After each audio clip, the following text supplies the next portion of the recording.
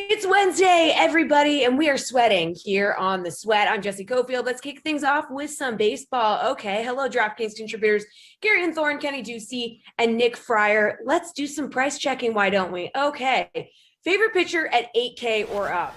Who do you like here, Garion?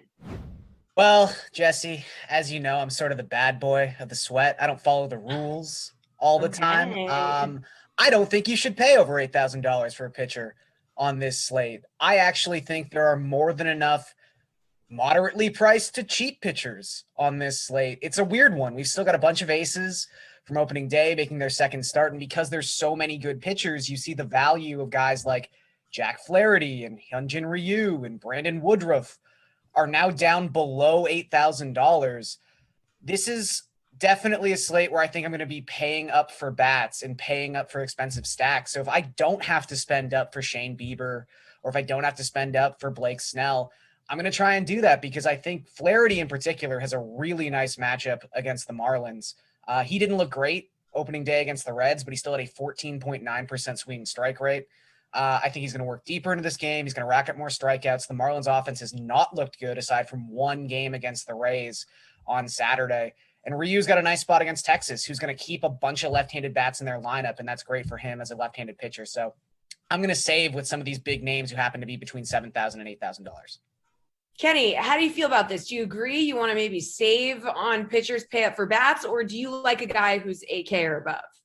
I do agree with Gary, and my favorite pitcher today is Hyunjin Ryu. I think that, the Rangers offense is just being completely overblown here. They beat up on some bad pitching, but if we want to talk about high price guys, I'm more than comfortable to not be the bad boy for once. Thank you, Gary. And Trevor Bauer, yeah, he's worth paying up for sure. This A's lineup has been really, really bad to start the year. Jed Lowry, who I actually don't mind as like a punt play tonight, has been like he's like in the middle of the order. Jed Lowry, the guy who didn't play for 2 years. They have a 55 WRC plus this season. It's third worst in baseball. Bauer had 8 Ks in six and a third innings when he carried that no-hitter into the seventh in his first outing as a Dodger.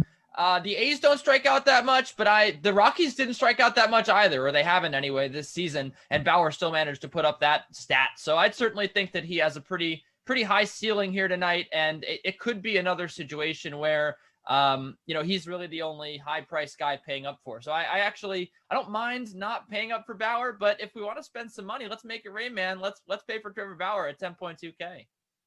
Okay, making it rain. Nick, what about you? Do you like a pitcher 8K over? You feel like you want to save some cash? Yeah, I got one guy, but I do want to say, Kenny, I've never heard that you're the bad boy of the Sweat. I just heard that you use stats from last decade, so I don't know where that's coming from. Ooh.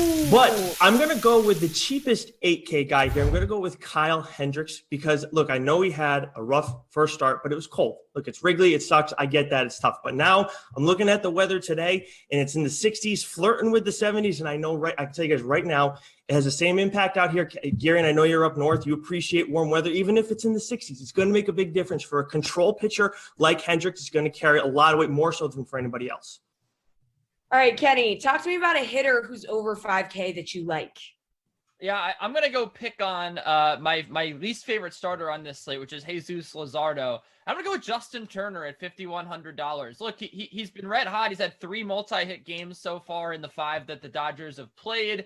And, look, he hasn't even made that much hard contact. He made 21% of his batted balls have been 95 or more miles an hour. That's really bad. And then you look at the fact that he has a 277 expected batting average. Doesn't necessarily point to the fact he's been lucky. He's just been able to get it done without even making any hard contact. Luzardo is a hard contact machine from the left side. He's got that handedness advantage as well now going against a lefty.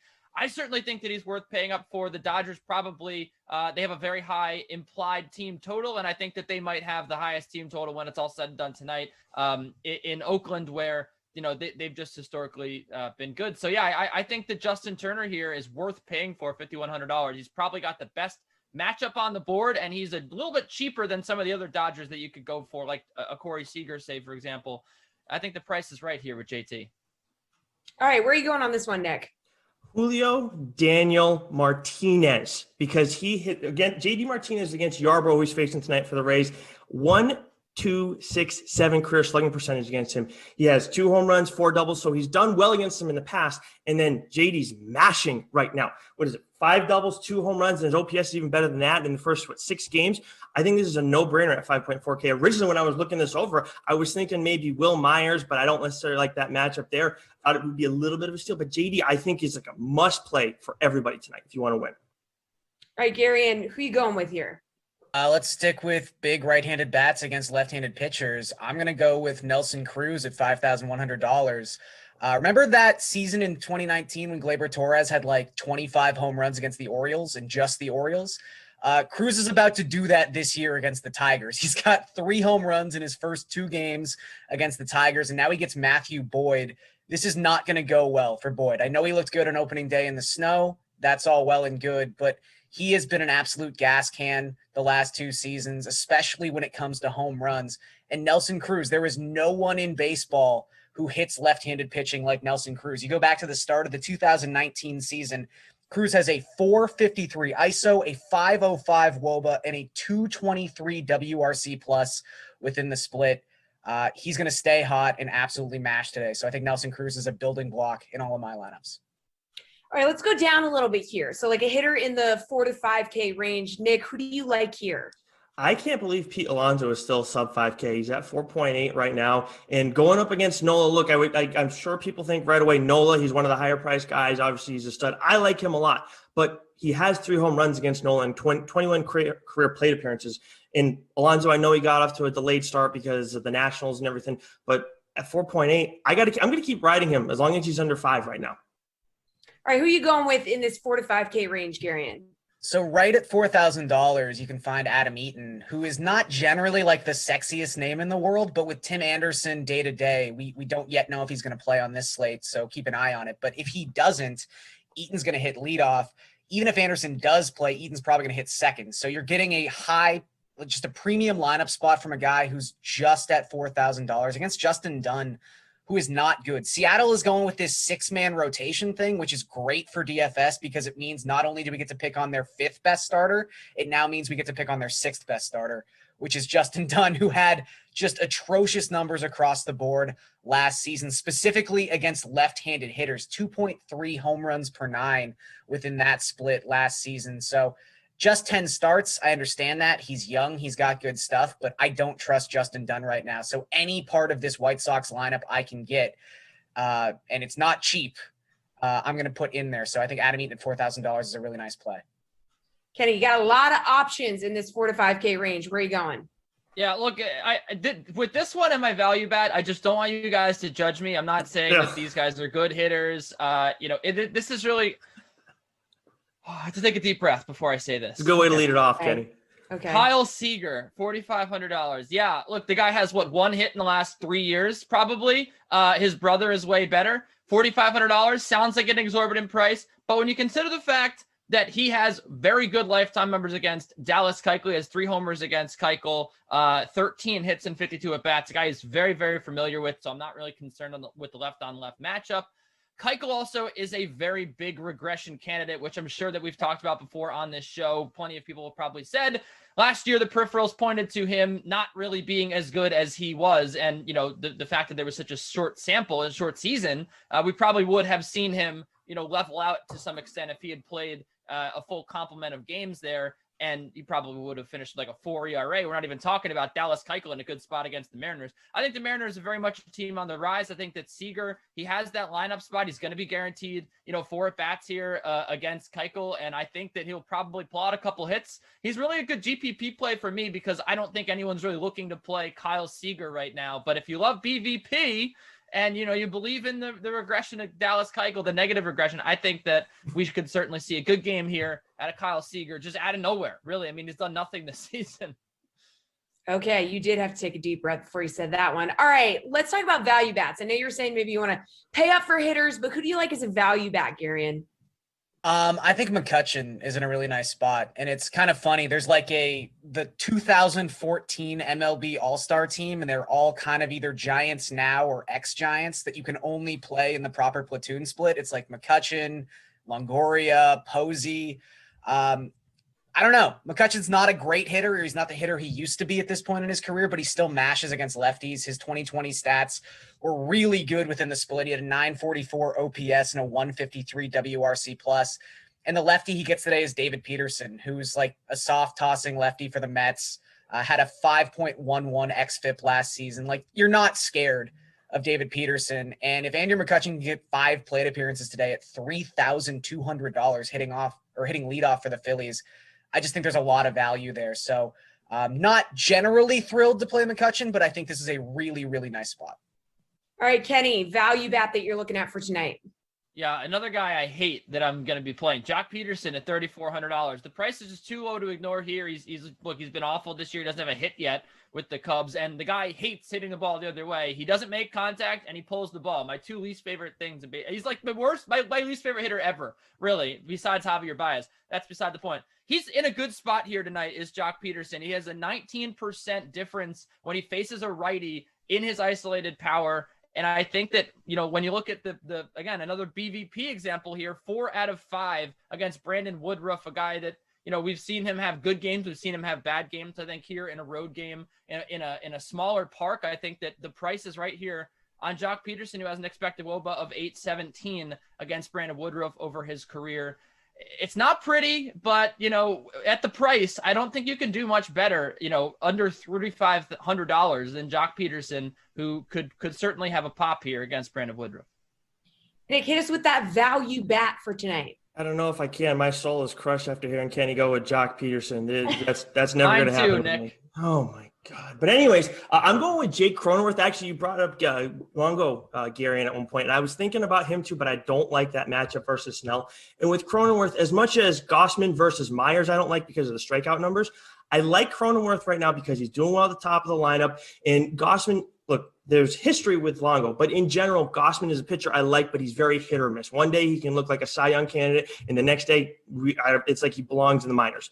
And last time out, he did well, and I don't trust him to necessarily go and put up these great numbers again. But with Cronenworth, more importantly, he always has a chance to score leading off that lineup. I know they don't have Tatis right now. Steve's not going to like me mentioning that again, but it's a fact. And then Hosmer, Machado, and still Myers. There's always guys behind him who can produce runs too. All right, finally, guys, let's move over to the sports book. What is your favorite bet on the DK Sportsbook? Talk to me, Kenny. Well, first of all, I want to just say while we're done with the DFS segment, play Akil Baddoo if he's in the lineup. Just play him. Just go ahead and do it. I like the over here in the Mets-Phillies game, over 8. Gary mentioned that there's tons of problems with David Peterson. You look at the ex-WOBA near 500 when it comes to last season. He just allows a ton of hard contact. Aaron Nola, on the other hand, a very good pitcher. But to me, my rule of thumb is like if I think that one pitcher is really going to struggle hard here, it tends to just equal and over. And the Mets bullpen, we saw last night, Jeurys Familia tried his hardest to blow like a 6-run lead. They already did it against the Phillies once. These Phillies bats also are legit. I think that Rhys Hoskins here has his first real big game of the season. He's kind of been treading along. Didi Gregorius, you saw him hit a home run last night. They have some real boppers in this lineup. I think that they're going to get to David Peterson early and often. On the other hand, with the Mets, they have a lot of historical data to look at against Aaron Nola. They've historically been able to hit him. They know him very well, these guys. So I think that there should be plenty of runs scored here in a game with 2 pretty strong offenses. A weak bullpen on the Mets side, a sort of weak bullpen on the Phillies side as well. I don't see a whole lot keeping this game under. Nick, favorite bet on the DK Sportsbook? I am going to go with Max Fried. Right now, his strikeout total is at 4.5, and it's at minus 135. Look, this guy gets this in his sleep, and I like it on an early turnaround, too, after a night game, playing the day game, first one of the doubleheader. I like Fried, 4.4. Take the over on 4.5 Ks, no questions asked. Gary, and talk to me. Let's go back to that Mets-Phillies game. I think Kenny's right. I think there's going to be a lot of runs scored in that game. I'm going to bet a different side of it. I'm just going to take the better pitcher and say that his team wins. Maybe you bet first 5 with this if you don't trust the Phillies bullpen, but right now they're only minus 155 on the money line. And just Aaron Nola versus David Peterson. I really don't have to say anything aside from that, but I will because we have to fill time a little bit. So the Phillies against a left-handed pitcher, it's just a matchup you want to go to. I talked about McCutchen already, but basically those splits run throughout the entirety of this lineup. They are very right-handed heavy when it comes to their best hitters, aside from Bryce Harper. And last season, and again, we're talking about basically the same roster here. So I think you can use last season's stats to talk about 2021. They were top 5 in baseball in both isolated power and WOBA against southpaws. So when you've got an underwhelming left-handed pitcher like David Peterson going up against this lineup, especially one that walks as many batters as Peterson does, he was up around 12% with his walk rate last season. You cannot be that charitable with an offense this good in Philadelphia. So I just think the Phillies win this thing outright. All right, excellent work, you three. We're talking baseball and Masters weather with the Kevin Roth in a couple minutes. In the meantime, check out this interview with Cardinals starter Jack Flaherty, who's pitching tonight against the Marlins.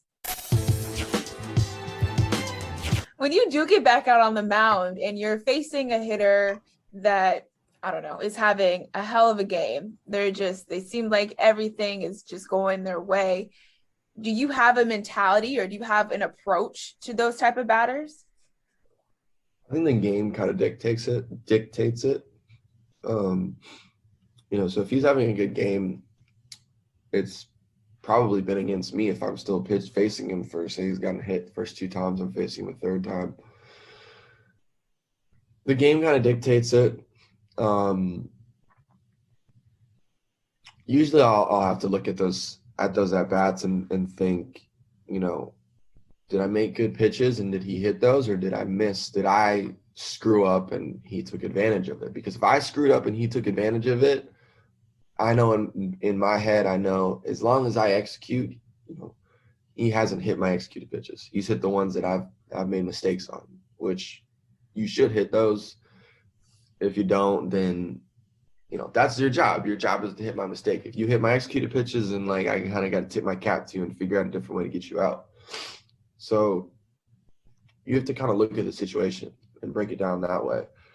And it's not overthinking it. And now if he hits executed pitches, maybe, it's one of those days he's seeing the ball well.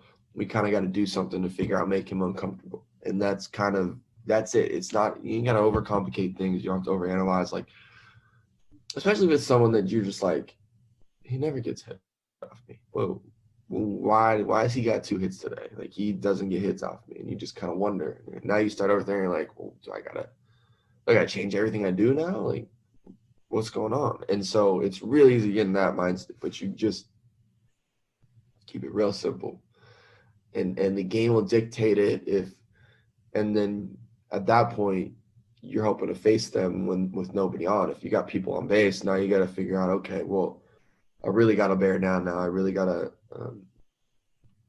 focus on executing. So game kind of dictates it. How they got their hits will dictate it. And it's just, it's little things like that come with the more times you do it.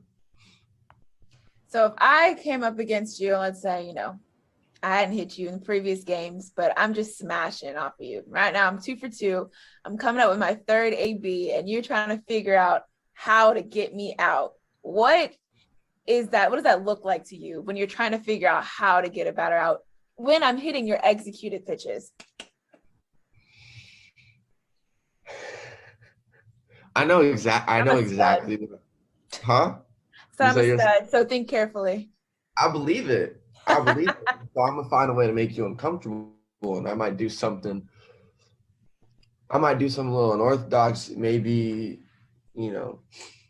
maybe you think that pitch was executed. In my head, I'm like, all right, we're just going to go a little bit further. Maybe you hit a good slider, but it wasn't my best one. It was a good one that was executed well, but I still got a better one. You haven't seen my best stuff yet. You haven't seen my best fastball. You haven't seen my best this or that. There's a different level that I can hit. There's a different level that I can get into as the game goes on of okay, you might have hit that one, but as we get towards the end of the game, there's a different level that I can get into, and I know that. And so I'll hit that different level, and I just for me, I'm it doesn't matter. You might be 2 for 2. I'm a different pitcher than I was the last time you got hit off of me. I'm actually better than I was in the first inning you got hit off of me. When people are thinking they're freshest in the first inning, yeah, maybe.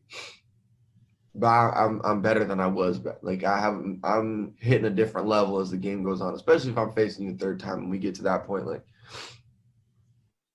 We're at a different level of stuff than we were earlier. I've thrown more pitches. I have better feel for everything now.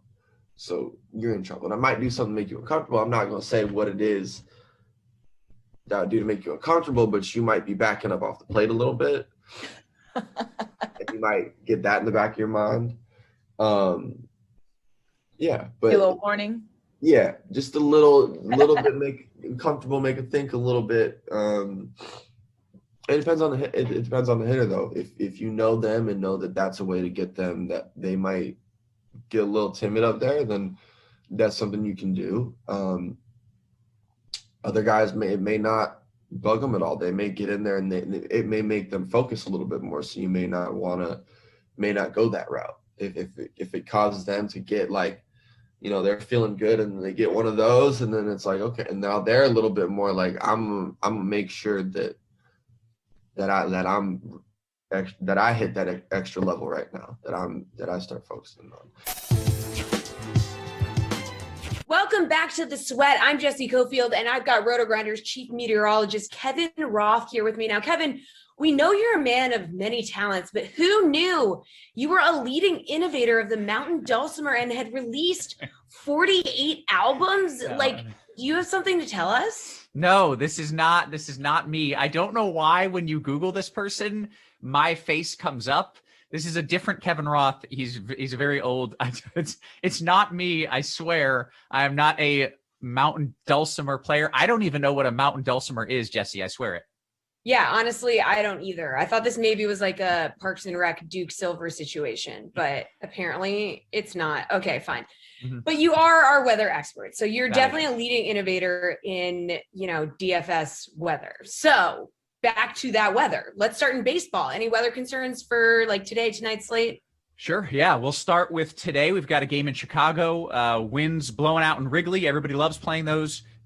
There will be some thunderstorms moving in here very late in that game in Chicago. So there's a chance that this game gets cut maybe a little bit short. Those storms could arrive in the 7th, 8th, 9th inning. You might not get a full game out of it. I still think you stick with it. Just as good of a chance those storms arrive right after the game. But just know if you're playing that game, there is a risk you don't get the full 9. And then in Colorado, it's what you would consider terrible weather for hitting. It's cold. Temperatures around 60. Winds are blowing in. But you have to remember, it's Colorado. The elevation is all that matters. They hit dingers in Colorado no matter what the weather is. So don't let the weather get you down there. All right. Anything on the horizon for weather that could impact some games like later this week that you have your eye on? Yeah, I kind of peeked ahead, which I normally don't do. But it does look like the Minnesota Twins game tomorrow. There's an 80% chance of rain. So that's going to be one of those games where if you roster guys in that game, there's a legitimate chance that it gets rained out. Follow me at Kevin Roth WX on Twitter, and I'll be tweeting radar updates and all that as we get closer. I love it. Up to the minute updates. All right. Well, outside of the obvious and like watching for rain and delays, what are some other weather impacts in baseball in general here? So I guess, the wind is kind of an obvious one. If winds are blowing out, that's good for hitters. If winds are blowing in, that's bad. But I don't think a lot of people realize how important the temperature is. If it's really hot, what it does is it stretches the atmosphere, and that means thinner air. So when you have 80s, 90s, you have very thin air, and the ball carries really well through that thin air. If it's really cold, that shrinks the air mass, and it means more dense air. So if it's 30s, 40s, 50s, the same ball that would have been a home run if it was 80 degrees is now a warning track out. So you have to consider the temperature when choosing these games, especially this time of year when it can be 40 degrees in one spot and 85 in another. You want that warmer spot for hitters. All right, let's talk about golf. It is Masters week. How do things look down in Augusta for the Masters this weekend? I am super stoked about the Masters. Gotta win the Millie here with DK. It's kind of a mixed bag, right? Thursday looks good. It's going to be really quiet early on Thursday, so that's the best time. You want early Thursday golfers. Gets a little bit breezy Thursday afternoon, but still good all day long. Friday is when the rain comes in, and it's still undetermined exactly when that rain will arrive. But there's a pretty good chance here on Friday that we're going to be dealing with some showers, maybe some storms, maybe a delay. Nobody wants that, but certainly a chance that could happen. All right, like any DFS advice you'd like to share for golf before we say goodbye, Kevin? Absolutely. I think golf is has the biggest edge of all sports for weather. And I think people ignore it way too often. People worry about the rain, right? Because it's going to delay. Forget the rain. I don't care about the rain. That's not going to impact your scores. What matters is the wind. You need to target golfers who are teeing off with light winds. And if you have that, early slate where it's light winds, and then in the afternoon you have 20-mile-per-hour winds, fade those afternoon golfers at all costs. That is such a huge difference. Not going to be that big of a deal in the Masters this week, but just in general, if you're playing DFS golf, pay attention to the winds. All right. Pay attention to the winds. Follow Kevin on Twitter for the latest up-to-date weather updates. All right. Thanks, Kevin. Appreciate the time. More MLB in a minute. The Sweat will be right back.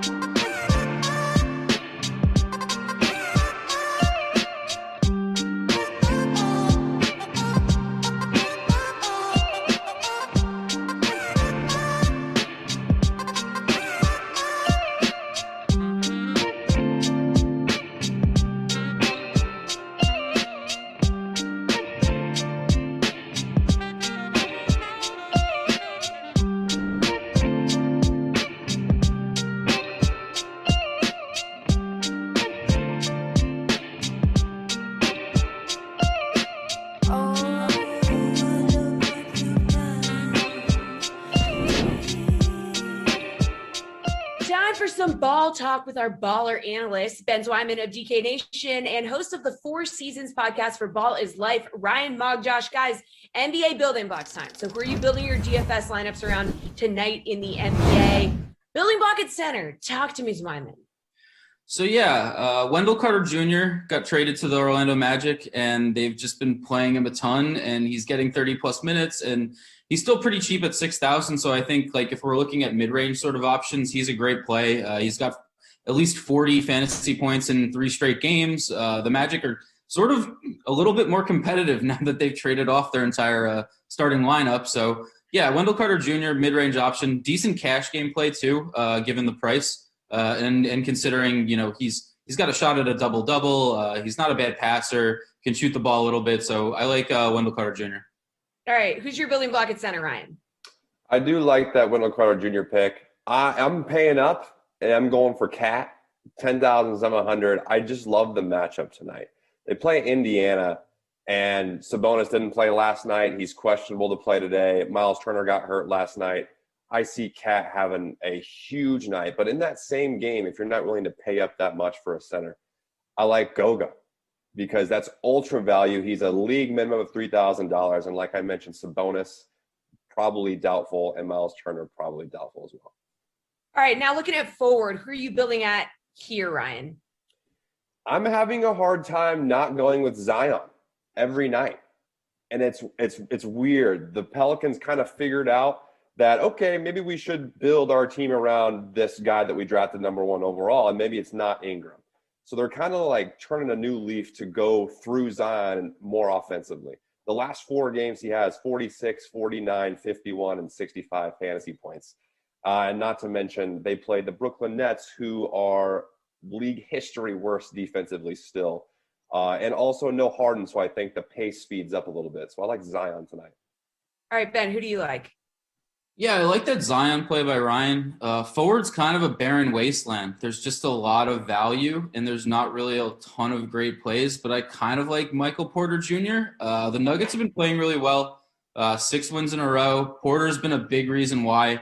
I think he's sort of going to go a little bit overlooked. The Spurs game shouldn't be too competitive. I believe Dejounte Murray is expected to be out for the Spurs, or he's questionable. So there's a chance that he may not play. The Nuggets are favored, I think, by like around 7 points. So this could be a game where maybe the Nuggets pull away. But if it stays relatively competitive, I think Porter gets at least like 32, 35 minutes. He scored at least 20 points in 5 of 6 games. He's still in that really nice price range at 7,100. So really not spending up too much. So again, you can sort of mix and match cash games, tournaments. I think MPJ is a pretty pretty solid play on tonight's slate. All right, Ben, how about a guard? Oh, guard. I really like Trae Young, honestly. It's a tough slate. I feel like we need to figure out what's going on with a lot of injuries, but Trae Young's really cheap. 8,800. We're not used to seeing Trae Young priced this low. You also have to consider the Grizzlies could be without Ja Morant tonight. I think we got to wait and see what happens with the 130 injury report. Maybe we'll get an update on him. He sort of left last night with a back injury and then came back and played, but back-to-back. So Morant could end up sitting out. So this could just be a really, really good spot for the Hawks to come out and just destroy the Grizzlies. If that's the case, maybe Trae Young doesn't play as many minutes as we want. But if the Hawks are going to go up by a ton, it's probably because Trae is shooting the lights out. And again, I think he goes a little bit overlooked. He hasn't really played that well over that stretch, and he hasn't really reached the ceiling kind of games. But his usage is still there. It's still Trae Young. So I think he's a pretty good tournament play tonight. All right, Ryan, where are you going? So Ben mentioned that Orlando is weirdly competitive now that they're not stuck in the middle of maybe making the 8 seed, maybe being late lottery. They figured out that they're rebuilding. The Wizards play Orlando tonight, and Russell Westbrook plays on those Wizards. So, again, if you want to pay up, $11,100 for Russell Westbrook seems to be pretty nice, and Bradley Beal's still questionable if he doesn't play. Man, this seems like a Russell Westbrook 94-point fantasy night again. Like I said, Washington isn't a good team either. Orlando's not good. So I'm not worried about a blowout factor. But Russell Westbrook's going to take it upon himself to have 20, 20, and 20 again. All right, Ryan, if you're paying up for Russ, you're going to need some value. So give me a good value play for tonight. Yes. So I mentioned Goga, and that's kind of a cop-out, league minimum. And if the Pacers bigs are out, that's an easy one. So I have a backup one that I kind of like that's a dark horse. I like Cody Martin for 3,500. There's no Gordon Hayward, no Malik Monk, and obviously no LaMelo Ball still. I don't know if this is going to be a blowout factor either against OKC because OKC is depleted, but they're going to have some minutes at guard and that wing spot, and Cody Martin can play both off the bench. So I like Cody Martin tonight. All right, Ben, who do you like for value? So I've got a couple of guards. I'll throw out Tyus Jones just because I would keep an eye on Ja Morant. If Ja Morant ends up sitting, I think Tyus Jones is a really good spot at 3,300 for the Grizzlies. The other one is Facundo Campazzo on the Nuggets. He could get some minutes just because, again, I mentioned the Nuggets game against the Spurs. It could be a blowout just because the Nuggets are playing really well right now. So Campazzo, 3,300. If he gets some garbage minutes, he's point guard, shooting guard eligible. Every time he gets around like 20 minutes or so, he usually returns pretty decent value. He's a good passer. He's made some highlight reel passes in his rookie season. So I think Campazzo isn't a bad, like really deep tournament kind of play. All right, let's move over to the sportsbook side of things. How about that? What's your favorite spread moneyline bet for tonight, Ben? I mentioned the Timberwolves on Monday in this show when we went through this segment. I like them again. They're +2. Ryan mentioned the Pacers are dealing with a lot of injuries. Add Miles Turner onto that. So we could see the Pacers without Domantas Sabonis, Malcolm Brogdon, Miles Turner. Those are pretty much their 3 best players. If that's the case, I like the Timberwolves getting points on the road. They've sort of played, they've been playing better basketball lately. They just got D'Angelo Russell back in the fold. Ryan mentioned Cat. This is a really good matchup for Cat if Miles Turner ends up being out. Sorry. So yeah, I mean, T-Wolves, they've won two out of their last 4 games. So it feels like if they're playing a weaker Pacers team, they could end up getting the win here. So I'm going to ride the Timberwolves. Ryan, which of these bets speaks to you? If I'm sticking with my own narrative of Russell Westbrook going off tonight, I kind of like Wizards -3.5 against that Orlando team.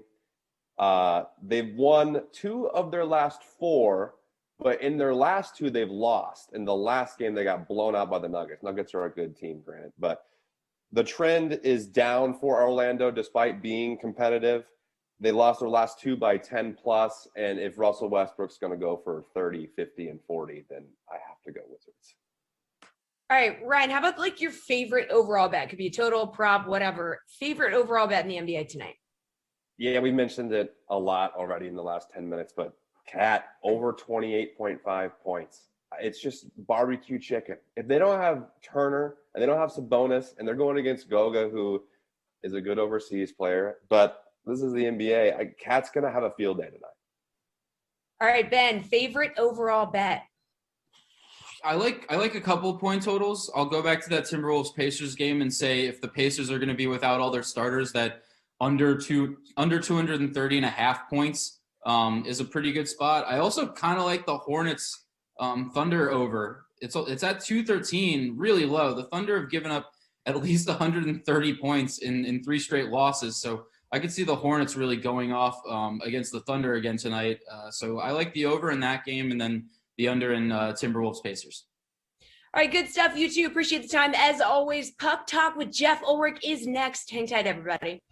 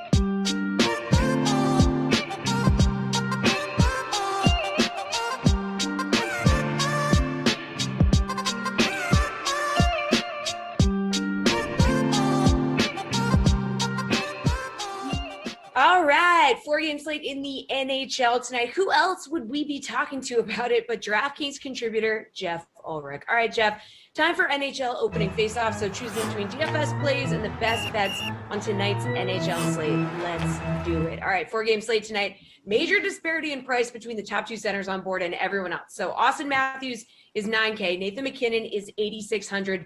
The next closest center is LA's Anze Kopitar at $6,300. So do you have to roll with one of the top 2 studs, or is this your chance to find like great value here? I mean, the way the slate's broken down, there's a ton of value just sort of flying around at all the different positions. There's injuries that we can take advantage of. There's guys getting, bumps up in lineup, like a Michael Bunting from Arizona, who's 3,200 and playing on their top line. So you could possibly even just target both McKinnon and Matthews tonight. You can definitely make lineups like that. But, if you're just going to use one of them, for me, I'll roll with Nathan McKinnon here. The Colorado Avalanche are just on an absolute tear right now. They're just creaming through the league, so to speak. I mean, absolutely just destroying every opponent that comes in their path. McKinnon he hasn't even had that many like massive nights, but he's still got 17 points in his last 10 games, averaging about 4.4 shots on goal, over 18 DK fantasy points over that span as well. Look, the Colorado Avalanche put up 5 goals against Minnesota in their last game. Minnesota's been allowing a lot more scoring chances of late. I just don't really see that momentum stopping here. I think McKinnon could even just maybe possibly go out and win this game on his own. He's kind of overdue for a game like that. So Matthews playing great too, but you look at Montreal, like Jake Allen's going to be starting. Montreal's played really good defensively since coming back from their COVID hiatus. I have that game tapped for possibly going under. I would much rather target McKinnon there. And again, like I said, it's a ton of value out there at other positions. All right, Jeff, a little more equality in pricing on the wing. Max Pacioretty is the top price option at $7,900. Vegas travels to St. Louis to take on the Blues. But Pacioretty has under 10 fantasy points in 4 of his last 5 games. So, are you banking on him to break out tonight, or will you save some money, like maybe teammate Jonathan Marchessault? Marchessault, hey, you did really good there, Jesse. I had to pause for a second. I was like, say it right. I didn't. It's a toughie. I do like Marchessault this tonight, actually. I mean, again, you can pay up for Pacioretty and McKinnon. Like that's completely something you could do here. And I think a lot of people will do that. But, this Vegas second line with like William Karlsson, Marchessault, Riley Smith, I would really just go Karlsson and Marchessault. Those are the two real upside plays. They've been pretty good lately. I mean, both guys averaging around 3 shots on goal per game. They kind of been buzzing. They both get like power play 1 exposure together. So they're a nice correlation. Going up against like St. Louis, I mean, it's just a terrible defensive team. I mean, they're just bad. They're just bad this year. So it's a really good matchup for this second line, in my opinion. And again, I think most people will be looking to Pacioretty. I think this is a slate where you're going to see people go with one of the centers and then Pacioretty. So going with Karlsson and Marchessault as like kind of your mini stack to get Vegas exposure, who's in a really good spot tonight. Excuse me, as I almost choke on some air there. Like you'll want exposure to that offense. So I like going with Karlsson and Marchessault for sure. There's other value wingers out there. Like I said, Bunting is really interesting from Arizona. Kevin Fiala at 5,200 in that Colorado game. He's really picked up the pace of late. Thomas Tatar is a pretty good price as well. So there's lots of guys you can go down to. I like paying down on winger for the most part, though. Okay, well, for defensemen, you have the Golden Knights top pairing at the top of the list. Alex Pietrangelo, Shea Theodore, both coming in over 6K. But if you look a little lower there, teammate Alec Martinez, 5,500, scored over 30 DK points in his last game. So do you like Martinez or maybe a former teammate, same price range, LA's Drew Doughty? I mean, I definitely like going under, like avoiding the top 2 guys on defense tonight. I just feel like the guys in the 5K range just getting better value on. The guy I would actually target, though, is Jacob Chychrun from the Arizona Coyotes going up against the Kings. Kings are playing really bad right now, and Chychrun, quite frankly, is playing really good. This is the player's averaging over 3 shots on goal. He got 5 points in his last 2 games. Arizona's really picked it up lately. Just their offense is clicking. They've got really good studs on the back end, and I like Martinez, but he does share a lot of ice with like Pietrangelo and stuff like that. And the Kings are just a team I kind of want to stay away from. So Doughty's playing a lot, but Chychrun to me he's just like a high points per minute guy. It's like in the NBA, we talk about guys that get points per minute. It's kind of the same. He's one of those guys that just produces in all 3 categories. So to me, him at under 6K, I really want to target. You've got good value though. Sean Walker's playing lots for the Kings. They're like defensively starved, so he's getting big minutes. Alex Goligoski playing on the power play with Chychrun. He's only 3,700. Goligoski has points in 6 straight games, so he's really good value under 4K. I definitely like paying down from those top 2 guys, with Chychrun being my top target. All right, let's switch over to the DK Sportsbook. Which money line bet do you think makes the most sense tonight, Jeff? Yeah, so from a money line perspective, as I close my page here, my favorite bet is probably going the under, like I mentioned, on like Toronto, Montreal. But we'll get to that later. From a money line perspective, I just like going with the Coyotes again here. I mean, this is a team that's playing really well. Like I said, they've got their back end going. They've got such a solid defensive core with Jacob Chychrun, Goligoski, and a couple other veterans up there as well. And the Kings, they're all the way down to like bottom 10 in terms of scoring chances allowed. They're allowing the 9th most shots against. Like, this is the team that's just, you look at their back end and their defense and you're like, who are these guys? You've got Sean Walker playing over 23 minutes a night. That's not really a great spot. So I think the Coyotes have really surged lately. I think they're the better team. And you look at the money line between these 2 teams, the Coyotes are actually the underdogs here. I think a lot of it's because they're starting Aiden Hill, who's their 3rd stringer, but Aiden Hill's played really well in net for them. I like just going back to the Coyotes as a pure money line bet. I think it's kind of ridiculous they're the underdogs here. All right, Jeff, your favorite bet on tonight's NHL schedule, is it the under in the Toronto-Montreal game? Maybe? Yeah, it is. I mean, look, we got, and Toronto's a good offensive team, but Montreal's played well since coming back. They just held the Oilers to 2 goals in a 2-game series over both games. And realistically, the reason I like the under here so much is we've got 2 goalies in Jake Allen and Jack Campbell going up against each other, who have just had phenomenal seasons. I mean, Jake Allen's got a .924 save percentage and kind of the quasi backup role. Jack Campbell is undefeated for the Toronto Maple Leafs. His save percentage is .944. They're both going to be starting most likely tonight. Allen's definitely confirmed. I think with the 6 handle here, you got to go the under here. So I like that. Player prop perspective, let's try and actually hit a shot on goal over here. Kevin Fiala over 2.5 shots on goal is a player prop I like. I think the last 2 have failed, so to speak, Jesse. So I do like Fiala. He's shooting the puck more lately, and that should be a shootout with Colorado, though. So give me Fiala's over shots on goal prop as well. All right, Jeff, good stuff as always. I'm going to be talking the Masters with Len Hochberg next. Quick break here. The Sweat will be right back.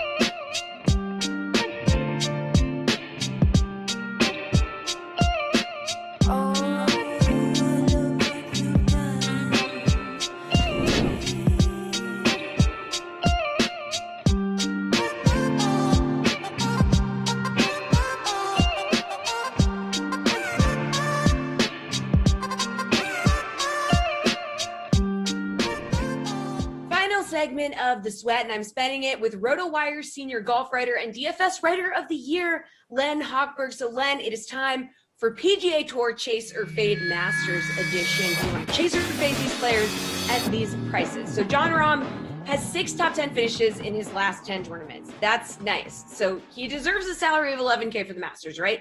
But he's also a new dad as of Saturday. So will you chase or fade that he could be like a little distracted? Maybe Rahm is like, I don't know, a little distracted in Augusta. He's got a new baby.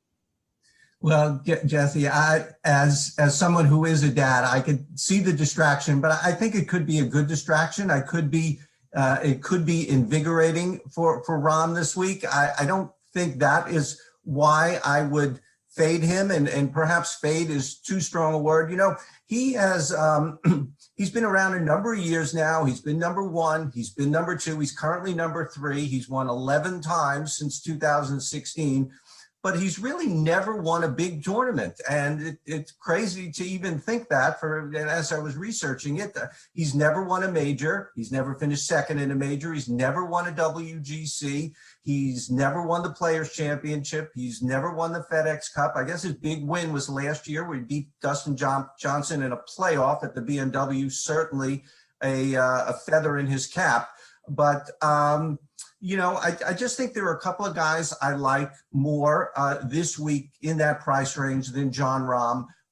One of them being your pal, Bryson DeChambeau, and also Justin Thomas. Oh, yeah, our good pal, Bryson. All right, well, Rory McIlroy is still chasing that Masters win. He's 10,200 this week. I mean, Len, are you going to be chasing Rory as he chases history?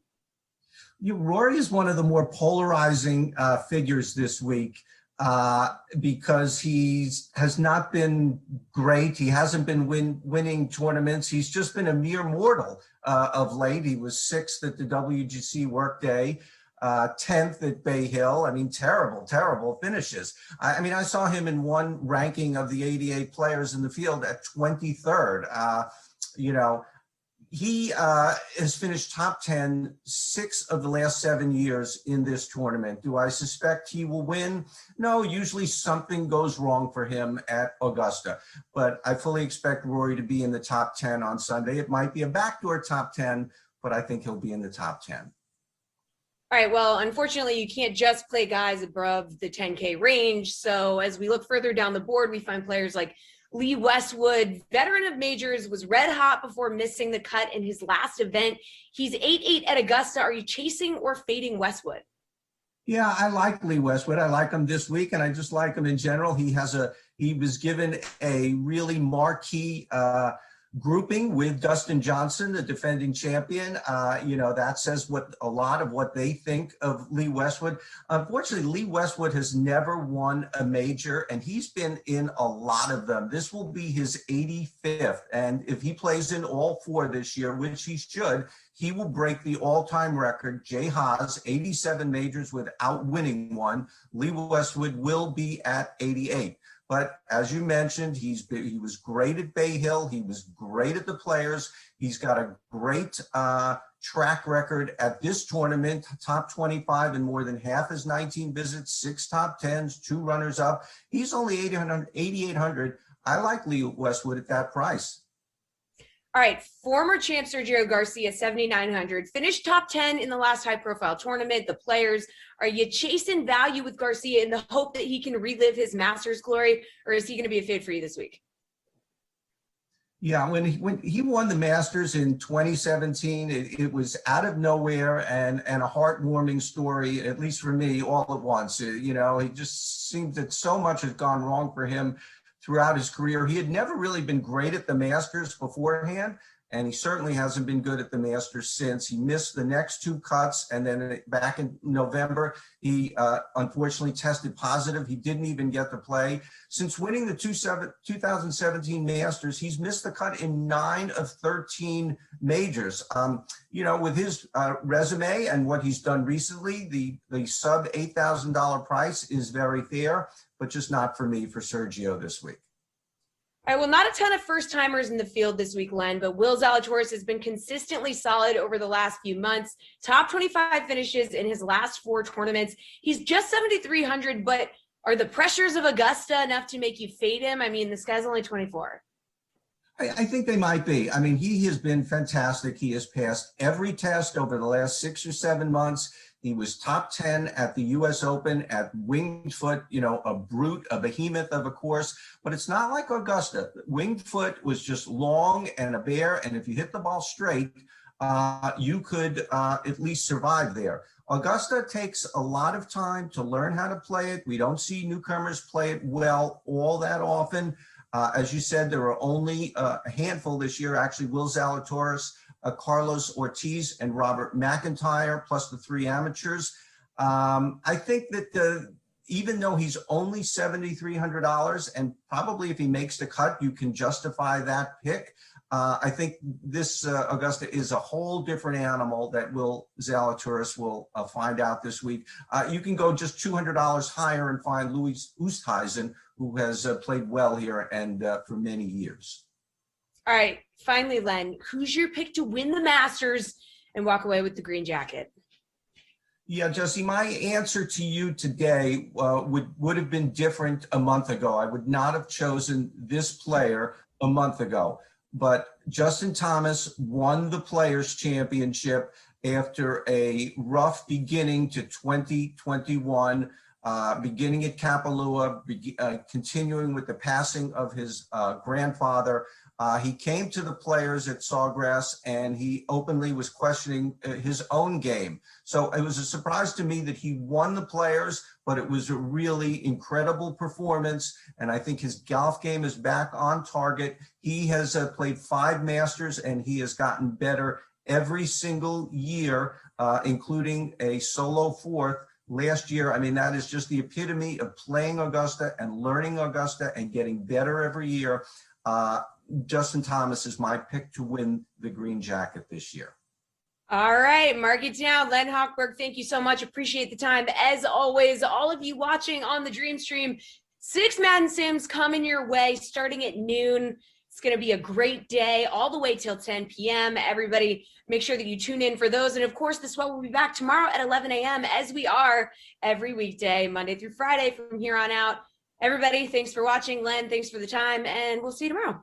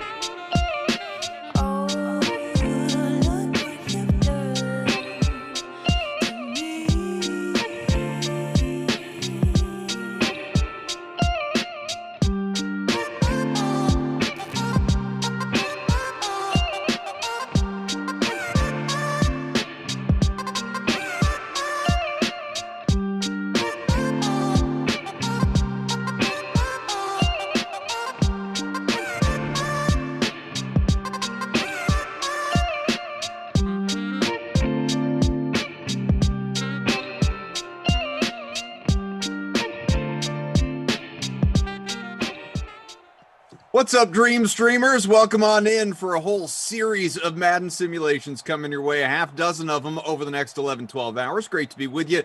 He is Christian DeAndrea with those long flowing locks, and I am Adam Kaufman.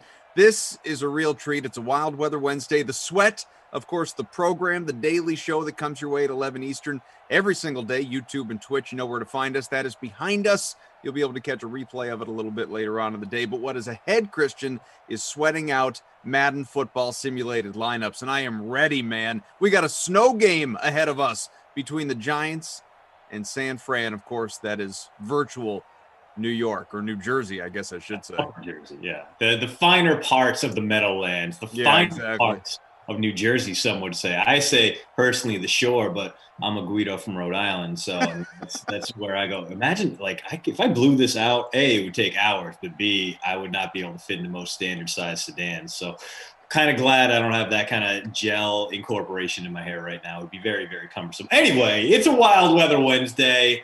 Lineups have locked. Yes, what sir. does your team look like? Also, how are you?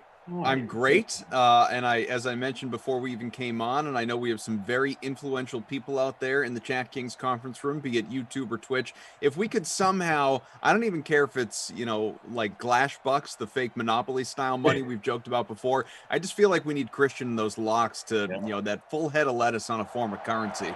I am here for it, man. It is just light years ahead of anything I could hope to aspire to be in life, let alone in terms of hair. Here's what I've got for the nooner. The Koff finished 90th in his own NBA contest free roll. More on that, by the way. What an embarrassing performance. So Saquon Barkley in the captain spot for me. And really, this is a game, I'll give you the ownership numbers. This is really a game where people looked at Saquon, Mostert, and even George Kittle in the captain spot. Those are your popular ones. Saquon, about 15% owned there. I've got him 85% owned overall. Raheem Mostert is in the flex for me. 90% of people have him. He's in a quarter of lineups in the captain. And then I also have George Kittle. And from there, a little bit more balance. Evan Ingram, Darius Slayton, and Dante Pettis as something of a punt play, but he's in about 40% of lineups. What do you have, sir? Oh, man, I'm just chalky as hell. I think we were all thinking the same thing. It's a Wild Weather Wednesday. So what do you stack up on a Wild Weather Wednesday? Running backs and tight ends, especially when you're dealing with a couple of shaky quarterbacks. I figure we're going to get at least one Daniel Jones fumble today, maybe even a Jimmy G fumble. So I took that into effect, and not only did I captain George Kittle, rostered Evan Ingram, got Mostert, got Barkley, real chalky, like I said, but also threw the Niners defense into the mix, and Robbie Gould as well, because I figure he'll probably get a few chip shots. Robbie Gould does not command the same level of respect here in Simland that he does in the real world, Pop. He is not nearly as automatic, but if he's kicking from like 45 in today, I feel like we'll be in good shape. Even in the snow, something to watch for. Raheem Mostert, by the way, in the larger contest, 21% in the captain spot, 74% owned overall. So those numbers certainly a bit lower than what we've got going on here in our smaller, more modest free roll. Incomplete pass from Jimmy Garoppolo, who is off to a 2-for-4 start. 4th and 8 from the 38 on the way, which means we have a punt looming here. Welcome, everyone, in the DraftKings conference room. Ralphie says, Koff, my second favorite host. Christian, headbandless. Wow. Well, when you see him again, the headband is already back on. I got to keep it out of my eyes, out of my mouth. I mean, this hair is luscious and delicious, but I don't want to be chewing on it all day. Heck of a punt inside the 5, down at the 4. We're already in safety range to start things off on this Wild Weather Wednesday. I'm here for it, baby. I know Saquon is my captain. I love the man, but I wouldn't mind seeing lost yards in the end zone. Not going to happen here. Instead of 5-yard pickup for Barkley, and we have a 2nd and 6 coming. Jeff Windsor in the chat. Koff, thanks for the tourney. Hit 15th. Your Celtics were my only snowflakes. Man, Jeff, and anybody else who jumped in that contest last night, the last-minute NBA at noon, as we called it, it was freezing out there. I know it looks snowy and cold here in the virtual Meadowlands. It was freezing, and I don't think I've ever had half my lineup was snowflakes, Christian. 90th out of 200. It was an embarrassing performance. I've developed something of a reputation here in Simland for these NBA lineups, and yesterday, finally an opportunity to represent among 200 people. And I mean, I guess if I had done a a 50-50. I could have cashed out with $1.80, made 80 cents, but when only the top 15 were getting that loot, like Jeff there, tough for me. Very, very sad to hear. I avoided it because I thought I would just be making another donation to the Coffin Kids College Fund, but I mean, glad to hear that even the titans of this industry can have an off night. It gives hope for the minnows like me trying to team up and take down a shark like you, Koff. Ed Zone dances. Good morning, DK fam. Koff, I finished 188 out of 200. It was a total mess. However, I had Ananobi and Harrell giving me 6 combined points. This is what I'm saying. David says, I thought you were the NBA DFS guru, Koff. So did I, David, at least until yesterday, man.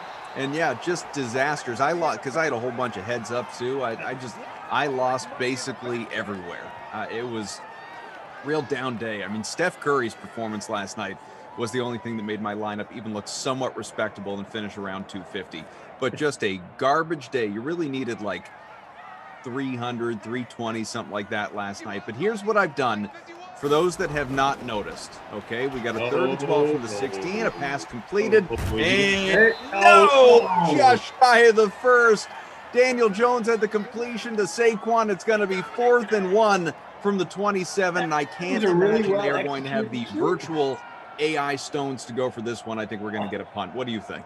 Yeah, absolutely. But I'm just in awe. That was a very well executed screen pass. The blockers got out there. They got it to a man with superstar traits.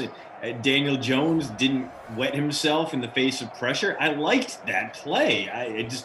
I'm baffled. I'm baffled by good things happening to the New York Giants. That's what it is. Well, here comes the kick. We remain scoreless halfway through the first. And by the way, smash that like button. Hit the like. Not for us, not for producer Drew or undercover boss Tom, or even for Angelico and Game Mops. Do it for you. Do it for yourselves.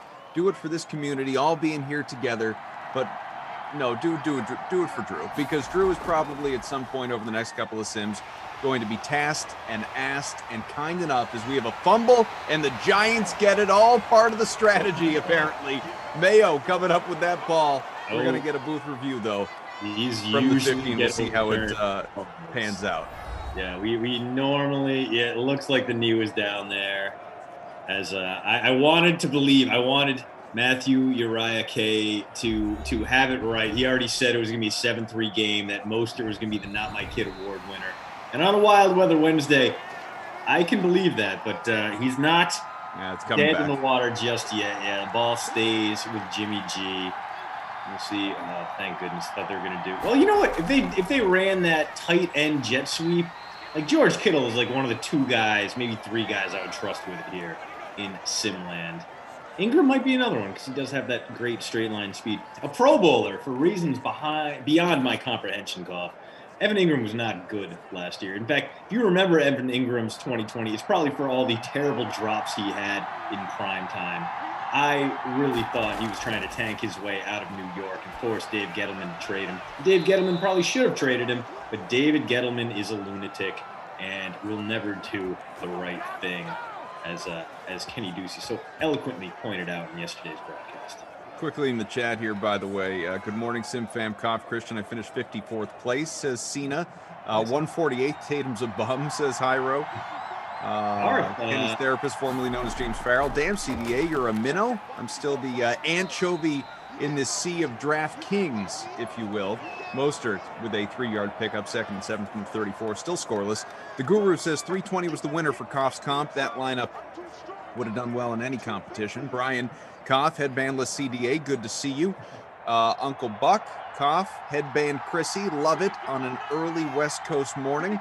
I like this from Brian. I hear ex-producer Madison started her own Madden streams titled Kaufman is the worst Madden Sims.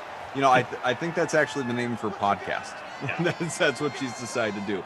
181 in yours, Koff. Horrible, says Mark. Yeah, just it was a tough day. So as I was starting to say before, Drew will probably be oh so kind over this sim or the next to collect some usernames, continue to tack on to the DK Sim fam. We added a good 50 or so members yesterday and are inching closer to 1,700, which is just really cool. We love all of you. Here's what I've done. So I'm looking, Christian, I'm looking for redemption in the NBA space. So what I did last night before I went to bed is I created a contest. Yesterday it was last minute NBA at noon. Last night I created last minute NBA the night before, because obviously, as we know, it's not remotely last minute. It was created like 17 hours out or some ridiculous number. So lineups lock, folks, in a little less than 7 hours. And in an effort to prevent Christian and Rossi, who were on, for the 6 yesterday, really pushing members, and that was a sweat in and of itself. You guys were awesome. And I mean, not even just you guys that joined, like Christian and Rossi pushing people to the contest. Really, really cool. Really, really appreciated, because as we know, had that thing not filled the full 200, it will not have run. Well, in an effort to make things a little easier, I not only created it earlier, I shrunk the total as we have a fumble here. It is 150 entries for this one, which should be much easier to get to without the last minute intense push to 200. 150, we already have 53 people in there, so we need less than 100. So again, you have 7 hours. Let's fill the thing. Again, I'm looking for redemption, $1 to enter, and the prize pool, top prize is $27, and it still pays out the top 15, and that's what you have to look forward to tonight. Yeah, the important thing is we proved we could do it. We can get to 200 with just the DK Sim fan, which is awesome. So absolutely. Oh, wow. Big strike to Kittle downfield. So 3rd and 20 converted there. Niners in scoring position. Over on Twitch, we see Darth, 2nd place in your contest at a 200 cough by a 1/4 of a point. So Darth Cash, Reed Tees, did you know, 64th. So didn't cash, but did better than you. CJ rallied all the way to 65th from 155th. So, not terrible. Not terrible. All of you did better than I would have, because I would have invested heavily in cost Celtics snowflakes. And I don't know. I probably would have, I was playing last night, because I probably would have gone hard on saving any Vandy guys out there. So it would have been like Cornette, save. It would be a very stupidly weighted lineup. That's how I do things. It's that was the final play of the first quarter, so we'll look at some numbers for you and check out the leaderboard as well. And once again, because I see the people in the chat, Koff, get the contest out today. What contest is Koff talking about? It already exists. Sure. It's there for you. Go to the DK Sim Fan Friends League. It is called Last Minute NBA the night before. 150 entries. We've got 50 plus in there already. Locks at 7 p.m. Eastern time. You got plenty of time to fill that thing. $1. All right, so Mostert, only 5 on the ground to Barkley's 10. Neither QB has passed very much either. Of course, we are scoreless to begin things in a while. He has 80 yards, not man. A lot of offense. He's trending there. It's thanks to a big strike to George Kittle. Yeah. Jimmy G, I mean, the only guy who's hitting is George Kittle with 352. But at 80-plus yards, he's got a shot at the bonus. Now, I don't think that'll last, because it's a Wild Weather Wednesday, and we don't get nice things on Wild Weather Wednesday. But the stack the tight ends route, not failing, not great, but not failing us so far, as if you have George Kittle in your lineup. And let's be fair, most of us do. He's the 3rd most rostered guy in the 253 contest. You're feeling pretty good about that. So right now, for the nooner, the Koff finished 90th in his own NBA contest free roll, 160 entries. We have a 2-way tie for first. Our pal Germ from Twitch and Todd are evened up right now with Mostert in the captain spot, Barkley, Kittle, Ingram, and both DSTs accounting for 23 of those 38 points as we get going here. But yeah, as you said, Kittle, the 3 for 52, he's already getting close to 10 points. He's off to a solid start, captain at 16% of lineups, owned in about 70%. Jimmy Garoppolo, eating turf.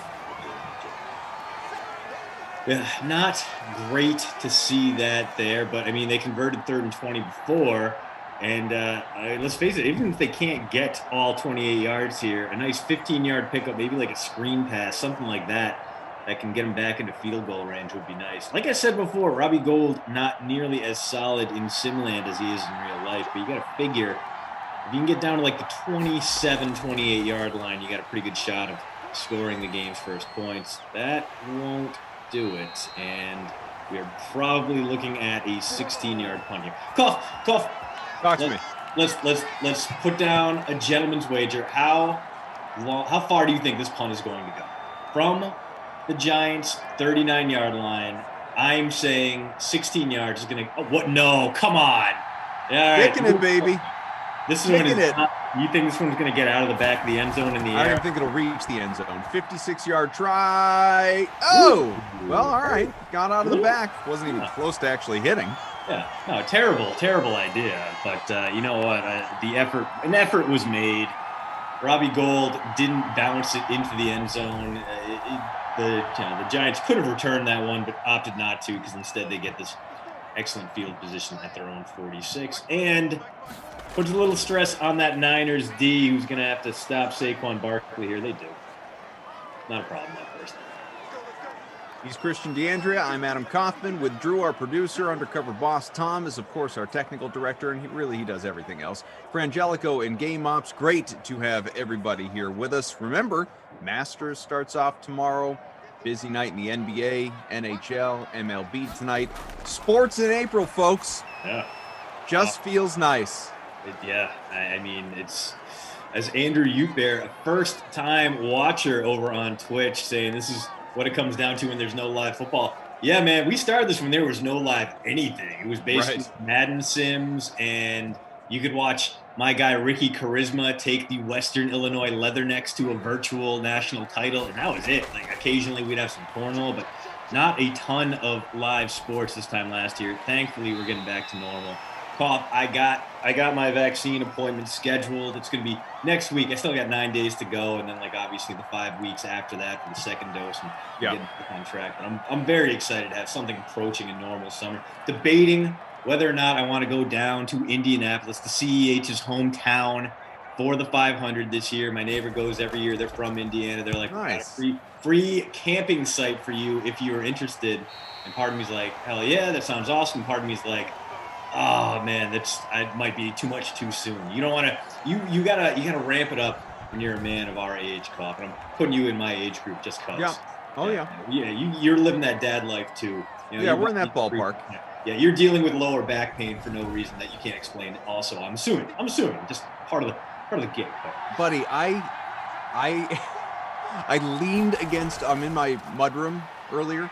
I leaned against the wall and grunted as I semi-bent down to put a sneaker on.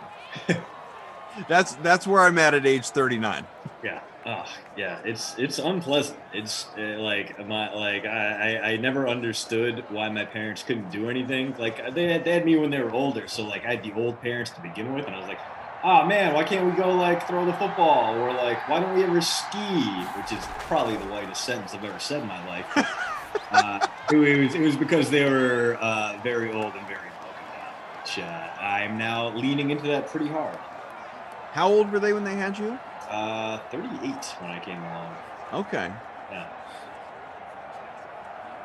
So I could see how they'd be a little bit slowed down when it came to the outdoor running around. Exactly. My dad and I were throwing the football. He wasn't running routes. He was the all-time quarterback. Ooh, another big third down pickup, and that is your guy right there, a little Dante Pettis action. So Pettis, I started him over, or I went with Robbie Gould over him, thinking we'd get more field goals. Instead, Pettis up already over 4 points, trending towards a nice little game here. Playing against his current team, the team that claimed him off waivers, kept him from going to the New England Patriots, who I thought Dante Pettis would have looked good in red, white, and blue. Yeah, I agree with that. Kind of in red, white, and blue anyway. Dude, Pettis was a guy I thought he was a dark horse rookie of the year candidate. I thought he would have a sophomore year explosion after doing nothing.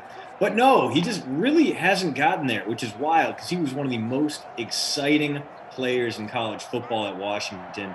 A guy who had that kind of Dante Hall X factor on kick returns and punt returns.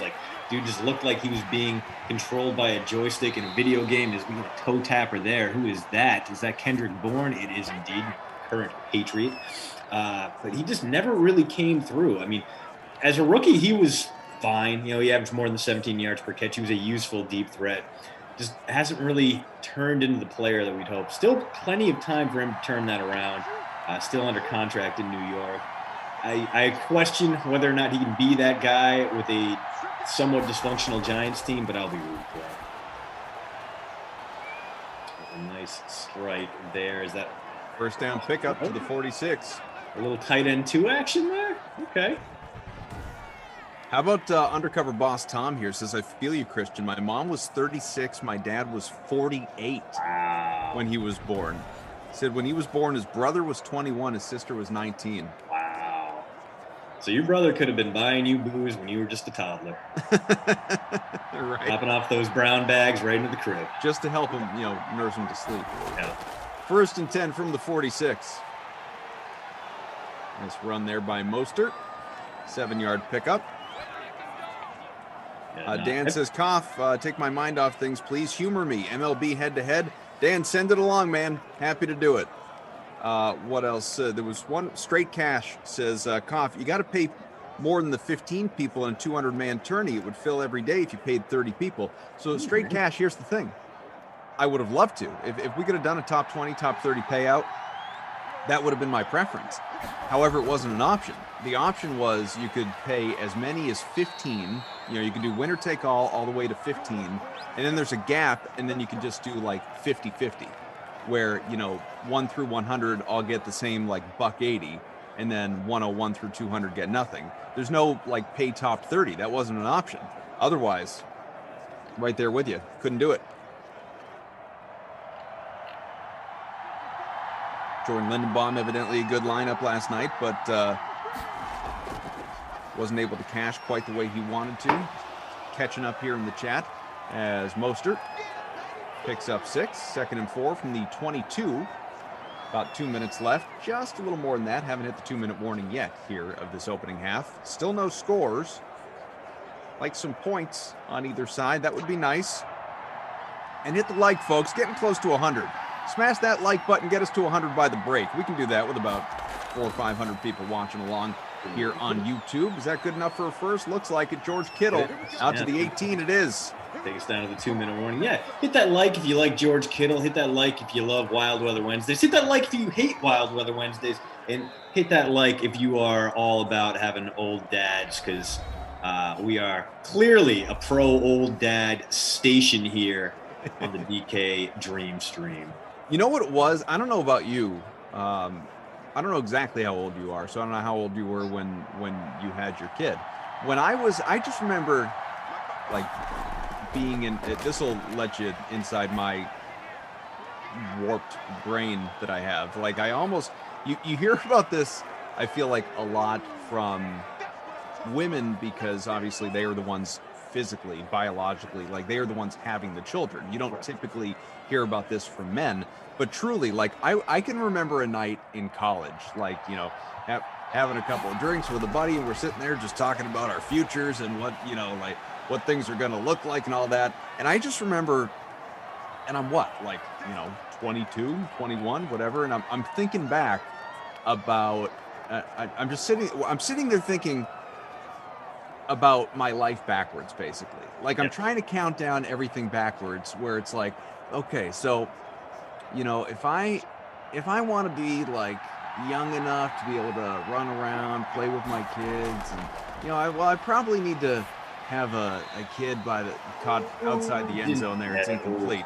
2nd and goal from the 7. Well, if I want to be able to play with my kid and run around, like I probably need to have a kid when I'm like, I don't know, by the time I'm 30, 31, something like that. And so if I'm going to do that, I probably got to get married, because you want to have a little time before you have a kid. Probably going to get married by the time I'm 28, something like that. And then, you want to, it's not going to be a Vegas wedding. You want to be together for a little bit. So a few years, maybe 25, but, before you meet the person, like 24, and like, I'm just doing the, like running the clock backwards in my mind. We're having this conversation about, just like when everything has to happen. It's like, man, I need to be dating this person right now. This is all messed up. How am I going to stay on this timeline? Yeah. What am I doing? Oh, bizarre play there. It looked like Garoppolo was going for Kittle, tipped, and a pickup for Dante Pettis, but he loses 5 yards in the exchange. So 3rd and goal coming from the 12. Yeah, I've been kind of just going with it. I think with me and the lady friend here, we've kind of intended to get married for a long time, but we've also been like, we're way too lazy to plan this wedding. We had a buddy do the destination wedding, which is what we always wanted to do, but it's like, all right, at our age, people Ooh. have kids, so they're not coming out as Jimmy G just launches that one into the Well, stands. it looked like it was tipped right at the line and then just flew out into the stands. But sorry, go on. No, it's just one of those things where it's like, like at some point we'll probably just do the courthouse thing. Like, we don't care. Things are good. It's no pressure from the families or anything like that. No, not really. My dad just like, yeah, we don't care. It's fine. And then I think her family would like to see a wedding, but are also happy to not have to pay for it. So, I mean, really, what's more important to them anyway, right? Is it the wedding, the rings, or is it having the grandchild? Yeah, exactly. They want the kid. They want the baby. Exactly. Now, for us, it's about trying to see if we can sneak another one in before we get too old, too, which would be a delight. How old are you now? 37. You got time. Yeah, well, I got time. It's not my clock we're worried about. That's a good point. Like I can be shooting dust in my 80s and still have time, theoretically. 3-0 San Fran in front. Giants ball, 45 seconds to go here in this opening half. Giants trying to show up and get something done here. Saquon hasn't done much of anything on the ground. Evan Ingram yet to be heard from. Is that on cue? It looks like it was either Ingram there or Darius Slayton. Couldn't tell. It was Evan. So we have both tight ends on the board. See if the Giants can get themselves any points before we reach the half. Drew says, this is our first half combo. I'm worried about what we'll end up talking about in the second half of the next game. It's a great point. Yeah, I did some research beforehand and pulled up some like food topics we can drop into the we could probably make some conversation. We feel like it's not like the Niners quarterback might be on the move or something. Yeah, no, it's perfect. We'll talk about the fast food chains that thrived during the pandemic, and therefore this will not be our last broadcast here on the DK Dream Stream. Robert Mosley, we're not gonna though. I mean, have you watched this game? It's not. I mean, what are we gonna talk about? The one field goal that we've had so far? We're good. Appreciate you watching though. Danny Dimes completes a pass only for 4 yards. Robert says, bruh, y'all should shut up about your personal lives. I mean, it's, as Christian said, partially why we're here. Yeah. I mean, I get it. You're worried that we missed a moment of this amazing action that we're getting in a 3-0 sim football game between the 6-10 Niners and the 4-12 Giants. I'm sorry, 6-10 Giants. I apologize, Giants. You won 2 more games than I gave you credit for initially. I forgot there it is. Well, that'll do it here on the first half. And the good news is if you got those defenses stacked up, you're having a pretty good day. Lots of sacks. No turnovers yet, but we have seen a few fumbles, one overturned. That would have been nice for that Giants defense. And are they going to get up? No, they're not. All right, we are buy stream trash at halftime here. It's been a little while. Yeah, well, I feel like I got a good topic for it because I was looking at not only so the takeout part of the AV club. They spun it off. They talk about food. The fried chicken chains that all showed growth during the pandemic. Because during the pandemic, people wanted to get out, get their fried chicken. So we'll do the top 3 chicken places that grew during the pandemic by Stream Trash Cough. Okay. Wingstop, Popeyes, Chick-fil-A. Wingstop, Popeyes, Chick-fil-A. What do you got? As we sit here and alienate potential sponsors. That's Mustard 7 for 19. I mean, KFC grew as well. I know they are a trusted it's very true. Fell just outside the top 3. So it was Wingstop, Chick-fil-A, and Popeyes. That's what you said? Popeyes, that's correct. Well, I'm trying to think of the last time that I ate any of those I just haven't really been out. Kittle 5 for 66, Pettis 3 for 29, Mostert 3 for 22 in the air. Again, no touchdowns. Just 3-0 right now, the lead for San Fran at the break on a wild weather Wednesday. In the snow in the virtual Meadowlands, I feel like I'd have to buy, man, am I going to buy Wingstop, stream Popeyes, and trash Chick-fil-A? I think I might. Wow, I think that might be my move.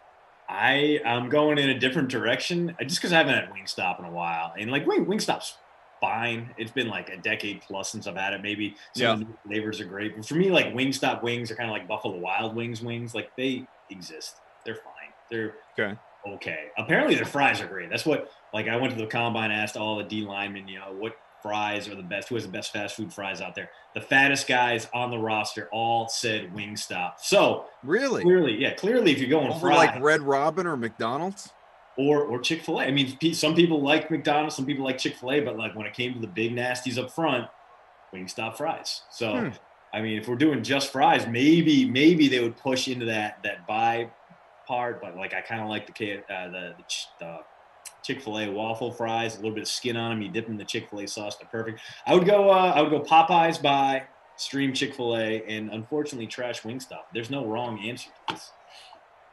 Lindenbaum's going Chick-fil-A, Popeyes, Wingstop. Said he'd never insult wings by going to a chain, strictly mom and pop shops. For wings. I mean, I'm a big fan of the Wings Over franchise. I know there are a whole bunch of those. I have a real loyalty there if I'm to pick a chain that I'm buying from. Yeah. For me, it was I don't even know if they still have one on Thayer Street in Providence, but Wings to Go was like that was the spot, like a Philly. I remember chain. that. Yeah, their wings were great, and it was right across from Spike's, so you can go, get some wings for an appetizer, pop across the street, get yourself a Texas Ranger or a 57 T-Bird.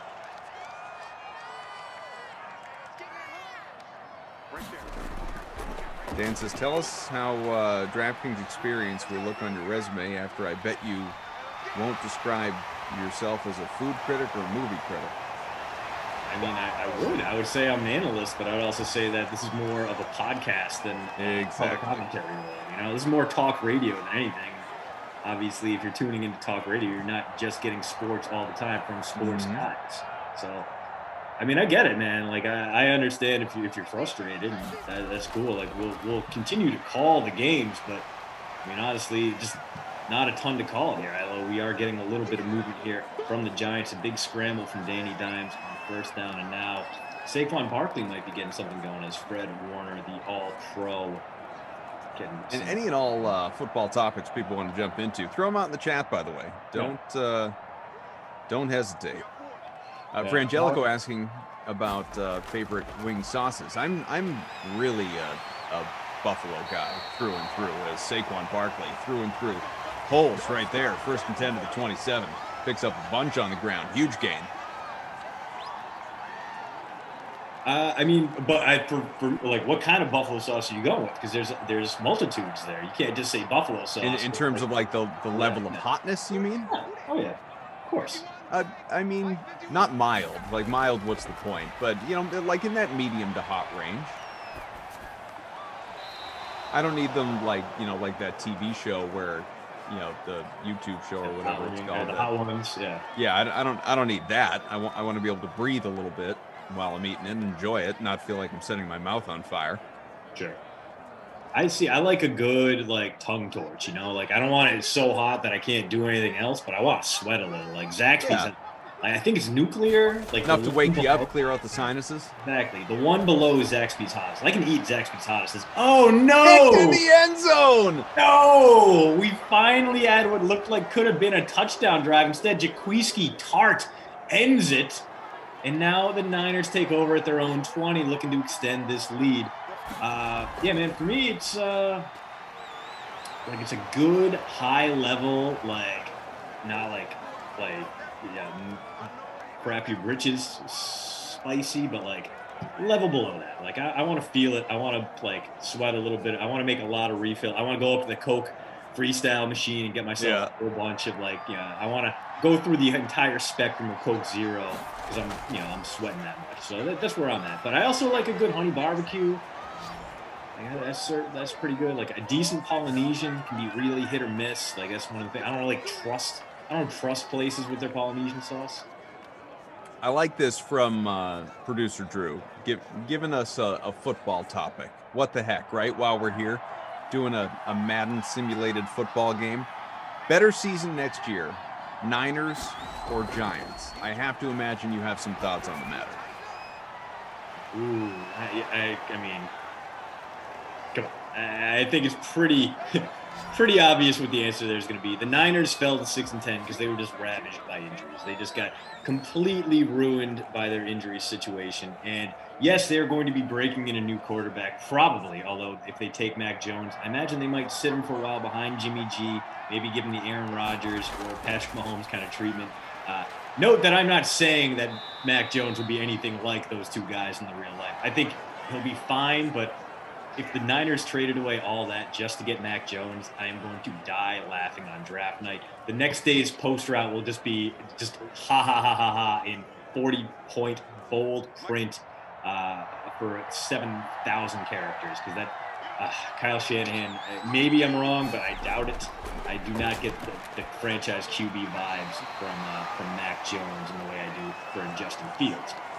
That said, even if they have mediocre quarterback play, we know the Niners can win around that. They still have a whole lot of questions to answer. They still have a whole lot of guys who probably need to be dealt with. I mean, they got Trent Williams back, sure, but they haven't yet to re-sign a guy like Richard Sherman. They have a hole in front with Ben Garland, who wasn't that good to begin with, but still.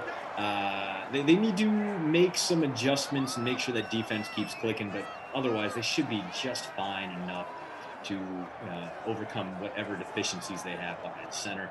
I think they will be just fine. It's a big 3rd and 1 coming up here, and if the Niners can't pick it up and send out Robbie Gould, it's not a problem for Mostert, who does get 2 yards there on 3rd and 1. But as producer Drew points out, San Francisco loses Saleh.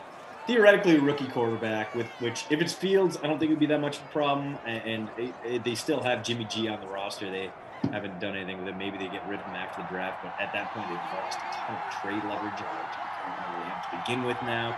They've told the world we're taking quarterback at number 3. And the Giants do have some advantages. Saquon's coming back. Joe Judge will have another year under his belt. And the rest of the NFC East is, let's just say, questionable. I just don't see it happening for them.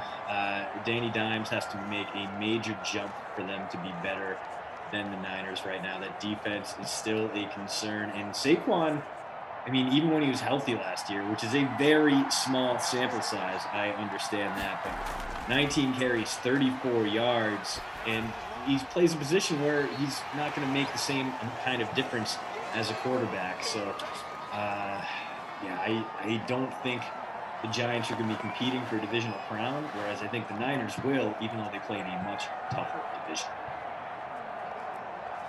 Rio San Fran in front. Couple minutes to go, almost 3 left in the 3rd quarter. CDA, AK, Drew, Tom, Frangelico, 3rd and 10 on the way from the 24. For Garoppolo, time, space, maybe want to consider running. Instead, launches deep into the snow. Yeah, he keeps doing that. That is a trend for him, and we're going to get another Robbie Gould sighting here in the Meadowlands. Niners trying to make this a 6-point game, but the good news is, for all of us, is that the Giants' offense was finally clicking that last drive. They did have a nice sustained drive before Daniel Jones threw that end zone pick as the kick is up and good from Robbie G., one of the league's most consistent veteran kickers. He's up there. I would put him ahead of a guy like Mason Crosby or a Dustin Hopkins. Just a very reliable presence, a guy you can trust on special teams.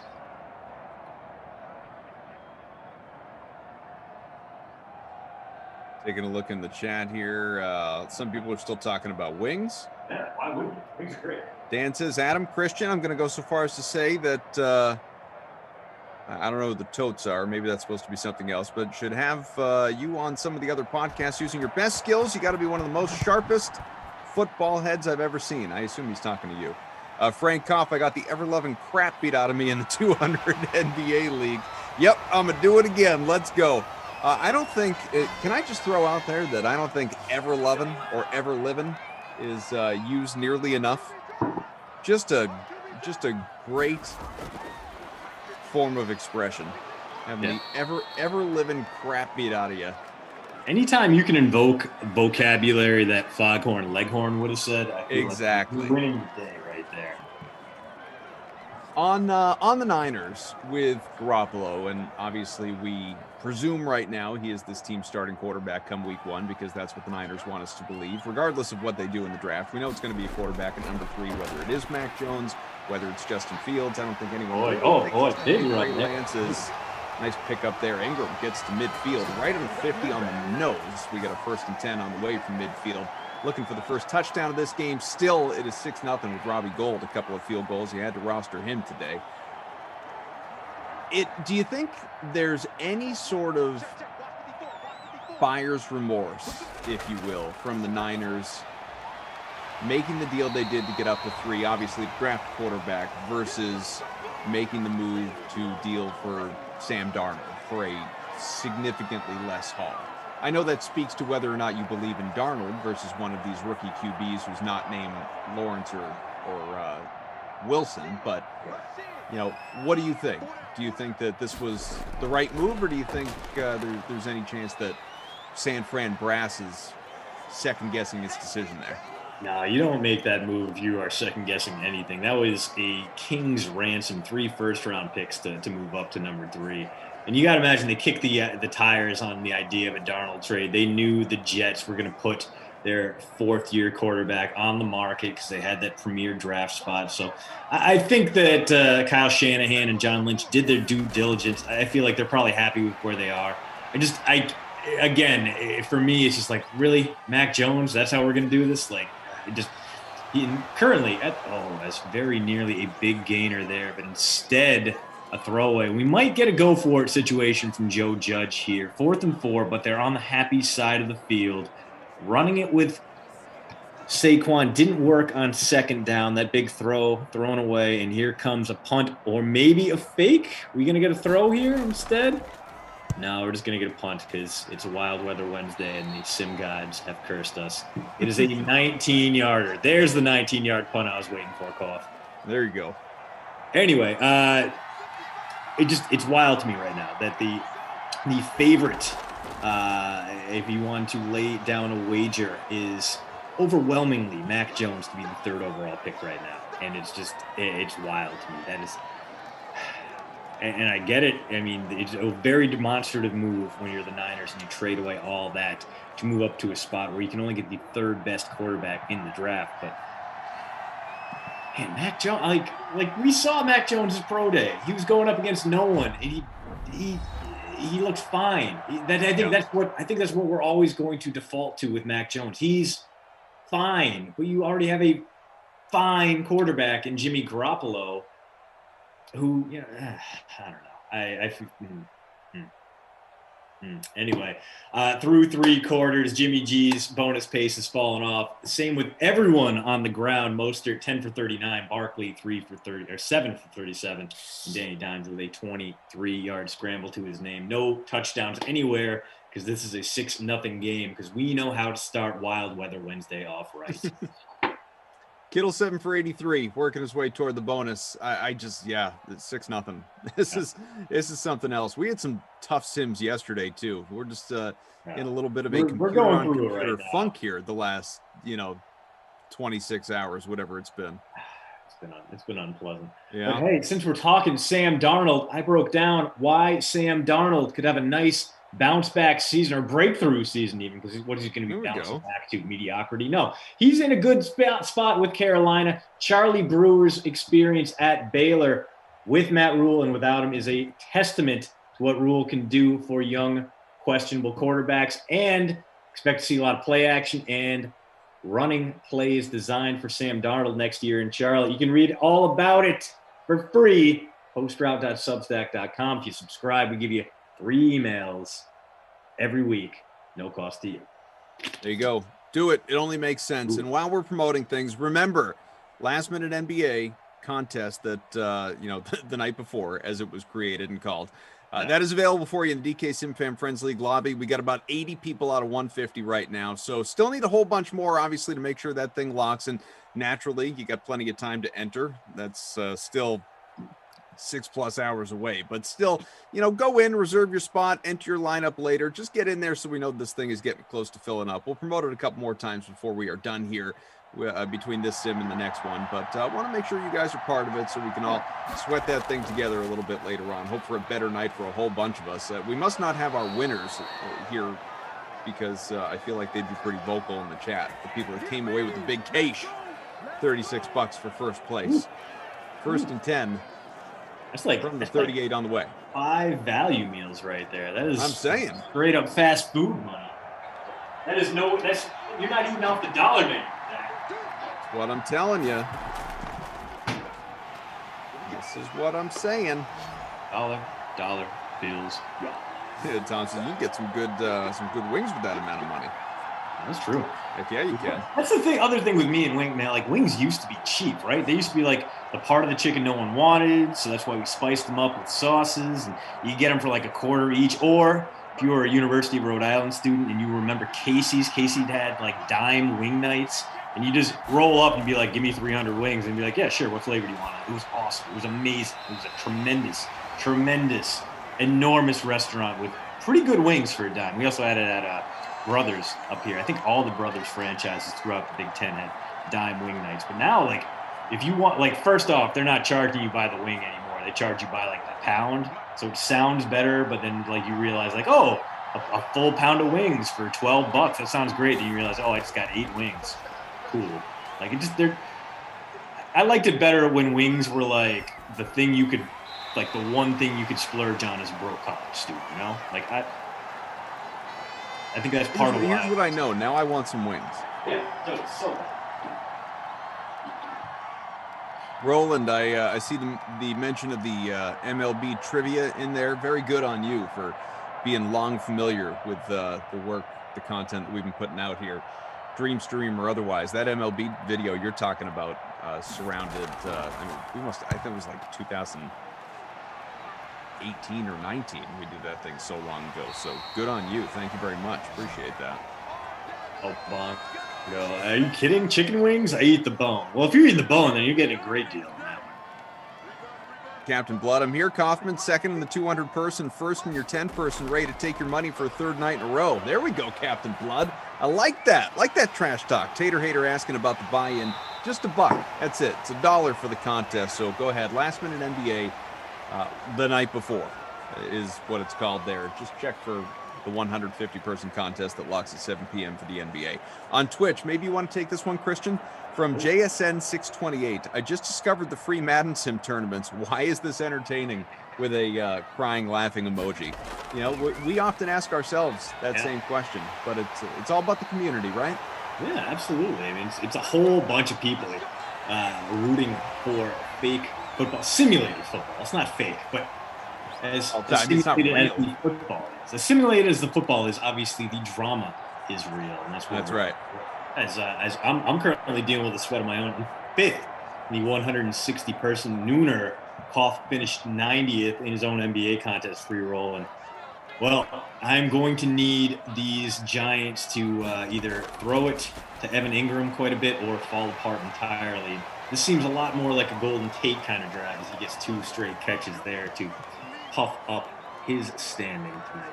Well, as you sit top 5, I'd be lying if I didn't say that someone with the username 49er Quest being tied for first, that just feels poetic for a Niners Giants sim. 49er Quest and someone else tied here for first at this moment. Wide open there. It is Ingram, but not enough for the first. So another big third down coming. Not quite 4 down territory, although again, Joe Judge might surprise us. I would have gone for it earlier in the game from here, but you know, I'm not Joe Judge. I'm not a special teams coordinator who got promoted over my head.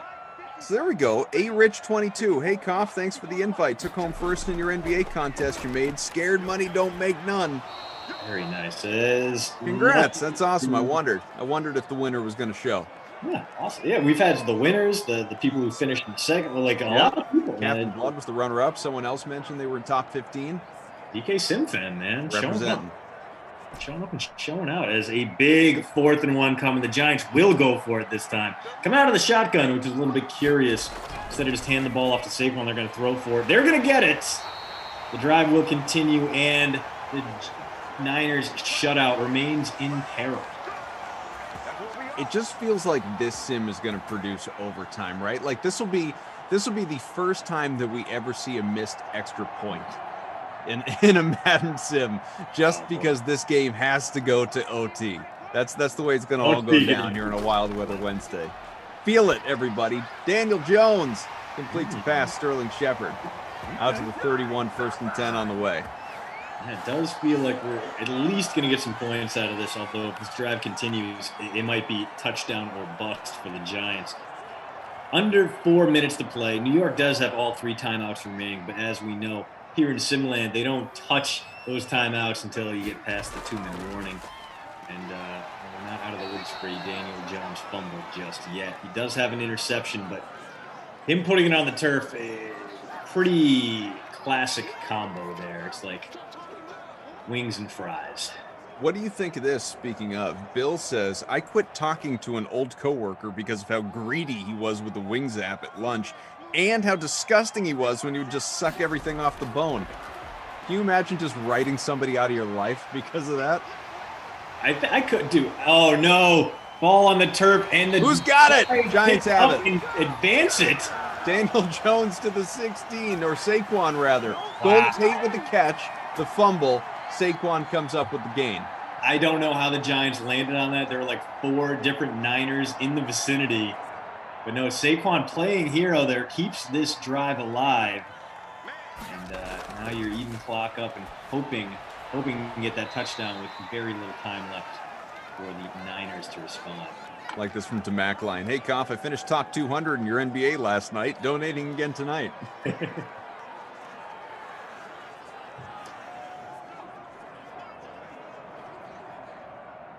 2nd and 6 from the 12 on the way. Giants trying to sneak away with a win here. No points so far. 2.5 to go, 4th quarter. All timeouts available both sides, plus the 2-minute warning. It's a handoff. Saquon, easy path toward the end zone and stopped short. They converged on him at the 2, and he was stopped. Oh, it looks like if he just put down his head, used that quad strength to bulldoze forward, would have been 6 points for the Giants. Instead, gets caught in traffic, and now they're coming out in a big formation, 7 up front, single back. Could be another Barkley carry here, but the Giants are going to get the 2-minute warning to think about it. Plenty of time for the Niners to get the ball and get some points, provided the Giants get in here pretty quickly, and I got to think they will. 1st and goal from the 2. Saquon, heavily owned, heavily captained. A lot of people heavily reliant upon his performance today. It's a pitch his way. Works. Wow. Stands up, gets in. I don't love the play call. Why would you go backwards 4 yards from the 2? But you know what? Worked like a charm. And sadly, Koff denies us of a, is that Elijah Penny who would have gotten the vulture score? Yeah, the true vulture. Yeah. You're still sitting 5th right now. That's going to bump me up to 14th with my captain Barkley getting that touchdown. 7-6. And the Niners are going to get the ball back here with a minute and change, almost a full 2 to work with. Mike Ross asking about the weather for the upcoming games. We'll be back together for the Cardinals and Buccaneers in a little more than an hour, 2 o'clock Eastern, a rain game in virtual Tampa. You will have the Colts in Washington. Again, rain in the forecast in D.C. at 4 o'clock. Kenny Ducey, Jeff Ulrich together. NBA pre-lock will be Mieselman and Sherrod together, 5 o'clock Eastern, get you set for tonight's NBA action. Lions-Bengals to kick off the late classic slate. In the Wind with Kenny and Jeff together again. That is 6 Eastern. At 8 prime time, Brendan Glasheen, Tom Carroll, Steelers-Patriots in the snow in virtual Foxborough. And Madden After Dark, the same duo, Phonics and Tom Ace, Saints-Packers. Lambeau, the frozen tundra. Snow there as well. So we got a lot of rain, a lot of snow, a little bit of wind here as well. 1st and 10 from the 25, faked handoff, and it's a pass completed to the 37. No timeout used. We're going to keep going here. It was Pettis with the grab. Deebo Samuel. Deebo, I mean, just the entire Niners passing game, not a lot to speak of outside of George Kittle. Little Kittle cakes there. Approaching the bonus, 7 for 83, and if he can get one good look on this drive, he might be able to crack it. Although, now that I've said it out loud, it probably won't happen. Another completion, this time to Mostert. Yeah, Gets the ball to the 44. Clock continues to tick. Not terrible yards after catch there. Looked like he was going to take it in the wrong direction, but corrected course in time. He's up to 5 catches now, so not a lot on the ground for him, but a useful PPR day. Both he and Barkley into the double digits now. Theoretically avoiding babysitter Billy Honors, but we're going to have to wait and see. As a nice catch there and out of bounds, preserves the timeout. Minute to go. Niners with the ball at the Giants 40. This is not Robbie Gould field goal range, although Kyle Shanahan thought it was earlier and did not work out in his favor. So you got to think we're looking at least 10 more yards before you get the thought of a 9-7 game. But let's be honest, Koff, the way this one's going, we're going to get a touchdown, a 2-point conversion, a touchdown, and then 6 over. Oh no, a fumble! Oh, how do you not jump on that? Should have been the Giants. It should have been. Wow. A loss of about 16 yards on that strip sack. Fortunately, the Niners jump on it, and it is 4-down territory. But they're going to have to make something happen here, Koff. This is a grim prognosis for 3rd and 21 coming from the 45 as Captain Blood says, Koff, the best thing about crushing you in the NBA last night as I did with the 2 players recommended on the sweat by Ducey. Oh. We're going to put you in timeout. You be careful, Captain Blood. 4th and 17. It's all going to come down to this.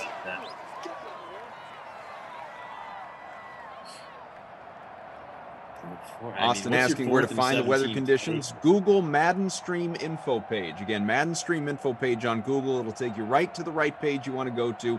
Top result has all the information there. Reed teased, did you know, calling for the Rouge to make this a 7-7 game. I mean, I know it's snowy. I know the Tundra's there, but Garoppolo. Oh no! Flag. Oh What's no! the flag? Interference! Oh no! Oh man! Pass interference against Bradbury. What a bailout! 1st and goal from the 5 with 40 kicks left and still a timeout for San Fran. The Giants have all 3. It's a handoff. Mostert down to the 2. Timeout Giants this time. Wow. Amazing turnaround here. I mean, you can't just kneel it out and kick the field goal because the Giants would get a chance to respond to get the ball back with something like 30 seconds to go. Granted, it would be with Daniel Jones at quarterback, but still, Bradbury, man.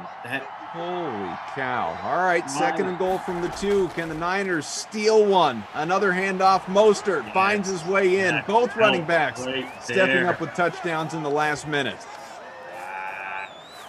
We've got more points in the last, 40 seconds of this game than we had all the way through to this point. Unreal finish to this one. Bradbury, the marquee free agent of that 2020 class for the Giants, one of Dave Gettleman's big acquisitions to punch up that defense. Just the killer penalty there, and going for 2 to make it a touchdown game from the 2. Garoppolo's going to hang on to it, has a path, and easy completion. 2-point conversion's good into the hands of Deebo Samuel. Get that man his bike. He hears you. 14-7. Giants have 2 timeouts, 34 seconds to answer, and again, a field goal will not be good enough. We say it all the time, folks. Football's fake. Drama's real. Overtime back in play. It's a 7-point lead, 34 seconds, 2 timeouts. You're looking at 3 to 4 plays from the Giants here to go. What's going to be about 75 yards for the touchdown. They do have some breakaway players. Obviously, you got Saquon who can take a short pass and make it a long one. Darius Slayton, Evan Ingram all have solid speed attributes. Not a terrible return there. So we are 72 yards away from overtime call. 31 seconds to go. With 2 timeouts, you can use the entirety of the field. Let's see what Danny Dimes does. I am wagering on strip sack game ender. He's got it. Passes left side. We got a flag. It was incomplete. Okay. And the Niners are going to gift the New York Giants 15 free yards with the clock stopped. pretty solid start to this drive for New York. So to the Protection 43 holds after up. the roughing the passer. That ball's complete to the 40. Timeout Giants. Yeah. As undercover boss Tom says, makeup call? Yeah, right. People calling for Tate, for Barkley. Well, there was Tate right there. Ingram Love. We got ourselves a drive here. 19 seconds, one timeout, ball at the 40. You're looking at 2 plays right now. And if you Austin can't says, use the why is it only sideline, certain days have weather conditions? Because, sir, it is Wild Weather Wednesday. 1st and 10 from the 40. Oh, Pass to the no. right, didn't get out. Timeout. Oh, Last no. one. Oh, terrible, terrible. All right, this could be the last play of the game. You might as well just take 2 shots at the end zone from here, Koff. Anything stopped short is ball game. Anything that doesn't go out of bounds, ball game. Any completed pass. This is going to be something stupid, Watt. It's going to be like a screen pass to Saquon, and I'm going to lose my damn mind. It won't be that because he's not on the field. Empty backfield here. Back in an 8. Yeah, he got out. Okay, he got out. Didn't try and force it. Golden Tate out of the 31. 9 seconds left. 3rd and 2 on the way. Again, need a touchdown here. It's 14-7 San Fran. Tate very quietly rising up the ranks here late in this one. Got to go end zone. On 3rd down and 4th down. Don't mess with it. The Niners aren't even playing prevent. Great play action. I'm sure everyone bit. To the end zone, into traffic. Almost picked. One more chance. 2 seconds left. 4th and 2 on the way. This is the game.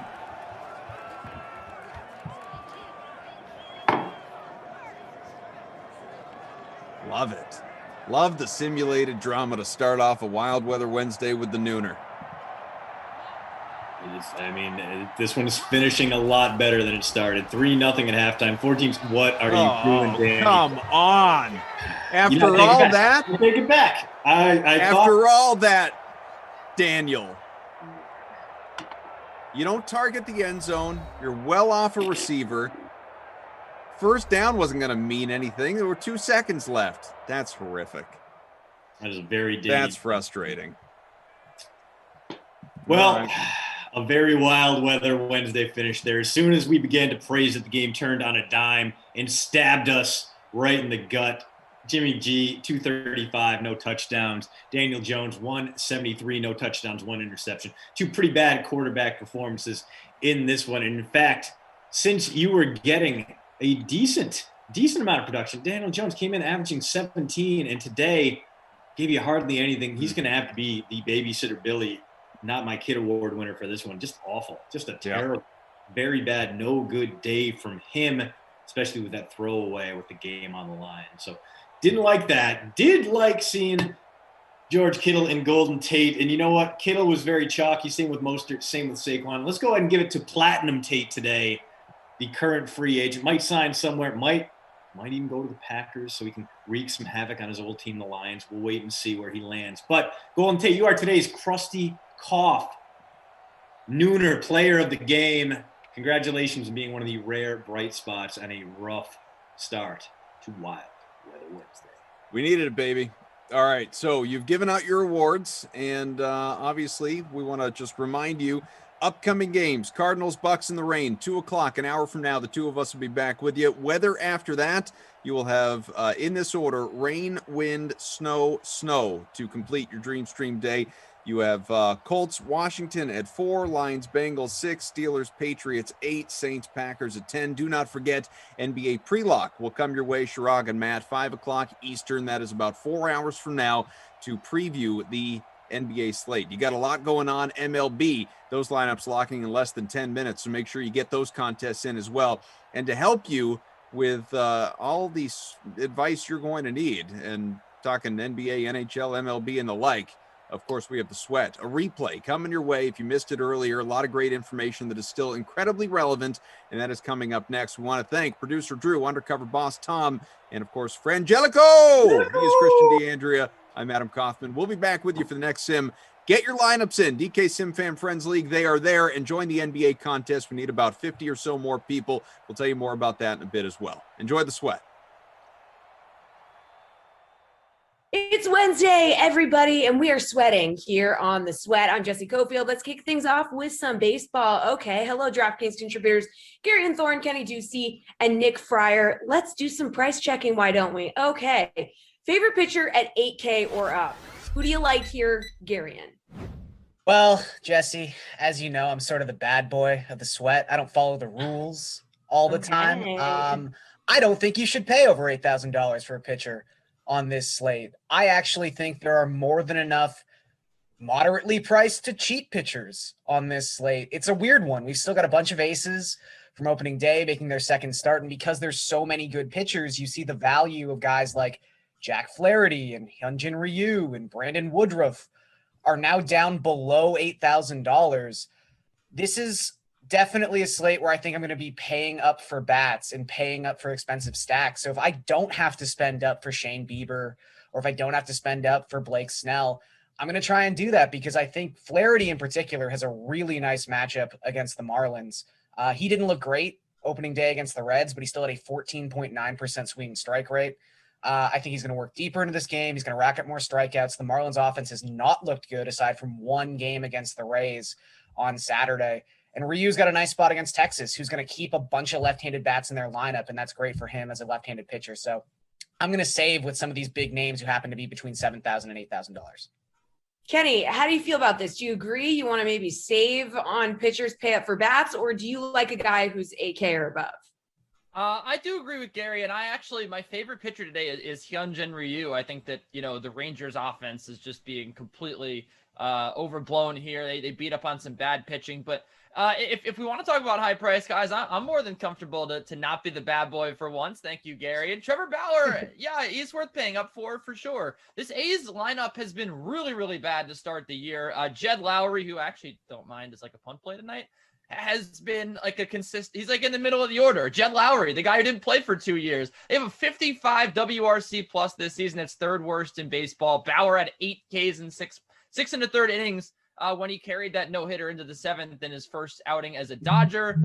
The A's don't strike out that much, but the Rockies didn't strike out that much either, or they haven't anyway this season, and Bauer still managed to put up that stat. So I'd certainly think that he has a pretty high ceiling here tonight, and it could be another situation where he's really the only high-priced guy paying up for. So I don't mind not paying up for Bauer, but if we want to spend some money, let's make it rain, man. Let's pay for Trevor Bauer at 10.2K. Okay, making it rain. Nick, what about you? Do you like a pitcher 8K over? You feel like you want to save some cash? Yeah, I got one guy, but I do want to say, Kenny, I've never heard that you're the bad boy of the Sweat. I just heard that you use stats from last decade, so I don't know where that's coming from. But I'm going to go with the cheapest 8K guy here. I'm going to go with Kyle Hendricks because, look, I know he had a rough first start, but it was cold. Look, it's Wrigley. It sucks. I get that. It's tough. But now I'm looking at the weather today, and it's in the 60s, flirting with the 70s, and I know I can tell you guys right now, it has the same impact out here. Gary, and I know you're up north. You appreciate warm weather, even if it's in the 60s. It's going to make a big difference for a control pitcher like Hendricks. It's going to carry a lot of weight, more so than for anybody else. All right, Kenny, talk to me about a hitter who's over 5K that you like. Yeah, I'm going to go pick on my least favorite starter on this slate, which is Jesus Luzardo. I'm going to go with Justin Turner at $5,100. Look, he's been red hot. He's had 3 multi-hit games so far in the 5 that the Dodgers have played. And, look, he hasn't even made that much hard contact. He made 21% of his batted balls have been 95 or more miles an hour. That's really bad. And then you look at the fact that he has a 277 expected batting average. Doesn't necessarily point to the fact he's been lucky. He's just been able to get it done without even making any hard contact. Luzardo is a hard contact machine from the left side. He's got that handedness advantage as well now going against a lefty. I certainly think that he's worth paying up for. The Dodgers probably, they have a very high implied team total, and I think that they might have the highest team total when it's all said and done tonight in Oakland, where, they've just historically been good. So, yeah, I think that Justin Turner here is worth paying for $5,100. He's probably got the best matchup on the board, and he's a little bit cheaper than some of the other Dodgers that you could go for, like a Corey Seager, say, for example. I think the price is right here with JT. All right, where are you going on this one, Nick? Julio Daniel Martinez, because he hit again. JD Martinez against Yarbrough, who he's facing tonight for the Rays. 1-2 .267 career slugging percentage against him. He has 2 home runs, 4 doubles, so he's done well against him in the past. And then JD's mashing right now. What is it? 5 doubles, 2 home runs, and his OPS is even better than that in the first 6 games. I think this is a no-brainer at 5.4K. Originally, when I was looking this over, I was thinking maybe Will Myers, but I don't necessarily like that matchup there. Thought it would be a little bit of a steal, but JD I think is like a must-play for everybody tonight if you want to win. All right, Gary, and who you going with here?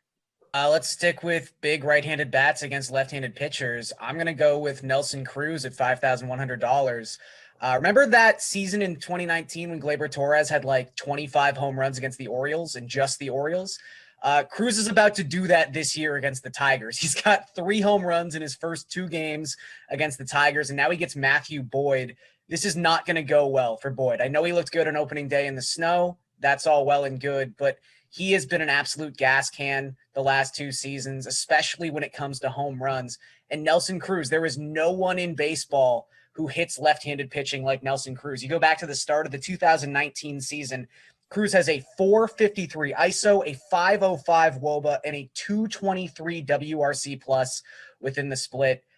He's going to stay hot and absolutely mash today. So I think Nelson Cruz is a building block in all of my lineups.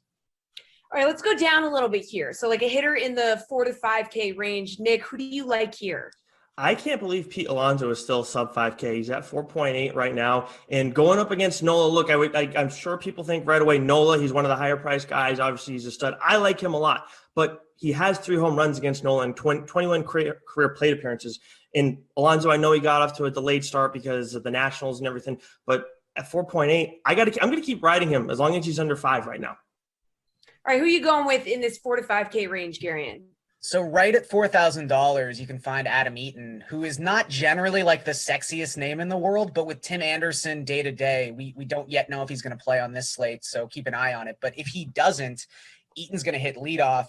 Even if Anderson does play, Eaton's probably going to hit second. So you're getting a high, just a premium lineup spot from a guy who's just at $4,000 against Justin Dunn, who is not good. Seattle is going with this 6-man rotation thing, which is great for DFS because it means not only do we get to pick on their 5th best starter, it now means we get to pick on their 6th best starter, which is Justin Dunn, who had just atrocious numbers across the board last season, specifically against left-handed hitters, 2.3 home runs per 9 within that split last season. So just 10 starts, I understand that. He's young, he's got good stuff, but I don't trust Justin Dunn right now. So any part of this White Sox lineup I can get, and it's not cheap, I'm going to put in there. So I think Adam Eaton at $4,000 is a really nice play.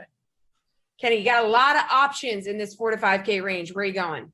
Yeah, look, I did with this one in my value bet. I just don't want you guys to judge me. I'm not saying that these guys are good hitters. This is really – I have to take a deep breath before I say this. It's a good way to lead it off, Kenny.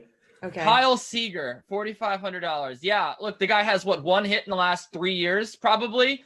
His brother is way better. $4,500 sounds like an exorbitant price, but when you consider the fact that he has very good lifetime numbers against Dallas Keuchel, he has 3 homers against Keuchel, 13 hits and 52 at-bats, a guy he's very, very familiar with, so I'm not really concerned with the left-on-left matchup.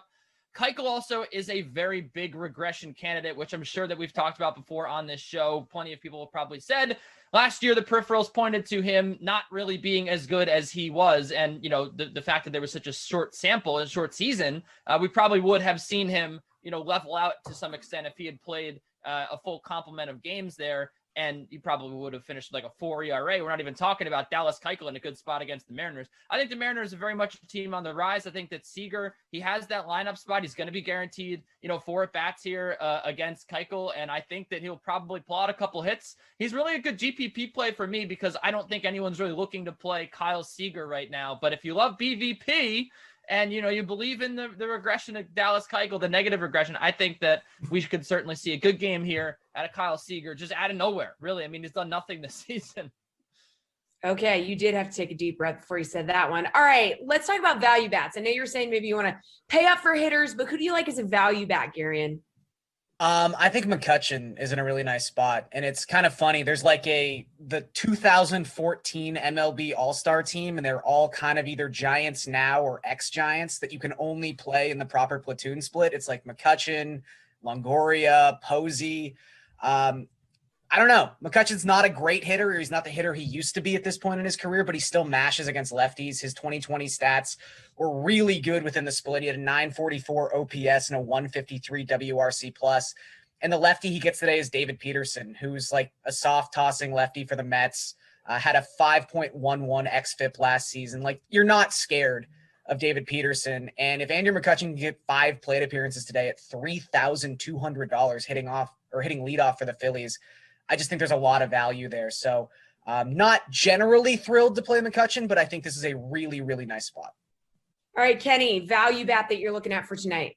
Yeah, another guy I hate that I'm going to be playing, Jock Peterson at $3,400. The price is just too low to ignore here. He's been awful this year. He doesn't have a hit yet with the Cubs, and the guy hates hitting the ball the other way. He doesn't make contact, and he pulls the ball. My two least favorite things. He's like my least favorite hitter ever, really, besides Javier Baez. That's beside the point. He's in a good spot here tonight, is Jock Peterson. He has a 19% difference when he faces a righty in his isolated power. And I think that, when you look at the again, another BVP example here, 4 out of 5 against Brandon Woodruff, a guy that, we've seen him have good games. We've seen him have bad games. I think here in a road game in a smaller park, I think that the price is right here on Jock Peterson, who has an expected WOBA of 817 against Brandon Woodruff over his career. It's not pretty, but, at the price, I don't think you can do much better, under $3,500 than Jock Peterson, who could certainly have a pop here against Brandon Woodruff. Nick, hit us with that value bat for tonight. I don't know if I can. My soul is crushed after hearing Kenny go with Jock Peterson. That's never going to happen. Mine too, Nick. Me. Oh, my God. But anyways, I'm going with Jake Cronenworth. Actually, you brought up Longo, Gary, at one point, and I was thinking about him too, but I don't like that matchup versus Snell. And with Cronenworth, as much as Gossman versus Myers, I don't like because of the strikeout numbers. I like Cronenworth right now because he's doing well at the top of the lineup. And Gossman, look, there's history with Longo, but in general, Gossman is a pitcher I like, but he's very hit or miss. One day he can look like a Cy Young candidate, and the next day it's like he belongs in the minors. And last time out, he did well, and I don't trust him to necessarily go and put up these great numbers again. But with Cronenworth, more importantly, he always has a chance to score leading off that lineup. I know they don't have Tatis right now. Steve's not going to like me mentioning that again, but it's a fact. And then Hosmer, Machado, and still Myers. There's always guys behind him who can produce runs too. All right, finally, guys, let's move over to the sports book. What is your favorite bet on the DK Sportsbook? Talk to me, Kenny. Well, first of all, I want to just say while we're done with the DFS segment, play Akil Baddoo if he's in the lineup. Just play him. Just go ahead and do it. I like the over here in the Mets-Phillies game, over 8. Gary mentioned that there's tons of problems with David Peterson. You look at the ex-WOBA near 500 when it comes to last season. He just allows a ton of hard contact. Aaron Nola, on the other hand, a very good pitcher. But to me, my rule of thumb is like if I think that one pitcher is really going to struggle hard here, it tends to just equal and over. And the Mets bullpen, we saw last night, Jeurys Familia tried his hardest to blow like a 6-run lead. They already did it against the Phillies once. These Phillies bats also are legit. I think that Rhys Hoskins here has his first real big game of the season. He's kind of been treading along. Didi Gregorius, you saw him hit a home run last night. They have some real boppers in this lineup. I think that they're going to get to David Peterson early and often. And on the other hand, with the Mets, they have a lot of historical data to look at against Aaron Nola. They've historically been able to hit him. They know him very well, these guys. So I think that there should be plenty of runs scored here in a game with two pretty strong offenses. A weak bullpen on the Mets side, a sort of weak bullpen on the Phillies side as well. I don't see a whole lot keeping this game under. Nick, favorite bet on the DK Sportsbook? I am going to go with Max Fried. Right now, his strikeout total is at 4.5, and it's at minus 135.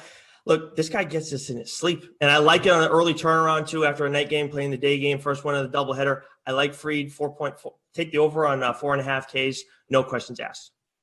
Gary, and talk to me. Let's go back to that Mets-Phillies game. I think Kenny's right. I think there's going to be a lot of runs scored in that game. I'm going to bet a different side of it. I'm just going to take the better pitcher and say that his team wins. Maybe you bet first 5 with this if you don't trust the Phillies bullpen, but right now they're only minus 155 on the money line. And just Aaron Nola versus David Peterson. I really don't have to say anything aside from that, but I will because we have to fill time a little bit. So the Phillies against a left-handed pitcher, it's just a matchup you want to go to. I talked about McCutcheon already, but basically those splits run throughout the entirety of this lineup. They are very right-handed heavy when it comes to their best hitters, aside from Bryce Harper. And last season, and again, we're talking about basically the same roster here. So I think you can use last season's stats to talk about 2021. They were top 5 in baseball in both isolated power and WOBA against Southpaws. So when you've got an underwhelming left-handed pitcher like David Peterson going up against this lineup, especially one that walks as many batters as Peterson does, he was up around 12% with his walk rate last season. You cannot be that charitable with an offense this good in Philadelphia. So I just think the Phillies win this thing outright. All right, excellent work, you three. We're talking baseball and Masters weather with the Kevin Roth in a couple minutes. In the meantime, check out this interview with Cardinal starter Jack Flaherty, who's pitching tonight against the Marlins. When you do get back out on the mound and you're facing a hitter that, I don't know, is having a hell of a game, they seem like everything is just going their way. Do you have a mentality or do you have an approach to those type of batters? I think the game kind of dictates it. So if he's having a good game, it's probably been against me if I'm still facing him for, say he's gotten hit the first 2 times, I'm facing him a 3rd time. The game kind of dictates it. Usually I'll have to look at those at-bats and think, did I make good pitches and did he hit those, or did I miss? Did I screw up and he took advantage of it? Because if I screwed up and he took advantage of it, I know in my head, I know as long as I execute, he hasn't hit my executed pitches. He's hit the ones that I've made mistakes on, which you should hit those. If you don't, then that's your job. Your job is to hit my mistake. If you hit my executed pitches, and I kind of got to tip my cap to you and figure out a different way to get you out. So you have to kind of look at the situation and break it down that way. And it's not overthinking it. And now if he hits executed pitches, maybe, it's one of those days he's seeing the ball well. We kind of got to do something to figure out, make him uncomfortable. And that's it. It's not, you ain't got to overcomplicate things. You don't have to overanalyze, especially with someone that you're just he never gets hit off me. Whoa. Why has he got 2 hits today? He doesn't get hits off me, and you just kind of wonder. Now you start overthinking, do I gotta change everything I do now? What's going on? And so it's really easy to get in that mindset, but you just keep it real simple, and the game will dictate it. And then at that point, you're hoping to face them with nobody on. If you got people on base, now you got to figure out, okay, well, I really got to bear down now. I really got to focus on executing. So game kind of dictates it. How they got their hits will dictate it. And it's just, it's little things like that come with the more times you do it. So if I came up against you, let's say, I hadn't hit you in previous games, but I'm just smashing off of you. Right now, I'm 2 for 2. I'm coming up with my 3rd AB, and you're trying to figure out how to get me out. What does that look like to you when you're trying to figure out how to get a batter out when I'm hitting your executed pitches? I know exactly. Huh? So I'm a stud, so think carefully. I believe it. So I'm gonna find a way to make you uncomfortable, and I might do something a little unorthodox. Maybe, maybe you think that pitch was executed. In my head, I'm like, all right, we're just gonna go a little bit further. Maybe you hit a good slider, but it wasn't my best one. It was a good one that was executed well, but I still got a better one. You haven't seen my best stuff yet. You haven't seen my best fastball. You haven't seen my best this or that. There's a different level that I can hit. There's a different level that I can get into as the game goes on of okay, you might have hit that one, but as we get towards the end of the game, there's a different level that I can get into, and I know that.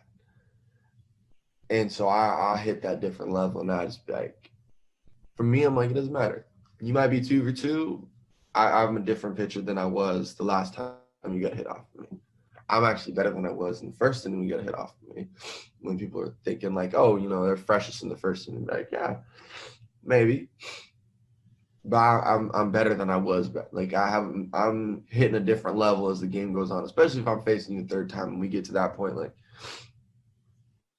we're at a different level of stuff than we were earlier. Like, I've thrown more pitches. I have better feel for everything now. So you're in trouble. And I might do something to make you uncomfortable. I'm not going to say what it is that I would do to make you uncomfortable, but you might be backing up off the plate a little bit. And you might get that in the back of your mind. Yeah, but a little warning. Yeah, just a little bit make it comfortable, make it think a little bit. It depends on it depends on the hitter though. If you know them and know that that's a way to get them, that they might get a little timid up there, then that's something you can do. Other guys may not bug them at all. They may get in there and it may make them focus a little bit more. So you may not go that route. If it causes them to get like, you know, they're feeling good and they get one of those, and then it's like, okay, and now they're a little bit more like, I'm gonna make sure that I hit that extra level right now, that I start focusing on. Welcome back to The Sweat. I'm Jesse Cofield, and I've got RotoGrinders chief meteorologist Kevin Roth here with me. Now, Kevin, we know you're a man of many talents, but who knew you were a leading innovator of the Mountain Dulcimer and had released 48 albums? Like, do you have something to tell us? No, this is not me. I don't know why when you Google this person, my face comes up. This is a different Kevin Roth. He's a very old. It's not me. I swear. I am not a Mountain Dulcimer player. I don't even know what a Mountain Dulcimer is, Jesse. I swear it. Yeah, honestly, I don't either. I thought this maybe was like a Parks and Rec Duke Silver situation, but apparently it's not. Okay, fine. Mm-hmm. But you are our weather expert. So you're definitely a leading innovator in, DFS weather. So back to that weather. Let's start in baseball. Any weather concerns for like tonight's slate? Sure. Yeah. We'll start with today. We've got a game in Chicago. Winds blowing out in Wrigley. Everybody loves playing those. There will be some thunderstorms moving in here very late in that game in Chicago. So there's a chance that this game gets cut maybe a little bit short. Those storms could arrive in the 7th, 8th, 9th inning. You might not get a full game out of it. I still think you stick with it. Just as good of a chance those storms arrive right after the game. But just know if you're playing that game, there is a risk you don't get the full 9. And then in Colorado, it's what you would consider terrible weather for hitting. It's cold. Temperatures around 60. Winds are blowing in. But you have to remember, it's Colorado. The elevation is all that matters. They hit dingers in Colorado no matter what the weather is. So don't let the weather get you down there. All right. Anything on the horizon for weather that could impact some games like later this week that you have your eye on? Yeah, I kind of peeked ahead, which I normally don't do. But it does look like the Minnesota Twins game tomorrow. There's an 80% chance of rain. So that's going to be one of those games where if you roster guys in that game, there's a legitimate chance that it gets rained out. Follow me at Kevin Roth WX on Twitter, and I'll be tweeting radar updates and all that as we get closer. I love it. Up to the minute updates. All right. Well, outside of the obvious and like watching for rain and delays, what are some other weather impacts in baseball in general here? So I guess, the wind is kind of an obvious one. If winds are blowing out, that's good for hitters. If winds are blowing in, that's bad. But I don't think a lot of people realize how important the temperature is.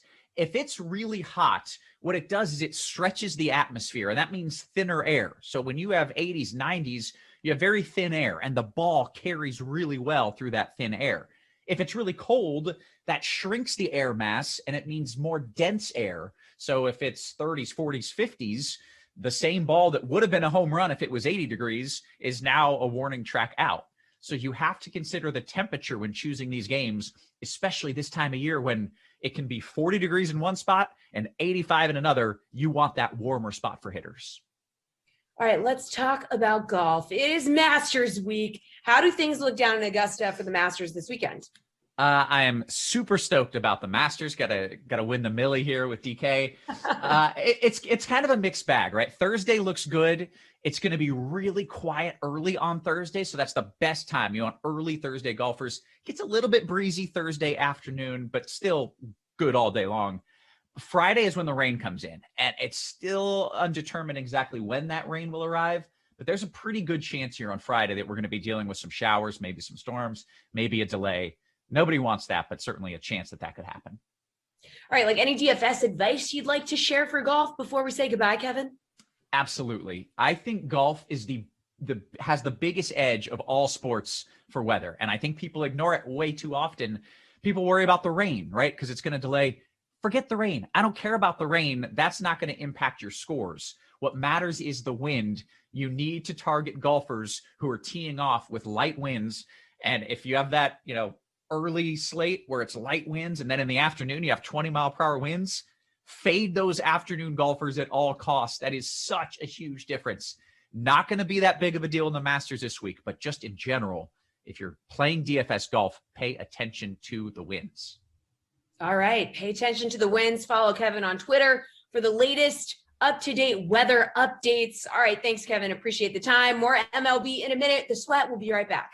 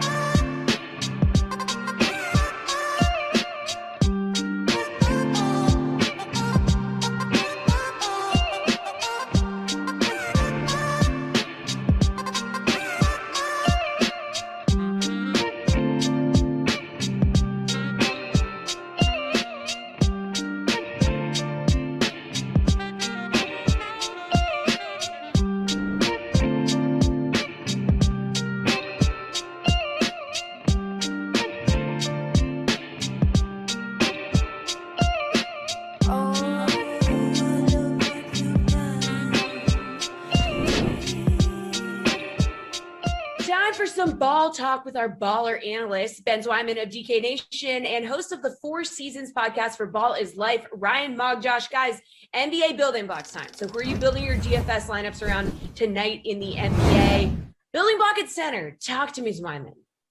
So Wendell Carter Jr. got traded to the Orlando Magic, and they've just been playing him a ton, and he's getting 30-plus minutes, and he's still pretty cheap at 6,000. So I think if we're looking at mid-range sort of options, he's a great play. He's got at least 40 fantasy points in 3 straight games. The Magic are sort of a little bit more competitive now that they've traded off their entire starting lineup. So Wendell Carter Jr., mid-range option, decent cash game play too, given the price. And considering, he's got a shot at a double-double. He's not a bad passer, can shoot the ball a little bit. So I like Wendell Carter Jr.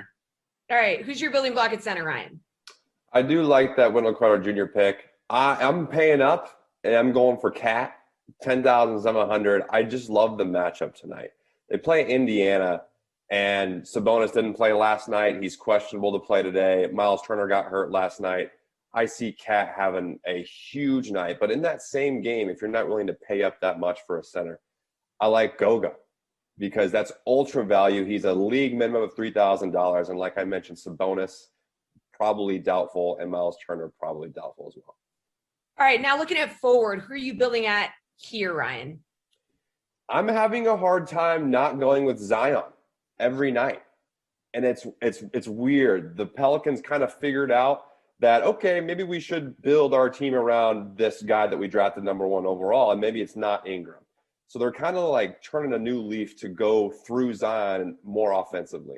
The last 4 games he has 46, 49, 51, and 65 fantasy points. And not to mention they played the Brooklyn Nets, who are league history worst defensively still. And also no Harden, so I think the pace speeds up a little bit. So I like Zion tonight. All right, Ben, who do you like? Yeah, I like that Zion play by Ryan. Forward's kind of a barren wasteland. There's just a lot of value, and there's not really a ton of great plays, but I kind of like Michael Porter Jr. The Nuggets have been playing really well, 6 wins in a row. Porter's been a big reason why. I think he's sort of going to go a little bit overlooked. The Spurs game shouldn't be too competitive. I believe Dejounte Murray is expected to be out for the Spurs, or he's questionable. So there's a chance that he may not play. The Nuggets are favored, I think, by like around 7 points. So this could be a game where maybe the Nuggets pull away, but If it stays relatively competitive, I think Porter gets at least like 32, 35 minutes. He scored at least 20 points in 5 of 6 games. He's still in that really nice price range at 7,100. So really not spending up too much. So again, you can sort of mix and match cash games, tournaments. I think MPJ is a pretty solid play on tonight's slate. All right, Ben, how about a guard? Oh, guard. I really like Trae Young, honestly. It's a tough slate. I feel like we need to figure out what's going on with a lot of injuries, but Trae Young's really cheap, 8,800. We're not used to seeing Trae Young priced this low. You also have to consider the Grizzlies could be without Ja Morant tonight. I think we got to wait and see what happens with the 130 injury report. Maybe we'll get an update on him. He sort of left last night with a back injury and then came back and played, but back-to-back, so Morant could end up sitting out. So this could just be a really, really good spot for the Hawks to come out and just destroy the Grizzlies. If that's the case, maybe Trae Young doesn't play as many minutes as we want, but if the Hawks are going to go up by a ton, it's probably because Trae is shooting the lights out. And again, I think he goes a little bit overlooked. He hasn't really played that well over that stretch, and he hasn't really reached the ceiling kind of games, but his usage is still there. It's still Trae Young. So I think he's a pretty good tournament play tonight. All right, Ryan, where are you going? So Ben mentioned that Orlando is weirdly competitive now that they're not stuck in the middle of maybe making the 8 seed, maybe being late lottery. They figured out that they're rebuilding. The Wizards play Orlando tonight, and Russell Westbrook plays on those Wizards. So, again, if you want to pay up, $11,100 for Russell Westbrook seems to be pretty nice, and Bradley Beal's still questionable if he doesn't play. Man, this seems like a Russell Westbrook 94-point fantasy night again. Like I said, Washington isn't a good team either. Orlando's not good. So I'm not worried about a blowout factor. But Russell Westbrook's going to take it upon himself to have 20, 20, and 20 again. All right, Ryan, if you're paying up for Russ, you're going to need some value. So give me a good value play for tonight. Yes, so I mentioned Goga, and that's kind of a cop-out, league minimum. And if the Pacers bigs are out, that's an easy one. So I have a backup one that I kind of like that's a dark horse. I like Cody Martin for 3,500. There's no Gordon Hayward, no Malik Monk, and obviously no LaMelo Ball still. I don't know if this is going to be a blowout factor either against OKC because OKC is depleted, but they're going to have some minutes at guard and that wing spot, and Cody Martin can play both off the bench. So I like Cody Martin tonight. All right, Ben, who do you like for value? So I've got a couple of guards. I'll throw out Tyus Jones just because I would keep an eye on Ja Morant. If Ja Morant ends up sitting, I think Tyus Jones is a really good spot at 3,300 for the Grizzlies. The other one is Facundo Campazzo on the Nuggets. He could get some minutes just because, again, I mentioned the Nuggets game against the Spurs. It could be a blowout just because the Nuggets are playing really well right now. So Campazzo, 3,300. If he gets some garbage minutes, he's point guard, shooting guard eligible. Every time he gets around like 20 minutes or so, he usually returns pretty decent value. He's a good passer. He's made some highlight reel passes in his rookie season. So I think Campazzo isn't a bad, like really deep tournament kind of play. All right, let's move over to the sportsbook side of things. How about that? What's your favorite spread moneyline bet for tonight, Ben? I mentioned the Timberwolves on Monday in this show when we went through this segment. I like them again. They're +2. Ryan mentioned the Pacers are dealing with a lot of injuries. Add Miles Turner onto that. So we could see the Pacers without Domantas Sabonis, Malcolm Brogdon, Miles Turner. Those are pretty much their 3 best players.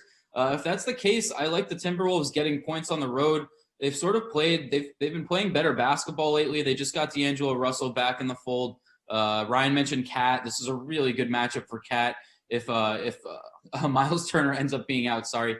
So yeah, I mean, T-Wolves, they've won two out of their last 4 games. So it feels like if they're playing a weaker Pacers team, they could end up getting the win here. So I'm going to ride the Timberwolves. Ryan, which of these bets speaks to you?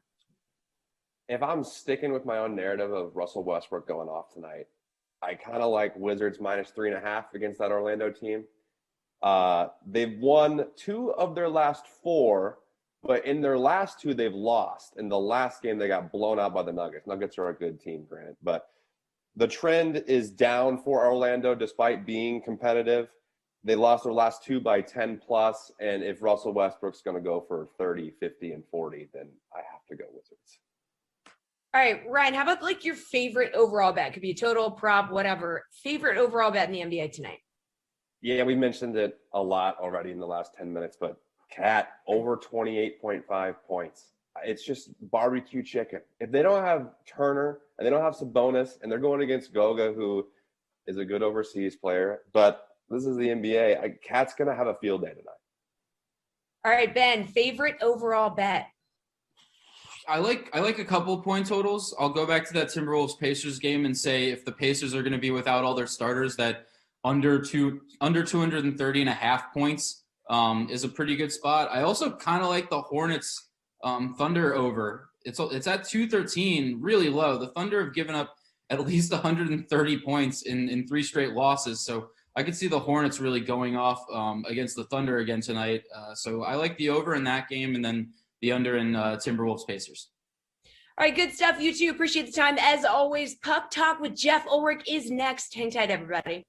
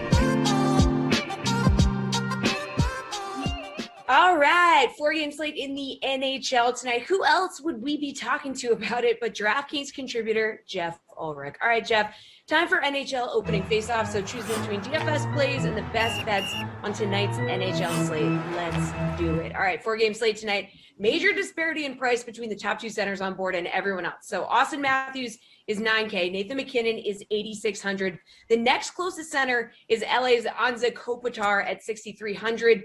So do you have to roll with one of the top 2 studs, or is this your chance to find like great value here? I mean, the way the slate's broken down, there's a ton of value just sort of flying around at all the different positions. There's injuries that we can take advantage of. There's guys getting, bumps up in lineup, like a Michael Bunting from Arizona, who's 3,200 and playing on their top line. So you could possibly even just target both McKinnon and Matthews tonight. You can definitely make lineups like that. But, if you're just going to use one of them, for me, I'll roll with Nathan McKinnon here. The Colorado Avalanche are just on an absolute tear right now. They're just creaming through the league, so to speak. I mean, absolutely just destroying every opponent that comes in their path.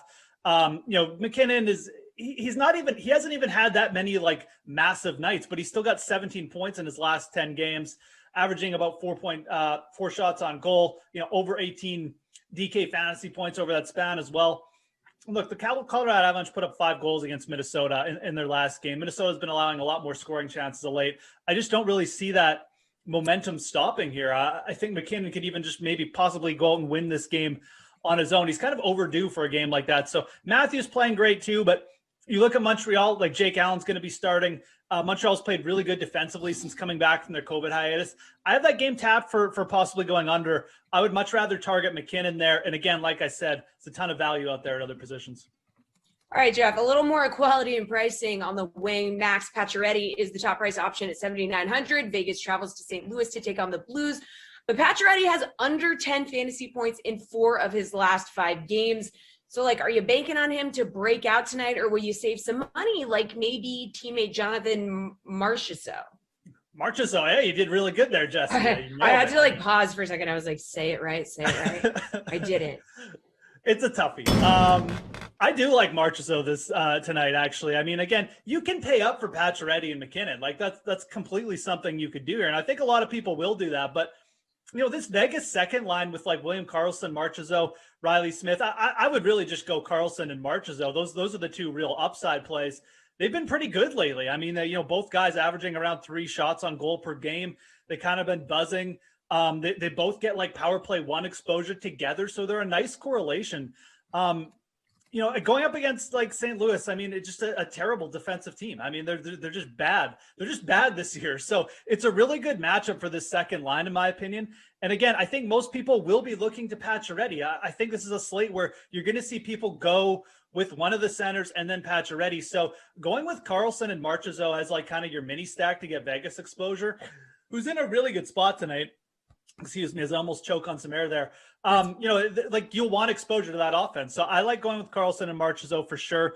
There's other value wingers out there. Like I said, Bunting is really interesting from Arizona. Kevin Fiala at 5,200 in that Colorado game. He's really picked up the pace of late.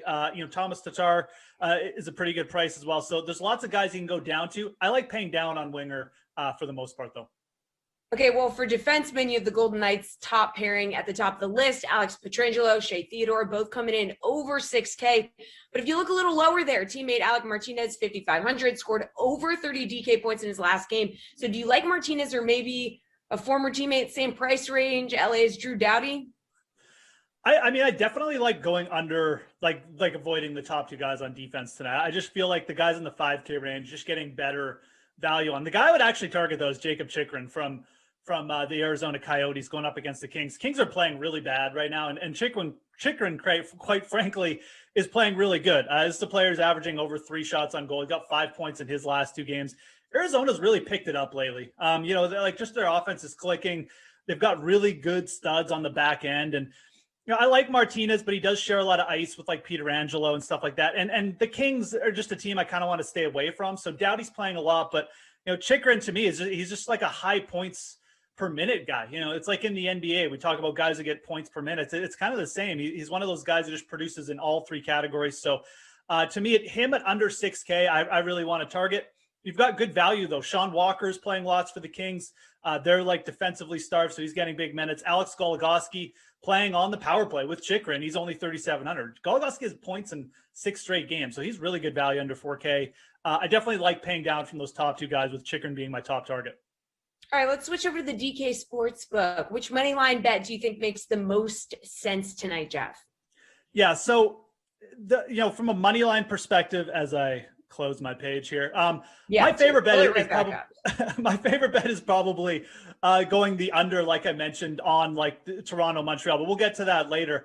From a money line perspective, I just like going with the Coyotes again here. I mean, this is a team that's playing really well. Like I said, they've got their back end going. They've got such a solid defensive core with Jacob Chychrun, Goligoski, and a couple other veterans up there as well. And the Kings, they're all the way down to like bottom 10 in terms of scoring chances allowed. They're allowing the 9th most shots against. Like, this is the team that's just, you look at their back end and their defense, and you're like, who are these guys? You got Sean Walker playing over 23 minutes a night. That's not really a great spot. So I think the Coyotes have really surged lately. I think they're the better team. And you look at the money line between these 2 teams, the Coyotes are actually the underdogs here. I think a lot of it's because they're starting Aiden Hill, who's their 3rd stringer, but Aiden Hill's played really well in net for them. I like just going back to the Coyotes as a pure money line bet. I think it's kind of ridiculous they're the underdogs here. All right, Jeff, your favorite bet on tonight's NHL schedule, is it the under in the Toronto-Montreal game? Maybe? Yeah, it is. I mean, look, we got, and Toronto's a good offensive team, but Montreal's played well since coming back. They just held the Oilers to 2 goals in a 2-game series over both games. And realistically, the reason I like the under here so much is we've got 2 goalies in Jake Allen and Jack Campbell going up against each other, who have just had phenomenal seasons. I mean, Jake Allen's got a .924 save percentage and kind of the quasi backup role. Jack Campbell is undefeated for the Toronto Maple Leafs. His save percentage is .944. They're both going to be starting most likely tonight. Allen's definitely confirmed. I think with the 6 handle here, you got to go the under here. So I like that. Player prop perspective, let's try and actually hit a shot on goal over here. Kevin Fiala over 2.5 shots on goals, a player prop I like. I think the last two have failed, so to speak, Jesse. So I do like Fiala. He's shooting the puck more lately, and that should be a shootout with Colorado, though. So give me Fiala's over shots on goal prop as well. All right, Jeff, good stuff as always. I'm going to be talking the Masters with Len Hochberg next. Quick break here. The Sweat will be right back.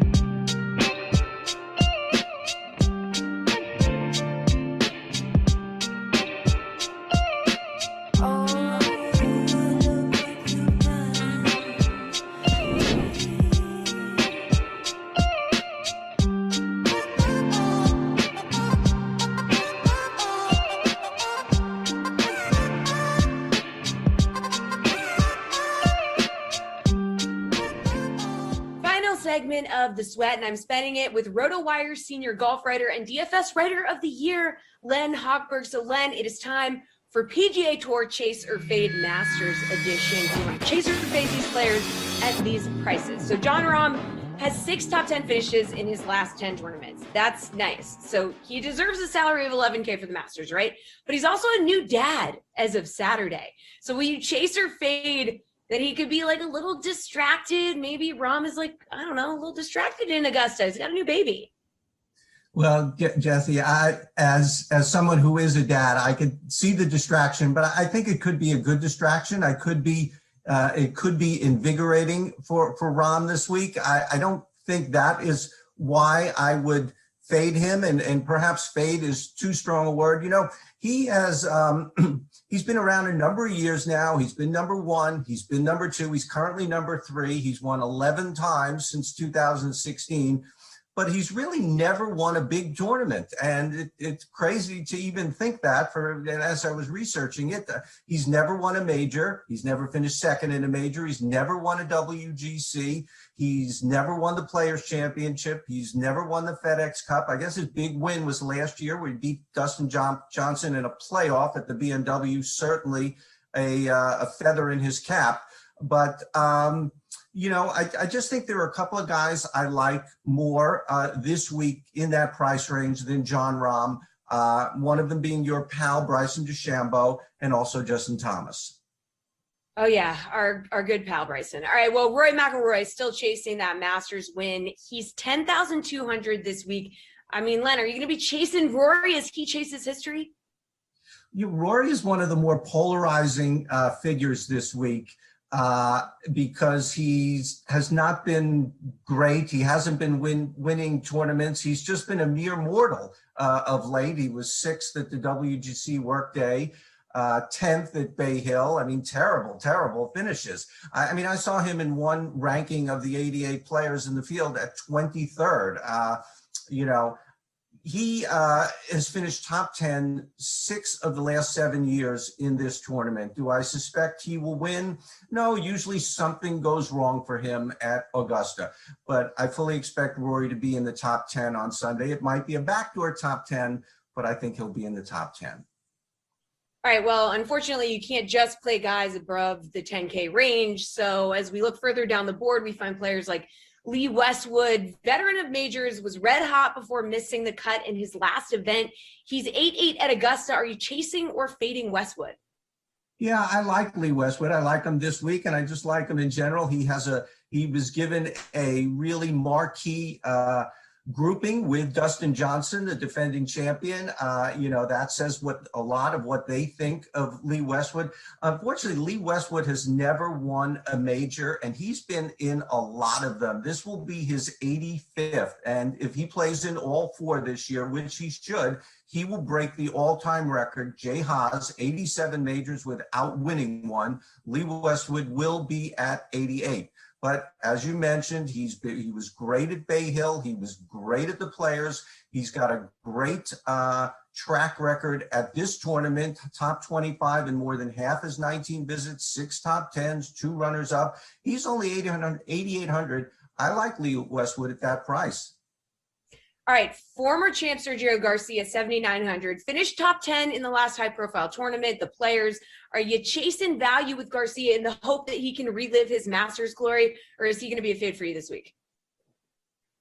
Yeah, when he won the Masters in 2017, it was out of nowhere and a heartwarming story, at least for me, all at once. It just seems that so much has gone wrong for him throughout his career. He had never really been great at the Masters beforehand, and he certainly hasn't been good at the Masters since. He missed the next 2 cuts, and then back in November, he unfortunately tested positive. He didn't even get to play. Since winning the 2017 Masters, he's missed the cut in 9 of 13 majors. With his resume and what he's done recently, the sub $8,000 price is very fair, but just not for me, for Sergio this week. All right, well, not a ton of first-timers in the field this week, Len, but Will Zalatoris has been consistently solid over the last few months. Top 25 finishes in his last 4 tournaments. He's just 7,300, but are the pressures of Augusta enough to make you fade him? I mean, this guy's only 24. I think they might be. I mean, he has been fantastic. He has passed every test over the last 6 or 7 months. He was top 10 at the U.S. Open at Winged Foot, a brute, a behemoth of a course. But it's not like Augusta. Winged Foot was just long and a bear, and if you hit the ball straight, you could at least survive there. Augusta takes a lot of time to learn how to play it. We don't see newcomers play it well all that often.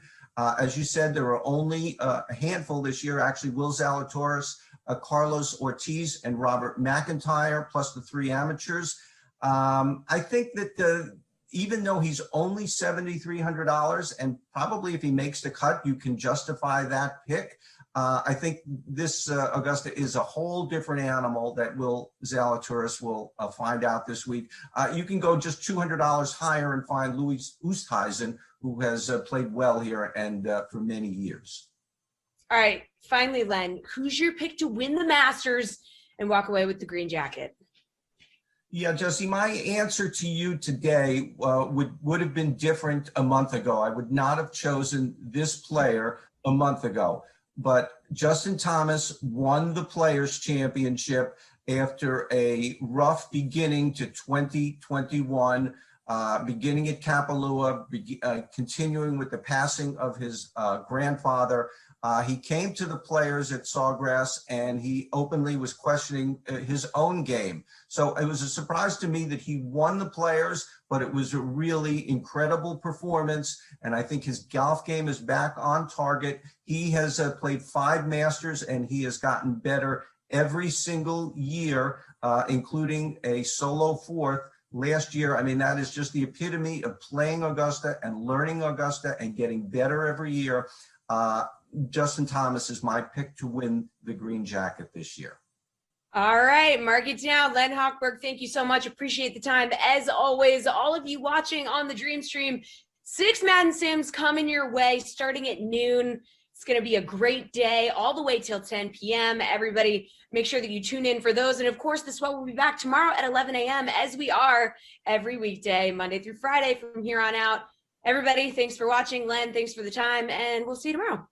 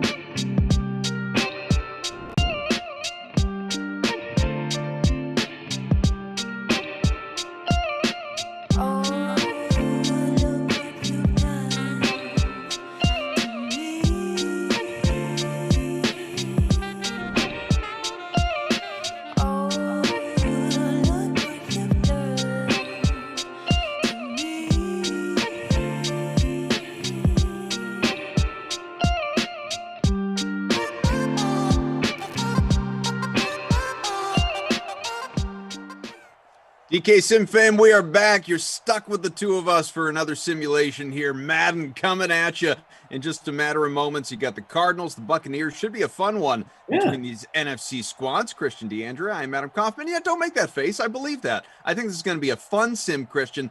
Unlike the Nooner, which, was fun late, the final minute and a half or so, but mostly stunk. I think this here on a Wild Weather Wednesday, we're going to get a good one. I mean, a lot of superstars in this one, a lot of good passing traits in this one, but it's in the rain in swampy Florida. I am not nearly as confident, although, you got some quarterbacks who definitely fumble less than Jimmy Garoppolo and Daniel Jones. I couldn't find a spot to fit in a defense on this one. We'll see if that one comes back and bites me. Obviously, the Niners defense stood tall last game. This time, there were too many good punt plays in this one. I was like, you know what? I would much rather have the upside of a Scotty Miller, of a Christian Kirk. Between them, only $8K in salary to get them on that roster. That saves you up enough cash to get some superstars in your lineup. For me, because it's Wild Weather Wednesday, tight end in the captain spot, it's Gronk. Not Max Williams, because I tried to get him in there, just couldn't fit him. But I got Kyler Murray, I got Kenyon Drake, I got Mike Evans. So I'm hoping for some running points from Kyler Murray. I don't think he's going to be too explosive, but I'm also hoping for Christian Kirk to really pay off on that $3,200 investment in the flex. He's going to be a popular play today. Well, as much as I would have loved to have rostered Max Williams, because I too love him, this Mad Matinee, the Tom Brady went to Disney World free roll, I went with, as I often do, Kyler Murray in the captain spot as we are kicking off at virtual Raymond James Stadium. Ownership there is high. Give you those details in a moment. Tom Brady, Kenyon Drake, also part of my build. So when you hear those three names and those three salaries, especially with Kyler in the captain at almost $18K, that means punt plays. So, Scotty Miller, Zane Gonzalez, Christian Kirk to round out my lineup. Arizona incomplete. Kyler Murray on the first throw. Jerem pointing out that Kirk at 3,200 seems like a trap. Yep, and you and I both fell for it because it's so cheap. It's so I'm in. Cheap. I can't not do it. And over in the free showdown, 37% owned. Scotty Miller, 42%. So the punt plays were popular. The two most owned guys out there are both quarterbacks. So clearly going big at the top of the lineups and paying down at the bottom. We'll see if that pays off. So far, these Cardinals, nothing doing on their first two plays of this drive. 3rd and long coming up for Kyler Murray. I know the star power, real life, certainly, and Sinland to a certain degree, is on the Tampa side, but ownership here heavy on Arizona when you look at Kyler Murray. 77% owned, 16% the captain spot. Wow, I can't believe you got that. 1st and 10, 13-yard rack right there by your guy, Max Williams. I was looking at it thinking incomplete, and then boom, last second got it. Let's check out the replay. In the rain, no less, and there he is, wide open. Tom Brady just 51% owned overall. Kenyon Drake, he's about 65, 17% the captain spot. Kenyon's a guy, he went from team always fade, obviously, in Madden 20. Here in 21, much different, and as he picks up 14 with his first rushing attempt, very much considered captaining Kenyon Drake, but slid him into the flex instead. Yeah, Drake, expensive, and you never really know what you're getting from him. He does have some clunkers, but he's been an absolute heater after a couple back-to-back single-digit games. 19.2, 28.3, 17.2, 16, 17.5. So he is trending upward. He just has a tough matchup, not only on the road and in the rain, but against that defense that carried this Buccaneers team to a Super Bowl win. So a lot of trouble getting past that man right there with the delightful Polynesian locks. Vita Vea, a mountain-sized human being who just clogs up running lanes with that size and strength. 2nd and 10, that's complete. Good for a first, and just a bit more, little shy of the end zone, though. 16-yard pickup, 1st and goal on the way after Larry Fitzgerald, who is a man without a team right now, seemingly by choice, by the way. Do you think retirement is looming here for the future Hall of Famer? I think it's kind of a tough decision for him. I think if he wants to come back to the Cardinals, they would gladly have him. They'd give him like a 1-year, $4 million deal. They'd probably give him above market value stuff. And there he is, 2 straight. So Banded Caterpie saying he needed a Yes, I hear you. Thank you. Baby likes The sim of his life from Maybe not actually. Maybe the baby's a Bucks fan. Yeah, could be. Maybe. I mean, in this house we appreciate Larry Fitzgerald. She knows that. I know that. I'm raising her right, so she's going nuts for the Fitz touchdown there. 42 yards already from that guy. So 7-0 Arizona, already off to a better start than the nooner contest, obviously. The Mad Matinee here in the rain, virtual Tampa, Arizona, with a 7-0 lead after the Larry Fitzgerald touchdown, courtesy of Kyler Murray. I really did consider Larry Fitz as one of those punt plays. I was between him and Scotty Miller, and I went with Scotty, who usually doesn't know. We'll see if he does today. We'll find out. I hope he does. So it's going to be Tampa Bay ball here coming up. Adam Kaufman, Christian DeAndrea, Drew, our producer, Tom, undercover boss Tom, our technical director, and Frangelico! In-game ops. All here with you. Smash that like button, folks. Just a few away from 100. And as I mentioned earlier, for anyone just joining us, if you weren't with us last sim or you were kind of in and out, if you'd like to join us, you'd like to be part of a very exclusive 150-person NBA contest, last-minute NBA expanded edition. It already exists for you in the DK SimFam Friends League lobby. 150 people, $1 to enter. Feel free to jump on in. Top 15 payout, always a fun time. We did 200 people yesterday. We'll do 150 people today. There are about 50 slots still to go until we fill. Lineups locking in right about 5 hours, a little less than that. Plenty of time to get in, but hop on in there, reserve your spot, and compete with many of us and, of course, all of your peers. 1st and 10 from the 45 after a Brady gainer. It's a handoff this time, and just a 3-yard pickup by Uncle Lenny. We got to see Tyler Johnson make an appearance, so we might be in for a weird one if Johnson is at the top of that wish list there.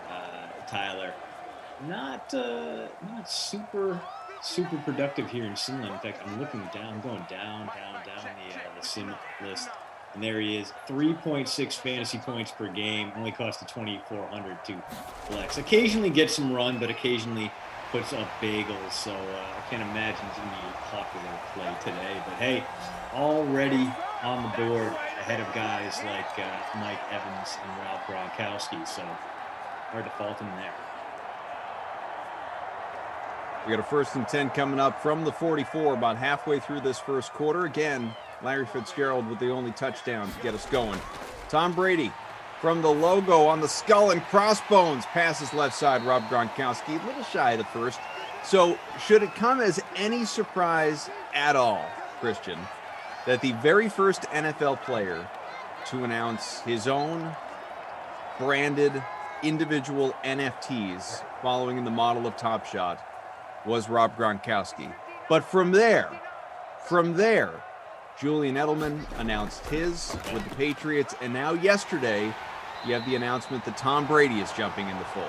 Oh, and Brady came in after both Manning. So Eli and Peyton, no Cooper as far as I can tell. Okay, Manning's using their own as well. Yeah, apparently the Edelman ones were a little bit controversial because he didn't get the money he thought he was going to get from him the first round of auctions. So he reopened the auctions the next day. I have a buddy who put 0.4 Ethereum in there, thought he'd won the Edelman NFT, and instead woke up the next morning to see that the auction had been reopened, that Edelman wasn't.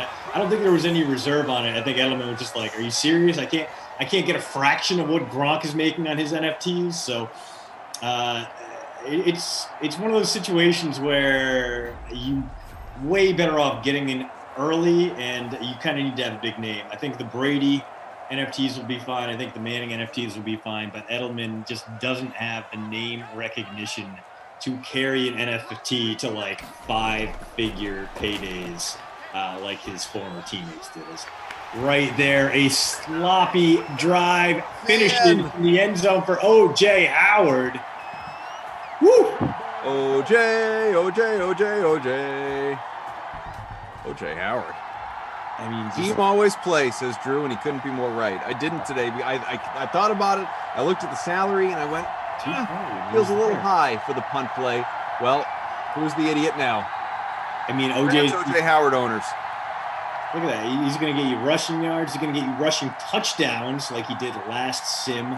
A 5-yard jaunt from him. And there he is getting the receiving yards and the touchdown as well. O.J. Howard, just a lineup murderer, a straight-up lineup assassin, unless you are part of the 12.2% of you out there who got him on your roster in 250 games.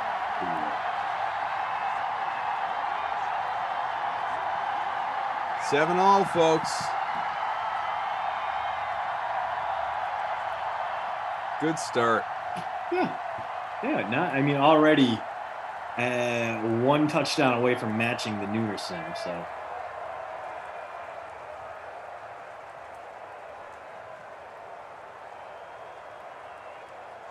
Alex Fox saying that UFC jumped in the NFT game, NFL did. I mean, I think those two are going to have much more robust economies because the backing for them is stronger. The recognition is there. I'm looking forward to the NFL one. I'll probably see if I can get in a little bit earlier on that one than I did on Top Shot. So you did get in on Top Shot then? I'm waiting on my $9 pre-order pack to see what happens there. I'm not going big on it. I'm just gonna, $9 seems like a good. If I get burned for $9, I don't care. If I find my way into a Luke Cornett assist, I'll be happy with it. I can cherish it for the rest of my life. So I've had worse. I'm sure I'm beyond the days, the halcyon days of being able to turn a $200 investment into $500,000. But, maybe the bubble is here to stay. Maybe it's not. Crypto is a weird place right now. I'm not going to pretend like I understand it well enough to give you any kind of expertise on it. But I can say I was part of it. I can say I was there. I'm okay. Yeah, you were at the party. Exactly. Talked to a couple people, hung out for a little bit. A little more proactive with the NFL. Yeah. Undercover boss Tom behind the scenes. It's better than what I did with my dollar for Kauf's match, which fair. Yeah, this is money that otherwise would have been donated to the Kaufman Kids College Fund. So I'm happy. Bearded Mage said, "Still can't beat physical cards." LOL. I couldn't agree with that more. I get Top Shot as an investment, as people trying to make money. For what it is, but to me, there's just, even when I watch my kids do it now, like there's just no sensation like ripping packs, man. Yeah, like give me a personal box break any day of the week. Especially Top Shot. For me, it's not trading even, cards. Yeah, for me, it's not even like the new one, and nothing of value. Like I want like those '90s Topps packs or some Upper Decks. The ones that were so over collected, they're not worth anything now. I just want that nostalgia rush. I want the smell of the card. Even better, get an '80s Topps pack with the wood paneling on the cards for some reason. Like, why did Topps do that? I don't know. But you still, like in the back, you have that piece, that one stick, pink bubble gum, which is so hard and stale. It is technically a weapon now. You could stab people to death with it. If you brought a pack of that into prison, it would be confiscated as contraband. That's what I want. I want the smell. I want the sugar cresting off the now completely inedible bubble gum. I want a candy. Would you try it though? If you got one of those packs and it had, that 30-year-old piece of gum in it, would you try the gum? I would give it a shot. I mean, I've done dumber things. I've made dumber wagers on stream. I once came 1 3-minute stretch of football away from having to eat a ghost pepper on stream. I remember that, actually. Yeah. You and Glash. Yeah. So we've gotten close. We've gotten closer there. Yeah. And of course, you can head to the playbook for all things Top Shot by Matt LaMarca, who pawned his saxophone just to get more Top Shots in there, get more moments. I get it. I collect them. Alex Fox, I see in there saying that we might luck out and get some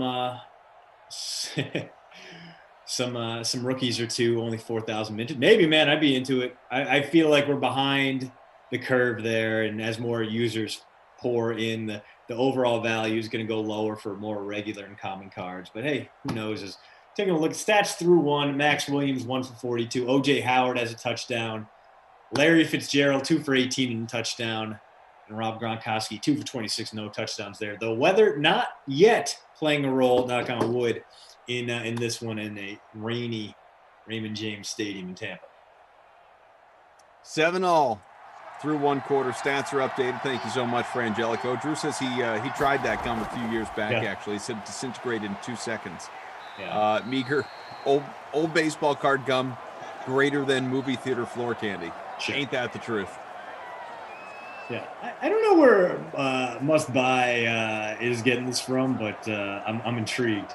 As Jared Kilgore, who I know will back up his talk of sending me stuff. He says he got 89, 87, and 91 Topps baseball, my pick.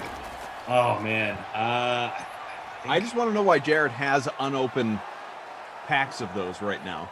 Why wouldn't you? I mean, Why? Like, where? How did those wind up in the save pile? Yeah, the one thing that bums me out is we used to have a great old school card shop here in Madison that was in the one place I would go to, like in a failing mall. And one year, the whole area flooded, and I'm pretty sure the guy just took the insurance payout and ducked out, which, good for him. It was obviously going to be a tough row to hoe there, but he no longer in the realm of selling like Topps 89 boxes for like $10. We have 178 entries here for this contest, and much appreciated that you are all hanging out here with us. First and 10 from the 26 is Obi-Wan says, "These don't revolve around you, Krusty." Heaven forbid I express any opinions of any kind. I want to do a stream with Obi-Wan. Can we make that happen? Drew, you're the schedule guy. Can I do a sim with Obi-Wan?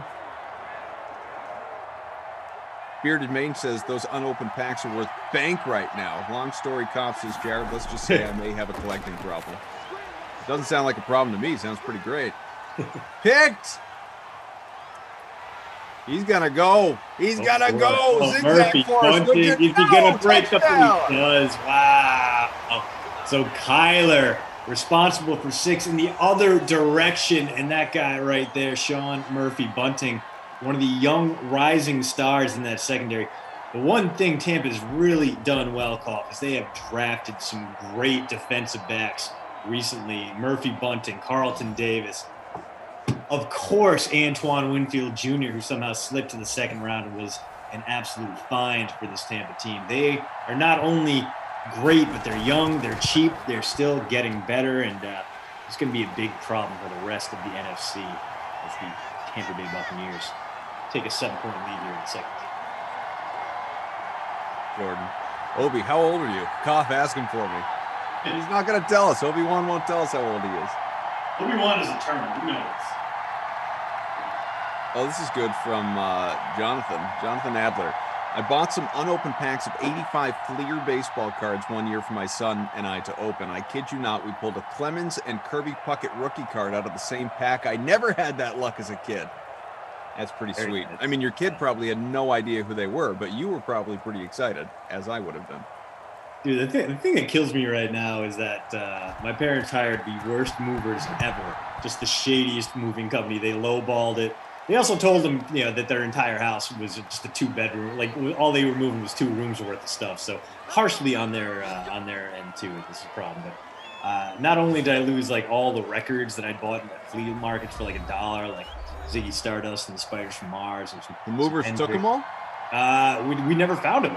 Some stuff just got lost. Some stuff never left the house. But the big one was, in my nightstand, I had the cards. Like, I had all my cards. My parents somehow saved like all the big binders, but all the good cards were in a small, like, safekeeping binder in my nightstand. The nightstand never made it. So like my Barry Sanders rookie is gone. Oh.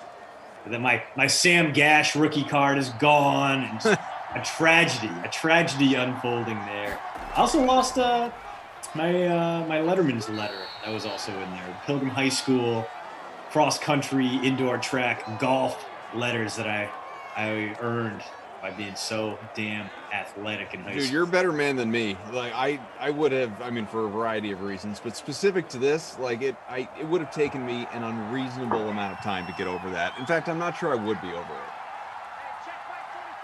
Yeah, it's if I think about it, I get upset, but like it's not something I kept in my life. Like I hadn't seen him in a while. Partially, it's on me for leaving that stuff at my parents' house.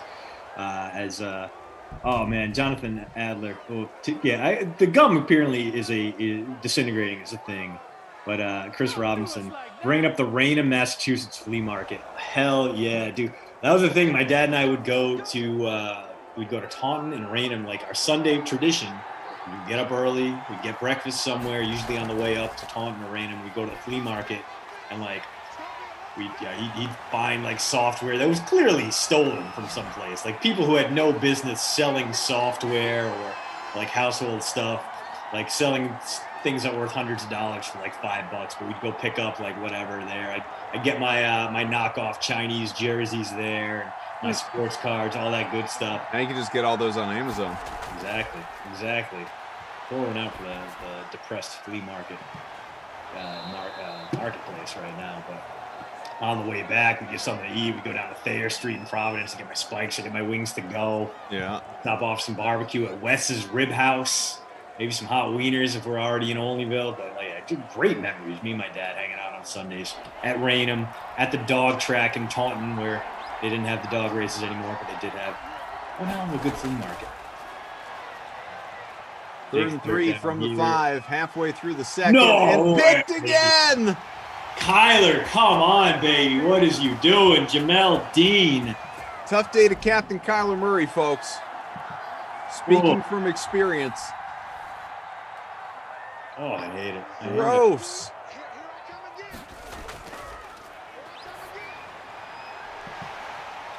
Chris Robinson with an absolute heartbreaking tale of selling that Fleer Michael Jordan rookie. The Fleer Michael Jordan rookie is so valuable now, Koff, that even just unopened packs of those Fleers go for like $2,000.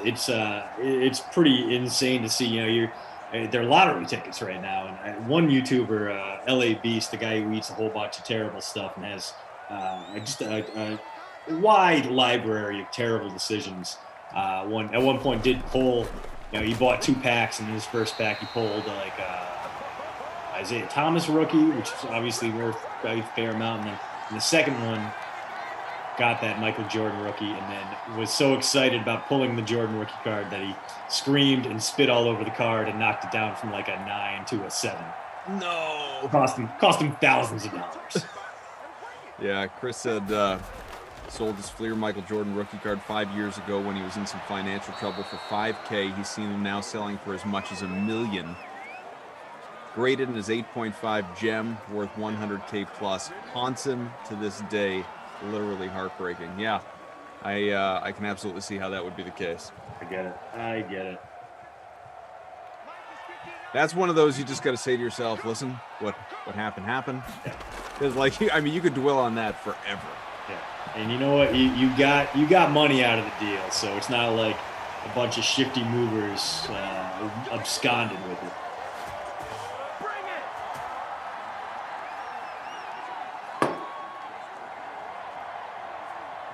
Jared, like Pete Carroll in Super Bowl 49, should have run the ball.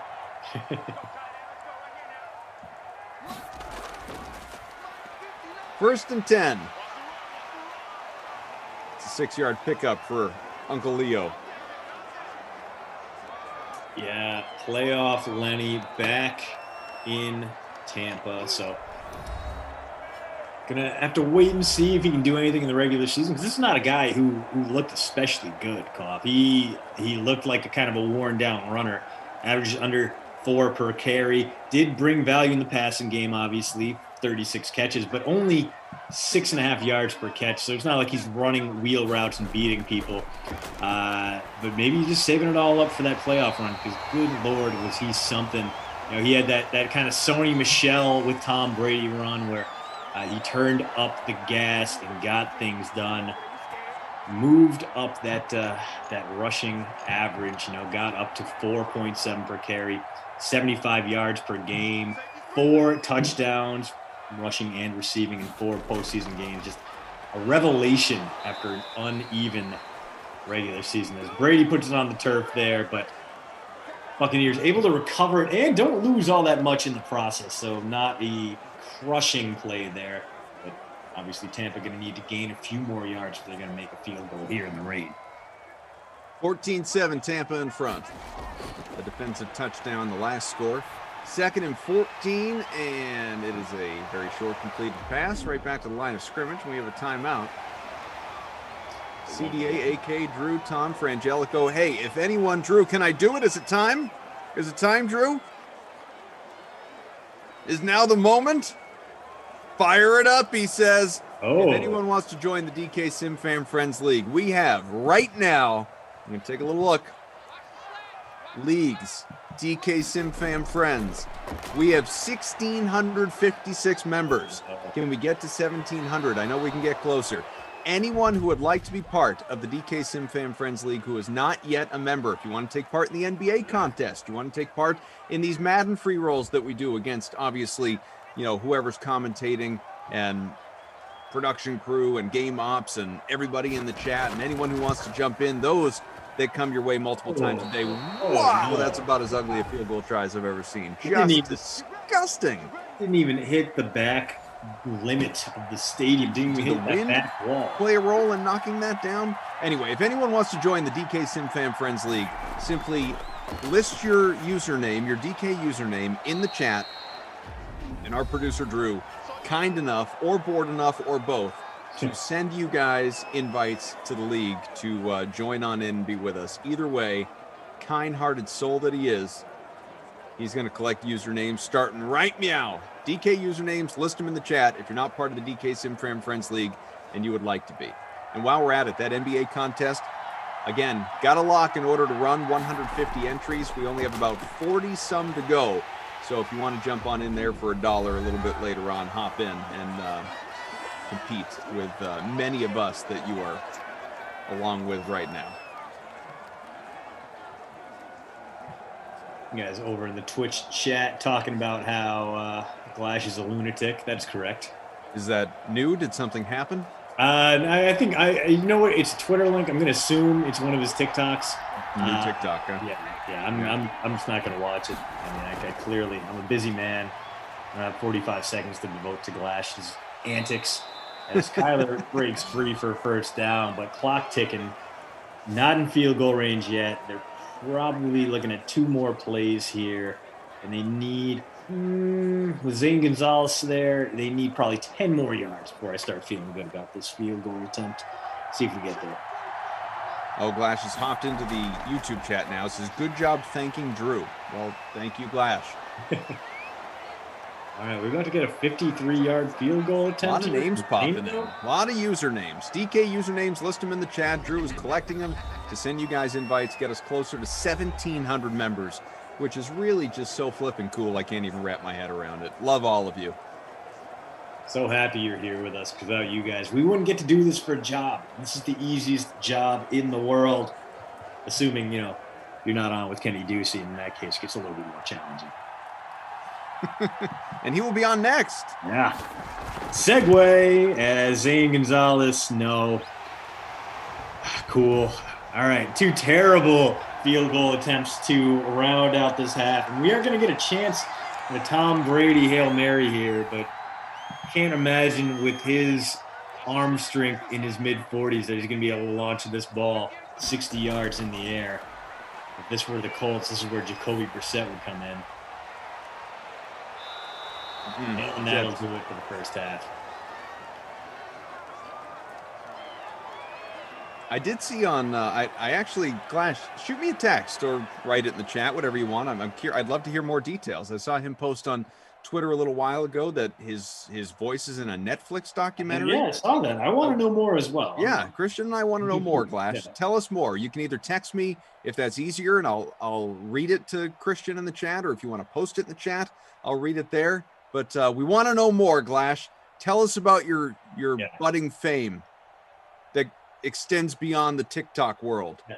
Did your agent set that up for you? Yeah. Are the royalty checks going to start coming in? You're going to get those like the 50 cents a month that come in for appearing in something. You got to make sure you're getting bit part people talk about gross, not points off the profit. That's just right. Business school 101 right there. It's important stuff to know. Taken for it. Yeah. Anyway, Larry Fitz, 4 for 31 and a touchdown. So Caterpie, I know you needed a career day for him. How about 13 plus points in the first half? That's more than you normally get over the course of entire Larry Fitzgerald. So that's more than we've seen over the course of like 3 separate Larry Fitzgerald Sims, and he's already having a good game. Mike Evans, 3 for 34. DeAndre Hopkins, 2 for 21. Max Williams, 1 catch, but it's for 42 yards, so pacing towards double digits there. LaShawn McCoy, 1 for 7. O.J. Howard, 1 for 5 and a touchdown. Tyler Johnson, Kenyon Drake, both have 1 catch as well. Low-key game. We have not had a ton of punts, but we've had some very bad field goals, and we did have a pick 6. So if you have that Buccaneers defense rostered, you're feeling pretty good about it. Not only you have a couple sacks, Shaq Barrett and Ndamukong Suh, but you also have the pick 6, lifting your team to new heights. Not being lifted right now, Koff. My lineup, after that solid first game showing, I'm currently 118th out of 178. How about you? Probably not pretty. Let's see. 108. Oh, so just Not barely. good. I mean, yeah, we're both struggling with that Scotty Miller. Not good. 13 Ashley first. Edwards, who's with us in the chat, though, is in first by about 3 points, with Evans in the captain spot, Kyler, Brady, Drake, Bucks DST. You talked about sneaking in a DST earlier. It didn't happen for you, but if you would put the Bucks in there, 16 points right now, and O.J. Howard, ever so popular punt play in about 20% of lineups, has that touchdown, 7.5 points. So Glash is not answering our question. He's just giving us the eyes emoji right now. Nah, Glash. You might have us muted. That's what the true pros. There's no way Glash has us muted. He's hanging on every word. I don't know. Bad Boys of Pop. For only 50 cents a month, you can feed this young actor.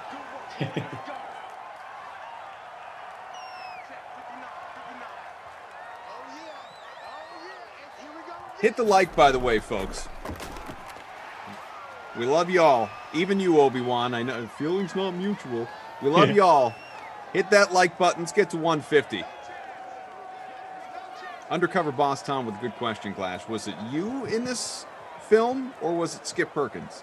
That's true. Was Glash playing a character? Although, to be fair, I believe the setting of the time frame of this is like 1990. Was Glash even around in 1990? Did you record it in 1990? Were you about 4 years old when you did this part? No. Was he born in 1990? That's what I'm thinking. I don't know. I don't think he was, actually. Glash seems like a young man. Was he I mean, born in seems like a very 92? How man, old is to be Glash? honest.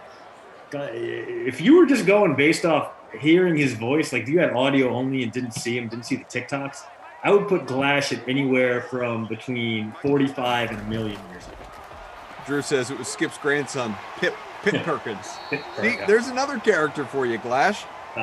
Skip, poor Skip is dead. Chip, we haven't seen Chip in a while. Pip Perkins can show up and do a sim sometime. Yeah, David says, Glash stars in the Netflix documentary The Life and Times of Skip Perkins. Glash says, LMAO, Koff, you did the eyeballs emoji last night. I did, but then I answered your question.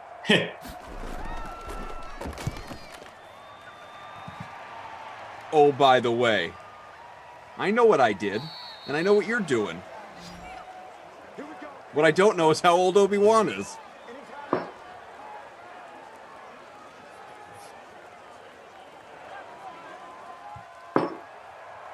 Drew says the voiceover should have been this townie voice. Yeah. Might not have gotten cast had he done that. Oh, you wanted to be a Boston radio announcer in the 1990s on St. Patty's Day? I mean, not only should have been like no R's whatsoever, but maybe a little bit of slurring in there too. A little like, that. All right, so he's answered the question now. He says, good friend of his from college is a producer for Barnacle Brothers, and he recommended him to do the voiceover as a Boston radio guy. Recorded it last April, which is nuts. How about that? A year later, here he is in a Netflix doc. You'll love to see it. Congrats, Glash. Congrats to Groby1, who is second and third in the quarter jukebox for this sim. Nice work.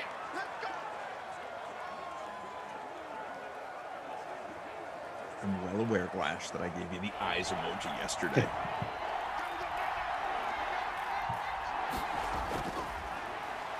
Obi-Wan, read the chat. Read the chat. Obi-Wan, listen. I am not one to deliberately alienate any member of the DK Sim fam. Other than Noah Moon. No, I like Noah Moon. I think Glash and Noah have problems. I'm good with Noah. Noah and I have never had a thing. But Obi, truly, why are you here? If your disdain for me is so strong, just mute it. Or come back for a later sim. It's okay. I won't hold it against you. I imagine he's just here to support the poster out. And for that, Obi-Wan, I thank you and appreciate you. That's true. Postroute.substack.com. .com. Drew, T. Pike, Frangelico, and of course, Christian and Adam. Hi. 2nd and 8.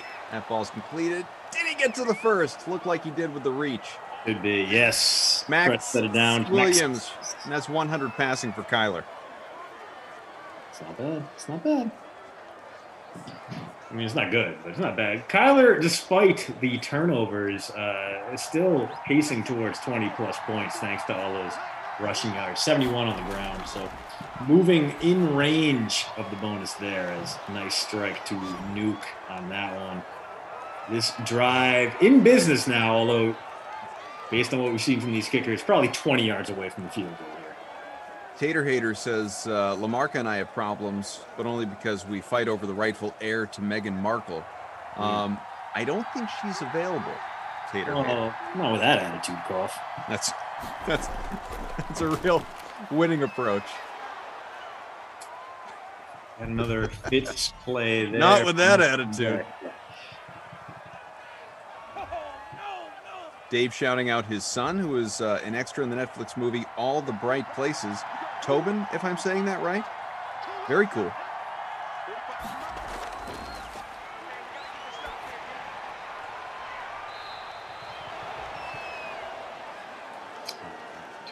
Must Be says, don't do that, Koff. Don't invite your family to leave. Being rude, my brother. Well, Must Be, here's my question, though.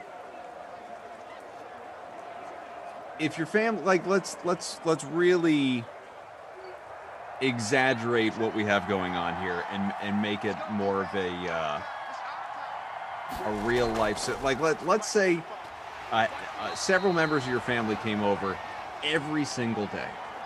Every single day. And you had that one cousin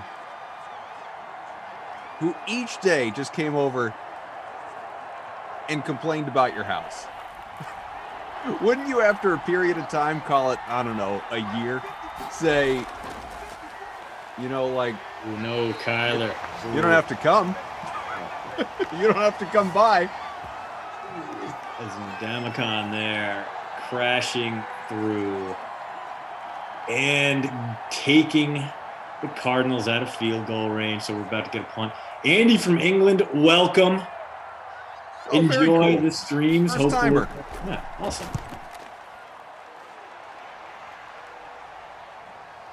How's that punt? Tater Hater. Just because there's a defense doesn't mean you can't score, Koff. 14-7.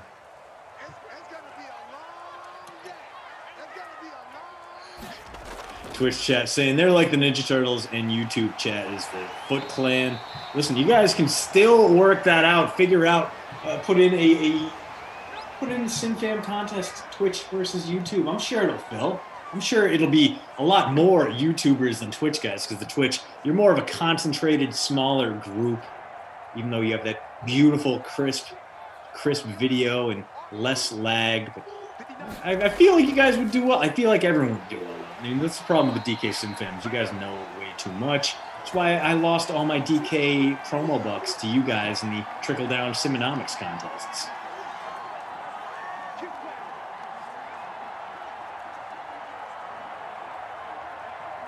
Looks like Drew sent out 20 or 30 invites, so we are we've added quite a few members to the DK SimFam Friends League. Great to have you on. We are only about 20 away from 1,700, so awesome. Very, very cool. Alex says he's in the basketball movie Breaking the Press. Go check it out. Good flick. I've not heard of it. Have you? Breaking the Press? No, neither have I. No, it's not familiar with it. Let's see what IMDb has to say about it. 2010 film. It's a contemporary retelling of the parable of the prodigal son in the world of Texas high school basketball, which is not an often explored realm of Texas high school sports, but okay. He did say it was a Christian movie, and Currently 4.6 out of 10 stars on IMDb on 108 ratings. So I think for me it depends on how much of a lesson I want to learn from my basketball movie. When the game divided them, faith brought them together. Drew says one of his college buddies was in the basketball movie Luck of the Irish when he was 13 or so they used to watch that movie a lot. I don't think I haven't seen that one either. Yeah, I've never been in any movies, but if you're watching old ICW wrestling out of Scotland, and you watch one of the old Dundee events, you can see me in the crowd rocking a sweater and my old school Pittsburgh Pirates hat. So that's about as close as I've come to fame in the taped realm, the taped medium. Glasher, are you going to have an IMDb page now? Oh, that's a good point. Set it up yourself. Can you do that? Yeah. Oh, I think so. I think there's got to be. There are a lot of IMDb. Is it like Wikipedia? I think there are a lot of IMDb pages out there when like if you ever like scrolling through the cast at the bottom, it's like the uncredited. Like clearly the people who were in those roles did that themselves. And like you click through to their page and it's like guy. Like just one guy just kind of throwing himself into a bunch of movies in the background. Like I think Glass should set up a Skip Perkins IMDb. I don't think they verify that. I can't imagine IMDb has an extensive vetting process. Or maybe it does. I don't know. Anyway, neither quarterback trending even close to the bonus. Neither quarterback trending toward 200 passing yards in this one. Mm-mm. On the ground, Kyler Murray stuck at 71, but might be rushing it a lot more. One big scramble from him would get him there. Lenny, 48 yards. Kenyon, 40 yards. And, well, that's about it. You got 2 for 11 for Larry Fitzgerald. 2 different carries for 38-year-old Larry Fitzgerald. I feel like that's a cruel joke that this environment is playing on him. But, hey, 14 points for him in the flex, so not a bad day. Oh, and, hey, have you heard of the post route? Because you want to know all about – sounds familiar. All about what Sam Darnold has in store in Charlotte, the newest Carolina Panthers quarterback. Well, we took a look at the spit there and what playing with Matt Rule will mean for him. Subscribe for free at postroute.substack.com. Very cool. OJ Howard number off. 2 for 10 and a touchdown. That's 9 points in the flex.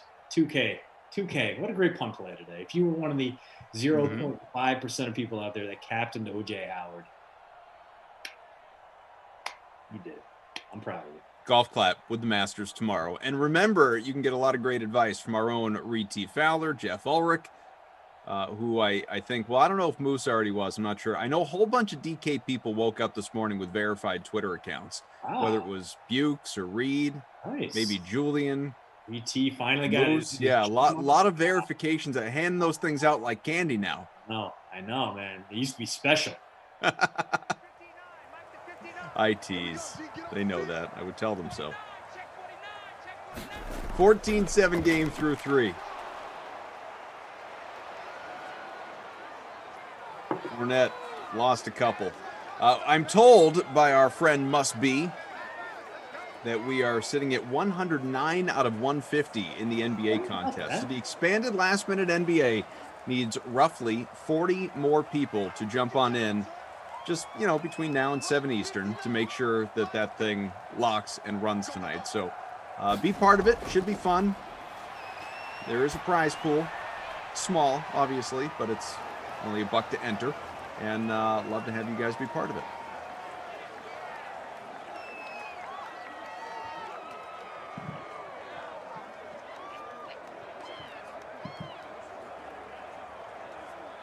What do you expect?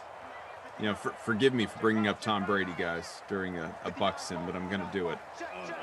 What do you expect Tom Brady to look like age 44 next year? Coming off of surgery. It's not a major surgery, but coming off of surgery. Traditional offseason, year 2 in the system with many of his teammates. They're basically running it back. I mean, the only guy not back right now is Antonio Brown. And I feel like that's inevitable. I don't know about you.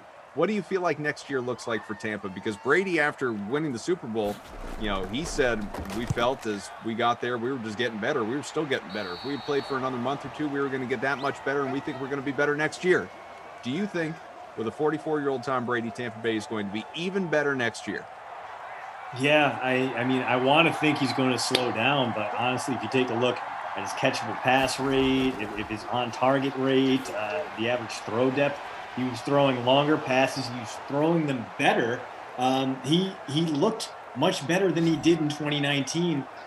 And part of that, yeah, he had a better supporting cast, but a big part of that was that Brady was just making the throws that other guys who are not even nearly as old as he is have struggled to make lately, including Ben Roethlisberger, Drew Brees. I mean, he's not aging like anyone else ever does because he doesn't play like anyone else ever does. It's wild to me. I can't bury him until I see a body. I need a receipt of death before I say, okay, this is the year Tom Brady suffers a downturn. I thought if it was going to happen, it would have been last year. I thought maybe the Buccaneers with a great slot wideout and Chris Godwin and the return of Gronk would default to a lot shorter passes and take kind of some of the strain off his shoulder. No, they didn't do that at all. They were like, you know what? Do you throw it long, throw it wide, hit Scotty Miller down the sideline for 40 yards. You know what? Just do Tom Brady things. And he's like, okay, sure, I can do that now. I'll do that until the heat death of the universe. So, no, I think it'll be more of the same next year. Something like 4,000 passing yards, 30 passing touchdowns, 35 passing touchdowns, 40 passing touchdowns. Sure, why not? He's going to remain pretty useful. He might have some bad interceptions. He might have a few lapses here and there, but ultimately he's going to be a playoff quarterback again. And while he might not be an MVP level guy, he's still going to be, an upper tier above average quarterback, even at age 44. There's the rushing bonus for Kyler Murray. Ding, ding. 100 on the nose with about 5 minutes to go in regulation. Moving the ball to the 21, 1st and 10 on the way. The Cards down by a score, trying to even this thing up.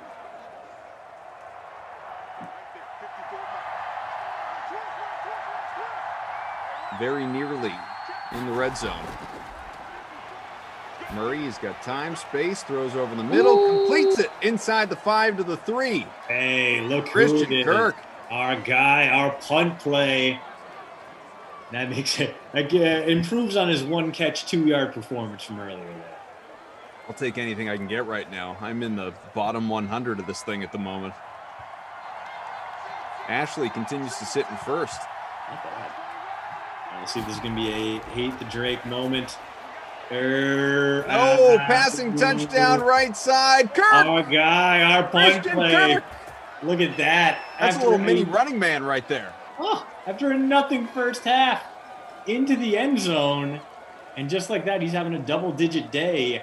And now we are staring down a tie ball game with 4 minutes to play. You can't count out touchdown Tom. You got to think the Buccaneers have something up their sleeve for this upcoming draft.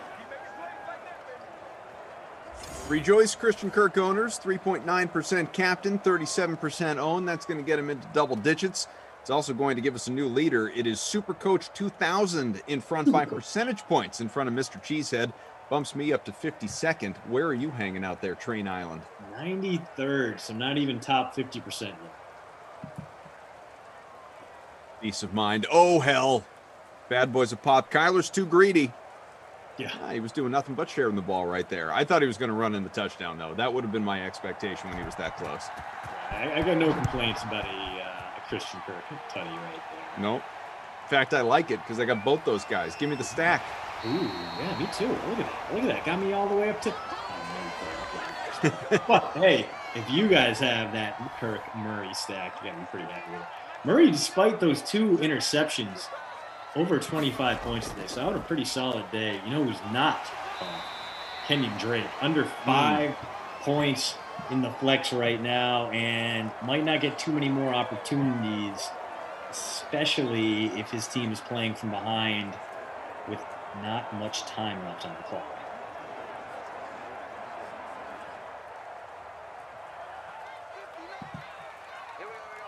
Second and 3 from the 35 coming.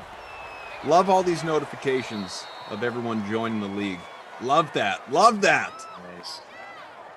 Chris Godwin throwing up a goose egg right now, notes producer Drew. Yeah, he's on the milk carton at the moment. Not a great place to be if you rostered Godwin. Yeah. I got him in my lineup. I got Scotty Miller in my lineup. Not feeling great about it. Actually, no, I have Mike Evans in my lineup. He has 4 catches. Better than Chris Godwin. Hey, do you remember because Chris talks about Tom Brady getting cloned 5 years ago or something like that? Obviously, he's just being joking around about the ageless Brady. But in all seriousness, in terms of Brady putting himself out there and doing the things that he does, here's a question: you remember? I don't know, 2, 3, 4 weeks back, however long ago it was. Time is a circle for me right now. I don't know what's going on, but time's a construct, buddy. He sent out the thing, he like tweeted out his quote unquote phone number, and said, call me, text me, leave me voicemails, whatever, I'll get back to you. Do we know if to this point, is that like just an in-season thing, or has Tom Brady responded to anybody so far? I feel like I would have seen that headline somewhere aggregated in the news cycle, and I haven't come across it. I think he did, and Glass should be the person to ask about this, because Glass definitely saved that number in his phone and texted Tom Brady. And I think he actually got a response, but it was like a massive reply all. It's like, told y'all it was really me, and that was it. But I'm not sure if there's more to that story. I feel like we gotta talk it out with Glass to figure it out. I have to look into that. Yeah. Drew says he thinks it was so it was definitely automated. I know that. I remember reading about it, but I think the whole thing was, you get the automated reply. And, you more or less are just giving your information so that you can get spammed by TB12 marketing stuff, I'm sure. But I think the whole point was, at some point in time, Brady is going to respond to some people. Yeah. I'm not reading that, Drew. I'm not doing it. You can't make me.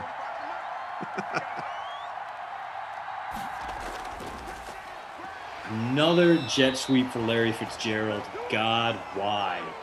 And now 3rd and 4 coming up. We'll see if the Cardinals get this one off before the 2-minute warning. But they are threatening to 3-and-out their way out of a potential comeback drive. I am not a fan.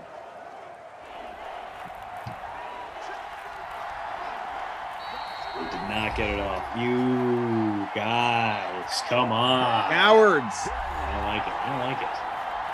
But hey, since we are at Raymond James Stadium, I would be remiss if we didn't mention that it is the host to 2 nights of WrestleMania this upcoming weekend with, it's not capacity crowds, but they're obviously letting, I think it's maybe half capacity in there. So first wrestling event with anything approaching a full complement in the background. Should be interesting to watch. Hopefully everyone stays safe and takes care of business there. I don't know if I'm going to be watching both. I'm a WrestleMania guy, but my network subscription lapsed, and now I got to sign up for Peacock, and I don't know if I'm going to take that extra step. This seems like it's too much effort for me.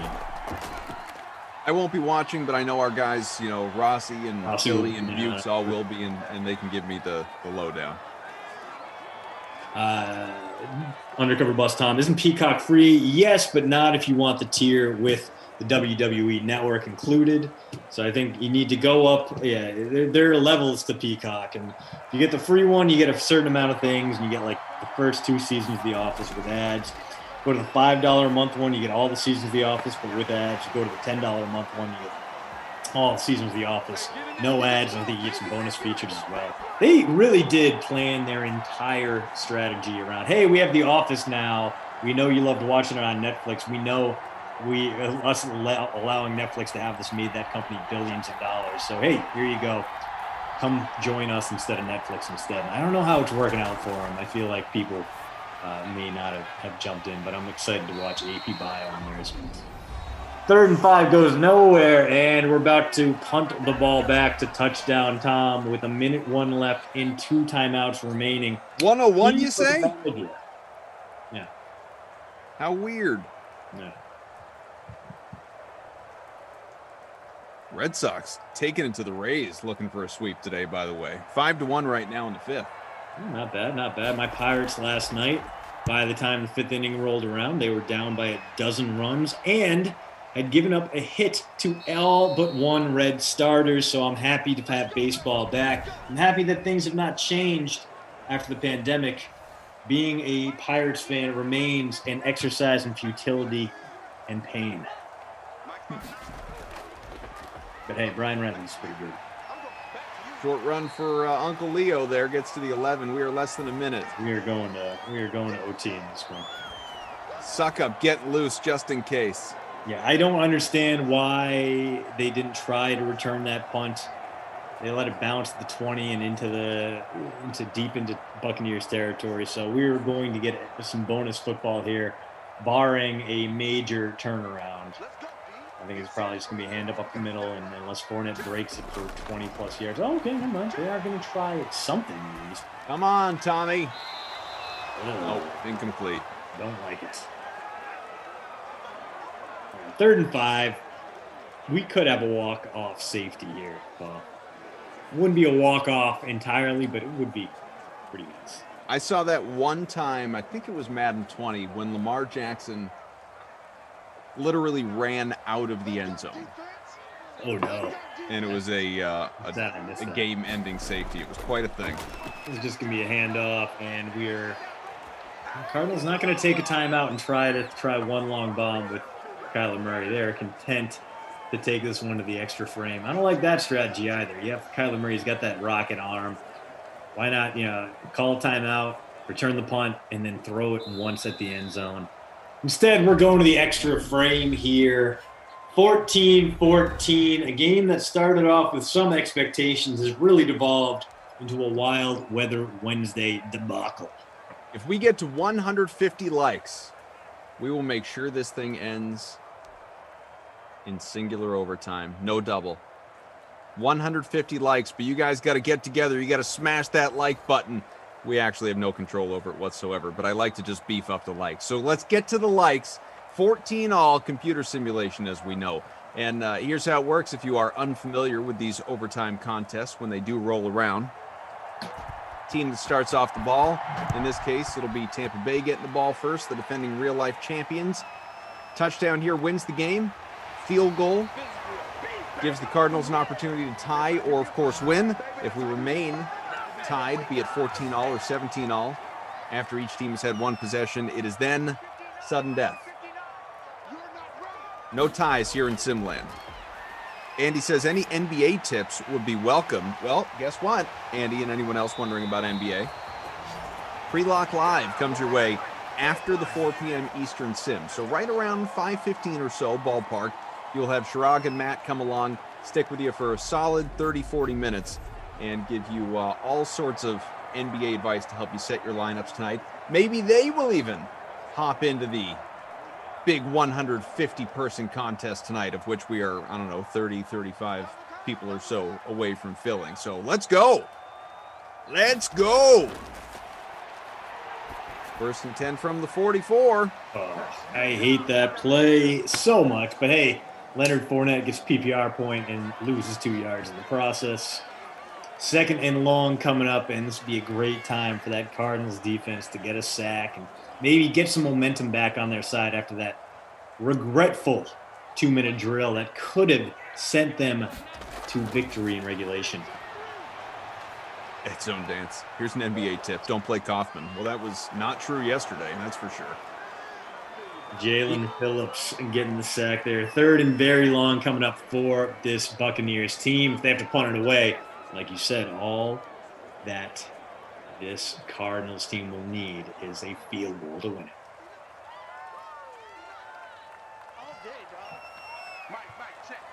Third and 23, as Christian said. From the 30, Brady. Time, space, surveys the landscape. No pressure whatsoever. Now there is. Come on, Tom. You didn't have a single guy downfield? 2 in a row for Phillips there as this Buccaneers team neared midfield and then promptly lost 26 yards on 3 straight negative plays. Are you kidding me? Gross. Ugh. Gross.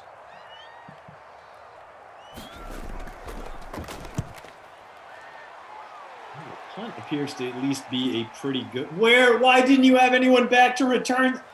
Oh, wow. All right, 82-yard punt there for the Buccaneers as a baffling decision. The Cardinals just like, yeah, whatever, let it roll. No, you could have picked that up.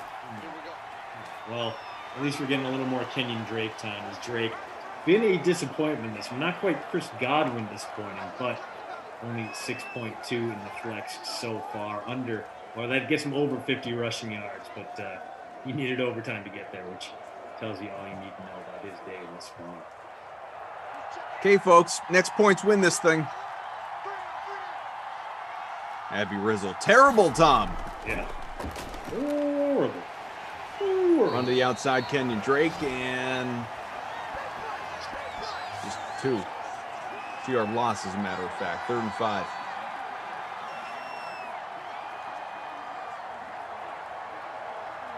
Congo Cab. Dumb move with Brady in my classic. Come on, Tom. Red Sox piling it on. Make it 8-1 in the 5th. You like to see. This is what you just, as long as they're not taking on those juggernaut Orioles, they're going to be fine. I mean, oh, wait. New series with Baltimore starts tomorrow. I take it back. Murray there picks up the first, keeps this drive alive, up to 117 on the ground so far. So again, costing his team 6 points with that pick six earlier, but been really the only, he and Larry Fitz, the only really reliable members of that offense right now. As Drake trying to prove us wrong by picking up 9 on first down there, but he basically needs to break one from here, Koff. He's even going to snip the bonus. 2nd and 1 from the 45. Again, time irrelevant here in OT. It's all about points now. DFS Queenie saying, I stacked Red Sox. Well, you're probably having a pretty good day in your lineup then. Oh. Drake. Inches.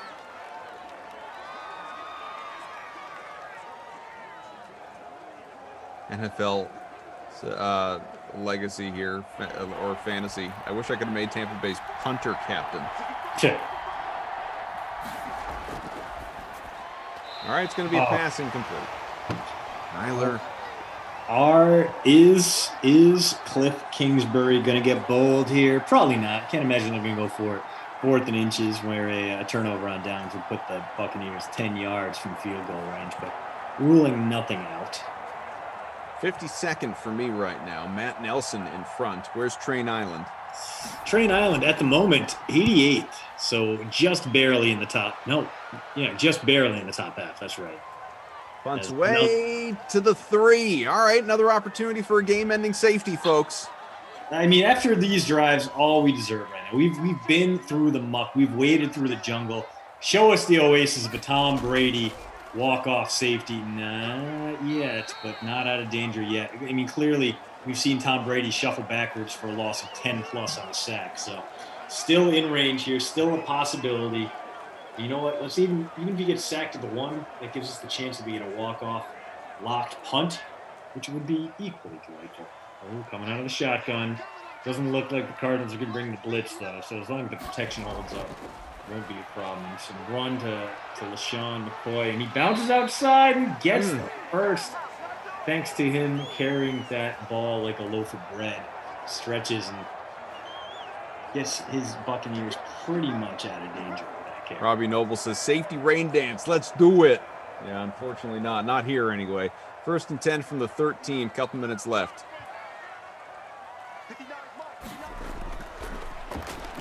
At least in the first overtime. Brady completes that one. Did he stay in? No.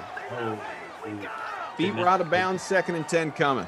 Could not toe tap his way to prosperity there.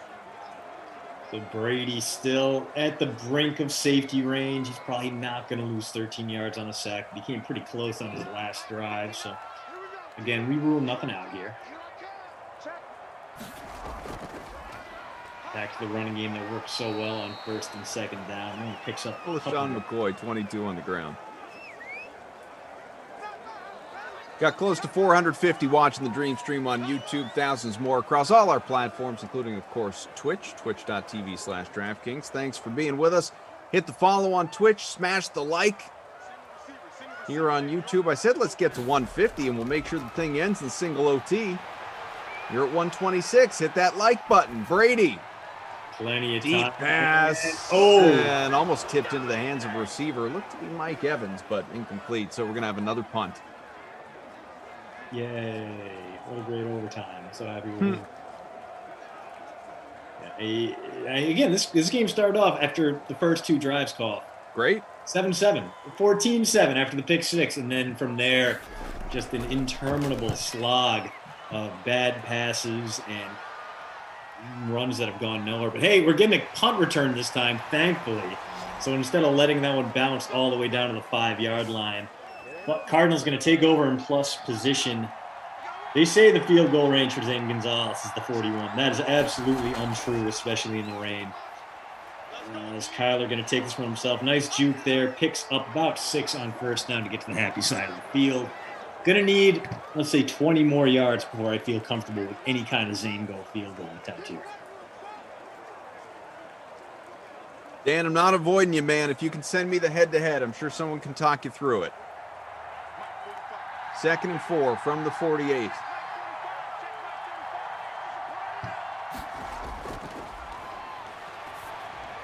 Kyler. Oof, okay. Please that. Good for a first. Back to Fitz and stopping the clock, which just means we're not going to get a timeout wasted here because the game doesn't realize that we're going until there's a winner. It thinks that overtime is the be-all, end-all, and games can end in ties. It does not realize that we're playing under Donovan McNabb rules. We just go until there's a winner.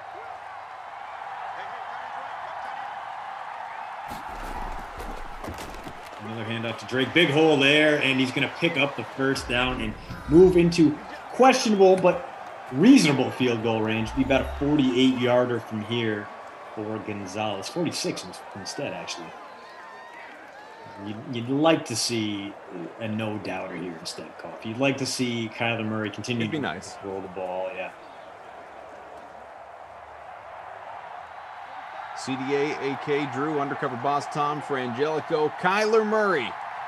1st and 10 from the 29. Basically in field goal range as things stand now, but a couple of additional yards wouldn't hurt. Not happening there. Right back to the line of scrimmage. 2nd and 10 coming.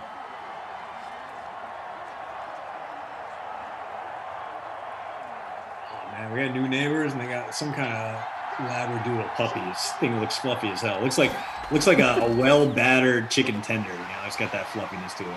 I'm you gonna walk over, introduce yourself, just see if you can pat the dog. Timeout. I have to. I have to go mask up and go outside. Actually, I got something to eat first. Like I got the low blood sugar. I'm getting cranky right now. That might just be the effect of this sim on me instead. That would be 43 from here. 17 seconds left. We might just see the field goal attempt. That's, in fact, what we are going to see. And there is the Bruce Arians ice the kicker timeout, which will make it a little tougher for Zane Gonzalez, who is not a super highly rated kicker, although he was a great college kicker at Arizona State. Trent says, man, I'm going to regret playing Drake over McKissick, sitting on top with only Skins defense left. All right. Here we go. 43 yards. Zane Gonzalez. For the win. That kick is up. Good. Just barely snuck over the crossbar. That was not a very convincing kick, but hey, it counts. 3 points for the Cardinals. They're going to escape Florida with a win. As we get man, oh man. That helps me, by the way, with Zane Gonzalez in my lineup. Oh, nice. I'll take that. I'll take that field goal. I might not even finish top 100 in our free roll, which is not ideal, but hey, we got ourselves a finish here. It was a very regular start to this one. Then Wild Weather Wednesday took over and ground things down to a halt. Only 10 total points over like the last 3 quarters and overtime pretty much. So neither quarterback broke 200 yards passing, although Kyler Murray had himself a pretty solid game despite the 2 interceptions, 28 points in the flex. And as much as I would like to give him the Krusty Koff MVP award in this one, no, that's going to have to go to our guy, Larry Fitzgerald, number 11, the old veteran, as we got a delivery coming to the door right now. I dropped it off and left. I don't have to go to get to it right now. The neighbor with the lab. Yeah. Fitz is going to be your Krusty Koff MVP in this one. He gave you something like 15 points in the flex, which for Larry Fitzgerald, borderline legendary. 5 for 39 through the air and a touchdown, 11 more on the ground. So, yeah, 16 points right there. Pretty solid. Yeah. Yeah, only 15% ownership. Like it. And then, of course, we're going to have to give the Babysitter Billy Not My Kid award to a man who doesn't even show up on the stat sheet. 0 targets, 0 catches, 0 yards. Chris Godwin, a very rich man in real life, a man who will never do that to you in real life. In fact, he would do anything for love, but he wouldn't do that. Chris Godwin, you are the Babysitter Billy, Not My Kid. Meatloaf here. Ma! Yeah. The meatloaf! God. I never know what she's doing back there. All right, so it'll be Larry Fitz on the Krusty Cough, as you said, the MVP, Babysitter Billy, Not My Kid award going to Chris Godwin, although honorable mention, I'm sure, to Kenyon Drake and his 9 points in the flex at 65% ownership, 17% the captain spot. Jerm Drake finished his day with 74 rushing yards and -4 receiving yards. Okay, so here's what you got coming up for the rest of your Dream Stream day. Let's see, what do we got here with all the good weather and everything involved? You have, thank you, Drew, Colts, Washington in the rain. Kenny Ducey, Jeff Ulrich will be with you in about 50 minutes here on the Dream Stream. Then NBA pre-lock after the next sim. Andy and anybody else wondering, it'll be Shirag and Matt coming along to help you build your lineups. Then 6 o'clock Eastern time, that is, of course, the happy hour sim. Lions Bengals in the wind with Tweak and Moose coming back at you. And then it'll be Brendan Glasheen and Tom Carroll together for the final two. Madden After Dark, prime time before that, 8 o'clock Steelers, Patriots in the snow. Then it'll be the Packers in the snow hosting the Saints. So a couple of good, fun matchups coming up 8 and 10 tonight for sure. Should be a lot of fun over the course of the rest of the stream day as well. Our thanks to producer Drew, undercover boss Tom, Frangelico, our guy in game ops, Christian and I both done for the day, both back tomorrow. I've got you for the first two with Rossi and Zach respectively. Christian will pop in for the 6 with Brandon Cristal. And that is what your Thursday looks like. So again, thanks to the crew. Thanks to all of you for hanging out, even you, Obi-Wan. And we will see you guys later. Enjoy the rest of the Dream Stream. Good luck tonight. Fill that NBA contest. Tell your friends. Ladies and gentlemen, welcome back to the No Laying Up preview show presented by the DraftKings Sportsbook. I'd like to, of course, welcome our first time. No, not first time. You're not the first time DraftKings guy? I've been the DraftKings. Okay, well, Solly is the new Max DraftKing. Congratulations to him. Thank you. Neil's here, fresh off of a pouch of misery. Well, last week's pouch of misery. So Schuster always pays his debts, just not always on time. This is the most Neil thing ever that the week after he picks an outright winner, he's still in the pouch of misery. Listen, the beluga, it breached, baby. Big splash. Everybody's on the beach watching. It was really cool. It was really, really cool yesterday. After the last couple weeks. Breach or beach? Yeah, the last couple weeks have been like, remember that video where they blow up the whales with dynamite after they breach? They don't know how to get them off the beach. All the people on the beach helped the beach whale get back into the ocean. And then he as a tip of the cap, he breached and everybody clapped. It was cool. You've been talking about momentum all day, and then I logged into our spreadsheet, and you're still down a lot, like 500 points or something. Right? Yeah, but you get back 230 points at once. That's huge. That's huge. You know, so we're not gonna get it back on one shot. Of course. Tron's here as well. Tron, how are you? I'm good. Hair's coming in great, man. Thanks, dude. Yeah. You know, as you know, it's a big goal of mine this year. DJ hit him with a strong Survivor vibes. Yeah, it looks like early season of Survivor. He found an idol on the beach while the beluga was out splashing around. He was finding idols. Yeah. So. But I will say I watched that Seaspiracy documentary the other night on Netflix. Neil, I'm hearing a lot about that. Neil might be one of the bad guys. What are you talking about? Yeah. The whales, I got fishing nets in my stomach and stuff. Like, what are you talking about? What did I do? I think we take this offline. I think that's enough whale talk for the Masters preview. DJ also here. It's a Jordan Spieth victory week. I mean, first of all, let's just acknowledge that. That's huge. I'm going to count it as 2 back-to-back winner weeks for me. I had Joel Damon, and then I had the season-long Jordan Spieth bet that I'm cashing this week as well. So did him winning? Just in case no one else mentions that. I'm lobbying our friends at DraftKings right now. Mathematically impossible. We've already agreed that it's like a 401k. If you want to take the money now, it's going to be taxed heavily. This is, of course, your season-long. Jordan will be inside the top 70. Yeah, which you should apologize. You bet him to be outside the top 100. Why did I do it? I said it when we made the picks. I did this for all of you guys, for all everyone of in us. Spieth Nation, and not one of you has thanked me for this. Solly gets dragged so we can live. Did you do it for Spieth, or did you do it to be thanked? You tell me. I'm not expecting to be thanked, but at this point I would have expected that you would have thought. You got of your that. crown on backwards. I can't. It's too big for my no, head. You got to put the jewel in the front. There we go. There it is. I do too much winning. Let's clear out let's clear out housekeeping stuff. Randy also in the pouch of misery. So let's take a look at your guys' paying your pouch of misery, and then we'll get into actual golf stuff 5 minutes into this video. In the pouch again this week. I've been really, really bad. I deserve everything that comes with this. I think I've won one bet in like the last 5 or 6 weeks.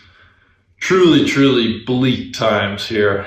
Don't know what's going to change it. Don't really have any answers, but just need to be accepting of my punishment, which today is to shotgun a Red Bull with my strapped associate, Mr. Schuster. All I could find was this 12-ounce peach nectarine Red Bull. This thing's a monster. I think it's going to keep me up till next week, I'm afraid. It's got 38 grams of added sugar, which is sick. Yeah, so anyway, here we go.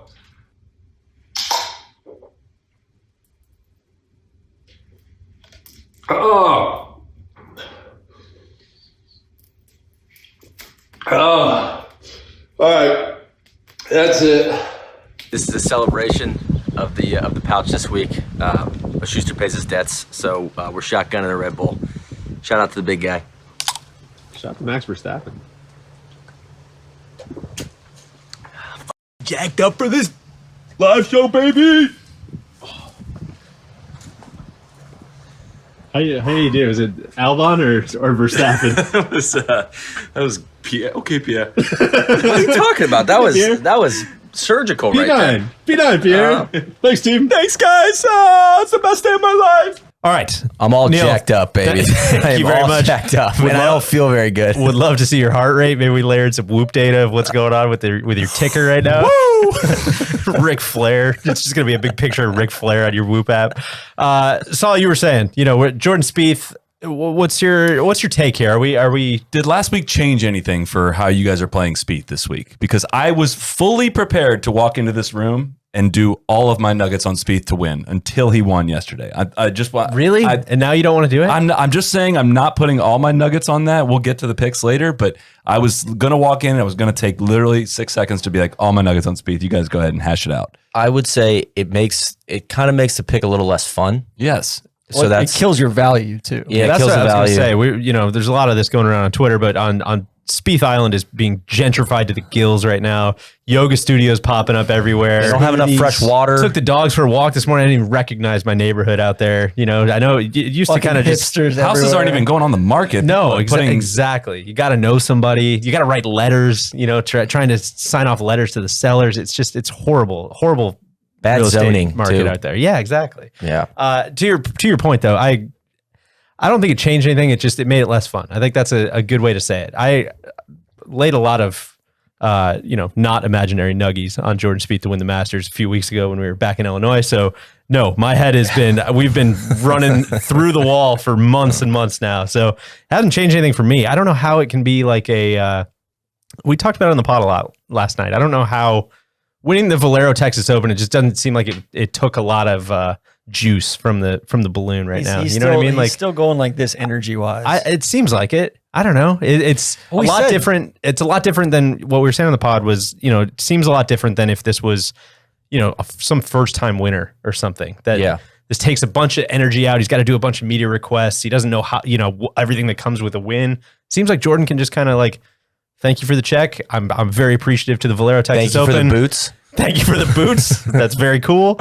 I will now be on my way. Nobody call me or talk to me. Yeah. We went back and talked about 2015. He won the John Deere, then he went over to St. Andrews and finished one shot out of a playoff. It did feel and nothing that he did at Valero felt like smoke and mirrors in any way. In fact, it was, he had all these really good finishes leading up, in many events coming up to this past week, and hadn't finished it off. But the big question mark was the driver. And the driver had not been there. He was carrying his own dead body behind him on his back with the driver because he couldn't get him play off the tee. And he was still hitting miraculous shots and putting his ass off. Now the driver is like pretty reliable little cut shot. And he spoke about, how he's had that right miss and, he kind of actually hit a couple tee shots there. I forget which hole he was referencing about hugging the left side, a shot he just didn't have as of a couple months ago. So I don't know. It's hard not to get really, really, really amped up about his chances. Especially at a golf course where even if the driver does go off the rails a little bit, it's kind of like the best golf course you could possibly be at, right? It's the least punishing for the big wayward drives. Now, there's more of a prereq with driver now at Augusta than there has been, maybe 15 or so years ago. So why is that? Well, I mean, just like it's narrowed, like with how much length they've added to it and narrowing it and planting trees, you can't, you can still get yourself in some ass spots. You can ask Bryson about that from last year. But also I think there's gonna be less, at least, I mean, it's all dependent upon the weather forecast, right? But the rough's not penal. No. Second cut. Come on. Yeah, man. I'm sorry. I apologize, Mr. Ridley. And to Billy Payne. Yeah. We hope Tron can regain the public's trust. The public's trust. Yeah. No, but I think, like a hole that strikes me as one that matters on is say 11 or 7 or 17. One of the holes like that. And even then it's like he's hitting his iron so freaking well that, I have no doubt that like that's not going to be even an issue for him, even if he's in the rough. Playing fast is so good for him because he's not going to feel the need to, fly balls a long way. He is much better when he's able to hit like running drives and tee shots that he feels like he can get in play, get running and hit short irons into greens. It's going to play very well for him, I think. Adverse saying, somebody like Bryson has a huge advantage. If it's soft and it's playing slow and it's all a carry game, that's a very different game. Indeed. Is anybody gonna be a weather forecast guy? Anybody know what's going on? I've been peeking at it. You've been peeking a little bit. There's no rhyme or reason. It's 40%. It's just Georgia in the spring. Yeah. 40%, 50% chance of rain. Don't like the weather? just wait 5 minutes, All right. Listen, we've talked about Spieth plenty. There's gonna be plenty of Spieth talk throughout the week, I'm sure. I want to talk about Rahm's newfound perspective. Of course, congratulations to John Rahm and his wife Kelly, I believe, welcoming a new child. That's worth mentioning. That was the whole. There was a lot of comments on like, listen, I straight up will leave the Masters. I don't care. I'm telling you guys right now, if the baby comes, then I will be out. So we don't have to worry about that. Rahm will be there in pretty good form. It seems like a complete bomb threat. Yeah, played well last year. It's not really a question. Yeah. I don't know what. Rahm and Brooks were question marks heading into this week, and now we're kind of scrambling a little bit to know definitively that both of them are playing. Brooks's phone works. We know that. Yeah, he's tweeting just vociferously. I took that personally.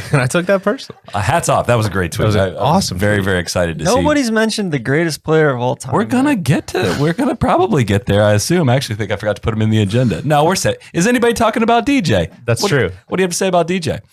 He's coming in, keeping a low profile. And, is that a good thing? Hadn't done much since what was it, last T11 at the Tournament of Champions? I think best finish of the year. 2 withdrawals in that time period too. Yeah, kind of weird. Yeah, I'm not loving it, but going back, does DJ have to do anything leading in? No, he can do whatever he wants. He also won the bone saw, which you need to recognize. That's true. That was after Kapalua. I'm sorry. That's right. Please that's apologize to. But maybe like you said about Bryson, the conditties don't set up quite as well for DJ if it's firm. I would disagree there. I mean, it just seemed it's such a crapshoot. As big, like he still can play extremely well there, but like it fits his game better to hit that high, long, big carry fade when it's comparatively to the rest of the field when it's super soft. But speaking of a guy who hits it, high and long, any thoughts on Rory?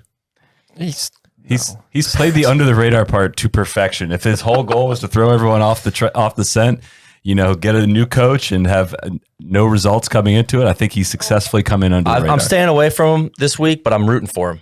Well, I'm quarantining against Rory. Like we're trying to stop this strain of Rory. It sounds like you broke up with him. Yeah. A little bit. I made a bad choice to think like, he's gonna silence the haters at the players, and that was a bad call. That was a bad call. So yeah, I just want to give him some time, and God, hopefully he wins. I'm staying away from Rory on this. It'll be a great piece to replay. It's true. I mean, I am too. Can we get you looking at the camera and just say, I am fading Rory this week? No, I'm not. That's the thing. I'm not fading him. You're the one telling me downstairs you're going to bet him plus 400 to miss the cut. I said it was attractive for sure. I did not have financial relations. Yeah, I glanced at it. I glanced at plus 400 to miss the cut. I glanced at it for sure. I'm not rooting against him, but I'm just going to let him, we're just going to be friends this week. I think there's a definitive, you got DJ at plus 950. You've got Bryson at plus 1150, Jordan at plus 1150, Rahm at plus 1250, JT at plus 1250. That's like tier 1, right? That or the field is a real question. Yeah, and then Rory's plus 1900, Cantlay plus 2050, and then that's kind of its own tier, and then Xander's the next closest at plus 2600. So I think for me, I would, if you're looking at somebody that hits it high and far, I'm looking at JT instead, because I think JT is underperformed at Augusta thus far, and definitely he is. I'm looking at him next as which I don't know. Need to win here. I don't know what that is. If that's been his putting, or I would have to probably dive into the stats a little bit. You got any read on JT? What coming in? Any prognosis thoughts for his week? I feel like about 4 times I've convinced myself that everything should line up perfectly for him. Feels like Rory, Masters, right? It does. Yeah, and he just hasn't had the results, really stick.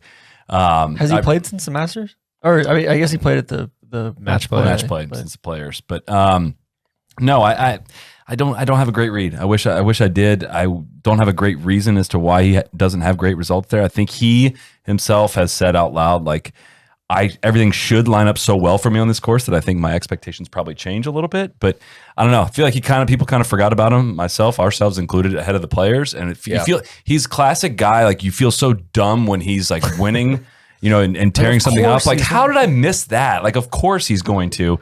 I don't know. He's a dude that every time with picks, I've never timed it up right. I think going back to last year, both of us, and this was pre all the drama with him this year, but both of us said, hey, we expect him to kind of take a leap and take a next step. And I'm still with that. I think I could not have been more impressed with his win at Sawgrass. Real quick on Rory, if I may. Since 2012, these are the longest odds he's ever had heading into a Masters. In 2012, he was plus 600, 2013 plus 1,000, 14 plus 1,000, 15 plus 650, 16 plus 800, 17 plus 700, 18 plus 1,000, 19 plus 800, 2020 plus 1,200. And now he's plus 1,900. That's interesting. Because he can't hit his wedges. It's really interesting, just specifically to Augusta, that's kind of the only golf course, and obviously it's because it's the only major where you play it every year, but it's interesting how hyper analytical you get about the golf course, and that exact thing of that gets into people's heads of oh my God, this place should fit you so well. This should fit you so well. Imagine how many people are saying that to Rory constantly. Or JT. Yeah. It's just, oh man, just wait, pro. Wait till next week. Augusta, God, that fits you so well. How does that not creep into the back of your head? This is anecdotal, but I feel like JT's gotten off some bad starts.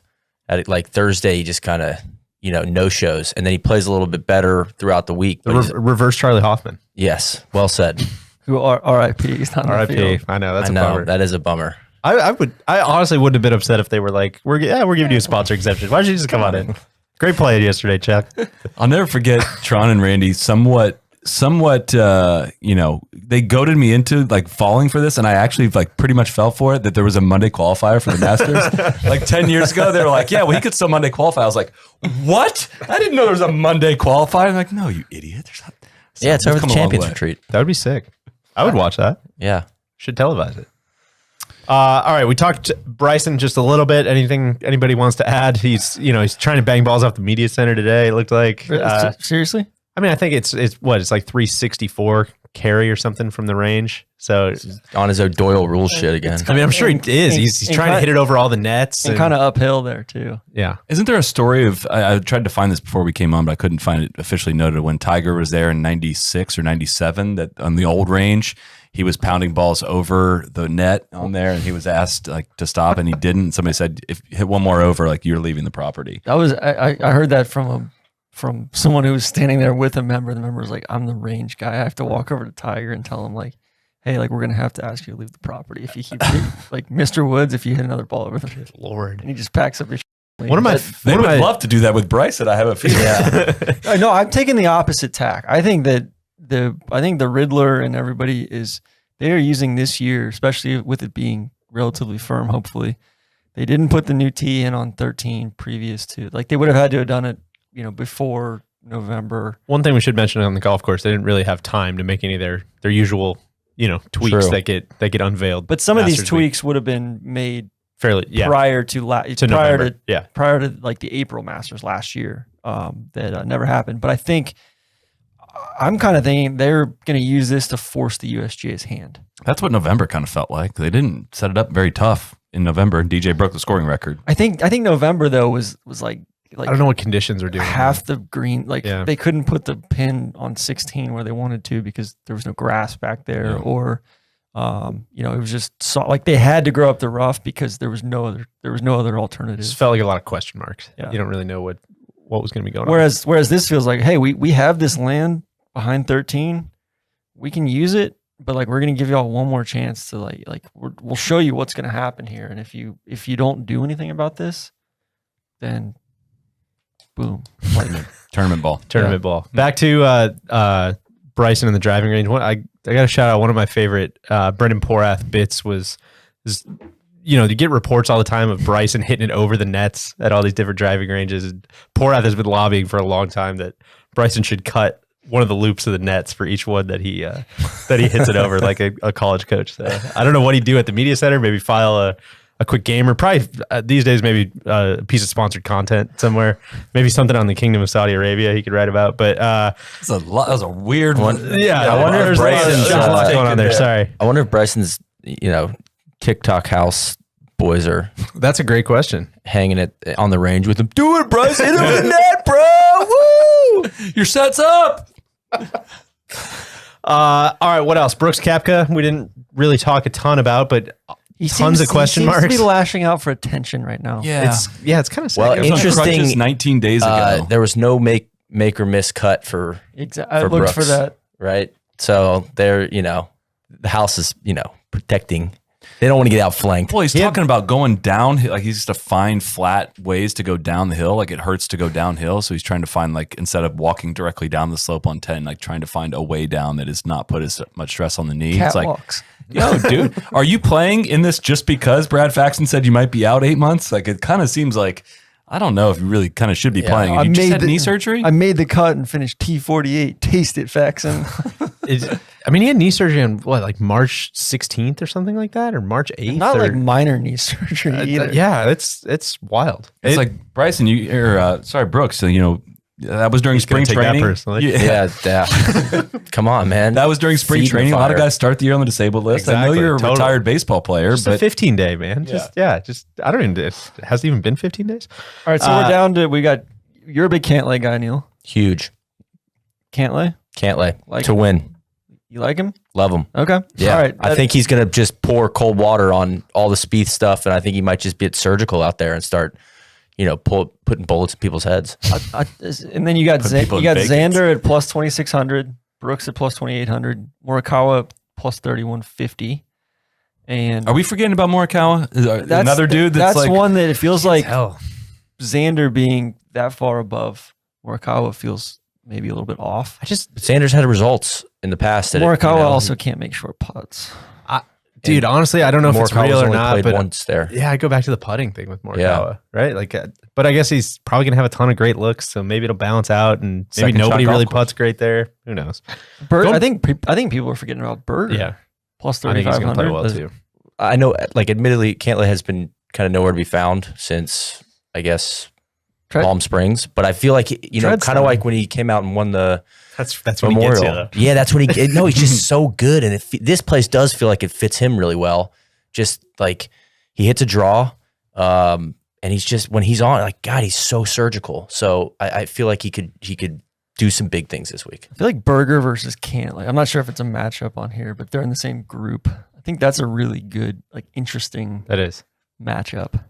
And then Casey, Finau, Hovland, Reed, Webb, Cam Smith, all at plus 3,500. I think I could be wrong. I got to look it up, but I think Data Golf had Finau as their second biggest, like, course adjustment guy. Like It should be a great course for him. Like the guy who, second best, like this record's course great. fits this guy the best. Yeah. He's not playing great. I feel like he went so freaking hard there in the early part of the winter and had so many close calls, and then kind of coming in playing a little light. Let's get it. He's been spending too much time this is it. Let's podcasting. get it, man. This is, according to Data Golf, the adjustment for the golf course this week. So guys who gain the most strokes because of the golf course. Bryson, Finau, Dustin, Spieth. And then we get to Jimmy Walker, which might be It's the last year of his existence. Might be a data outlier, but then It's Rory. the last year of Jimmy Walker's existence. Rory, Brooks, JT. So it feels like horses only, which I think is another kind of talking point about this week is, I know we can talk long shots and we can talk about all those things, but it's going to be a Clydesdale. I'd be that lying wins. if I didn't consider just picking the top 5 favorite guys Seriously, to yeah. win. You know what? Let's just do that. At some point, I may do that, but I didn't do it this week. And going back to Brooks real quick, if he does somehow play well, I mean, of course it's not the same thing, but it's going to have whiffs of Torrey Pines a little bit. It could be a fun, like if he's limping all over the place, just like sign me up. I would watch. And don't get me wrong, I'm glad he's trying to play. That's good. It's good for us. Good content. So we'll keep you posted. Solid question I've got for you. Why does Webb not play well here or play? He was hitting a lot of shanks for a while. He was T10. I looked it up, TC. He was T10 last year. But now his results haven't been really, I mean, this course demands distance more than a normal PGA Tour course does. But also considered a second shot golf course, right? It is. I do wonder how much of that is, just lore. And a little bit. I mean, in the late 90s, it was 100% a second shot golf course because you could almost hit it anywhere off the tee. But now it's like, it's a prereq to be able to hit driver in, this amount of distance at minimum and straight. And that's not Webb's greatest strength. Seemed to help Bubba for a while. Yeah. And the fact that this course looks very appealing to left-handers compared to right-handers. I'm excited to. They should have given you a sponsor exemption for your bravery this year. The worst thing Augusta's ever done is take down the video that somebody posted online of Bubba winning the Masters, but they inverted it. So it's Bubba right-handed and it shows you Augusta, how it would look, if it played that way for a right-hander, and it was it's mind-blowing. Very it's so triggering. Let's do a couple picks. Let's start with everybody's favorite, who will not win. Of course, renamed the DJ and Solly Memorial. The DJ Award. Solly and Solly now. DJ Solly and Solly. Are there other parameters? Like, you're just going to get overcomplicate this. This is just who will not win. From the horses. Come on. Yeah. Solly, I think it's only right that you start. Everybody's gonna pick a Rory, right? No, well, that's I think Rory should not be. Yeah, and that count, Rory counts, I would say, but I'm going to pick That's wrong. what I'm saying. I'm going to pick wrong. Okay. The perspective is not there, which I don't think it'll bother him because he's got all this new perspective. Yeah, that's very fair. But yeah, You just think he's distracted? Yeah, too much Fair going enough. on. Having a newborn is it's not good for your golf game. Neil, Morikawa. I think we said it with the putting, and it's only his second round at Augusta. I just don't think he has enough experience out there on the greens. I think, the strokes gained approach is like the stat du jour for the Masters. I saw, Kyle Porter had an awesome tweet about how that's the stat. And it's just, I think you got to combine it with somebody who knows the greens really well. So I don't think Morikawa's going to win. Plus 3150. Do we call for a second name on that list? Is that a little stretch? Well, the reason I say that is because everybody's been like, he's my guy. I mean, I can make another pick if you want me to. let me say two things. I thought that was a thoughtful pick. It is, but whoever you're about to say is definitely going to win. So I want you to pick a second name. I would say two things in Neil's defense. One, Morikawa is the defending PGA champion. It's like the fourth ranked player in the world. Two, it's been a tough year for Neil. And you went on for like 5. You went on for 5 minutes after the workday, blah blah blah, at the concession golf club about how he's got to be a favorite for the Masters. For the players, I said second shot, like a. He's also the fourth ranked player in the world. That's not. I think it's totally fair. I think it's totally fair. Tron, who will not win? I'm going to say Bryson because I want to root against him all week. 'Cause he's the worst.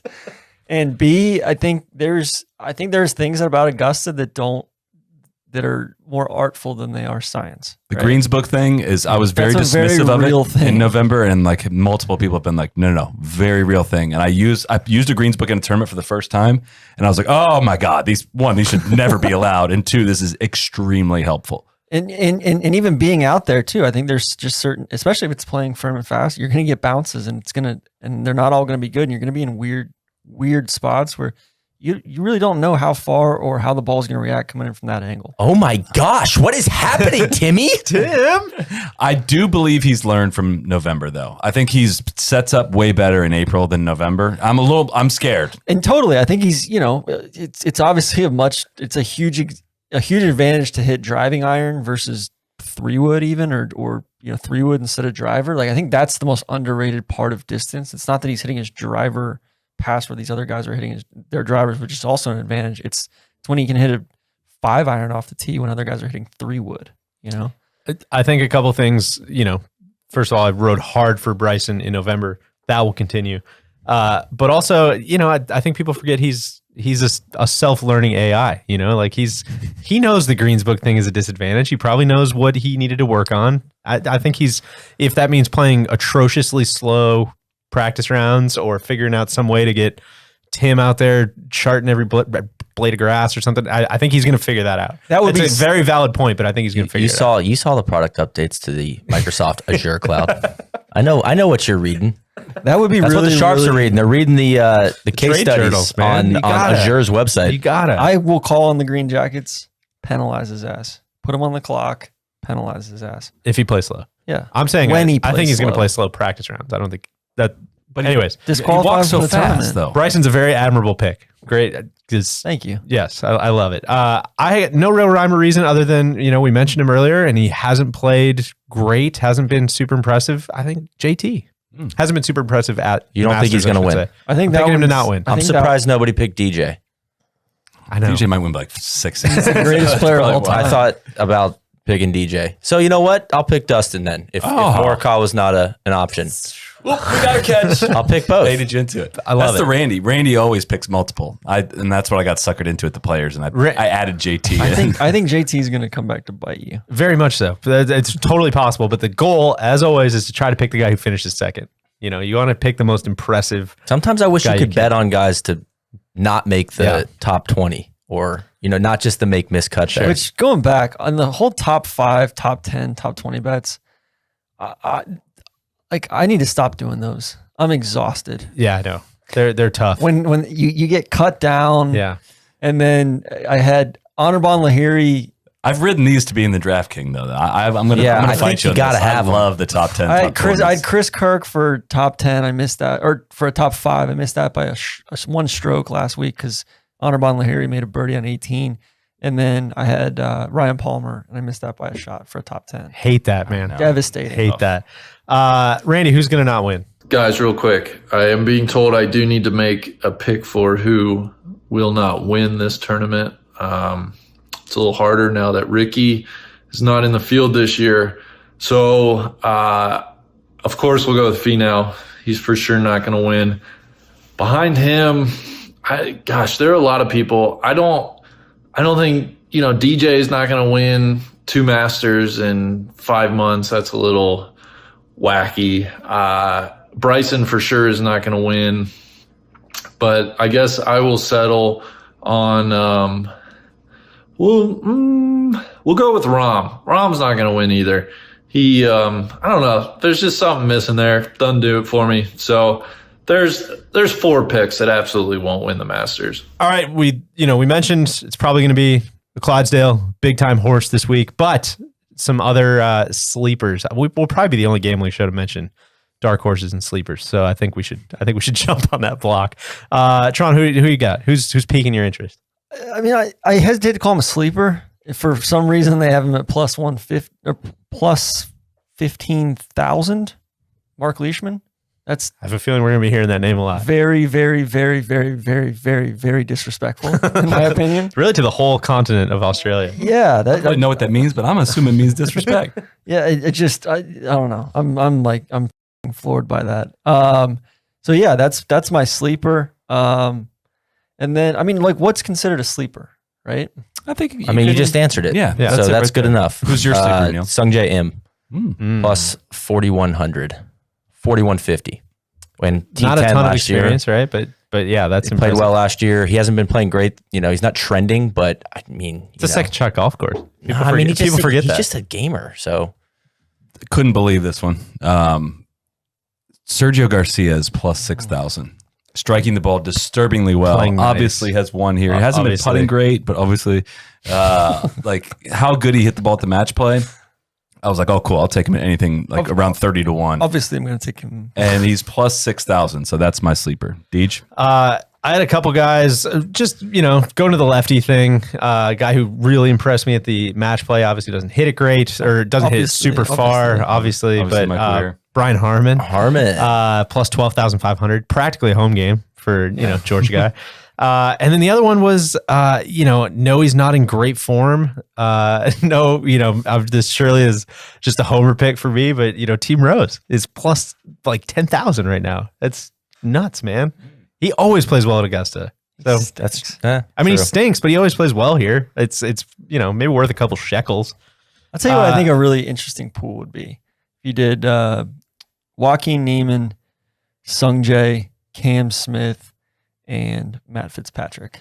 Just the ball striking Jessies. Ball striking Jessies, but all young and don't have. Which apparently in the UK, that is like an offensive term. Really? Yeah. I would like to take this opportunity to apologize to the UK. All right, let's kick it off by looking at Randy's pick, should we? Let's see what the big guys got in store for us on that mile high air out there. Randy, who are you going with? All right, guys, I'm back from my my shotgunning. I don't feel too good. I'm buzzing. Big week, Masters week, the start of spring. Looking forward to the telecast. Like I said, my picks have been ice cold. I don't know where to go. I'm just going to throw some darts at the wall this week. So let's just get right into them. First play, parlay. I'm taking 2 individual matchups. The first, Justin Thomas over Bryson DeChambeau. I love JT's form. Obviously won the Players. I think he's just a little bit under the radar. Bryson, obviously, heavy spotlight on him this week. Give me JT. I'm going to parlay that with Adam Scott over Corey Connors. Scotty, past champion, just knows his way around Augusta. Expecting big things from them. That is plus 265. I'm putting 30 nuggies on there. Okay, so I need those 2 guys to play well. Get me off to a good start this week. My 4 other plays, I'm going to ride the JT wagon. I'm going to take him as one of the top 4 Americans. All right, that's plus 200. I'm putting 30 nuggies on it. Next play, I think this guy is undervalued. Of course, he's dead. That has something to do with it. But if I don't know when you're going to get Rory McIlroy at plus 1,900 to win the Masters ever again. He's about the 10th or 12th favorite here. So give me Rory to win. 20 nuggies on that. Maybe a bolt from the blue this week. New swing coach. We'll see. Of course, my heart always with Mickelson at Augusta. So I'm going to take him as the top lefty. Okay, he's got to take down Bubba and Brian Harmon, Big Shot Bob from Scotland. Maybe another guy. So top lefty, Mickelson, plus 335. I'm only putting 10 nuggies on it. All right, I see a boom or bust week from Mickelson per usual. And then my last play, guys, the funnel pins are going to be out in force this week. Give me 2 or more hole-in-ones on the week. That's plus 188. I'm putting 10 nuggies on that. We're going to be rooting for lots of those cuts to 16 on Sunday. This just a moment ago. So those are the plays. I've been really, really, really bad. So honestly, I just want like one of them to hit. All right. See you next week. All right. It's time to make picks. Randy, thank you for that. Neil, you know what, man? You're coming off a victory. Whoever goes first looks like the trendsetter. So we'll give you the floor is yours. Okay, thank you very much, Mr. Pie. I'm going to start it off with a parlay this week, matchup parlay. Hell yeah! There were so many bets on, and important to note, we're doing 200 nuggies this week. That's right. Oh, sure, I should have mentioned that. This is major. It's a major. So the parlay is going to be Matt Wallace over Ian Poulter. Mike Wallace? Minus 120. Patrick Cantlay over Rory, -120. Max Homa over Matthew Wolf, -143. And Corey Connors over Adam Scott, -120. 20 nuggies on that, plus 959. So we like those. I like the way all those guys are playing. And then moving on to my final 4 bets, Matt Wallace to finish as one of the top 3 English players, 40 nuggets, plus 220. Mike Weir will make the cut, plus 200. 40 nuggies on that. Sungjae Im. Has he been playing kind of nice? Yes, nice and he made the cut last year. That's a cheeky play. That is a nice play. Sungjae Im, top 10, plus 400. 60 nuggies on that. And Patrick Cantlay, top 10, plus 200 nuggies. Plus 200, 40 nuggies. You notice I did not pick a winner. Not falling in love with winners this week. We're staying out of the pouch. We'll see about that last part. There you have it. There you have it. Augusta. Sensible picks from the Beluga this week. Tron, DJ, I'm throwing it to you. Really? Yeah, you're deferring to the second half. I love that. Thank you. Neil, also starting with a matchups parlay, just 3 matchups. Also had Max over Wolf. I really like that one. Bryson over JT. I mentioned that. I'm sure that's going to come back to bite me, but I don't care. And then, Sophie's choice for TC, I know, but Jordan Spieth over Scotty Scheffler. That all nets out to plus 441. I'm putting 40 nuggies on that one. Getting into some props. Bryson to make an eagle in round 1. I know about those. That's low hanging fruit. What were the odds on that? That is plus 400. I was actually looking up the Really? stats on Eagles, like who has some. I might change my pick. They set it up kind of tough early, though. Yeah, I know it. So it is a round 1 play. So we'll see. But 20 nuggets there. Tron, I'm going to set the table for you. A little amuse bouche for the people.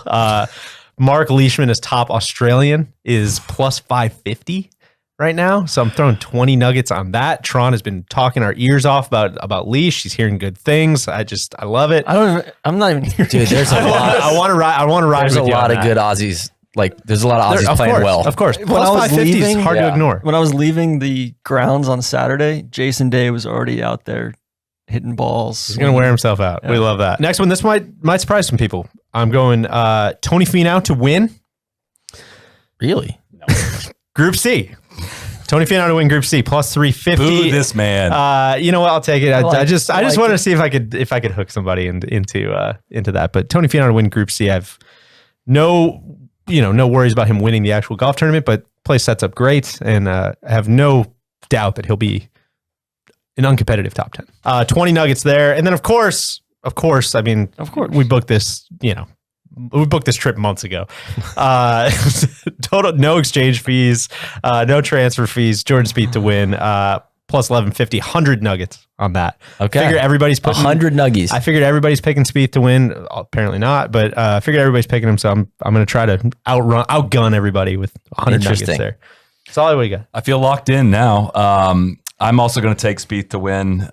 Just 25 nuggets at plus 1150. I kind of feel. Yeah, I know. I feel weak just saying that out loud. Also 25 nuggets on him at, 50 nuggets on him at plus 125 to top 10. He's going to be in the top 10. We know that. Listen, I'm putting my money where my mouth is at with Sergio Garcia, though. 20 nuggets on him to win at plus 6,000. As I look at this, I regret some of the totals I put in there, but listen, we're already this far into it. Also, Sergio to top 10, 30 nuggets on that at plus 450. That's my favorite bet of all of them. That one at plus 450. Finally, DJ is going to beat Bryson overall. Straight up matchup, 75 nuggets on that one at minus 114. That's it. That's my picks. Love it. Sergio and Spieth. 2 guys that never break your heart. That kind of feels like a pouch dodger to me, but I'll allow it. Pouch dodger. You can't call me a pouch dodger when I'm wearing the hat. I'm beating all of you. I think we can absolutely call you a pouch dodger. Yeah, what does that mean? Because there's no. There's some no new low end. stuff in the pouch. There is some new stuff in the pouch. Minus 114 it's a pouch dodger. Yes. It's not a pouch dodger at all. I put 75 nuggets on. I'm trying to win. Let's just call I'm it here what to it win. is. You guys are here to play for the pouch. I don't even think Solly, about the pouch. I'm with Minus you. odds is tough. You guys keep talking about the pouch. I'll keep wearing the hat. It's totally legal. It's totally legal. If we don't like it, we should close the loopholes, but it's a pouch dodger. Tron, on to you. A lot of different ways we can go with this. As always, we're gonna get it. Many people have been asking me, "You doing a Heinz this week? You doing a Super Heinz? You doing a Yankee?" All the people.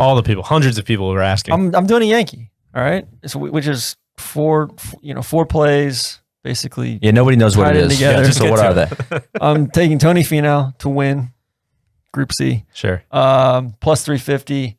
Lee Westwood, plus 350. Very interesting Group E.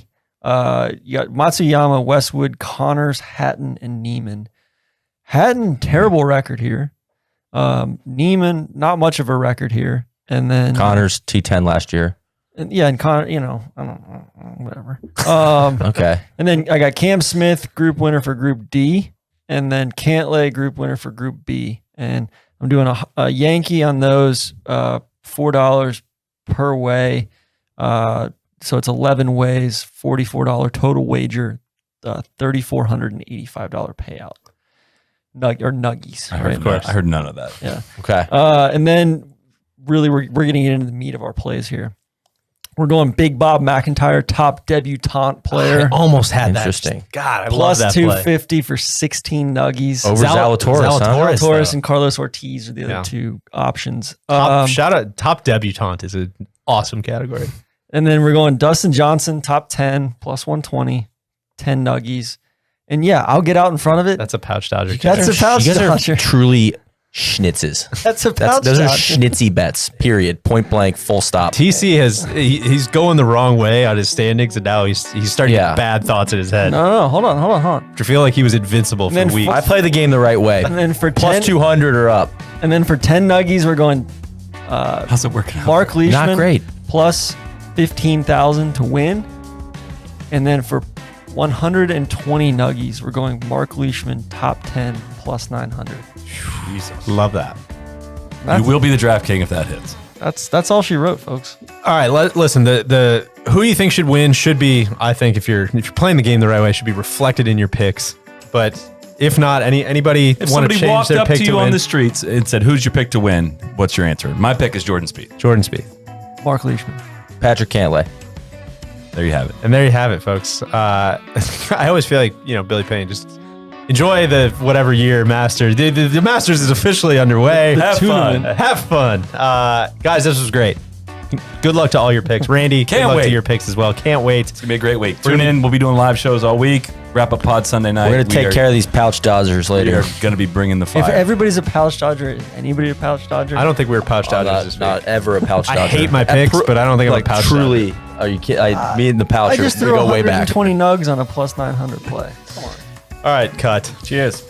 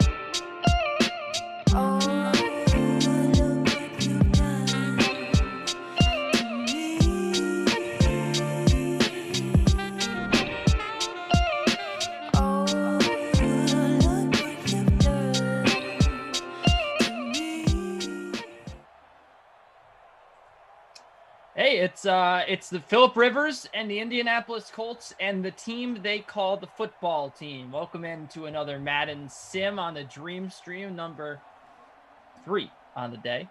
I am Ken Anusi. He's Jeff Ulrich. Mr. Ulrich, how are you doing? Are you excited for this one? Yeah, man. I mean, glad to be on for a couple Sims here in a row. Yeah, we got 2 in a row. This both is with you, we right? can get it all out. Yep, that's right. Oh yeah, no, man. We'll have a good time. Glad to be here in the chat and stuff and hanging out. Yeah, I mean, I'm not super excited for this game. I'm kind of like you. I mean, you know, not like overly pumped. I do like Washington this year, but I mean, I just went running back heavy in this game. I'm not gonna lie. I played the weather. I normally don't do that, but I skipped both quarterbacks. So we'll give it a whirl. We'll see what happens. Like I said, I couldn't really get pumped about anything about these teams. So I just played, I just played kind of conservative. I skipped both quarterbacks as well, but that's no surprise if you know me. I always skip the quarterbacks. I went with J.D. McKissic. Anti-quarterback Deucey, we'll call you. That's right. Anti-AQBKD. Let's call it that. Hash brown it. Yeah, J.D. McKissic is my captain. I have Nyheim Hines in there as well. Terry McLaurin, Trey Burton, Jeremy Sprinkle, because I just felt like I had to, and Marlon Mack. And that is my lineup. I'm feeling pretty good about it. Yeah, like you, I kind of went running back heavy. This is something I do in all the Colts Sims. I stacked up Marlon Mack and Nyheim Hines. Sounds crazy, but it does work sometimes, and I think it's going to work today in today's Sim. Hope you got in on the contest. We got about 104 entries. It is good to be with you, Sim fam. Ken Ducey and Jeff Ulrich once again coming at you. We have 2 Sims on the way, Jeff. I am super excited for this because, of course, usually there's like turnover from, you know, one Sim to another. It's like I'll be on for 2 in a row, but I'll have different partners. It's just us, man. It's us hanging out for the next 3 hours. I mean, there's going to be mini break in between when we're not hanging out together, but you know what I mean. Yeah. There's I'm not even sure I got that, but yeah, no, I mean 3 straight hours in the little Wednesday afternoon, a little pre-Masters hangout. That's right. If you got any golf questions, you can throw them in the lineup, or you know, any questions really. You know, Kenny does all the sports, so I do. Yeah, throw them in. Tennis is reaching the clay court swing here. We're in clay season, ramping up for the French Open in May, of course. I love clay season, but I hate clay season because it's so unpredictable. So it makes matches very fun to watch, but it also makes them very difficult to predict. So it's certainly a lot of fun, but new American #1 Taylor Fritz getting a win today. We have that. We have baseball going on everywhere right now. And of course, you're here with us watching this, and we appreciate it. Phillip Rivers doesn't appreciate you, though. He just kind of threw that about 40 yards to nobody. So yeah, thank you. What's going on, Robbie? What's going on to Noah in chat? Broby1, Dahomey. I like that. I like that one a lot. We got a punt here. Jeff, so who are you excited to watch the most here at Augusta? I know that there was obviously a lot of talk about Brooks Koepka's injury and how he wasn't going to play, and now he is. Do you feel like he is catching your eye this week, given his history with Bryson? Maybe he's going to try to gun for his spot, or what? I don't know. But who are you most excited to see out there? Yeah, there's a lot of different storylines. You know, Brooks, how is he going to play? Apparently he can't bend down to pick up his ball still, but he's going to be walking like on a hilly course for 4 rounds. People are getting pretty bullish on him. I'm interested in Brooks. I'm going to play him. I'm not, you know, I don't know. I don't really know what to expect. Like, so that'll be interesting to see how that goes. It really could go either way there. You know, how is Spieth going to do? He's kind of like the Uber chalk and daily fantasy play. He finally got a win. Yeah, got a win. He's going to be the massive chalk now this week. So pretty interesting spot. It's really going to be interesting for daily fantasy how that turns out. You know, the last time we had the Masters, we had a chalky pick as well, Dustin Johnson, and he won. So the Spieth's going to replicate that. I don't really know. He could, but yeah, I'm excited to see. I really like Patrick Cantlay. It's probably the player I'm most excited about. I love a good ball striker at Augusta like that, don't you? Sure, yeah, absolutely, man. Like I just like him as a player. I like his story. I like how he's coming in a little bit under the radar now. I got a big futures bet on him. So I'm pretty excited. I think it's a really good spot for him. I really do. Getting some tips from Fred Couples this week, which I love. Couples is like one of the most chill guys out there. So I'm pretty excited to see what Cantlay can do. That's like my biggest position. So excited about that. But there's just like millions of different storylines this year. It feels a lot different than last November, where we're kind of at the end of the year and we're like, yeah, let's just get this in. This should be like a fantastic current tournament. So. Yeah, it was really weird last year for sure. It was weird. And the conditions sucked too. It was too soft. Right. The course played differently. Should be good. I think that you're right about Jordan Spieth being really chalky. I'm really excited to see how he plays because I think that in tennis and golf are sort of the same in the sense that like it's a big confidence sport, and to finally get that win, to ride in with a little bit of confidence. How is it? I know in tennis, like players coming off of wins are really good fades because for lots of reasons, most of it is the fatigue, which you don't get in golf, but some of it's like the high of winning a tournament. They're due for a letdown the next week.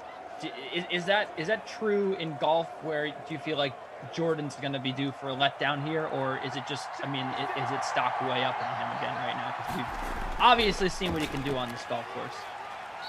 No, the coming off the win narrative is kind of, I don't want to say it's stupid, but it's like well overblown. Like people usually try and fade the winners, and then like golf is, like a momentum sport. Like you want to catch guys with momentum. Yeah. And it's like, he's going from the Valero to the Masters. I don't think there's going to be a letdown. I don't know how you could have a letdown for the Masters, like it would be pretty hard. Maybe if Valero was his first win, I would be much more concerned. Like, if you were a young player coming off a first win, but like Jordan Spieth has been there, done that. So I think it's more of just a confidence boost for him. He's not my pick to win, but I do think he's probably going to pay off as the chalk. I really do. Like I don't really want to buy into like this week? A 30% owned play, but I'm going to have exposure. Sorry, what did you say? How much is he this week? He's 9,400. I feel like that's a little expensive for a chalk play, right? Sorry, I phrased that wrong. I feel like that's a little expensive for him as just trading punts here, thrilling stuff on this sim. I feel like that's a little expensive for me to pony up for like. I don't know. Do you really think that 30% of people out there are going to pay $9,400 for Jordan Spieth? Yeah, I do. The thing about Spieth is he was 9,400 because the salaries came out like 3 weeks ago. So he was already like playing well. Like it's not just that he's won; it's that he's been playing well for over a month. Like he won his group at the match play. He's had like 3 top 5s as well. So people have had their eye on him, and I think some people were kind of viewing him to play at Augusta anyways. And then he won on top of it. So, and the thing with Spieth and Augusta is he's always going to be. Spieth is one of those players who catches like people's eye. Like he doesn't move the needle like Tiger, but he's probably one of the biggest needle movers in the sport. So when he plays well, and then you've got his course history at Augusta where he's finished runner-up twice and won once in like 7 tries, people are going to play him at that price. So yeah, no, he's going to be popular for sure. Yeah, that's definitely a fair point. He is a little bit one of the big underpriced. names. Yeah, I know it sounds weird because he really hasn't played well for a while, but like he's going off as like, the second favorite at like plus 1,200. Like he's priced as the same as like John Rahm. So you just look at his salary. John Rahm's 11K. Augusta is one of those courses where like you tend to take the guys who have done well there before, no matter how they're playing. It's like a meme every year with freaking Louis Oosthuizen. But people just either don't play all year or play poorly all year, and then they show up at Augusta and they know this course. So I agree with you. I think that it's, he's definitely a strong candidate here, given that we know what he can do. Yeah. Do you have any interest in anything else that's going on today or this week? Of course, we've got the Champions League going on right now. We had some matches on yesterday. Baseball, of course. Do you have? I don't even know what your favorite team is, Jeff. My favorite team. I'm not like a team guy. Like I have a favorite team in hockey. It's the Oilers, just because of my connections. But for other sports, I tend to cheer for the Canadian teams over anyone else, like the Blue Jays or whatever. But I don't really have like a favorite team. Like I'm not out there I'm kind of just like a mercenary. Like I'll just latch on to teams I like, you know. Okay. Kind of into the Mariners this year. Steve Buchanan has me into the Mariners, so maybe that's my team. That's kind of like my baseball team for this year that I'm going to be watching a I've lot. always been a Yankee fan, but I'm sort of with you where I don't really get like emotionally attached to the Yankees. Like I don't really care if they win or lose. I mean, Yeah. I do like in the end I would like to see them win, you know, and like to see New York victorious, but I'm sort of with you there. And so I'm getting very into the Detroit Tigers right now. Okay, why? I don't know why. There's something about this team. They got a little. I actually think that they can win this division. And like, look, I think it. I mean, it's a little crazy. Obviously, I know what I'm saying, and I know it's a long shot, but like, it's not.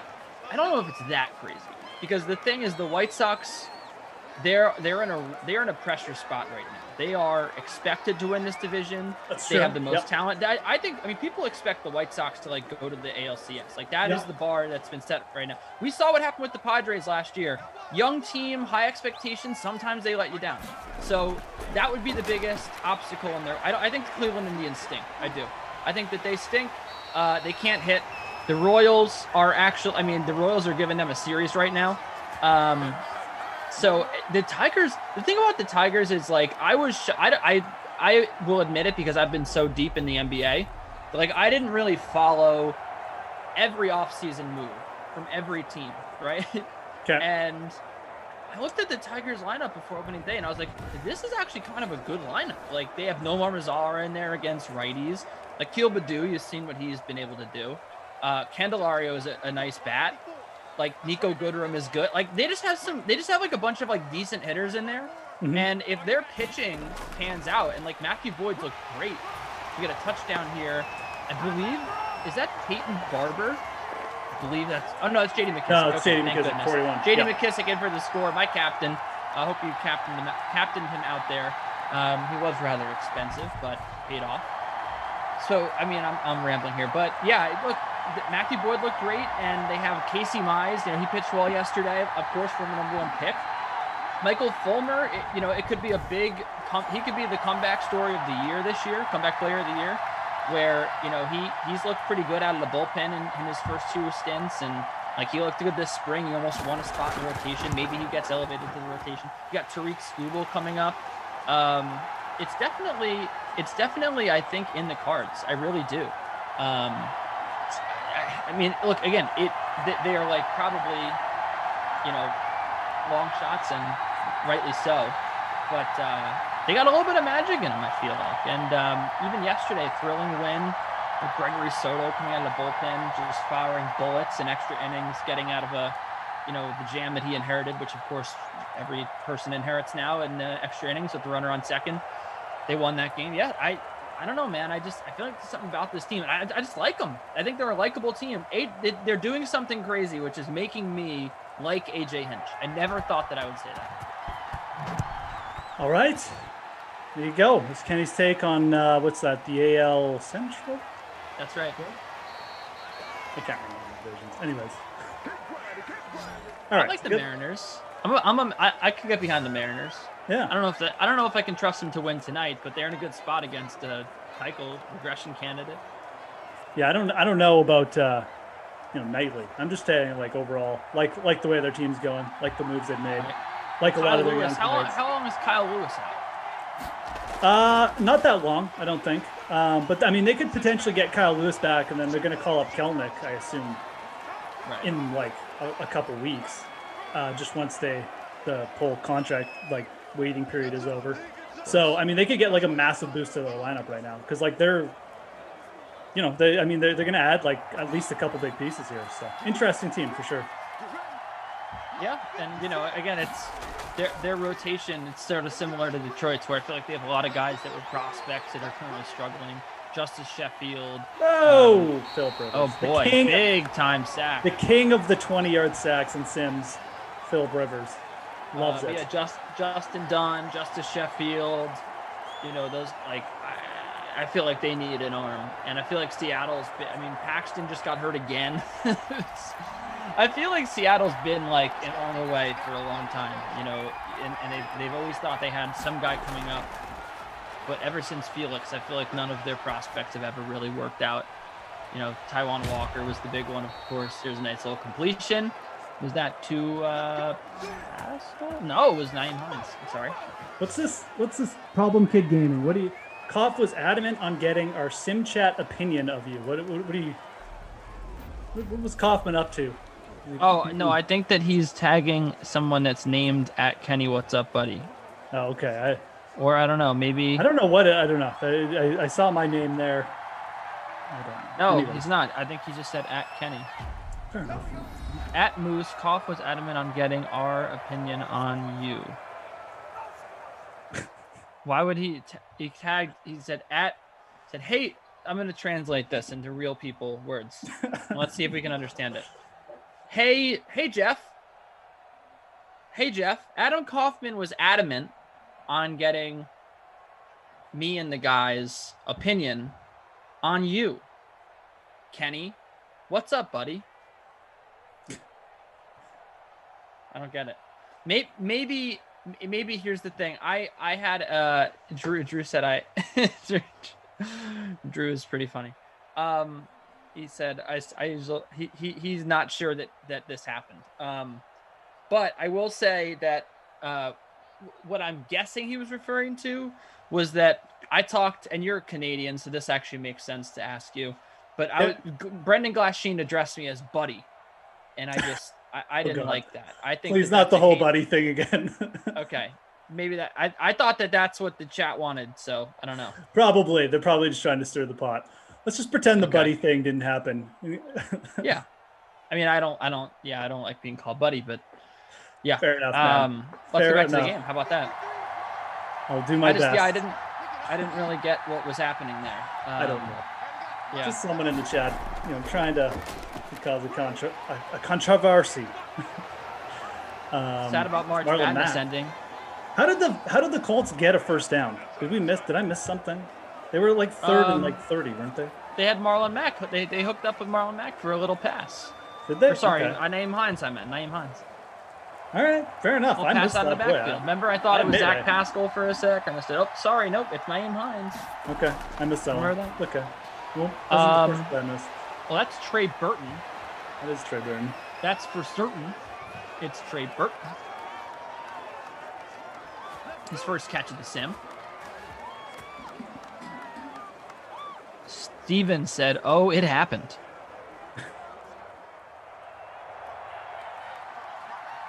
I don't know. Drew says otherwise. Drew's job is to listen to Kaufman, and he says that it didn't happen. So maybe we can add.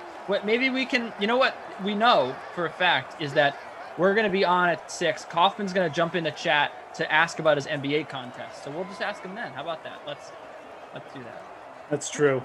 We know he's going to be in there. Yeah, I'm on iced coffee number 2 today.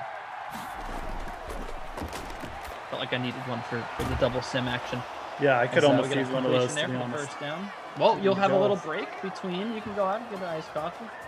Do you live like in a city, or do you live somewhere you have to drive places? No, I live in what's the best way? Like it's technically a city, but it's more like a suburban cove, of a bigger city. So okay. But yeah, So there's lots of amenities near me. Like I don't need to go. Got it. So you can't. So you can like get in the car and it's like a 5-minute drive to get something. Like I feel like I take for granted and never think about where other people live. Like I can just like if I'm like, hey, I'm gonna go get a coffee, it's like me just walking outside and getting one. That's probably the snobbiest thing I've ever said, but like I don't really like. I also wonder what people think about when I'm like, oh, I'm gonna go out and get a coffee. Like, do people think I'm like gonna go get in a car? Like that's what they assume. People don't always know that I live in a city. Base Pops wants to know, buddy, who scored for Washington, buddy? That would be J.D. McKissick. Yep. He's got the only touchdown on the board, and it was a rushing touchdown. So Mr. Dwayne Askins didn't get any points for that one. It is a wild weather Wednesday. It is raining. It is the Washington football team at home in the nation's capital against the Indianapolis Colts. Ooh, Kylian Mbappe just missed a breakaway. Hate to see that. Just like you hate to see that pass incomplete.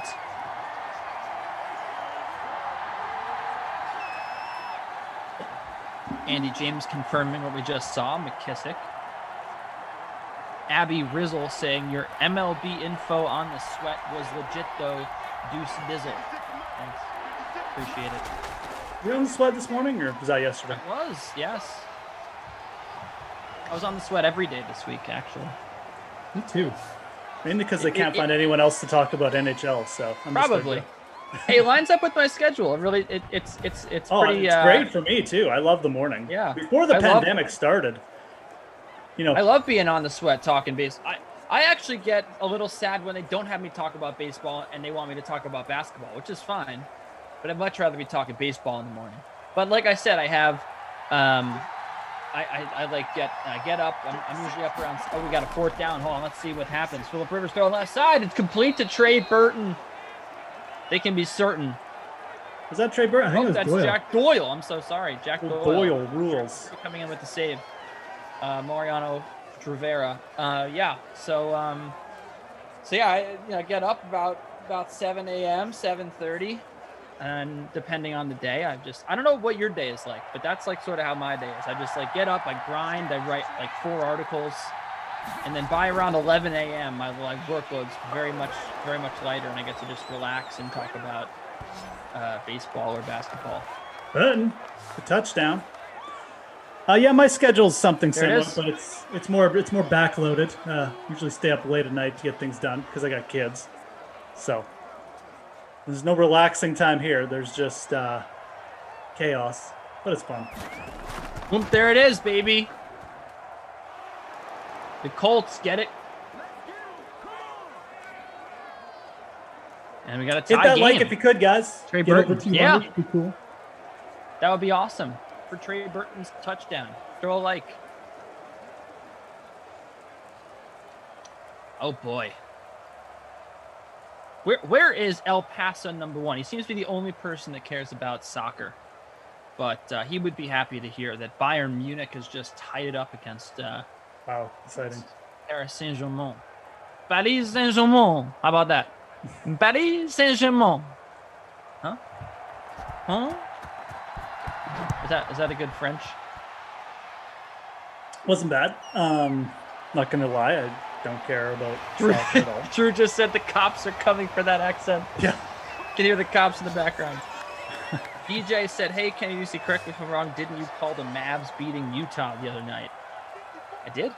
Yeah, that was me.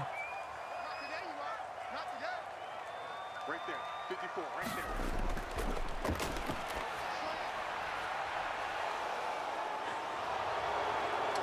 Yeah, I got Fantasy Hawk in here just chirping me all day saying, oh, what are you're crazy, the Mavericks. Boy.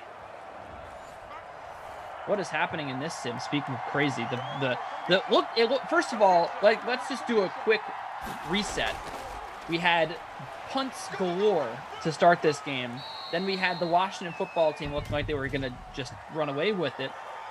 The Colts come back, they score, and now they have the ball back again.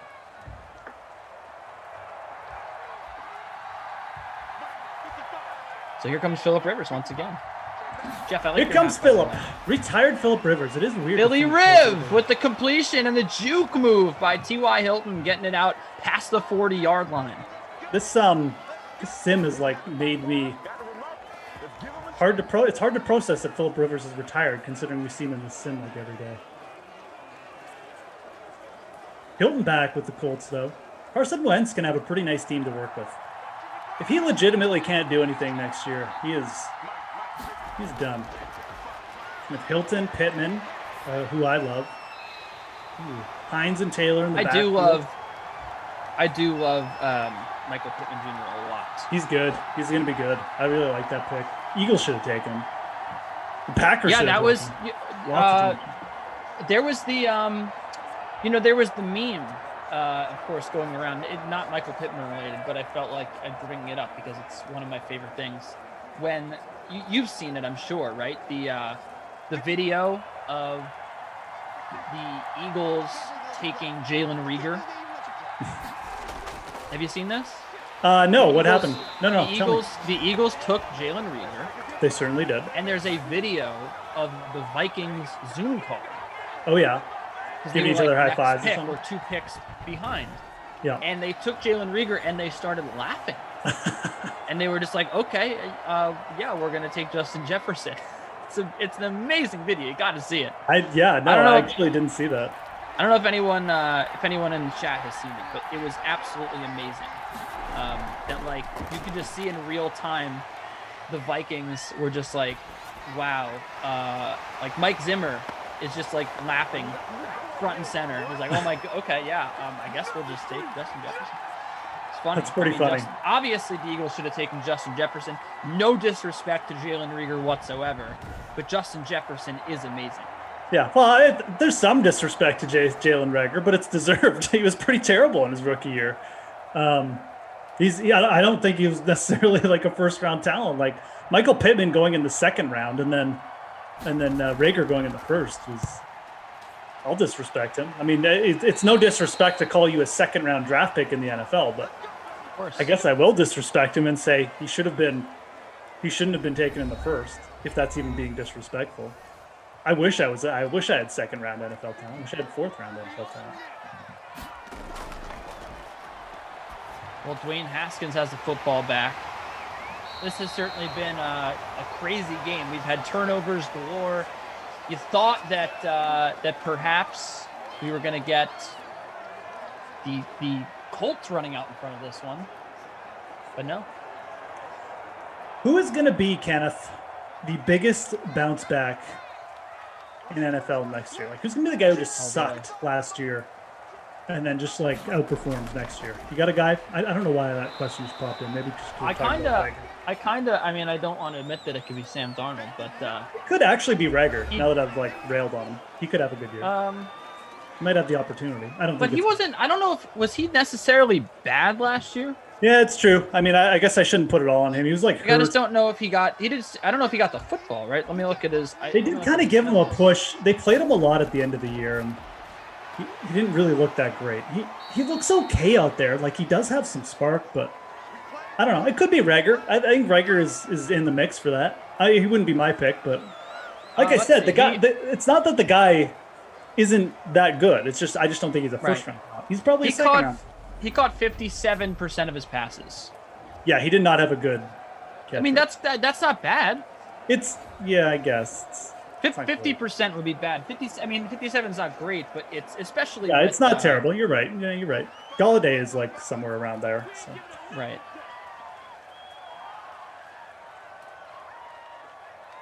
Anyways, you got anyone else? You got like a bigger name? I don't really have anyone. Daniel Jones. Dr. Jones. I think Daniel Jones is going to take a step back. Oh, okay. Oh, a fumble. Wait, no way. That was a weird I thought play. it was out of bounds. Me too. I think he came back. I think he stopped. He fumbled it away. That's a fumble. It was bizarre. What happened here? Unbelievable. So, okay. I mean, hold on. Oh, yeah. You know what I'm going to do? I'm going to look at the 20. Bizarre. You think? I don't know if they're going to review it. Let's see. I'm going to look at the 2019 NFL draft. Yeah, they're Here we go, reviewing. booth review. This is coming back. 100%. Okay, go for it, because this is going to come back. I'm going to look at the 2019 draft, and I'm going to see if there's anyone here who like has maybe just been. See, but that's tough. I don't know. Yeah, I guess down. I'm pretty sure that elbow was down, and then he fumbled. They usually overturn these. Whenever the fumbles get reviewed, it's almost always overturned. Let's see. Yeah. Washington ball.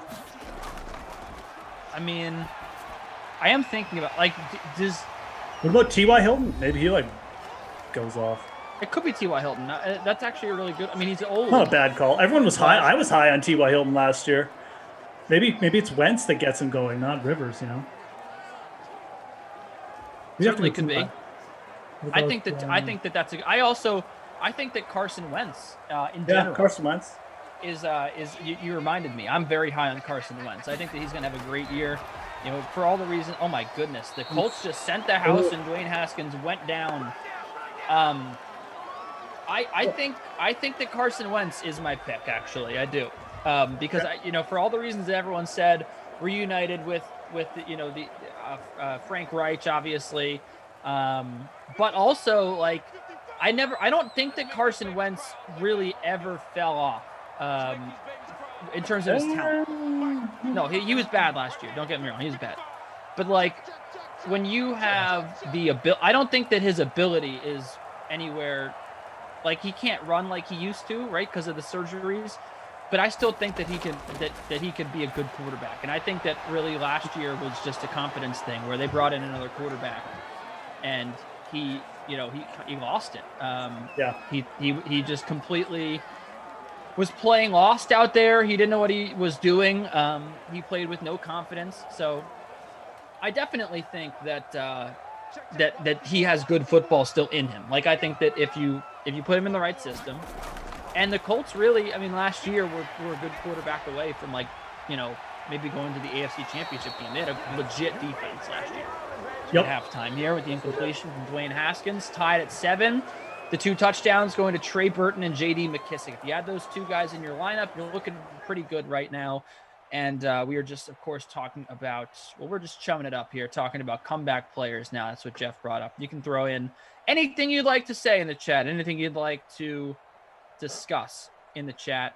Ed Zone Dance says he wants me to know that he thinks I'm doing a good job. He often criticizes me, but I think when paired well with other announcers that don't seem to annoy you, you do a really good job.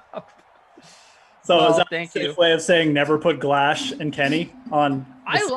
The thing is, I think that I'm a different, like when I'm in the play-by-play chair, you're going to get more straight shooter Kenny, but I love the back and forth that I have with you, like riling it up in the old analyst chair. The big 3 play-by-play guys. If you, I kind of like that too. I'm the same way. I like to rile it up when I'm there. With those guys, so. 4-0. I'm gonna throw out a name. Do you want to go through stats, or I mean, it's up to you. I'll go through the stats. Jeremy Sprinkle's got 3 catches. Dontrell Inman's got 2. Steven Sims with a couple. T.Y. Hilton, your boy, with the catch for 19 yards. And again, Trey Burton, the one with the touchdown catch. We just had 2 touchdowns. That's it. If you're just joining us, one of them a J.D. McKissick rushing touchdown. So in theory, I should be doing well because I have J.D. McKissick in my captain spot and I have Trey Burton. But I'm in 40th place of the 107 that entered our free roll. And if you didn't get in our free roll, make sure to enter the next free roll. I made 2 contests. We obviously got the one going on right now, but the 6 p.m. free showdown in the DK SimFam Friends League. Please go enter that. Jeff is probably not in there. Let's be real right now, but he will be in there by the time 6 p.m. Sim rolls around. Chase Young's got 2 sacks in this one. We never really talk about defenders because they don't, score fantasy points, but it's a big deal. He does. I'm going to throw out a comeback player. Okay. Odell Beckham. I think Odell's going to have a big year. That's just random. I don't even really have a reason. I just think he's going to bounce back. I think he's going to be decent next year. Why? I don't know. You know why? Because he's a talented guy. And at some point you got to figure you got to put him in for another big year. But but what about, we just talked about the catch stats. What about the fact that he's only caught half of his targets? Oh no, I agree. Like I said, I don't even have a good argument for why, Kenny. I'm just going on the basis that I think Odell Beckham is talented. I think that he should be motivated coming off an injury, and realistically, like he's kind of in a prove it year. Like, our team's really even going to be that interested in Odell Beckham if he puts in another terrible year or something? Like, I don't know. So, that's my thought process. I also think Baker Mayfield may have figured something out, and I've been the other proponent that maybe he's better without Odell, but maybe it's also been a Baker thing, and now that he's playing more within himself, it'll transfer over to better Odell numbers. So I agree with you that Baker, he was averaging 200 yards a game, and he definitely managed to look a lot better by the end of the season as we went into the postseason. He was doing a lot more as a quarterback, as a passer. So I do agree with you that is reason to believe in Odell Beckham. And like the other thing is, you know, we obviously haven't gone through and dissected the tape, but you would imagine that because Baker Mayfield struggled, that is probably why Odell Beckham, you know, has only caught half of his targets. But I will say that, you know, Odell Beckham talks a big talk. And what he was saying when he came out of New York was that, oh, you know, finally I have a good quarterback and, you know, guy throwing the football. And he was saying all this stuff about how his situation's better than New York's. And then, you know, look at this. Just catches half of his targets in Cleveland, which is really bad. But oh yeah, no, he's been terrible there. Like I said, I have no base. I have no like argument. It's just I just feel like he's a good one for sure. I mean, he's got talent. I think he could be a really good buy low candidate this year because I don't think that Cleveland can necessarily move him or anything, and I think they'll just play him. So. Like you can't. I don't think they're just going to sit Odell Beckham, you know, or something like that, or not play him. Do you know how? Would you like to guess how old Odell Beckham is? 27 or 28. 28, yeah. 28. But my point there is that that's not that old. As many bad things, not nice things, as I say about Odell Beckham, and I don't think that he is, you know, like I think he's very talented, but I'm just not very high on him as a wide receiver because I think that. He's very streaky and he's hard to rely on. When you look at the numbers over the last 2 years, like especially from a fantasy perspective, I always like fading him. I never play him. 28 years old, he's still in the prime of his career, if not just entering the prime of his career, and can absolutely still salvage this, you know, this once very promising career. And have a good 5 years here. You know, if again if the quarterback that he's with decides to step it up. We get McKissick run here, getting some compliments because the sim has been kind of lackluster, but people enjoying our banter, our back and forth, Jeff. So that's good. I don't really. I mean, we you guys. This is like a podcast. You guys can control the topics if you want and add input. So if you have anything, choose your own adventure. Strong opinions, things that you'd like to just hear about, please you can throw them out in the chat. But yeah, I like talking football with you, Jeff. We had a lot of spirited football debates back this season on the Sweat and on the Sims, and we definitely. Had a nice end to the season with little DeMar. What? Are you a video game guy, Kenny? Yeah. I mean, I play. Did you see the golf news for EA? They got the mask. I did. That they're going to bring it back, right? Yeah. Ooh, that was close. Yeah, it's very exciting. I was never a big golf on console video game guy. I had Tiger Woods for the Wii. Speaking of, I actually have to. I dropped it off to get repaired somewhere in the city, like months ago, and they never called me about it. So I actually have to figure out what's going on. Someone just stole your Nintendo Wii. No, it's like a legitimate company. It's You Break, I Fix, yeah. Which again doesn't sound like a legitimate company, but they are. So anyway, like I think that they have it. I just have to I called them about it. I don't know. It was broken. So what am I supposed to do with a broken Wii, right? At the very least, risk getting it stolen to get it. I got a broken Super Nintendo in my house. I got to get that fixed. Sure.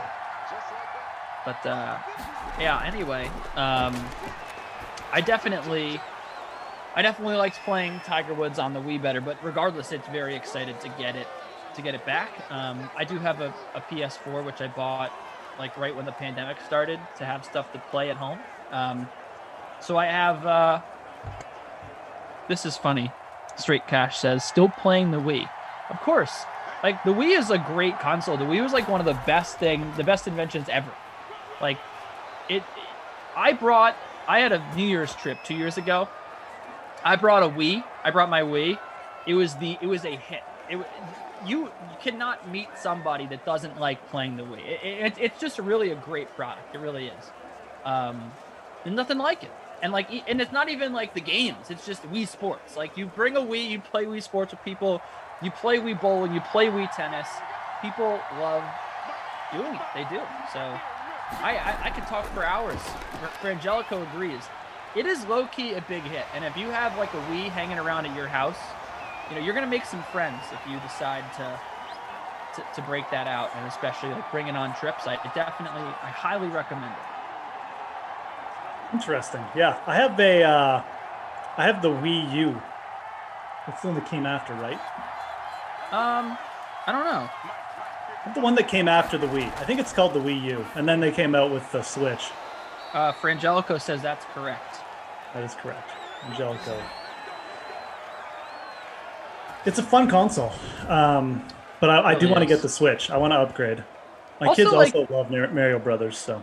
The idea that, like, the standard, like, the default game that came with the console, Wii Sports, the fact that, like, that is such a hit, like, that was the biggest, like, that's the most fun game that you could play, is, like, the standard low-budget, I'm sure, game they made, like, just, the default one that comes with it, is really incredible, as we get a big, incredible run here for Nyheim Hines up the middle. Brother Phil says, let's see, who is he talking? Well, Brother Phil, I don't know if it's because it's brother and like he's supposed, like maybe it makes me think of like a priest or something, but he could be really mean. And like just out of nowhere, I'm looking back, there's no context for Brother Phil's comment whatsoever. He just goes, let's see, where was it? Dude knows jack about football.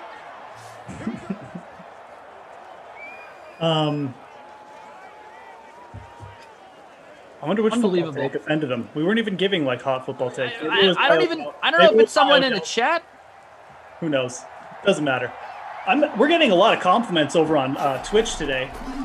Twitch chat very much enjoying our banter. They're saying, Jeff doesn't rile Kenny up like, Glash and Kaufman does. So very much enjoying you have good takes. Your take on this game, Kenny.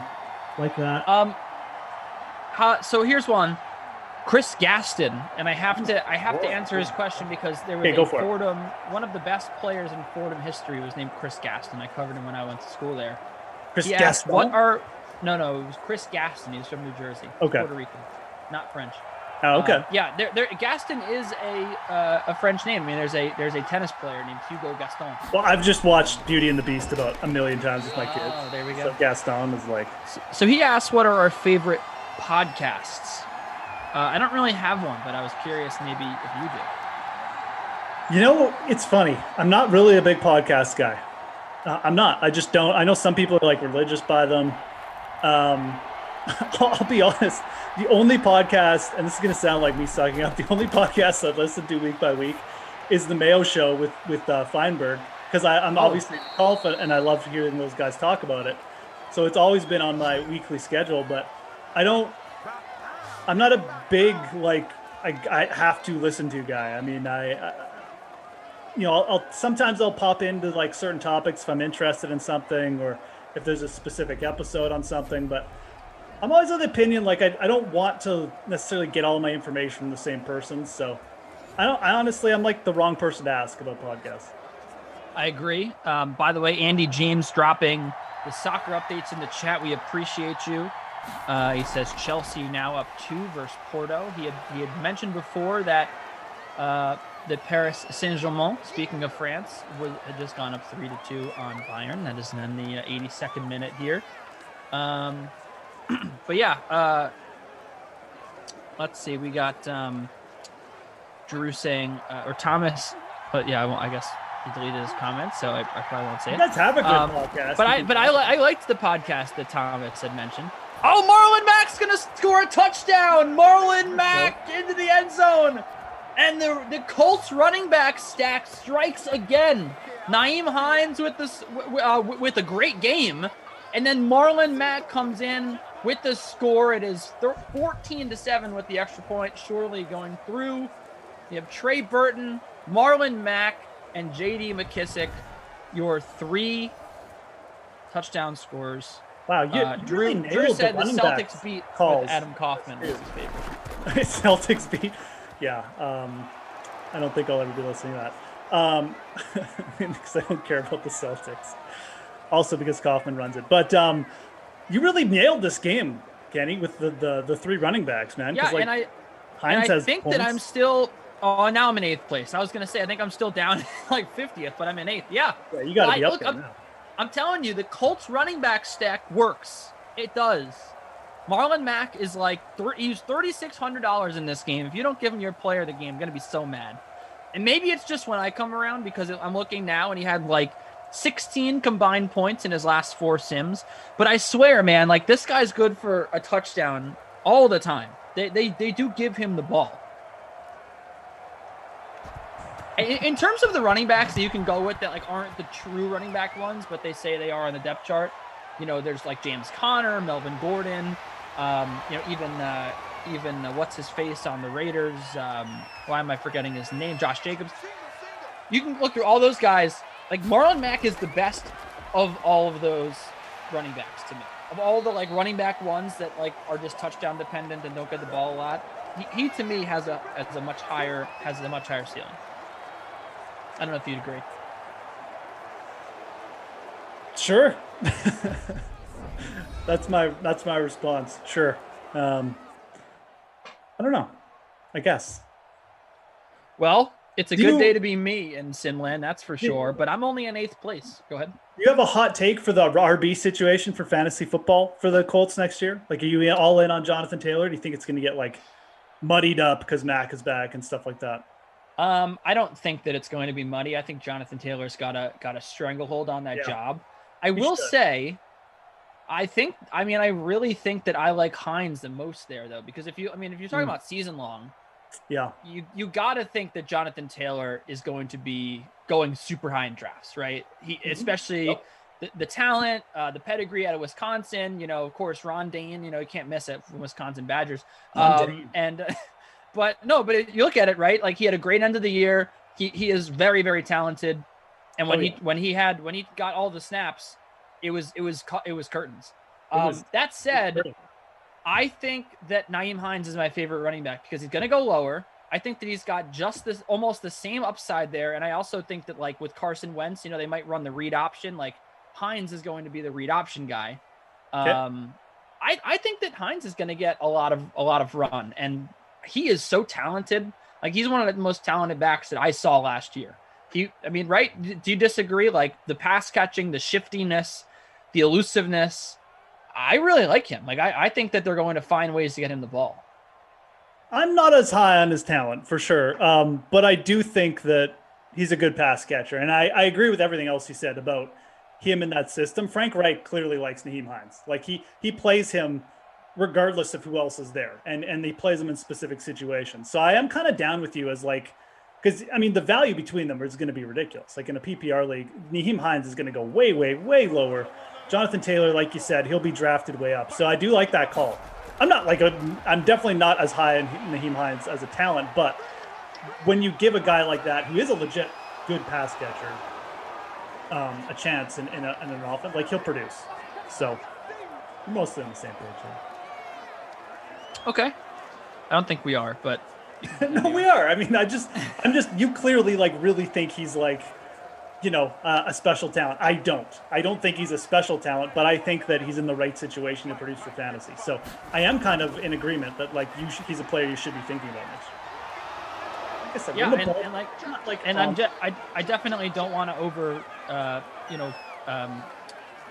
overpay is the wrong word, but I guess overpay for Jonathan Taylor in drafts, right? Like I think he's a riskier pick than like Cam Akers, for example.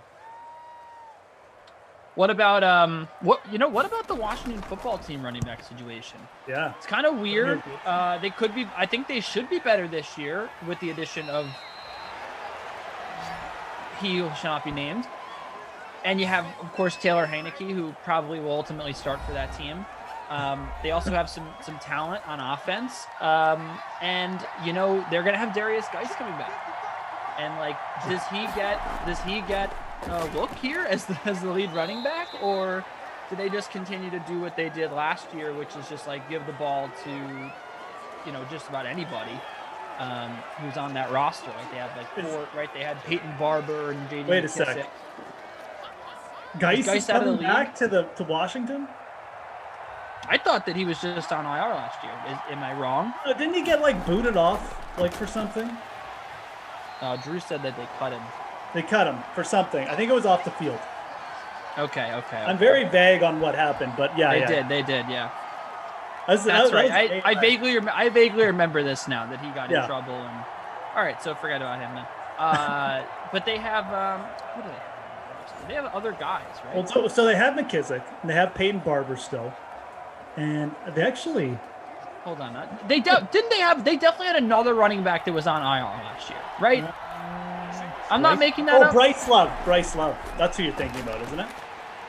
Everyone was big on Bryce Love at the start of the year, and then he went on. I'm pretty sure that's right. That's right. Bryce Love was out of UCLA, right? Yeah. Or no, out of Notre Dame. I think it's Notre Dame, but I'm not 100% sure on that. He was kind of definitely wasn't UCLA. I think it was either Stanford. That was the one I was about to say. Okay. Doesn't matter. I feel like those teams all play each other. To your point, right. I think Antonio Gibson looked actually like a lot better than I thought he was going to look last year, and I'm pretty high on Antonio Gibson. I think Washington's going to be a good team too, which is always good for RBs, especially guys like lead RBs. And you look at that team, like, okay, McKissick's going to handle the passing downs and stuff. That's fine. But Gibson's a pretty well-rounded dude. He's receiver and stuff in college, and I'm not really scared of Peyton Barber doing much. So I think Gibson's going to get quite a bit of run there. Also, Lamar Miller, a Pat Mayo favorite. Yeah, Lamar Miller, he's done. He's done, so. Sure is. Ooh, there's a little Naheem Hines action. This little lane open for your boy. There he is. No, that was Marlon Mack. Oh, was it? Oh, yeah. My other boy. Yeah, I mean, you like both of them, so it doesn't even matter. Yeah.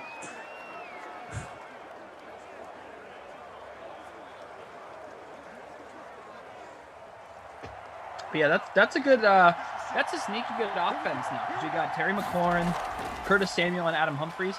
I have no idea what they're going to do with Samuel and Humphries because they're both slot receivers. But I'm assuming that they think that Curtis Samuel can play outside. But still, those are very talented wide receivers, and like that's a far cry from where the Washington football team was like at Thanksgiving last year, where we were like, gosh, Dontrell Inman might be one of their best receivers. Yeah. They and all these Sims, whatever the hell Sims that they have like 3 Sims, not all the Sims. Bro. Forget about the Sims. No more Sims. I mean, these Sims, yes, but not the Sims in Washington. Yeah. Like Cam Sims, Stevens, those guys are out. They got 3 fresh guys here. Logan Thomas had a breakout season. Of course, the converted quarterback. So this offense could be really good, and now it's just a matter of like. Huh? Really could be, man. Like it really could. And look, that defense was really look, I'm just saying big fumble, and the football team's gonna get the ball back, and then I think they're gonna get some 15 yards because of a face mask. They are. So look, I'm just saying the Baltimore Ravens back like 20 years ago, famously won a Super Bowl with a much worse offense. Like their defense dragged them to a title. You can look at what was it, the Raiders Buccaneers Super Bowl. Oh no, Dwayne Haskins! Oh no! It's down at the 1. He's down at the 1 yard line. I have no idea how. Oh my God! They called momentum at the 1. Kill a sack. These 2 QBs are both the worst at taking sacks. I'm very big on Washington next year. You can look at the Super Bowl back in 2003. The Buccaneers had Brad Johnson as their quarterback. Yep. They didn't have a good my point is you've seen bad offenses win Super Bowls. Happened with Denver. Carried by good defenses. I mean, it didn't. Yeah, Peyton Manning could not throw the football. So it's not the craziest. That was crazy. It's not the craziest thought that perhaps we could get. We get the Washington football team going far this year because that defense is legit, and I think that they have enough tools on offense that they could make some noise, especially considering they probably don't even need to do that much with what the defense gives them. That's why the Buccaneers won the Super Bowl, because their offense, they didn't even need a good offense, but their offense managed to round into form where it was pretty good. So the Buccaneers defense was giving the football to Tom Brady at the opposition 40-yard line, right? And then at that point, it's if you have a good offense, it's over for your opponent because the Bucs offense last year was this. okay, they'd either if they could get some push on the O-line, they'd run the ball, or if they couldn't, it was just Brady chucking it downfield and like hoping to complete passes.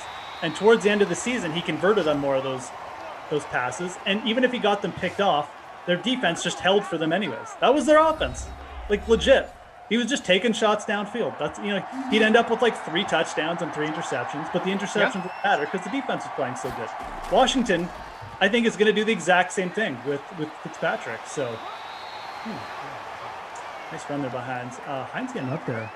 Maybe at 85? I can't remember. I think Washington is going to do the exact same thing Tampa did last year. I think they're going to be very similar. And that's why I like them, because I think they can have success too. So, well, this one's just about over, folks. One more conversion here. Yeah, this is not looking good.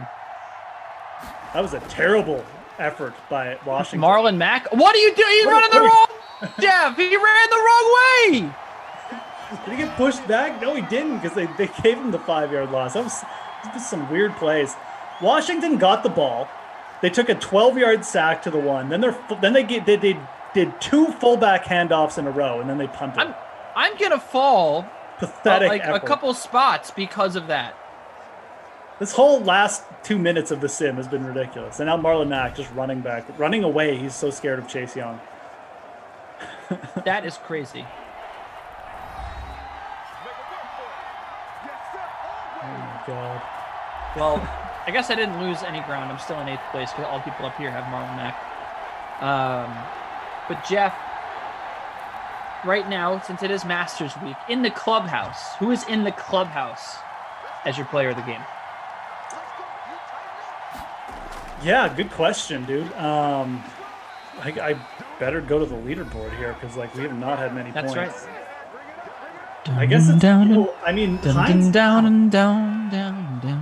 Hines has 5. Yeah, that was good.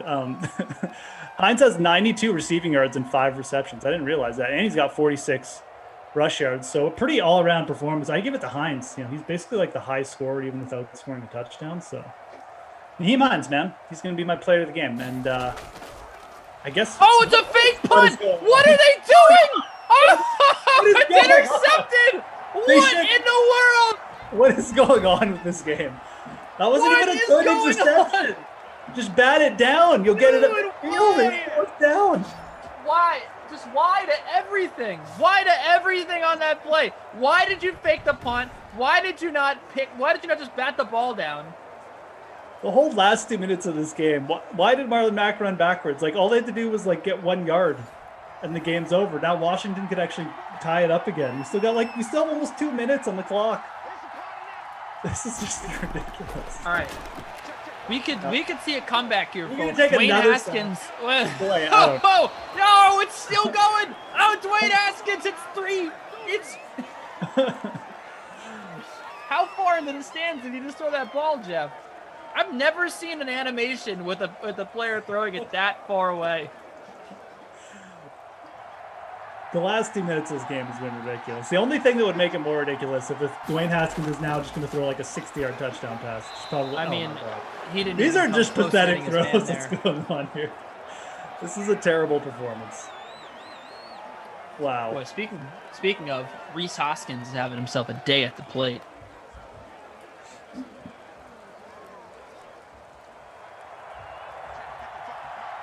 What are we going to do now? We're going.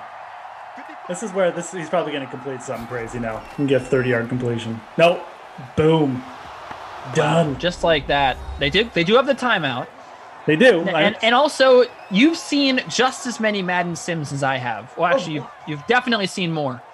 You know as well as I do, 4th and 16, there's at least a 66% chance that this is they're probably going to convert it. The last sim I was on, I can't even remember who it was, but they converted a 4th and 22 to tie the game, late. So I'm fully expecting Washington to still score here and tie this up. He's back. He's got all the time. Oh yeah, here we go. This is. It's drops. All right. Well, if Washington gets the ball back again here, I don't even know. Minute 30 left, 1 timeout. I think we're safe. Well, Well. The fake punt does not come back to bite the Indianapolis Colts here. So now that things have leveled just a little bit, who's your LVP from this one? Your least viable player? Okay, let's go through here because like there's some dudes who have not done anything. I can give you some candidates if you'd like. We have Claren's got one catch. Petty Campbell. He had what, one catch here? I'll give it to McLaren. He's more. Oh man, you know what? Let's give it to Dwayne Haskins. Campbell was heavy owned, and he was much heavier owned. He was 43% in this mini contest, and one catch for 5 yards, 5,400. I don't know. Haskins and McLaurin just weren't that popular because I think people saw it coming. But you're the analyst, not me. I'm going to give it to Dwayne Haskins. This is for a quarterback to get 2 points. That's pretty much not low. So Dwayne Haskins can be our DFL babysitter Billy. 92 passing yards and an interception. That's about as bad as it gets. That's very close to negative points. That is very, very close. Why don't we just call it the Deucey's Doozy Award? The Deucey's Doozy. Doozy of the day. Kenny Doozy of the day. This might get a garbage. They might. We got they're gonna go from the gun on 3rd and 8, and it's incomplete. So we're gonna get a drive here for Washington. This is not over, folks. If you are a Terry McLaurin owner and you just thought that this was over, you might get like just a cheap 6 points right now in garbage time. If you somehow rostered Rodrigo Blankenship and you're anywhere close to winning your contest, watch closely as he drills this 30-yard field goal to make it 17-7. Indy doing all they can to make this game go as long as possible. I just don't understand the decision to fake the punt. I mean, they could have pinned him back inside the 10-yard line. This game would be over. Throwing on 3rd down when all you had to do was run it once and then the game ends. Yeah. No timeouts for Washington, of course. Frank Reich has clearly had some Baileys in his coffee this morning. Speaking of coffee, you gonna get some between Sims? I will. What's your order? What do you drink? I don't really know. See, I'm feeling weird today, but I don't know if it's because I drank too much coffee this morning or not enough. I'm gonna side with not enough. So I got a Keurig machine at home, so I'm gonna make a Oh no! Please tell me you didn't just say that. Keurig? Keurigs? It's like drinking hot water. Come on, man. Sometimes you need the instant coffee. Sorry to all the good people who work at Keurig out there. Look. It is good for on the go. You get a quick coffee, but for me, if I want to just indulge, if I want to have a nice cup of coffee, which I like to do in the morning while I have my plate of work to tackle, I don't want to have a Keurig coffee. That's just me.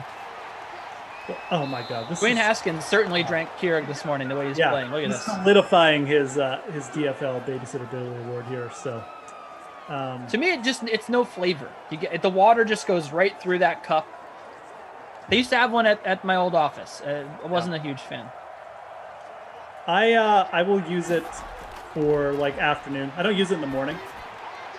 Okay, makes me feel a little bit better. Yeah, no, I don't use it like all the time. Like we have a regular coffee machine too. I just bought it because I like to make things like cappuccinos. You can make hot chocolate with it easy too. So for my kids, but I'll probably use it this afternoon. I love it. Actually, I'm thinking about getting for my next apartment like an espresso machine. I would love to get one. Yeah, like an actual espresso machine. Shirag giving me thumbs up as if he has one. I knew I liked Shirag for a reason. He definitely seems like a big coffee guy. I was just away for 2 weeks. Everyone knows because I had the weird background. And there is. Is that a catch? Oh, I thought that was a pick. No.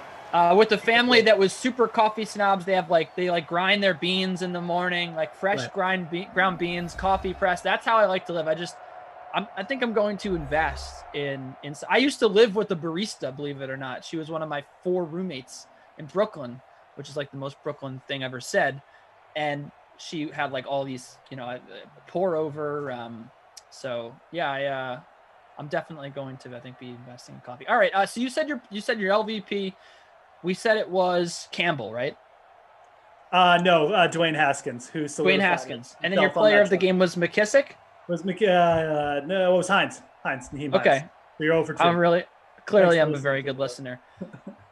Well, If you enjoyed our sim, we're back at 6 with yet another one. But in the meantime, we have plenty in store for you on the DK Dream Stream. One of my favorite shows. It is NBA Pre-Lock Live, where you can just, speaking of being in the kitchen, you can break out the pepper. You can pepper our crew with questions. Shirag Hira, Matt Meiselman standing by to break down the slate. It should be a good one. Jeff will be back along with me. We'll in be just about back. an hour. Get Until your NBA then, questions in. Until then, the energy is about to ratchet up here as we talk about the NBA slate. Shirag, it's all you. Thank you, Kenny. Thank you, Jeff. Just want to start by, I do have an espresso machine, and it is the most amazing thing every single morning. Getting it going, I literally enjoy waking up more so because of that machine. And it's just an Americano every day. No milk, no foam, no nothing. Just straight up. Just have a shot of straight black gold to your veins. But anyways. Jealousy and coffee are running through my veins at the same time right now, Shirag. That's the only way to get it going. But anyways, here we go. Let's get this party started with Matt. He is in the Wednesday seat for Pre-Lock Live. It is lit. We have a nice big slate, a lot of news, a lot of stuff going on. Get your questions in right now. We'll have our team post it up for us so that we can tackle all the questions you have. But also, before we jump into it, it is Masters Week, and you want to go after the show, check out Matt's betting notes for the Masters. That's really important. But jumping into the NBA slate. Top totals for tonight's slate.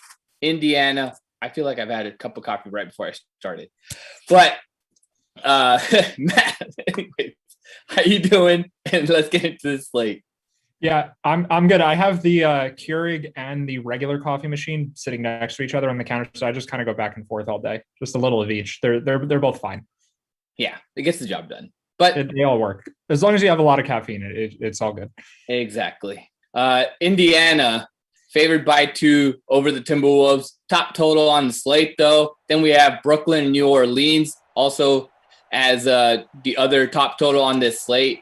You looking to build around these early ones, or is it another slate where we get news that we need to wait for and possibly hold the slots a little bit?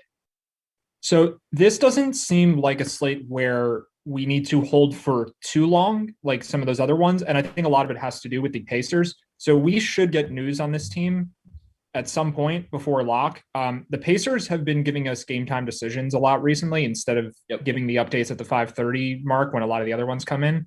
So this whole team is basically questionable, at least a lot of their good players. So Sabonis, Turner, Jeremy Lamb, and Malcolm Brogdon. The whole slate, or at least a large chunk of it, is going to be determined by who plays because, like you said, it's a huge total. They're playing the Timberwolves, who are probably the worst defensive team in the NBA.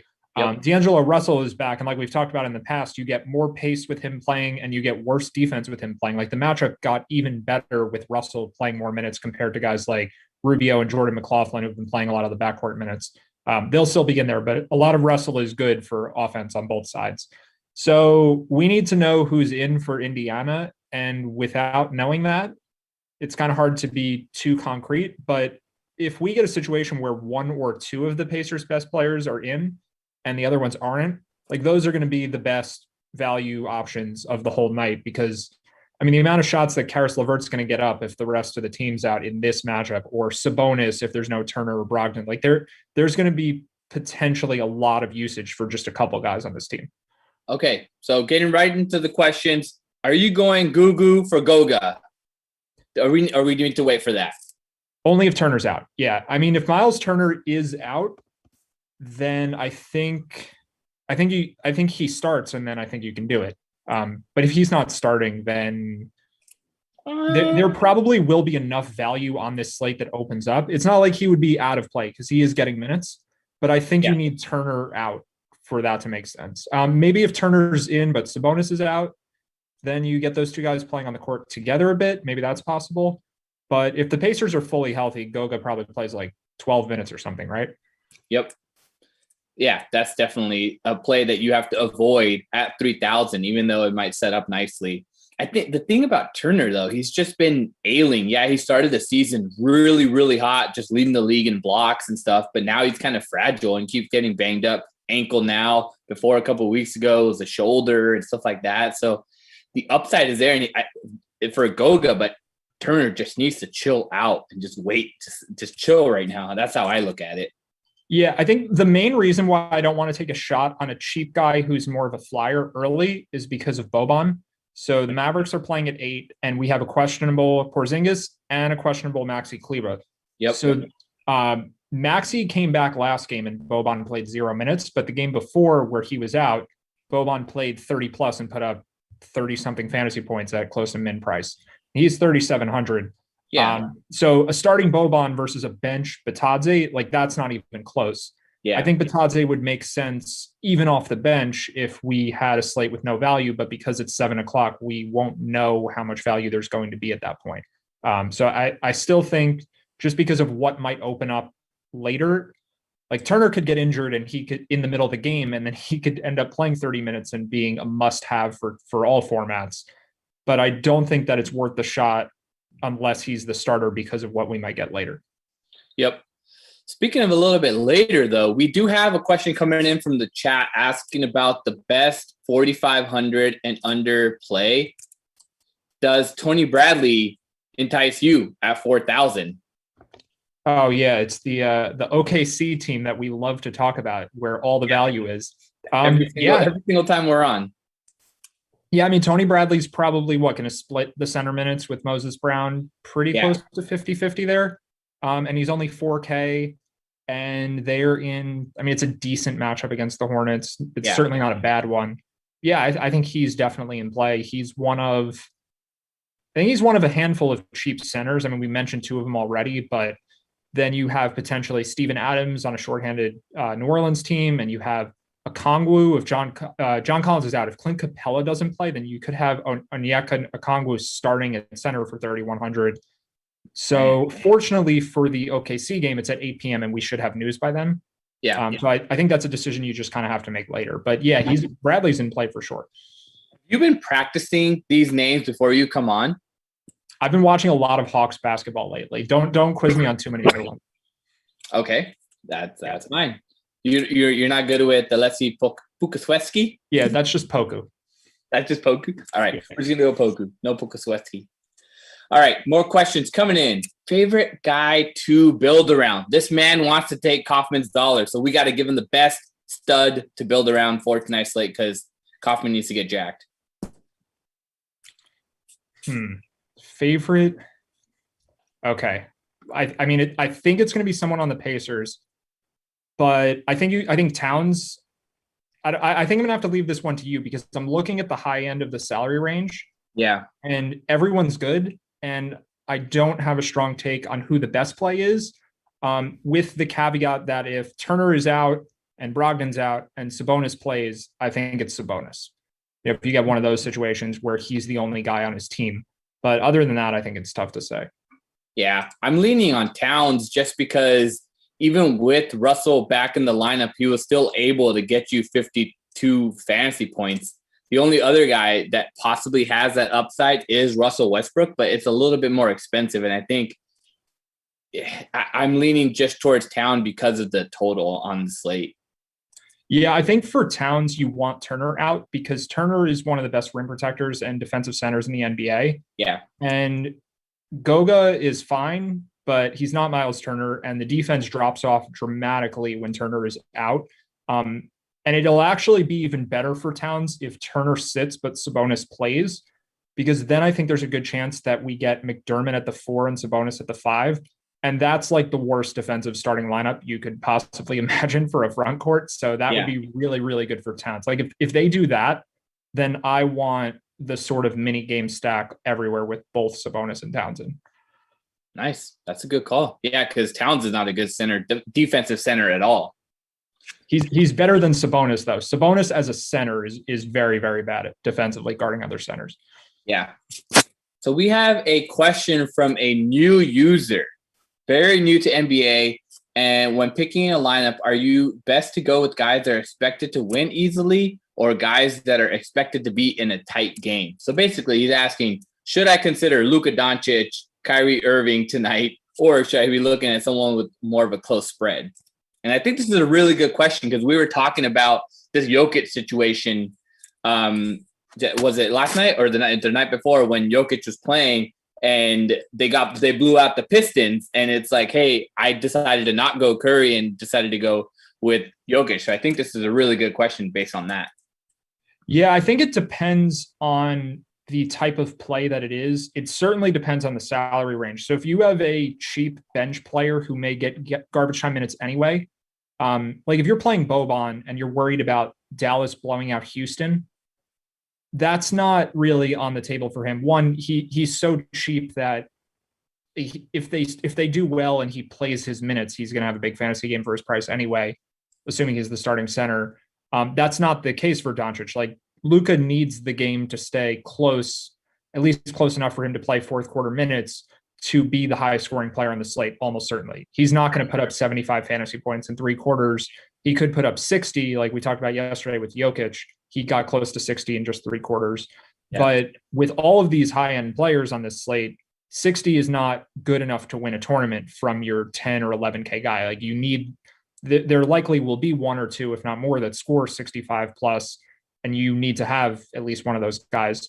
So you need that upside. I do think it's always worth mentioning that the run back option is viable. So if you're playing Doncic and you do need the game to stay close, like maybe having John Wall in there in the same lineup, because you're going to need the Rockets to do something to keep the game within reach anyway. That's kind of the way that I go about it. So if it's a cheaper player, I don't worry about blowouts really at all. If it's a more expensive player, I worry about it if I try to get a player from the opposing team in the lineup with them. Yeah, that makes a lot of sense. And you want to keep in mind too, on big slates like this, your idea or kind of what you're workshopping should more focus in on around the best plays. Yes, there are games where you can say, hey, look, like this is the potential blowout factor, but then you can also look at the other side of a game and say, hey, this is a close spread and I'm trying to play this person, and that player ends up getting in foul trouble. So you can't control the outcomes. All you can do is try to make the best selection possible based on the matchup, based on the salary, what other positions you're kind of fitting into the puzzle. Yeah, definitely. And it matters what you're going for too. I know there was a slate a while back. We've talked about late swap a bunch for injury things. And sometimes the late swap is just, you look at where your lineup is in the standings and you say, do I want a player that's safe or do I need to go for it because I'm behind and I'm trying to win a tournament and my last expensive player needs 80 fantasy points or I'm done. So you play, I mean, maybe if you're trailing, you put in Doncic, who may be a little lower owned. And if you're ahead already, you want someone safer. I guess I'm not really sure who the safer option on this slate is anyway, because we do have a lot of blowout risk for some of these teams. But I mean, Westbrook is probably the safer play because his spread is much lower, assuming Beal is out. Yep. So, you know, that's kind of the other thing to consider is, are you going for upside? Are you in a tournament where upside matters? Or are you in more of like a cash type tournament where the safe play is more relevant to you? Yeah, that makes a lot of sense too. Making sure that you understand the game that you're in, because if you're playing against 150 different lineups in that MME, then you need to go for a little bit riskier one. But if you're a new user, I would not suggest starting out going for those large field tournaments. I would say focus in, look at single entry, look at maybe even 3 entry max so that you can start out and feel comfortable with your process, because that's more important than not. Because if you're going to try to learn how to figure this game out, especially this time in basketball, this is the craziest period in the NBA. We had Giannis probable getting ruled out. So it's really, there's so much news and things that you have to keep with it, that focusing on the spread or the total doesn't give you or paint the full picture of the players that you should be selecting. Yeah, if you asked me pre-lock yesterday what percentage chance I would have given for Giannis to play, I would have said 99%, if not 99 and change. Like that was nuts. That probable players always play. Yeah. But yeah, for a new user, like you said, if you're in a single entry or 3 max or one of those lower stakes tournaments, don't do the thing where you try to play Doncic and then a 0% own Christian Wood or something to try to get maximum leverage. Like you just don't need it there. You can probably be a little more wary of guys in blowout situations. And I think we should also talk about this. Like, I'm not so sure the Nets are a candidate for a blowout for Kyrie Irving's sake. Like, without James Harden, I'm not sure how great this team is, but that's yeah, I don't know. What do you think about that?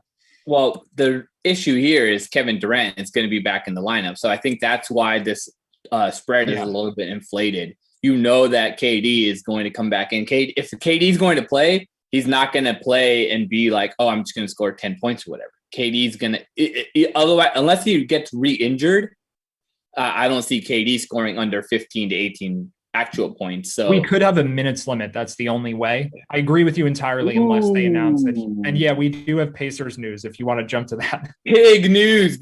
That's going to impact the slate. Look at DraftKings Sportsbook right now. Player props, if you can get them. We had the questionable one. So it's Towns 28.5 as his points total. And then rebounds for Towns 13.5. Any of those enticing to you from that game? So potentially, but this is not the ideal update I wanted for the Towns situation because Sabonis is out.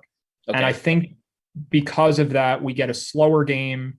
We get Batadze playing center. I wanted Sabonis playing center for the optimal Towns matchup. So now we should definitely end up with a McDermott Batadze front court. I'm looking at, the line's already down. I was going to try to jump to the line then, because if it was Pacers favored by 2. Yeah, but I think that this line, I'm just looking at it now to see where I think it would go to. The Pacers will probably not be favorites anymore. Correct. But I don't think it'll move by as much as you would guess because those players were all questionable already. And Sabonis and Brogdon have been out a few games to begin with. Like, a lot of that is priced in. I mean, if you think about what the Pacers would be playing at full strength at home against Minnesota, they'd probably be like 8 or 9 point favorites. Right. So a lot of this was priced in already. And I think we see this game around pick'em. Now maybe Minnesota gets to like -1. Yeah, that makes sense. More questions coming in from the chat, but our last touch here, I think you have to really consider Goga for tonight's slate. Like, even if he gets into foul trouble, he might still end up playing mop-up duty at the end of this game. Yeah, so I'm still going to prefer Okongwu and Boban if they are starting because they are certainly going to be lower owned if that news comes later. Okay. And I think that they are better fantasy players. I'm not totally sure about that. And Okongwu's minutes could be all over the place. Like I think there's still Nathan Knight on this team and maybe they each play half the game, but we would need Capella for that anyway. For Boban, we would need Kleba and Porzingis to be out for that to matter. Goga is much safer, especially because we already are there's no chance that anyone else starts at center for this team now with Turner and Sabonis out. So as far as safe value plays, he is the safest option on the slate, at least to this point.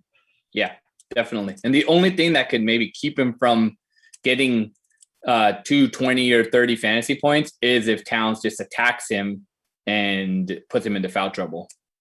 Yeah, I think one other thing that's worth mentioning is that when you're talking about someone who is center-only eligibility, there's only 2 slots in the lineup, your center spot and your utility spot, where you can play a center.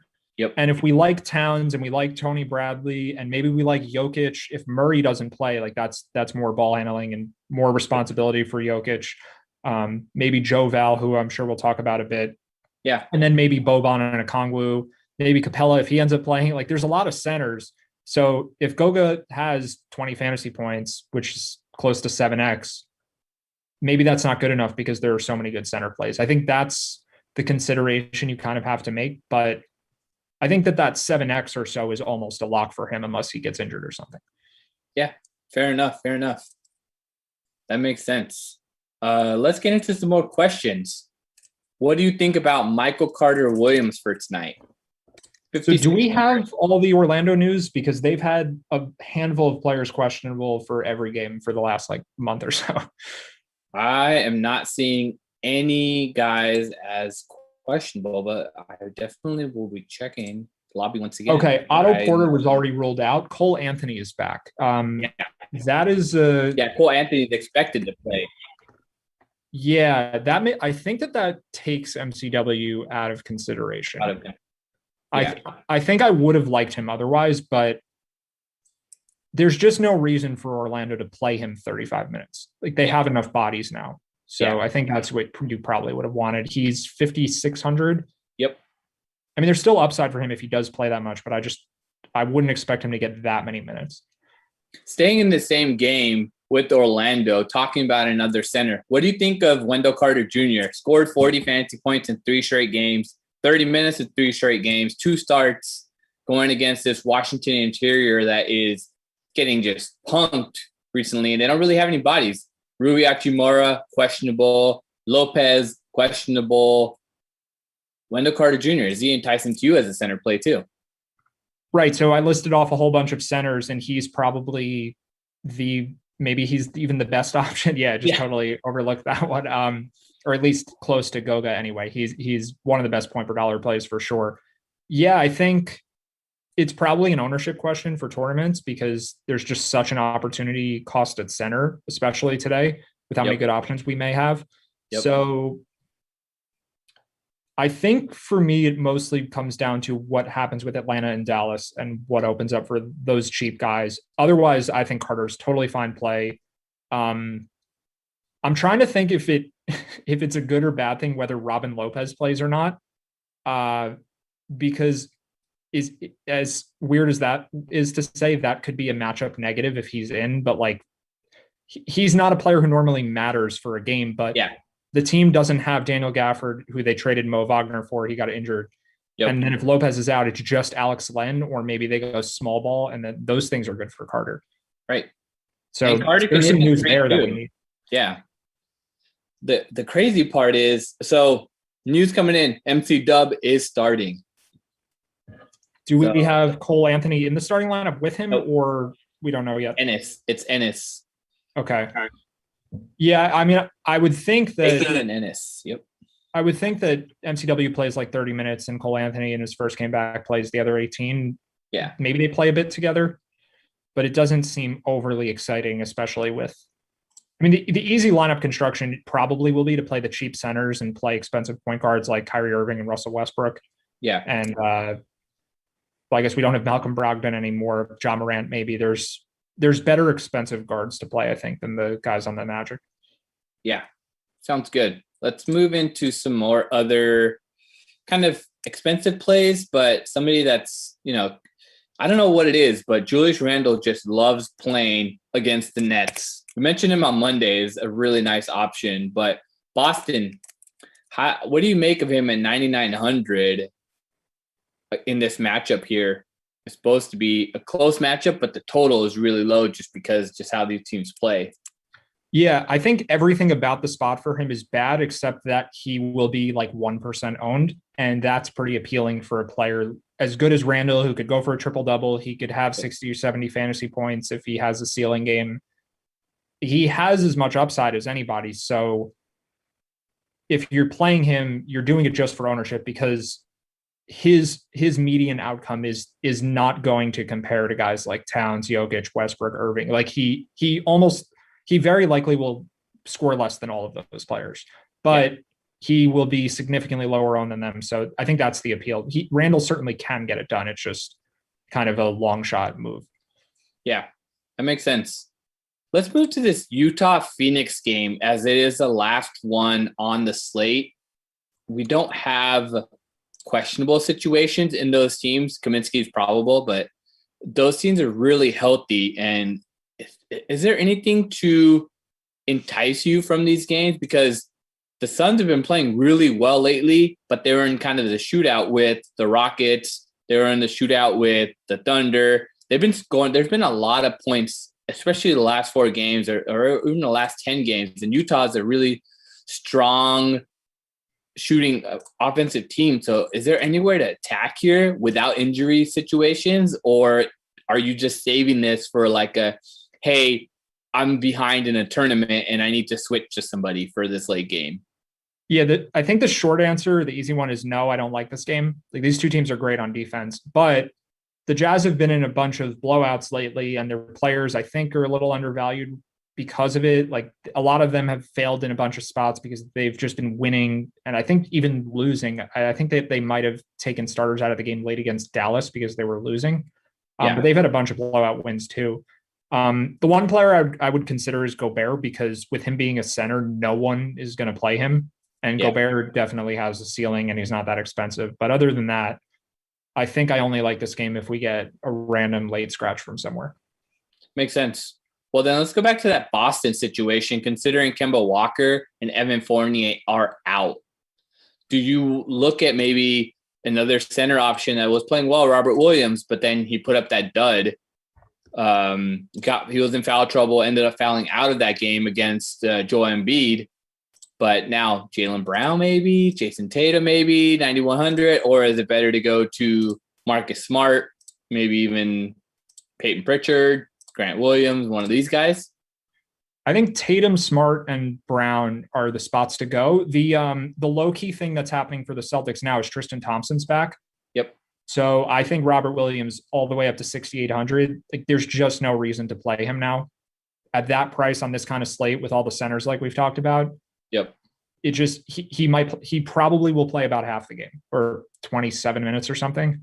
Yeah. And he can score 50 fantasy points, but can he really do much more than that? And he's almost 7K. Like, does that even win the tournament for you if he does put up somewhere in the 40s?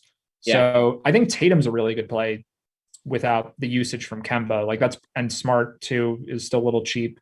I think those are probably the places to go. But this game is probably going to be a bit ugly from a pace perspective, just the way these teams play. Yeah. So does that impact you then? Would you probably lean then to the cheaper option because of that? Like with Pritchard, you're saying? Or Smart, just because Tatum Yeah. is 9,100, Brown 7,800, and Smart 6,000. So he only has to score 30 fantasy points to reach 5x, and the chance for him to score 30 or 40 fantasy points is a bit higher. He scored 43 against the Bucks. He dropped 40 against Dallas. So he has flashed that upside. Yeah, I think Smart is probably the best way to go. I think that's a good point. And also Smart is shooting guard eligible, and just kind of scanning this, there's not a ton of great plays there besides Kyrie Irving. So if you want to get a bit of unique lineup construction, I mean, I'm not even sure Kyrie's going to be that popular. Maybe that's the game we should jump to next. But I think Smart at shooting guard is probably one of the best plays at that position. Makes sense. Cool. Let's get into Brooklyn then. KD will be returning to the lineup. We don't have news on when he's going to be returning, but the minutes that he's going to be playing. But at 9,200, I'd see KD as an auto fade, but Kyrie 10,200. The floor is still there because he's proven, even when Harden was playing, that he could score between 45 to 50 fantasy points. And then if it goes off, Pelicans are not a strong defensive unit. This game has now crept up to actually being the top total on the slate. We started with Minnesota, Indiana, but now it's going to be this game here, New Orleans and Brooklyn, because of the guys getting ruled out. So that was one of the other changes that ended up happening because of all the injury situation. The total actually fell a little bit. Yeah, the other thing going on here is we don't know if Brandon Ingram is playing yet. Yep. And we don't know this. I think that this should matter. Kyra Lewis at 4,300 is also questionable. Correct. And with Nickeil Alexander-Walker out, that might be a little expensive for him to end up being a great value play. Maybe if Ingram's out and they have to go small ball with him and Lonzo and Bledsoe. But yeah, I think the Ingram dynamic would affect a lot here. I think that it helps the game stay closer, which is better for Kyrie. And then if you get a Durant minutes limit, then Kyrie becomes an awesome play. But if Ingram's out, I think my favorite player from this game is Zion, who just not a lot of people will get to, and he gets the extra usage without Ingram there. And maybe even Lonzo Ball, who's just been really, really good lately. He had the long layoff, came back and put up 50 fantasy points in his first game, which was pretty nuts that he wasn't eased in whatsoever, just came back and started crushing immediately. Yeah. He set a career high in 3-pointers with 8 made. His fixed form, his shot is just back to being really nice now. He's not shooting with that hitch, straight up just taking the jumper. But the real interesting part is that in that second game, he wasn't a scorer, and he focused on 11 assists and 9 rebounds with also 3 steals and 2 blocks. So the stats are there across the board. And this is an up-tempo matchup. We've been attacking Brooklyn all season long because, yes, they're a good offensive team, but they have not been a good defensive team for the entirety of the season, and they try to play at a higher pace. So Lonzo Ball makes a lot of sense here. Yeah, I think we definitely need Ingram out, but I'm a little confused about this game in general, just what the Pelicans are doing. Because this is the second night of a back-to-back. That's the key thing here. And Zion was questionable yesterday, so was Ingram, and then Zion played, Ingram didn't. I thought that they would just take this opportunity to switch that today and let Zion get the night off after dealing with injuries and let Ingram play. Yeah. But Zion's in and Ingram may still be out. So it's also weird with Lonzo having been hurt recently, and this is a back-to-back for him. They were in Atlanta last night, and maybe it would have made some sense for him to rest. I guess I wouldn't be entirely shocked if someone got ruled out here before this game. Yeah. If something gets re-aggravated in warmups from one of these players. But with Zion, it's a thumb. So yeah, it's not terrible where like that's true. It's not the Giannis thing with the lower back and the hip injury or whatever. Yeah. I think it was knee for him last night. So maybe Lonzo gets rested here, but maybe if they're not confident Ingram's healthy, so Ingram stays out and everyone else just keeps going because they need these wins to try to make a playoff push.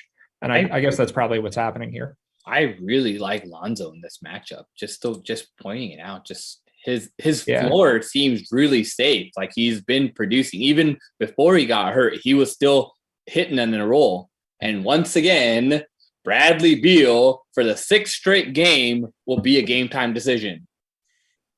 Yeah, I mean, is Beal a good play if he plays? I think at some point, right? Although he's 9,500. Yeah, I'm not sure. But we'll need that news for Westbrook. We'll need the Robin Lopez news for Alex Len potentially being a value play. Yep. Or Chandler Hutchison, or who, I don't know who plays their front court minutes. But Rui's back. So that probably takes away from a lot of that. So Bertans then is somebody that you don't want to be looking at. Bertans. We're going to go with Bertans. Yeah, he probably loses a chunk of his minutes with Rui back. That was the spot where he was most benefiting from. The other game with a questionable player that we have to talk about that I thought was similar to New Orleans with the back-to-back is Jamal Murray for Denver. Yep.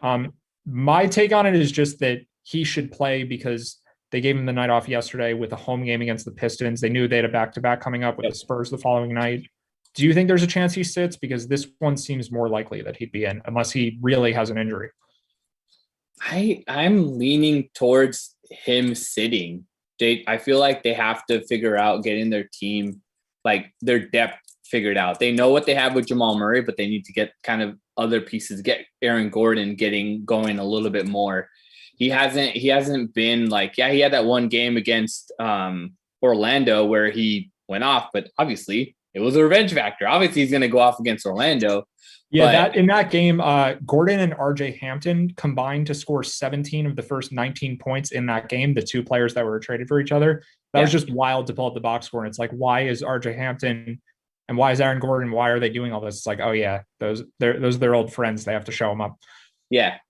But I'm looking at this where, we saw that blowout last night where they didn't play their guys very much. Aaron Gordon just played 24 minutes. So I think there's a chance here where they end up sitting. It makes sense to just kind of sit Jamal Murray, work his way back in a little bit and take a bit of a break. The Nuggets have I would say the easiest schedule remaining. I was looking at it and they have they're playing really, really easy teams after they get past the Celtics here and the Heat. They get to play the Rockets twice. They get to play the Warriors twice. The Raptors have been struggling. The Nets are really set up easily for them. The Hornets are going to be tanking by the end of the season. Timberwolves will be tanking. Pistons again towards the end. So I feel like they know that based on the record and what they're looking at, they don't have to press him. Yeah, and they're not winning their division regardless because the Jazz are too far ahead. So they're kind of in no man's land. They're going to be the 4, 5, or 6 seed. As long as they don't fall into the play-in game, they don't have much to play for. And they should have some easy wins anyway. I think you're probably, I think you're at least what you're saying makes sense. I'm a little more skeptical that it just might have been the back-to-back, and that's the reason that Murray didn't play last night. But you're right in the sense that if I were running the Nuggets, I would rest him also. I think he should, they don't need to play him if he's not fully healthy. But if he does sit, the other news that we got from Denver is that Paul Millsap is out tonight. Yep. So that probably opens up things even a bit more for Aaron Gordon and then maybe also Michael Porter Jr. Yeah. Do you like Monte Morris at all at 37? I loved him yesterday. He had an average game. It was like 20 fantasy points. Yeah. 4,000. Yeah, I mean, he should play a lot of the point guard minutes, but it kind of seemed like they wanted to play Campazzo more. They have PJ Dozier there. Will Barton plays some point. Aaron Gordon plays some point. I think Monty Morris is probably more of a good floor play than anything, and it's not a great matchup. He's 3,700, which is a good price, and I don't think there are a lot of great value guards. But I think, not considering ownership, which will be pretty low for him if we were just talking about straight value, the guards on Indiana are all going to look a lot better. Yeah, for sure. We're going to bring up the injury report right now and check out all the people that are either questionable, doubtful, game time decisions, what it is. So we have Sabonis, doubtful, Miles Turner, doubtful, Brogdon, doubtful. They haven't been officially ruled out. That's the reason why. It hasn't been the line shifted definitely towards them being doubtful, but you have to look at Goga from the Pacers, maybe even some Sumner there. I could see Karis LeVert getting a lot of usage in this game. I don't have an issue playing him, especially in GPP, but then the flexibility goes away a little bit. I'd rather go maybe Lonzo if Ingram sits, and that gives he's a little bit more expensive. Beal, again, game time decision, but Hachimura back in the lineup. Brandon Ingram, we're waiting for that. Lewis, waiting for him to be a questionable as well. Kevin Durant making his long-awaited return, and then without James Harden. So I think Harden's going to be out at least 2 to 3 weeks now with that hamstring strain. This is second hamstring strain in like the last month. So I think they're going to be chilling with Harden now, and Durant's going to work his way back into the flow. We probably won't see all three of those guys together until the playoffs. Moving on to Boston, Kemba Walker, Evan Fournier out. Tristan Thompson is available, so maybe look at the usage there from the guards or spend up. Dallas, Kristaps Porzingis, and Maxi Kleber, questionable. So as Matt mentioned, maybe that works for some Boban tonight. Houston's getting John Wall back into the lineup. I don't see him as being a strong play. His salary is just a little bit up there, 8,100. He's going to have to score like over 50 fantasy points to really make it.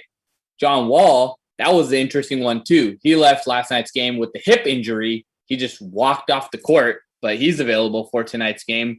And Melton also got hurt. So maybe Grayson Allen steps up a little bit, or Desmond Bane is a value to consider there. And then lastly, Atlanta with Capella questionable, Gallinari questionable, setting up here where even though it's a close spread, you have to consider some of these other players to play on the Hawk side. 3,100, you have your boy Okongwu. Yeah, I think Okongwu could be great if he's actually the starting center, and same for Boban. But I think we have to go back to the Pacers for a second, because now this is where all the value is, and they are playing the worst defense of the night, except for maybe themselves. Like maybe with their current roster, the Wolves have the best matchup. But I almost think we could be in a situation with Karis LeVert where you end up not being able to afford not having him. Like it's at 7,100. It's hard to imagine a scenario where he scores less than 40. He's going to get so many shots up. We saw similar situations when he was on the Nets and they were missing all their players. I think this is the exact same thing. So if you're fading LeVert for someone like Ball, you're getting a huge amount of leverage from the ownership there, because I think LeVert ends up being the most popular player on the slate now. But you may just have to do it like in all cash type formats. He is the guy. I don't know, like what's the path to LeVert failing where he gets less than 35, let's say?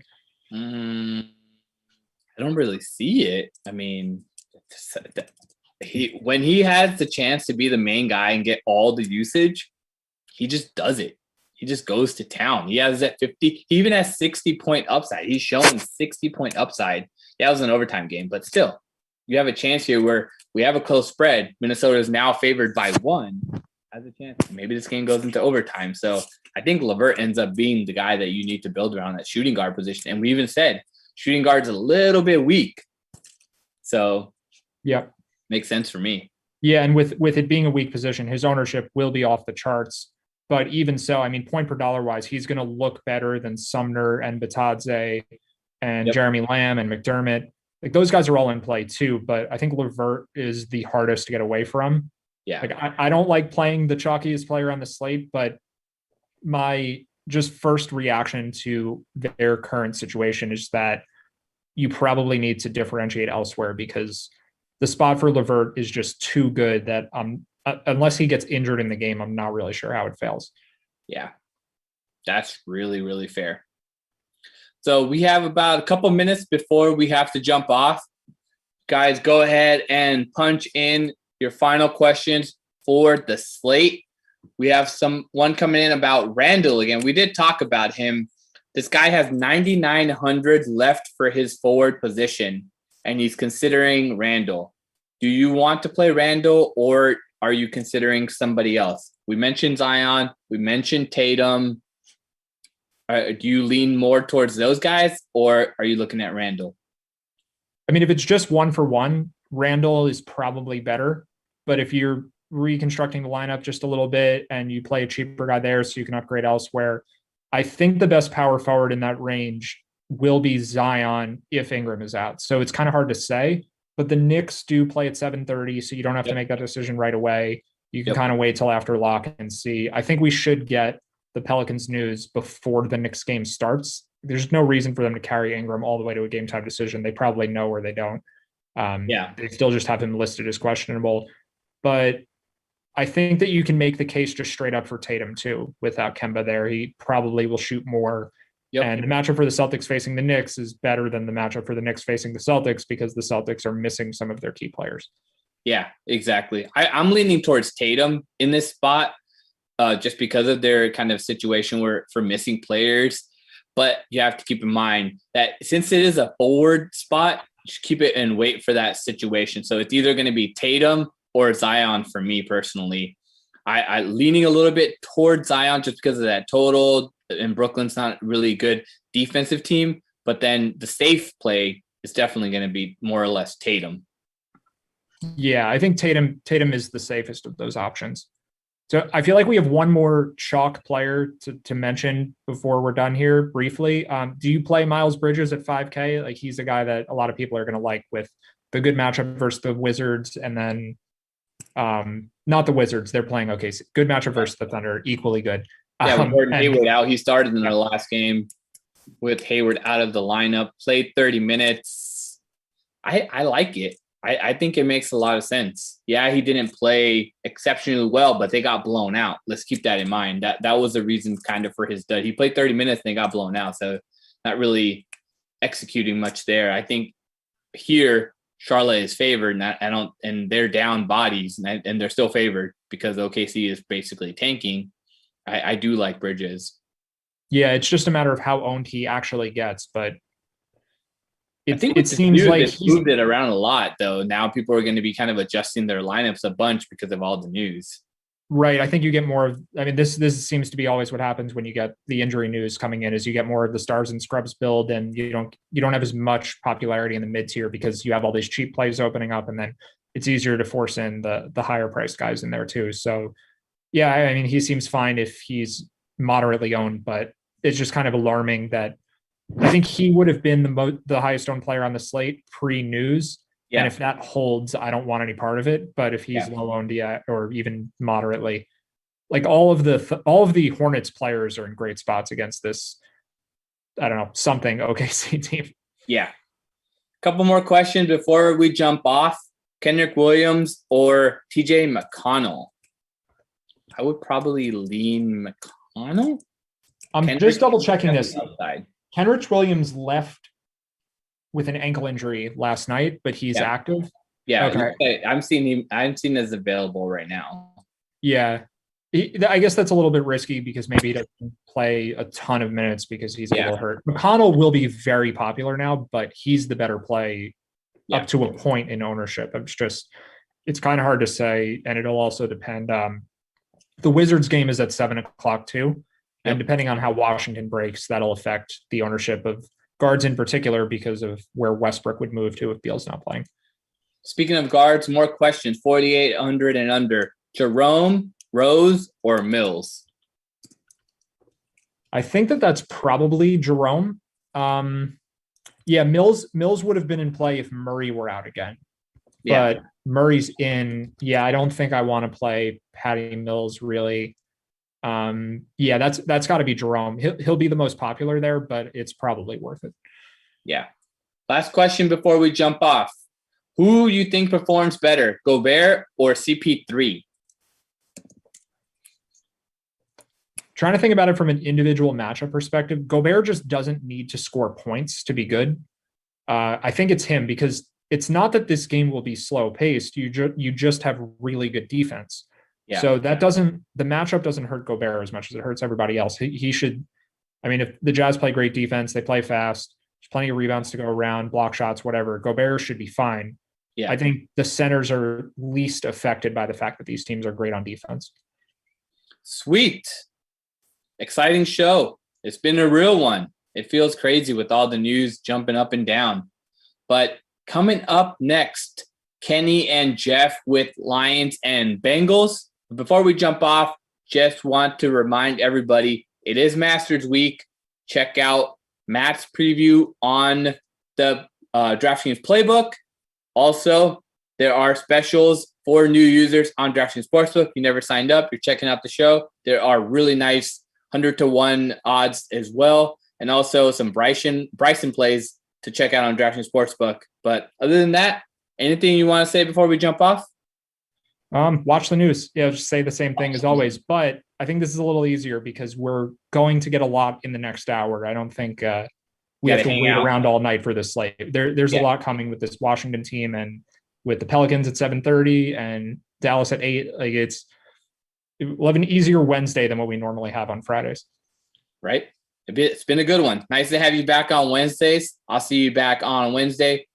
Otherwise, I'll be back on with Monday with Julian. Coming up next for Pre-Lock Live is Friday with Steve and LaMarca again. But thanks for hanging out, everybody. Good luck with your lineups. Peace out.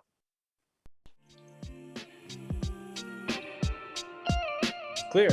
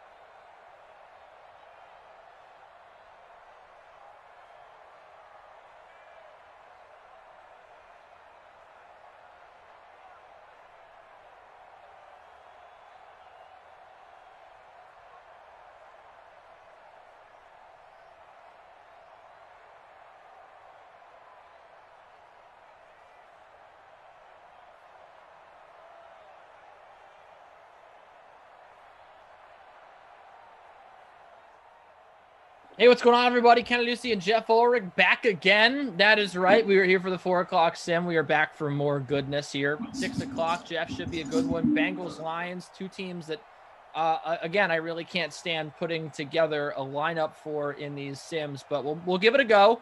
We'll give it a go. And are you going to roster either quarterback here? Of course, it is a Wild Weather Wednesday. So because Joe Burrow is my boy, I had to roster him. I did put him in a lineup. I put John Ross in the captain.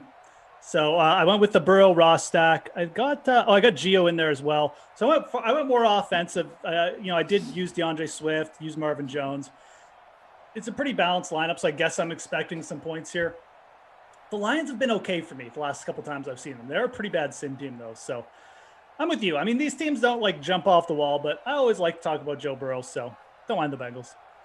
Yeah, don't mind them. And we also, of course, tonight the weather is going to be wind here, so get ready for that here in Cincinnati. Marvin Jones Jr. is my captain. I don't know about you. I have Marv with Matty Staff, Hawk Daddy, and Danny Amendola. That is my Detroit Lions stack. And then I came back with John Ross and Tyler Boyd, the two wide receivers for the Bengals. So it is wind. There's wind tonight. I guess I'm being a little bit brave and taking the wide receivers. Okay, I like it. I do. Yeah. Kind No of AJ Green for you tonight? Kind of on the same page. No, AJ Green is like past his prime for me, so I just can't click on his name. Like, I guess he's good value in the sim, but I just think of AJ Green. I just don't really think like. I also don't ever remember seeing AJ Green go off in this game.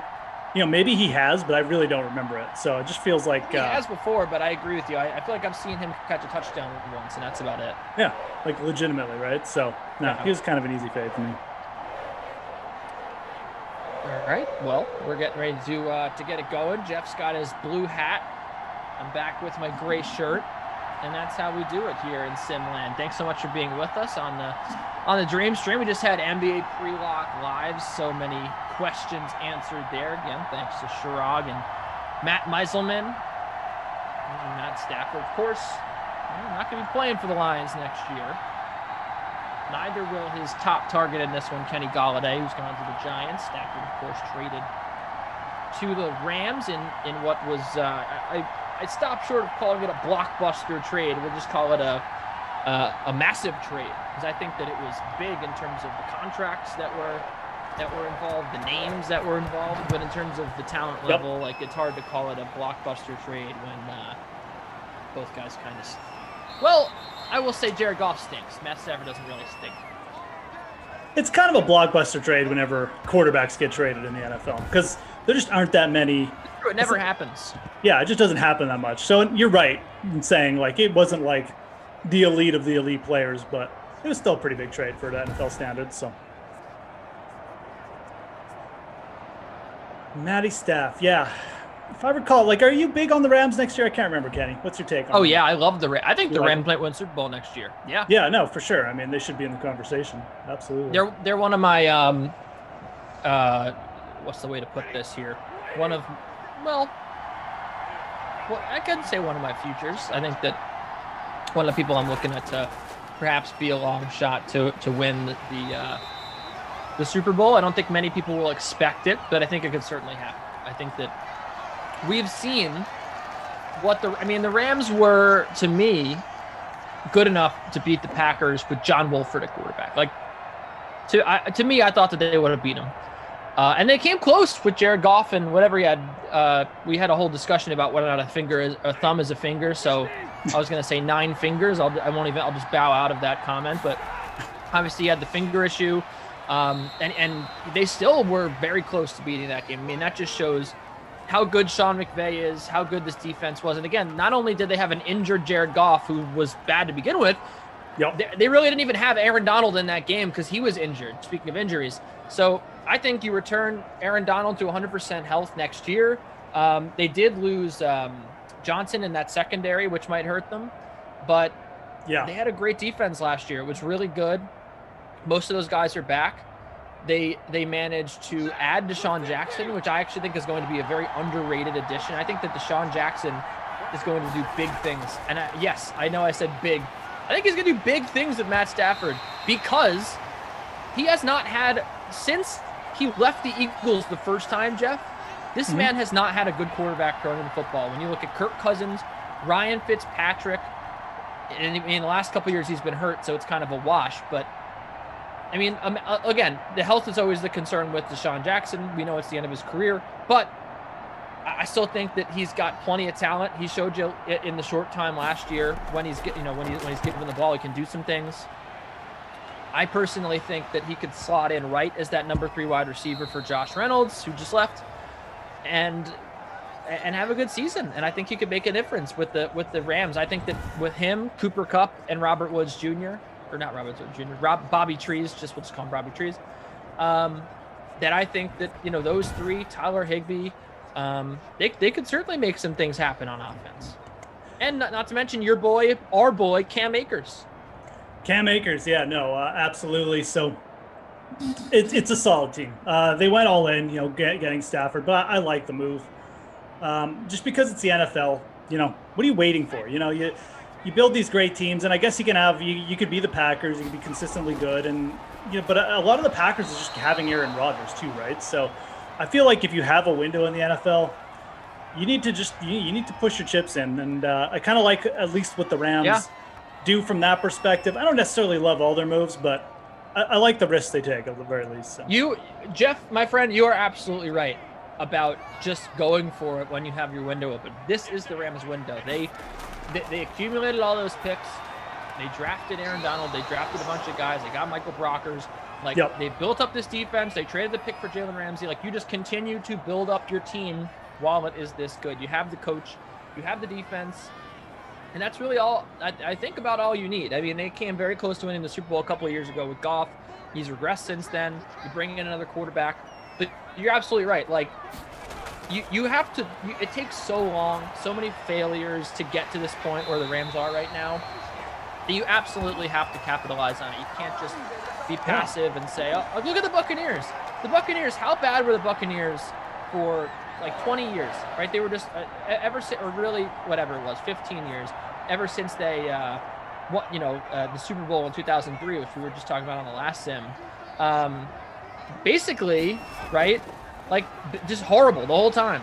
They went through so many years of misery. They had so many failures in the draft, but they managed to build up a great defense.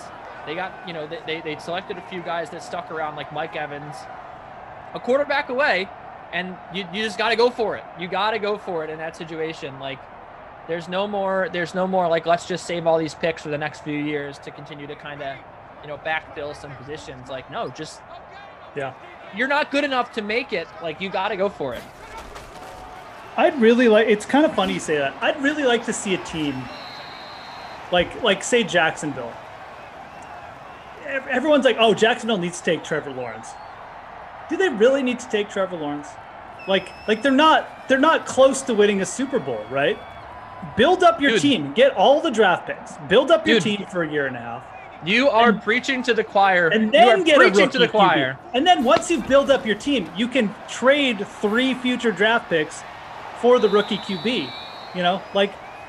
It is funny how teams go about it. The Bengals are a good example too. They probably really didn't need Joe Burrow. I love Joe Burrow, but they probably should have just drafted defense, gotten 1 million first-round draft picks, which they would have gotten, and then you get your QB, right? So, classic NFL, putting the cart in front of the This is why people like listening to us on The Sims Together, because we are like-minded. Well, we do. You are totally 100% correct. You are correct. No one wants to say it. No one wants to say you pass on, like, I don't know, the next generational quarterback, the next Kyler Murray, whatever you want to say. But this is simply the truth, that Jacksonville is not ready for a quarterback yet. And what you could get for the #1 pick, look at what happened with the team we were just talking about, the Los Angeles Rams. They traded away a high pick, and they just got 1 million picks. And what did they do? They hit home runs. They hit doubles, and they hit home runs with those draft picks. They built a great team, and then when it was finally time, they pulled the trigger on a quarterback, and whatever, it didn't even work out, but they almost won the Super Bowl, right? Like, that is how we've seen it in today's NFL. That is how you win. You don't take a quarterback too early. Look at the New York Jets. They have to reset the quarterback clock now because they took a quarterback when they didn't need to. They could have traded that, whatever. Like, quarterback is so important, right? But it's not the most important thing. Like, if you were to tell me, I'll give you, the like, let's say, the infrastructure that the Cowboys have. Like, you could give me if I had my choice between the Cowboys roster, like maybe from 2 years ago, with that amazing offensive line, decent defense, really talented Let's just say you get like the 3 best offensive linemen in the league. Right. Yeah. If someone gave me the choice, between that and like Patrick Mahomes, I would absolutely take the infrastructure because you could put Patrick Mahomes on the Jets or the Jaguars, they would stink. I'm sorry. Patrick Mahomes is really good, but one person it doesn't even matter if it's a quarterback, is not good enough to lift a bad roster to a Super Bowl. Like, Patrick Mahomes would probably bring that team to the playoffs. We saw it with, like, Brett Favre with the Jets, right? Same deal. Mahomes is like maybe the one guy I think about, but like anyone else would be like, no. He would go to the playoffs. I'm not crazy, but they would not win the Super Bowl. You can't win the Super Bowl I agree. Oh, absolutely. With a bad defense and like a bad line and a good quarterback. It just doesn't work. Like, you're not going to be able to. It doesn't matter how good your quarterback is. You need a whole team, and like that was why I was yelling about after the Super Bowl, because no one was like, everyone was talking about Tom Brady. No one was talking about the fact that they had a whole entire amazing team. Like that is how you like good teams win Super Bowls. I had a whole conversation with Kaufman about right. So why the Bucks won. Me too. But to your point, what could the Jaguars get back for the number 1? I mean, it's probably 2 or 3 first-round picks. Oh no, they'd get the max. Yeah. They'd get 4. They'd get 4 first-round picks. So you're telling me that you'd rather have Trevor Lawrence than 4 first-round draft picks, maybe in sequential years? Yeah. Of course, I'd take the picks. Of course, because you know what else? You're not even like you're probably going to end up drafting like the freaking Falcons are probably trading all those picks. You're probably going to draft 4th this year anyway. Who cares? You know, you don't even like take Sewell, trade number 1, take Sewell, build your offensive line, and then in like 4 years when like I don't know Tony Romo's kid or something is a quarterback that you really like, just then draft him. Like you do the groundwork, you do the legwork, and this is honestly why I was excited the Jets were. I thought that they were going to hang on to Darnold and they were going to trade 2 away and continue to build. Do the leg. I mean, but they have 1 million picks, so really they already have a lot of picks. Yeah, right. It's not the worst idea in the world because like they theoretically in 3 years could be really good, right? Yeah. But anyway, the point is, you do the legwork. You build the line. You build both lines, and then you add a couple pieces in the secondary. Maybe you get a wide receiver, or you just get the wide receiver in the same class as the quarterback. That's another story. And when you're ready, you just go all in, like what we were talking about with who just made the move, the Rams. Like just once you're ready, trade 3 first-round picks and get that quarterback. That's all you have to you have to time it right. Let's take Carolina because wow, that's a nice pass. I think that's Hawkman. It's Hawkman, that's right. No, it's Amendola. Oh, it's Amendola. So Stafford with a quick passing touchdown, answering. Yeah, Burrow's mad. Let's take like Carolina. We know Carolina wants a QB. Legitimately, if you're Jacksonville, you're getting 4 firsts from Carolina. You're going to get their 8th this year, and you're also probably going to get at least like a Brian Burns back, maybe even like an O lineman as well. Like that's an insane return, dude. I mean, I would take that in a heartbeat. Yeah, and plus you're picking 8th, like you said, you can get the O-lineman, you can get a massive piece on defense, and then you get the extra picks. Like, you could probably get 4 firsts and like a 2nd and Burns for Trevor Lawrence. It's a ridiculous return, man. Absolutely And ridiculous. to me, again, like, no one wants to say it, right? Well, no, it's not even that, like, we'll say it, but, like, no one will do it, so it's almost not worth talking about. Like, nobody has the balls to trade away from Trevor Lawrence. There's a 0% chance it's going to happen. No one wants to talk about it. But the fact of the matter is, to me, it's not even like it should be a conversation. It's laughable. It is laughable to me to say, if you're a rebuilding team, I'd rather have the best quarterback in a good quarterback draft than like 4 first-round picks. Because if you hit on those picks, if you get a left tackle, a right tackle, say an edge rusher with like, God forbid, if you can get the top edge rusher in one of those 4 draft classes, you add a left tackle and a right tackle, and then, I don't know, like a skill position player or an elite corner, that is unbelievable. Like, to me, you're already a great team. And then just go out and friggin' sign anybody, right? And then you're immediately, like, you're okay. Like, look at the Titans. Same thing with the problem that I have is that there are so many teams that that wrote the script. The Titans wrote the script. They built that team, man. Like, they had a good coach, good system, good culture. They built that defense. Like, they just have some freaking guys that'll run through your face on the offensive line. And then what did they do? They signed Ryan Tannehill. Did anyone think Ryan Tannehill was going to be a good quarterback? Yeah, Absolutely exactly. not.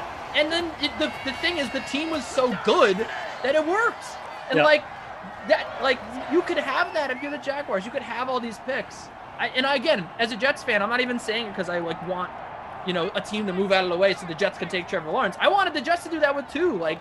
Even though they have 1 million picks, if you could spend 2 years, get premium draft picks, build up a great team, in 3 or 4 years, you do whatever the heck you want at quarterback. You go out and you could trade Totally. like 5 picks for a who's going to be disgruntled? Joe Burrow's probably going to be disgruntled at that point because the Bengals are a terrible organization. Yep. Anybody trade the picks for an existing quarterback. Trade him for the #1 pick and draft a quarterback. Whatever you do, it's going to work because you have a great team. And like as long as you have an average to above average quarterback, you're going far. You can just do what the Bucks did. They didn't even spend any capital on a QB.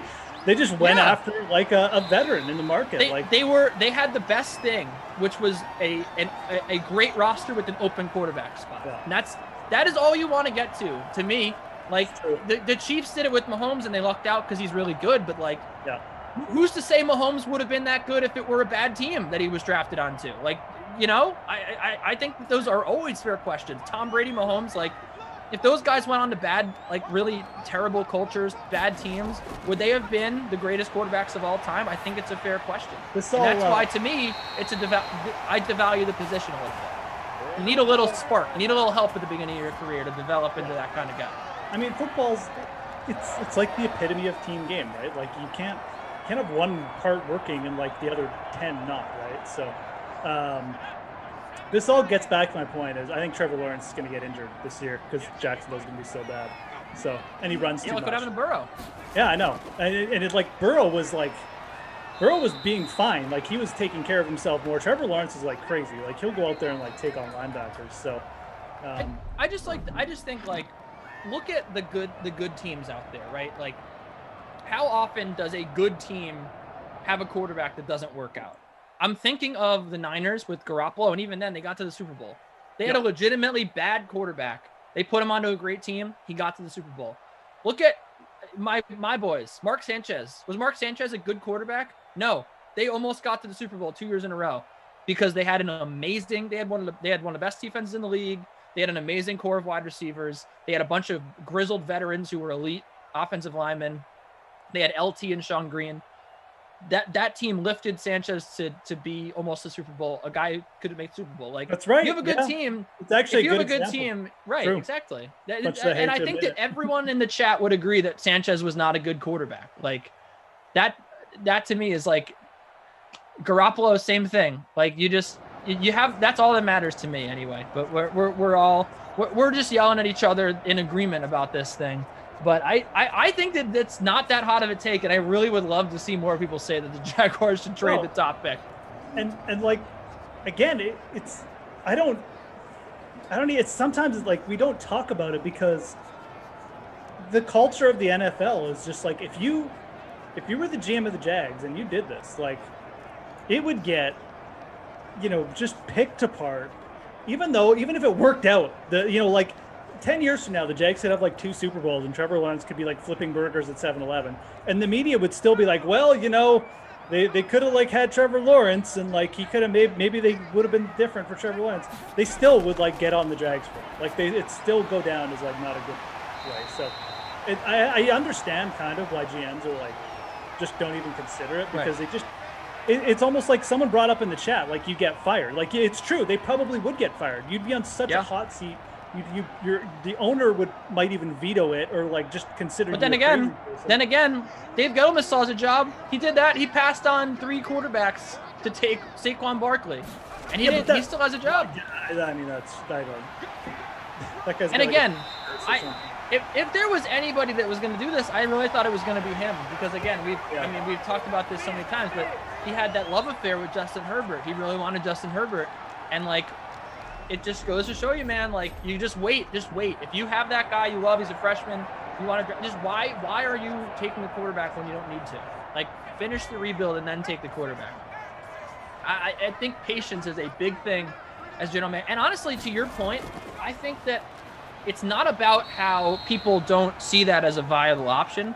Like I think that there are plenty of general managers who would agree with us and actually would prefer to do that. The problem is that no general managers really are allowed to finish a true rebuild, right? Yeah. Like if you have 3 years, if you don't show some progress in 3 years, you're cooked. Especially if you don't have a quarterback. Like how many GMs are allowed to rebuild for 3 or 4 years and not take a QB? Like that, there's organizational pressure. Like everybody, you have the only scenario I could see is like if some really great NFL player stepped into a GM role, like Tom Brady or something. Like if Tom Brady became the general manager of the Patriots, and he didn't. And he was like, you know what? I'm not going to take a quarterback for the first 4 years. No one would fire. You can't fire Tom Brady. What are you going to do? You're going to tell Tom Brady he's wrong? Of course you're not going to. So I don't know, man. Unfortunately, most here's a little geo pass you catch there. Look at what happened. Look what happened with Phil Jackson with Kristaps Porzingis. He was like, "Oh yeah, I think we're going to trade him." The media, the fans, they went ballistic. They were like, "How could you think about trading this guy?" Meanwhile, first of all, he's injury prone, and the Knicks would have known that better than anybody. But second of all, they could have gotten like 3 first-round picks back for him. Why would you have one franchise player when like you could? I mean, look at the Warriors. The Warriors didn't win because they had one good guy that they picked in the top 5, because they consistently picked in the top 10. That's how you build teams. Anyway, we're yelling about the same stuff. Yeah. Look, I still agree. I still think quarterback is the most important position. But it's not like this. It's not like quarterback is so high up. Like it's right. It's a it's tiny not the bit first more thing important. that you should do. Exactly. It's a tiny bit more important. It's not so important that you can just win with a quarterback, right? So. Anyways, whatever. Everyone's got different opinions on it. I get it, but DeMac Lion says you're talking about the script for draft day. For draft day, yeah. I guess that happened in draft day. Draft day now. I guess that happened. Something like that happens. I guess they didn't take a quarterback or something. I don't know. Mike says he wants to start drinking now. You know what? And the funny thing about you bring up ex-NFLers being GMs, the problem with ex-NFLers, they're mostly terrible GMs. Like John Elway is terrible. Right. That's just the one name that pops to mind. Maybe like he's not. But well, you're gonna go fire John Elway? No, exactly. John Elway ain't getting fired. Like there's no chance. I thought that was gonna be a touchdown. Yeah, right? You can't. These guys have to be really bad to get fired if they're team legends, and that's my point. Like those are the only guys who can get away with doing something like that. Yeah.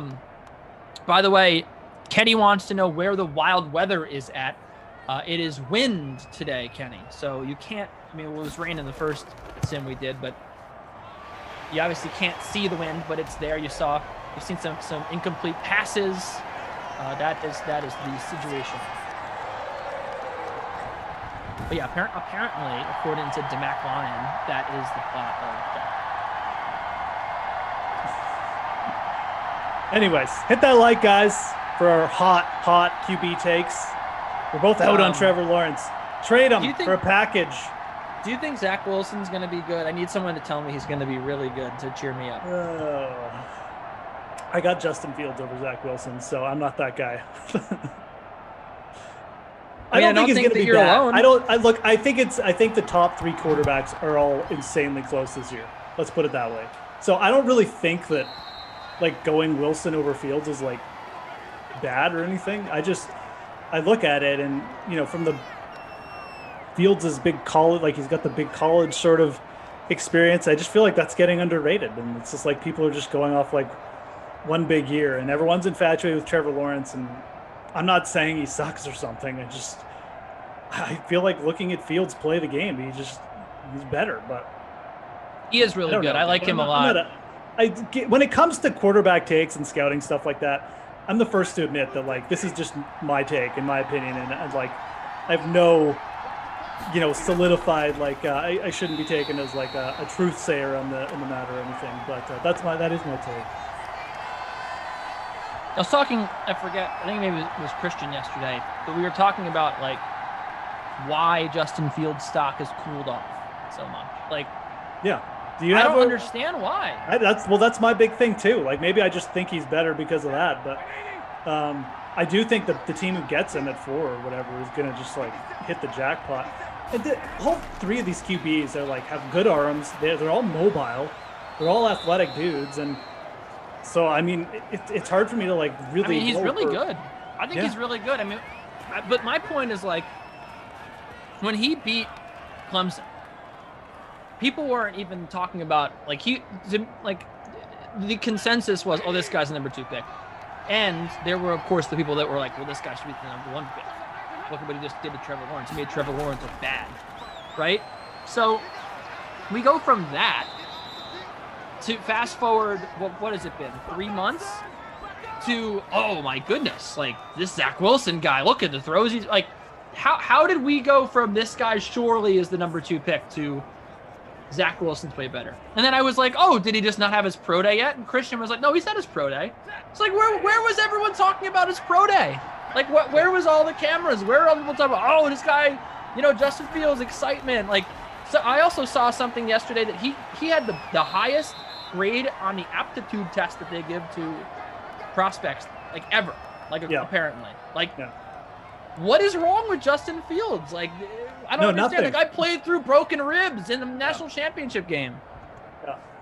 He's durable. And again, this is just me seeing. I mean, Wilson looks nice, and he's got some good metrics, like under pressure. But Fields, to me, has the most experience. And when he goes out there, too, he just like when he's running. And like I said, all the guys are mobile. But to me, the smartest runner, to me, is Justin Fields.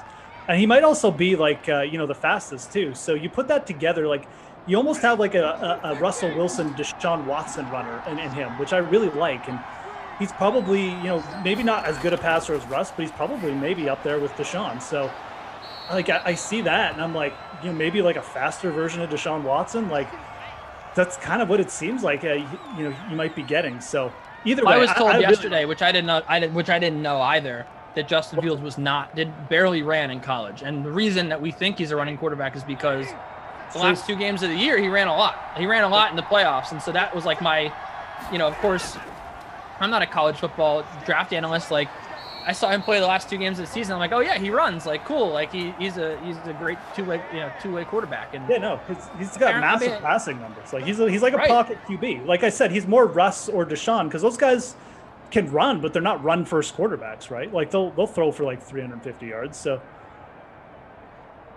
but Gary's saying it's because guys like Dan Orlovsky trashed his work ethic. Like I don't even know, like where did that even come from? Like I know, where does that stuff? As soon as I hear it, like I'm saying, the aptitude test. The guy was number 1 on the aptitude test. Like it's not like this. I don't get it. Like that's such baseless stuff. Like why are we just believing that? Like maybe that's got to be the Niners throwing that out there or something. Totally. They want him at 3, or whatever. Or the Falcons. They want him at 4. Keep passing on Fields. Boy. Yeah. As soon as I hear analysts say something like that, I almost like want to like the player more. Like it's so ridiculous. 2 dump offs. Who told you this? Why are you saying this? Why are you trashing this man's reputation? Yeah. It's all hearsay.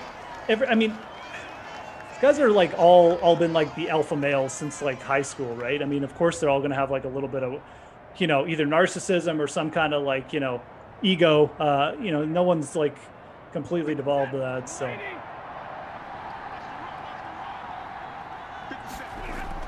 Well, Jordan said right here, that was a pick. He said, well, first DeMac Lion said, Ducey, I think the Jets should have kept Darnold and traded the number 2 pick to build more capital and picks and move back in the draft. I've liked what they've done lately, and 2 more years on Sam's deal was a bonus. I think he only has 1 year left, but I totally agree. I mean, that was my like ideal scenario for the Jets, was that they did that. But like you said, I mean, they already have 4 first round. They have, I believe, 10 picks in the top 2 rounds over the next 2 years or 3. Yeah. In the top 3 rounds, or the first 3 rounds in the next 2 years, which is insane. They have so many picks, and not to mention, what was that? What was that? Not to mention, Joe Douglas did a really good job with those picks last year, the picks that he had. So, I mean, I think that there's really fair reason for optimism, but so I agree with you. But like Jordan said, and I wanted to bring this up. He said, I agree the Jags can solve a lot of problems by not picking a QB at the top of the draft. But if they pass on Lawrence and can't find a good franchise quarterback, it won't be worth it. Now, what I would say to that is that you don't need to find a good franchise quarterback. You just need to find a franchise quarterback. And I think that you could find plenty of quarterbacks that can just do enough for you. I mean, we've in the first round in 2 years. Like, you don't need an elite quarterback. So, I mean, I do understand that point. Like, say you're like, oh, we're going to wait till next year, and there's no one. You say, oh, we're going to wait the year after. Nearly a touchdown there as we near the end. Yeah, the Lions are like, there's no quarterback, then you're kind of screwed, right? Maybe, what if you're like, we were talking about the pressure with the media. What if you're forced into taking the wrong quarterback and then it doesn't work out, and then you're Your whole plan looks like it was dumb. You can always go and get a franchise quarterback. Doesn't have to be like, we've seen Garoppolo, a 40-plus Tom Brady, Jared Goff, and another 40-plus Tom Brady. Stafford. Like those guys are out there. I mean, you can win with, this is a horrible sequence by Detroit, man. Like DeAndre Swift got stuffed at the one twice and then that. Unreal. But yeah, like the QBs is like, it's like the deepest position in the league. Like maybe not in the league, but it's like pretty close. So, especially now, look at all now, the, like the today, high quality game, backups that are out there. It's very deep. It's like the deepest it's ever been. So I'm telling you, like you put, Andy Dalton on that Buccaneers team. They don't win a Super Bowl, but they're playoff. Yeah, so I agree.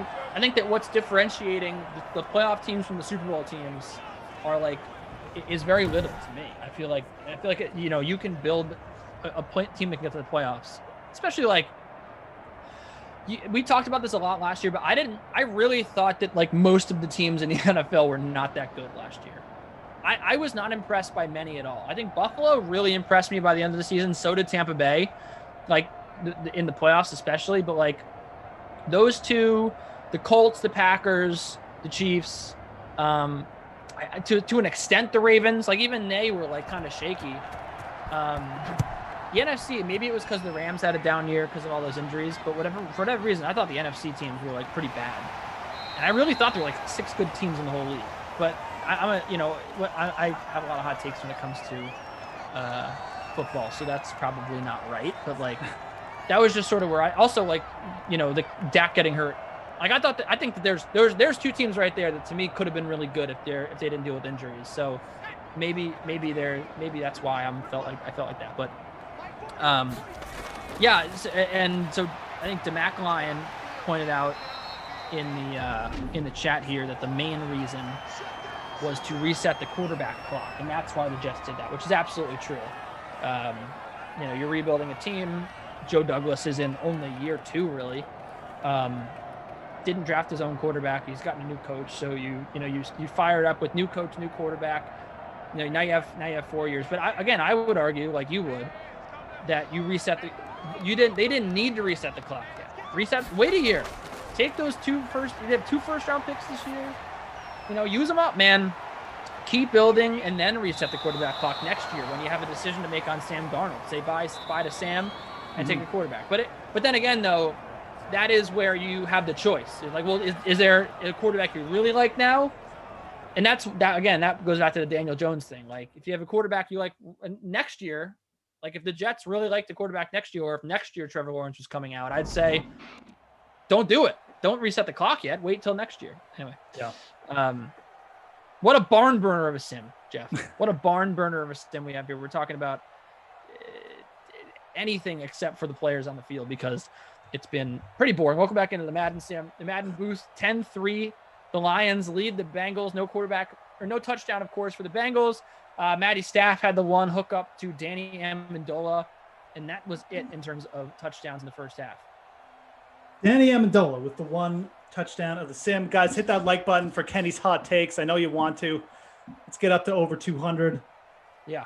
But yeah, I mean, this one has been like... You're the one who brought up the... You were the one who brought up the... No, I did. I know, because I wanted to talk to you about that was your hot take, yeah. I guess it was my hot take, actually. I agree with you. My hot take. I should take credit for it. We had a little bit of DeAndre Swift action. We had, I don't know, not much else, but yeah. I'm 18th in the free roll. Where are you at? Good God. You're not Mr. Golf and More, are you? No. He's number 1. I put John Ross in there. I'm 66.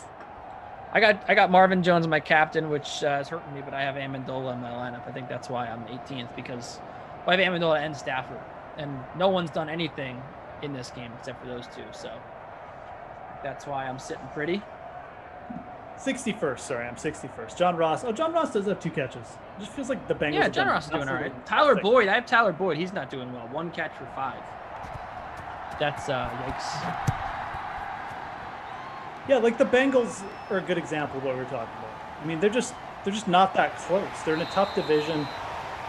Like I said, I really do like Joe Burrow. I think Joe Burrow is is going to be a good QB for a long time, but like the Bengals have the potential to be bad for like another 3 or 4 years because they're just not really rebuilding quick enough. So Absolutely. should have traded down This to is a really difficult division for them. You have the Steelers and the Bengals and the Browns. Like, such a what do you what trading down would have been amazing for them. You are literally in no rush. You have like, I mean, you have probably you need to nail it. You need to nail it because these guys are going to be quarterbacking these teams for the next, like, I mean, Roethlisberger, the Steelers are falling off, but you have the Ravens and the Browns right there. You're probably looking at like 10 years until you reset the quarterbacks in this division. Mm-hmm. You got all the time in the world. You go out and you spend 4 or 5 years building up a really good team. Joe Burrow might not be the quarterback for the Bengals when they finish this rebuild. It's true. And that is the harsh truth. Because, like, first of all, you know, it's gonna be so long until they're contenders because they are just so early in this rebuild. And if you finish in 3 years, if you're not that much further along, why are you paying Joe Burrow all that money and handicapping yourself with what you can do in free agency? It just doesn't make any sense. So, like, that's why when the Texans were like, hey, we want to trade when Deshaun Watson was like, hey, I want to trade, I was like, oh, that's awesome for them. Great. Yeah. Because they just paid him all this money. Now they can't build around him. They're stuck. Yeah. If they want to get rid of Deshaun Watson and they're going to obviously have to eat some of that salary, I'm sure, that'd be amazing. Like, why haven't they done it yet? And that is another question that I want answered. What is going on there? Like, we won't touch on it too much, but like, there's obviously the off the field stuff. Is that the only reason he hasn't been traded? Because last I heard, he really wanted out. You have all these teams that are filling their quarterback roles. Like the Panthers were linked to him. They filled it. I mean, I guess the Broncos maybe, like, but the Saints seem to be set, right? The Steelers, like, all these teams, where's he going to go? Like, he didn't undemand a trade, so where is he going to go? There's literally nowhere, I mean, except for the Jets, who have, or the Niners now have the 3rd pick, like, or the Jaguars, because we'll throw them in there. I don't understand where else he's going to go. So he's probably going to be quarterbacking the Texans next year, which is crazy. It's so weird that the Texans are even putting up any fight to trade Deshaun Watson. And I would get rid of that guy so soon. They've already figuratively screwed themselves. If they had just traded him, they wouldn't be the ones dealing with this off the field stuff. They'd have 4 first-round draft picks, and they'd be like, bye Miami, or whoever gave us all the picks. Do you know, like, it's just, and instead the owner wanted to play, you're our star quarterback, but you're not going anywhere. You're under contract. Like, this is like a get out of jail free card. Your franchise is going nowhere. It doesn't matter who your quarterback is next year or the year after, because your team is terrible. Just get out of the contract, get your asset, cash in your asset, and like rebuild. You'll be good in 2 years. Like, it's easy to rebuild in the NFL. Oh, it's so ridiculous, man. And like, now they're just, like you said, they're in no man's land. Like, do they even want him back now? Now they have a damaged asset, right? So I don't like to talk about this stuff from, be too cold-hearted. Obviously, there's serious stuff going on, but from a business standpoint, that's the truth of it, right? Like, now you've got, like, can you even trade him now? It's so weird. Right. So, but to your point, I mean, and I think that we need to establish like a bond. We've obviously established a bond here. POE, picks over everything. But like, just get draft picks. Just get picks. But like the whole thing about it is, they definitely could have. They could be sitting pretty right now. 4 draft picks, not their problem. And again, it's just like It blows my mind, and like everyone in the chat's like, oh yeah, we got it. Kenny doesn't like quarterbacks. It blows my mind that they would decide to hang. Like, they didn't need to pay him. Well, look, when they paid him, it made sense. They were not a bad team when they paid him, and Watson, like you said, is good. He's different. Like, he's a top 5 pick, or he's a top 5 quarterback rather. He's different than all these other guys you pay. It made sense, but after the last season, how much better could you possibly have asked Deshaun Watson to play? He played top 5 at his position, and they won, 5 games?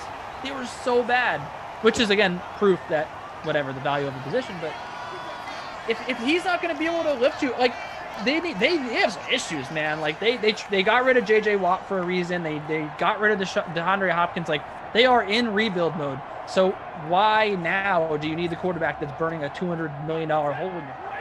Like, and again, now it's different, but back a few months ago, like, I should have just gotten it done. I don't get it. Yep. Just, like I said, man, I mean, they just, I don't know. It's not, the NFL is such big business. You'd figure these teams would be smarter from, like, as actual businesses, but they're kind of just treated as like, billion-dollar franchises, like run just like whatever, run by like, kids or something. It's right. very by kids. I mean, that's like seriously, they don't treat their players or their contracts as assets or like look to do what's best for the long-term health of the team. You should be looking forward. You should be saying, okay, we're here now. What's the best move to get us to like the pinnacle in 3 years? Not just like what's like, people can get mad at me if I trade Deshaun Watson tomorrow. Like, who cares?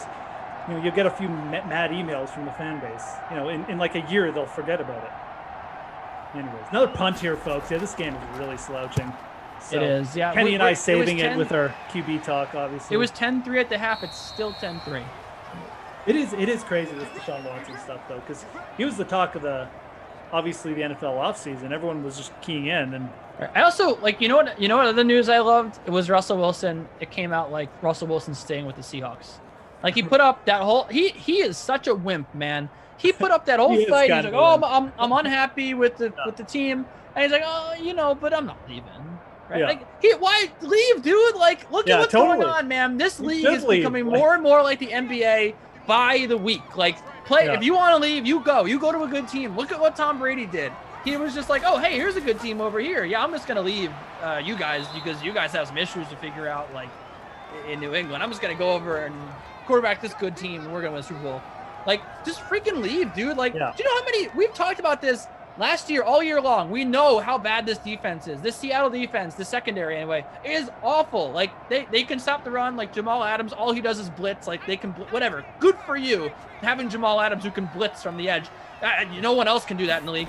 Like, so they have issues on defense. Now Shaq Griffin's gone, and like, what their whole offense is Russell Wilson, and they're running the ball. Like, we were on how many leaderboard lives for these Seahawks games, and we were just like, what is Pete Carroll doing? They're just run. Why don't they throw the ball?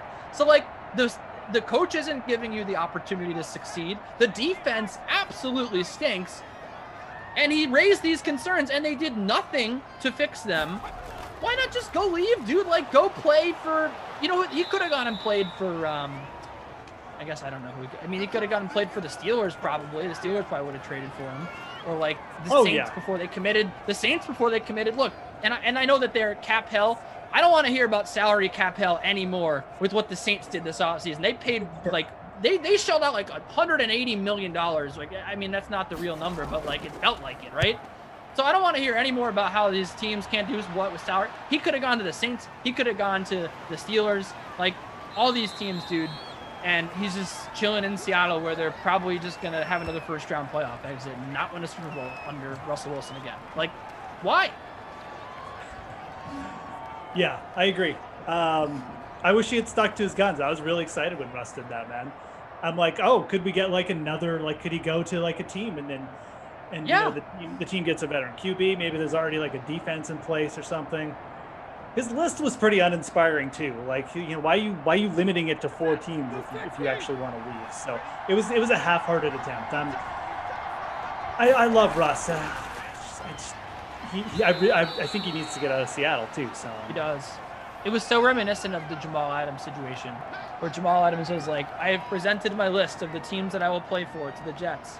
And all the teams were just like the 5 best teams in the NFL. It's like, oh, I will play for I think he said the Seahawks, the Cowboys, the Saints, the Steelers. I was like, cool, man. Like, yeah, I can, like, how old are you? 5? Like, oh, I only want to play for the good teams. Bye. Like, it was hilarious. He is 5, but that's beside the point. I would love for one day for Jamal Adams to just join this Zoom. It would be great. Hey, bro, come on, bro. Why the hate, brother? That's what he'd say. Okay. Yeah, 10-3. This is what we're talking about now because there have been no touchdowns scored in the second half so far. We went a whole quarter without a score. We've gone a whole 2 quarters without a touchdown. Speaking of quarterbacks, Matthew Stafford, 139 yards and a touchdown, but that's it, really. Yeah, this game is nothing in the third quarter. Nixon's got 6 attempts of rushing. DeAndre Swift has 5 catches. I don't know. That's cool. No one's even over 50 yards receiving. This game is ridiculously slow. Around the diamond, the Braves swept the Nationals. Little mini 2-game. I mean, it's an NHL game this afternoon. The Oilers and Senators are playing. Oh, really? We can check the news on that. Did Connor McDavid score? Let's see. It's 2-1 Edmonton. Let's see. I don't know if he scored. Edmonton. I you should buy be watching. Edmonton? Leon Draisaitl. What part of Canada do you live in? I'm just outside of Edmonton. Okay. Draisaitl scored twice. McDavid has 2 assists. They're beating the Senators, who's one of the worst teams in the league. So good for them. Wow. Pablo Sandoval was the one that broke the doors open. He had the game-winning home run. Again, his second home run of the year. Pablo Sandoval. Pinch hit homer. Unbelievable, this guy. Adam Kaufman needs 4 more for his NBA contest. Please, why don't you go join Adam's contest? I'm not going to join it. He's in. We're waiting. Cough. We're like, when is Kaufman going to get in the chat? Cough, someone mentioned there was some obscure comment earlier that you wanted Jeff to chime in on me or something like that. If you want to go ahead and clarify what that means. Drew claims that he did not hear anything of the sort. Edward says the best line ever. Yeah, I agree. Oh boy. Well, it wasn't a good start to my afternoon with baseball. You know, some of the things that I advised people to do did not pay off. Did not turn out to be correct. But it really has ended quite well. I was high. I said I was high on Alec Bohm, whatever, in my MLB targets article today. He had a home run.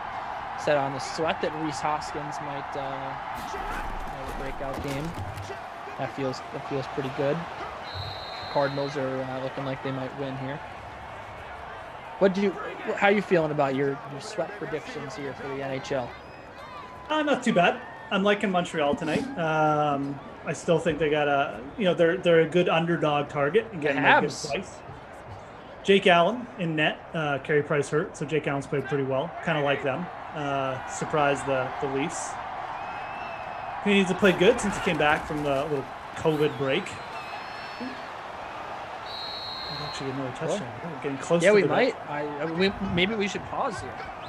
Maybe we should stop talking about hockey for a second because, guys, there's 6 minutes left in this game, and it could end right now. Detroit with the touchdown here could perhaps build an insurmountable 14-point lead. Matthew Stafford is in the shotgun. He's got 3 receivers out to his right. He hands off to DeAndre Swift, who breaks the tackle, gets out to the 17-yard line there. 1st and 10.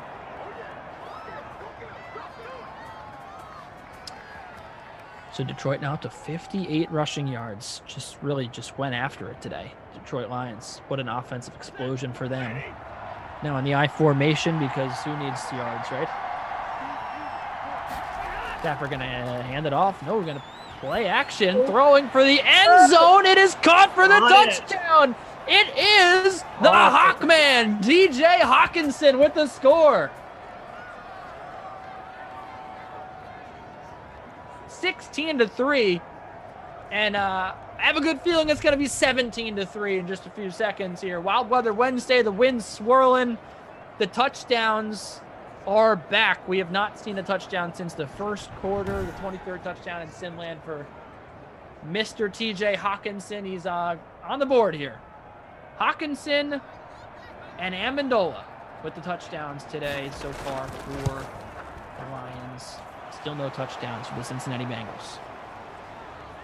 Yeah, Hawkman getting on board. Stafford's the second passing touchdown. So he really needed the Lions stack today. My lineup's dead. I got John Ross, unless we get some kind of crazy finish here. What do you mean? We got the Bengals with the ball back now. It's true, You but got they've this. been You got so this. terrible. I'm just. Would have been worse if the Lions were getting the ball right. I'm not very bullish. I am 9th out of 128 entries in our little free contest here. Marvin Jones Jr. still doing nothing for me, just 3 catches for 28 yards. But I got Stafford, the Hawkman, and Amendola. So I guess that's good enough to be top 10.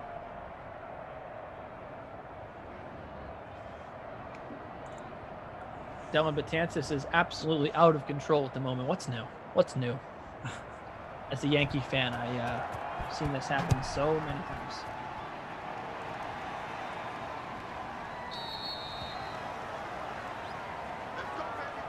(17-3). Ken Ducey and Jeff Ulrich here on the Dream Stream. Mr. Hawk wants to know how many points I think the Dallas Mavericks are going to win by tonight. To be honest, I haven't looked at that matchup enough. Let me just do a quick. Let me see what's going on. I don't even know who they're playing.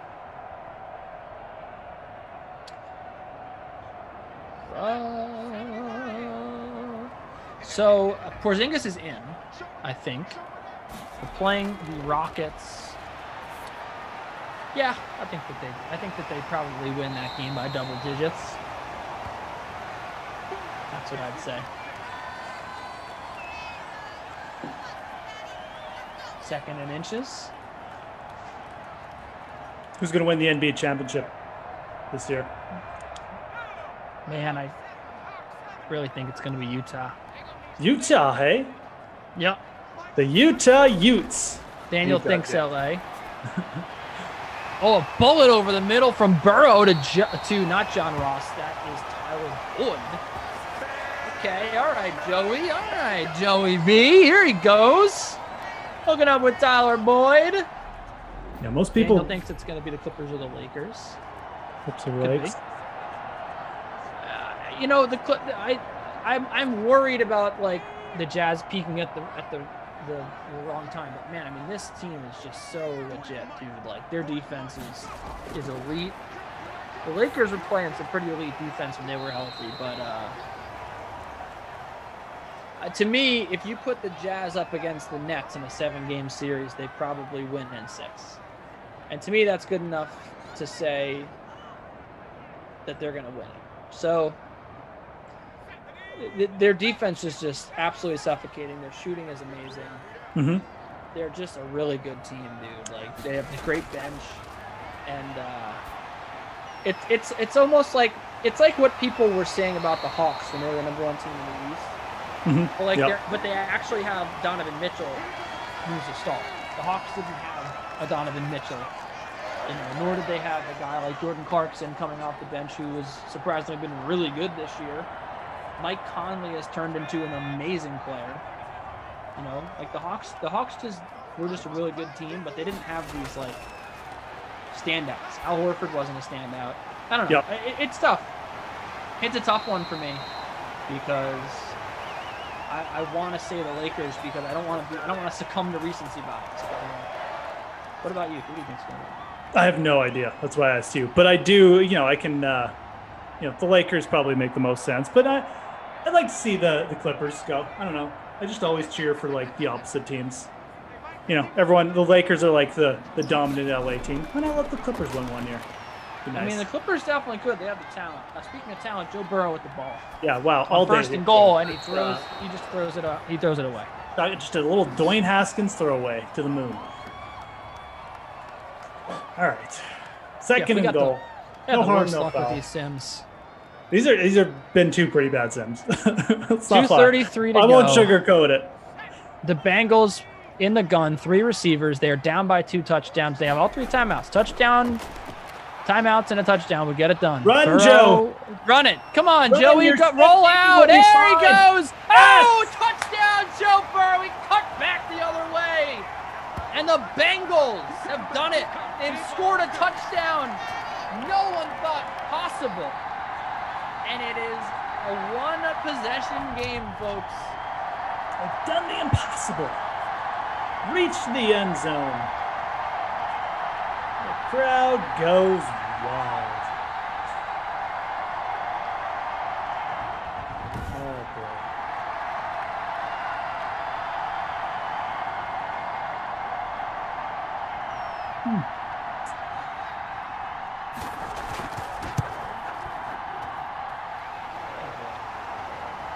It is a one-possession game, folks. Tyler Boyd gets the touchdown. Catch on that drive. Joe Burrow runs it in. By the way, Dylan Carlson just hit a grand slam for the Cardinals if you care about baseball. A young emerging talent, Dylan Carlson. I love him. He's great.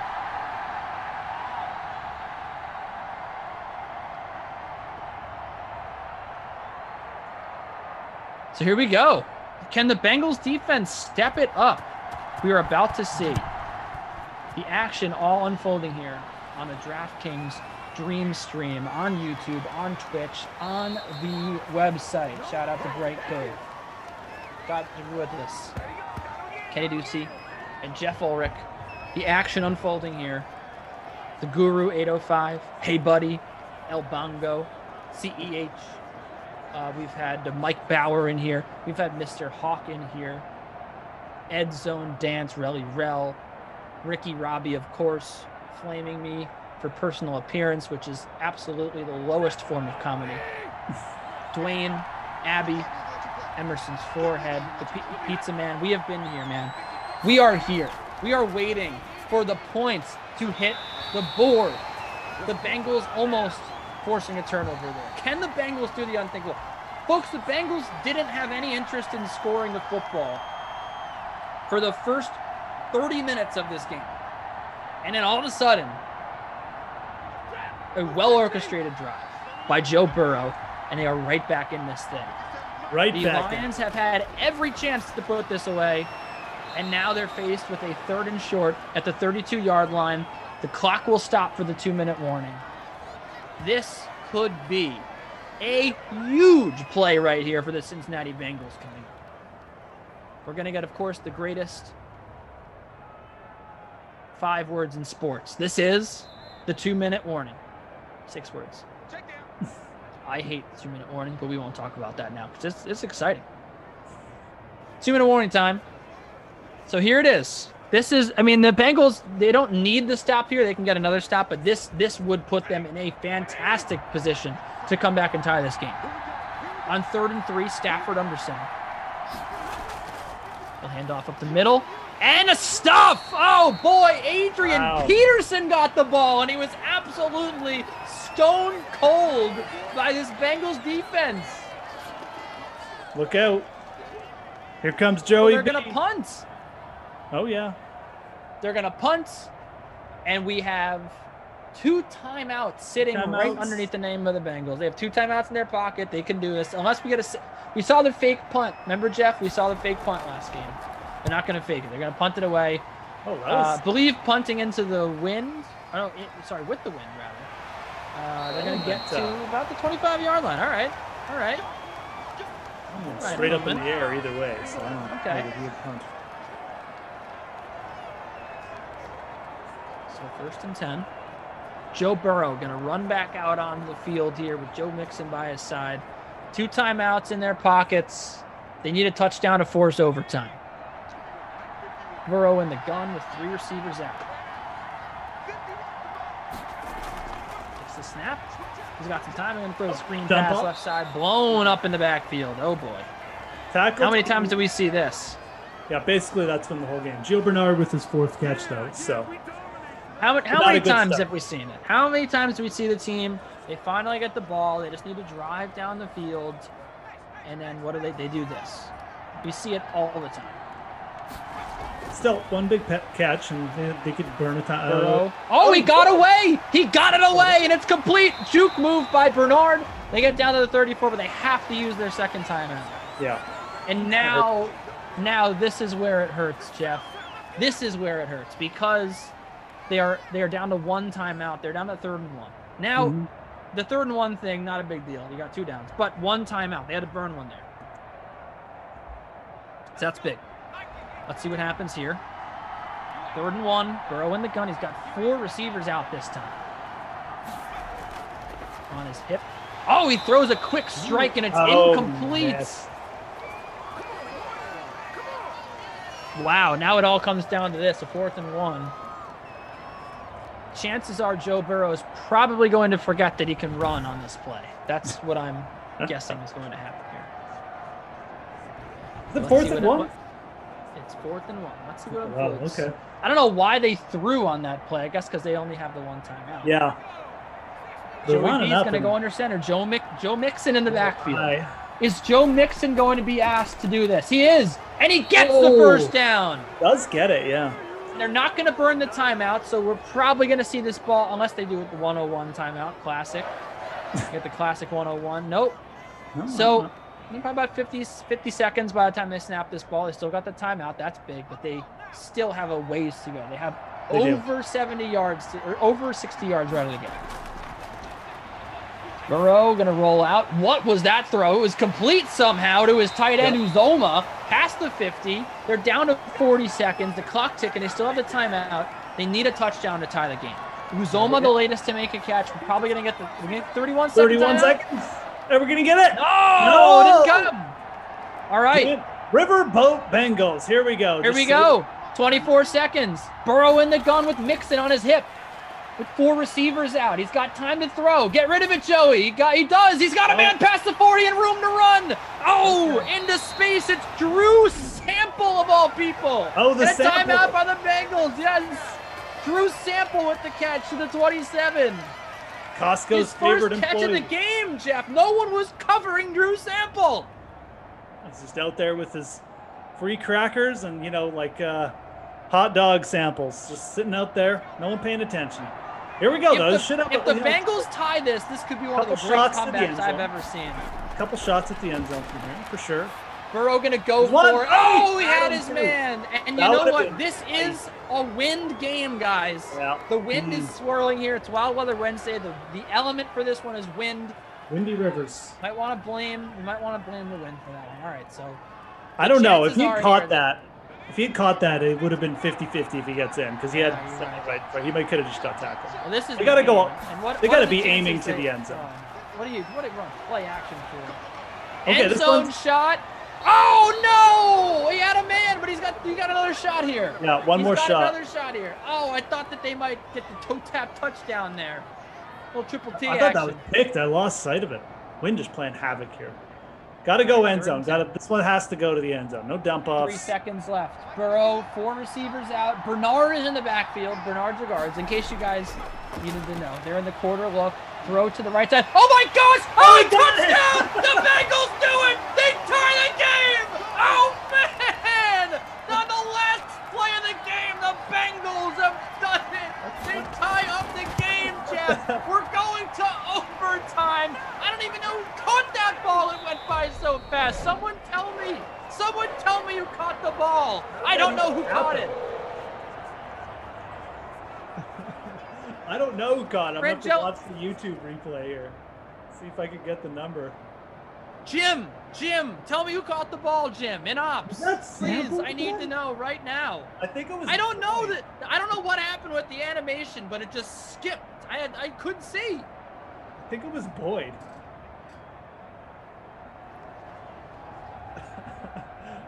I Yeah, want that to know was who Boyd. skipped Says that it all. animation. That was the greatest moment of my broadcasting career. The Madden Sim just sucking us in again. Just lollygagging us the whole time. I'm going to look back in HD. It was Tyler Boyd. Tyler Boyd with the catch. You guys got to understand, in the Zoom call, we're looking at it on like 480p. So it's impossible to tell who caught it. Tyler Boyd with the catch.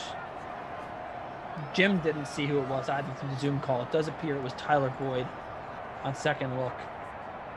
Unbelievable. Tyler Boyd with the catch for the touchdown, guys. Crazy. Insane in the membrane. Well, Kids. we're in overtime now. Yeah, we're here. 19th touchdown in Simland for Tyler Strap Boyd. in. All right, Stafford under some pressure. Get rid of it, Matty. He does. That's going to fall incomplete.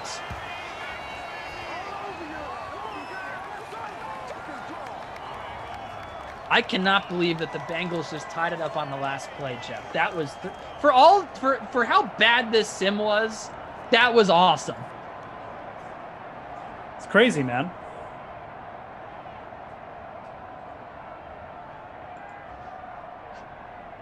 Yeah, no, absolutely. The last 2 minutes was fun. The first 58 was not, but we'll see what OT brings. Maybe we'll get more of the same. I don't know. Ooh, broken up. Second, is that going to be third? All right.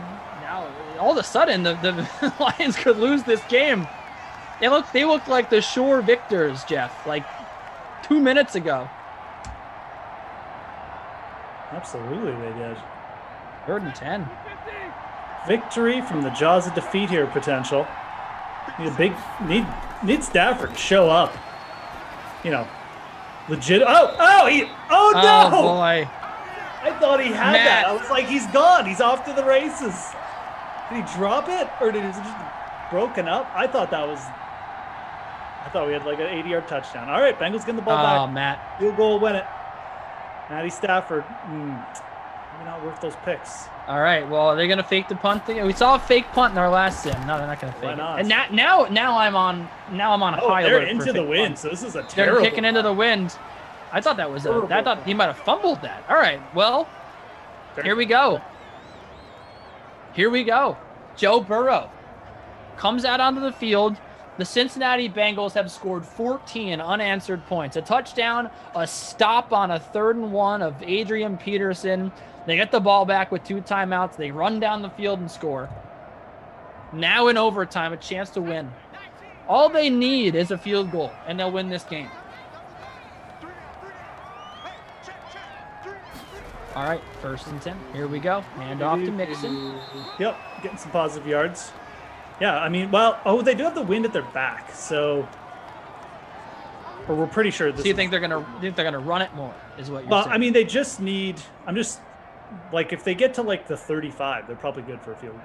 If we assume the wind is actually at their back, it does seem that way because of the way the punts have gone. Like that punt by the Lions was clearly held up by the winds. All right, well, 2nd and 6. The 2020 number 1 overall pick fires a dart up the middle. The Bengals win. Oh, it's your man John Ross catching the game-winning touchdown, and that's it. The Cincinnati Bengals scored 20 unanswered points to take down the Detroit Lions in Cincinnati. Incredible scenes. Burrow, a dart up the middle to Ross. That's your ball game. Joe Burrow, legitimizing my Joe Burrow is better than Trevor Lawrence take from last month. There you have it, folks. The argument is settled. I win again. Unbelievable scenes in Cincinnati. Player of the game, Jeff. It's Joe Burrow, man. Yeah, classic comeback, classic QB comeback. 26.1 fantasy points. He'll get more now once they add him on. He'll get more than 26 points. Yeah, I don't know if that might have just been with it. I don't. It doesn't matter. He had like. He's got it. Yeah. He's the player of the game. He's the Krusty Kaufman. Okay. Player of the game. He's the Moose Air comeback special. And then the Not My Kid award is going to go to AJ Green. He had 4 points. Yeah, AJ Green, pretty bad. Past his prime. Right. He's dust. Yeah, he's garbage. We talked about him before the sim, and no one wanted to play him. All right, coming up next on the Dream Team, Ross Tucker, Cam Rogers from the Tiger Woods podcast. They talk about betting the Masters, a tradition unlike any other. What this man knows about. But let's hear from Ross and Cam on the Tiger Woods podcast. If you'd like to make your NFL games a little more interesting, you've come to the right place. It's the Even Money Podcast with Ross Tucker and Steve Fezzik. Yeah, Vegas, baby, Vegas. It is the Even Money Podcast, presented, of course, by DraftKings Sportsbook, America's #1 rated sportsbook app. And we are primed and ready for the Masters. One of the all-time great weekends to bet, to take a nap, to enjoy the dulcet tones of Jim Nantz, who we just heard last night on the national championship basketball game. I am Ross Tucker, former NFL offensive lineman, 5 teams, 7 years, at Ross Tucker NFL on the various social media platforms. If you're on one of them, I very likely am as well, at Ross Tucker NFL, Twitter, Instagram, Facebook, the whole deal. You can always watch these shows now via YouTube, which a lot of people are really enjoying. YouTube.com/Ross Tucker NFL. Seth Payne was terrific on Monday's Ross Tucker football podcast, talking about everything Houston Texans and Deshaun Watson. Seth, of course, played for the Texans, does sports talk radio there. He had a bunch of interesting things to say about how Deshaun was and is perceived in the Houston community. And then we had linebacker day on the College Draft podcast, which was awesome. Emory Hunt, man, he marches to the beat of his own drum. He had Micah Parsons as the 3rd best inside linebacker. Definitely check out Emory on the College Draft podcast. All of our shows always available not only on YouTube, but you can be the first to know when they're posted if you follow us on social at Ross Tucker Pod, Twitter, and Instagram. As always, I like to say, I know he's got a lot to say about recapping March Madness, about the Sam Darnold move with the Carolina Panthers, the New York Jets, and betting on golf. My co-host, the only 2-time winner of the Super Bowl of professional football gambling, the Super Contest at the Westgate, the one and only Steve Fezzik. Speaking of only, at Fezzik Sports, except no imposters. And we are joined today, Steve, at least for the first part of the show, by Cam Rogers from the Tiger Woods podcast at Mr. Rogers 99. Cam, I actually, and Cam's obviously very young, but you can tell Cam looks like a guy that spent a lot of time in his life at a country club golfing. I mean, you got that look to you, Cam. And don't take that the wrong way, Cam. That's how I grew up as well. Certainly played some country club golf, but not well, Ross. So let's make that distinction. I played, but, average at best. 2 thoughts on this. Steve, we never talked about this. The first thing is my dad is 5'9", 170 pounds, and he did not play football. He was the county golf champion. He got cut from the high school basketball team. We could not be more different. I am 6'4.5", a trimmed down 255. And so I remember golfing and getting lessons. I remember summer before 9th or 10th grade, 9th grade, summer before 9th grade, the golf pro at the local country club said he thought by the end of the summer I might be better than my dad. It was like a 7 handicap. Well, it was summer before 9th grade. I was lifting weights every day, playing basketball every day, trying to hook up with girls every day. I just didn't really have the time to golf. I just wasn't into it. And then by the time I got into high school sports, the focus was so that I kind of never got into golf after that. And then I tried it with the Cowboys. I've told that story before about hurting my back when I was with the Cowboys, and haven't really done it since after I had the back surgery in Buffalo. But point is, Cam, is I can relate. Second thing, your Twitter handle at Mr. Rogers 99. Okay. I'm assuming, were you born in 99? Is that what that means?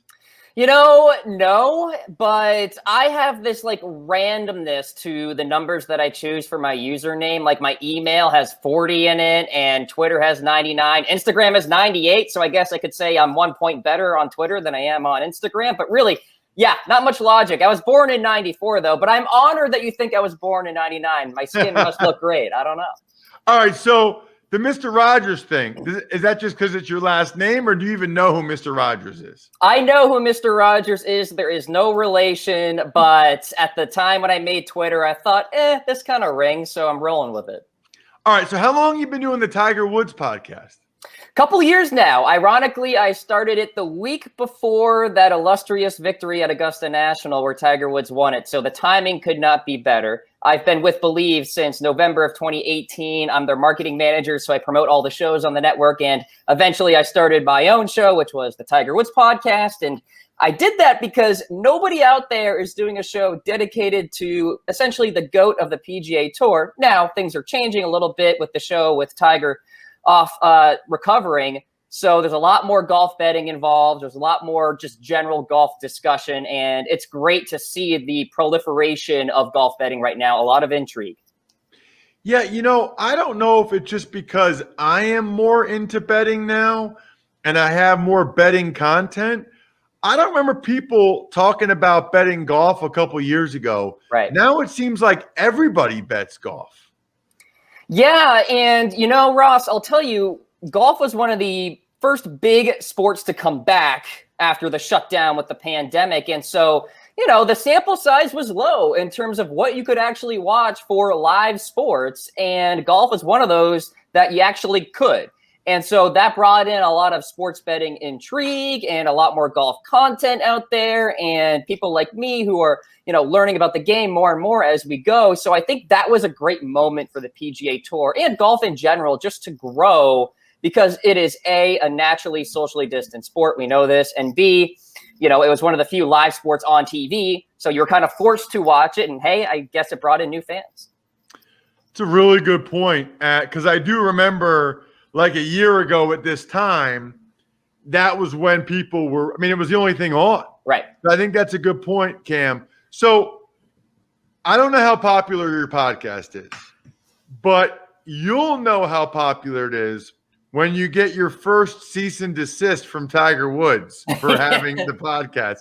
Like, you'll know you've made it, Cam, when you get an email from a lawyer or a letter that's like, yeah, you can no longer have this podcast be called the Tiger Woods Podcast. You're absolutely right. That's the vote of confidence, right? That's when I made my mark, and it's because Tiger Woods reached out and, hey, I'll have him on the show to discuss it, and then we'll change the name or something like that. But no, yeah, it's been a lot of fun. It's been a lot of fun, and we'll see what happens. Maybe I'll get something in the mail after this show. Oops.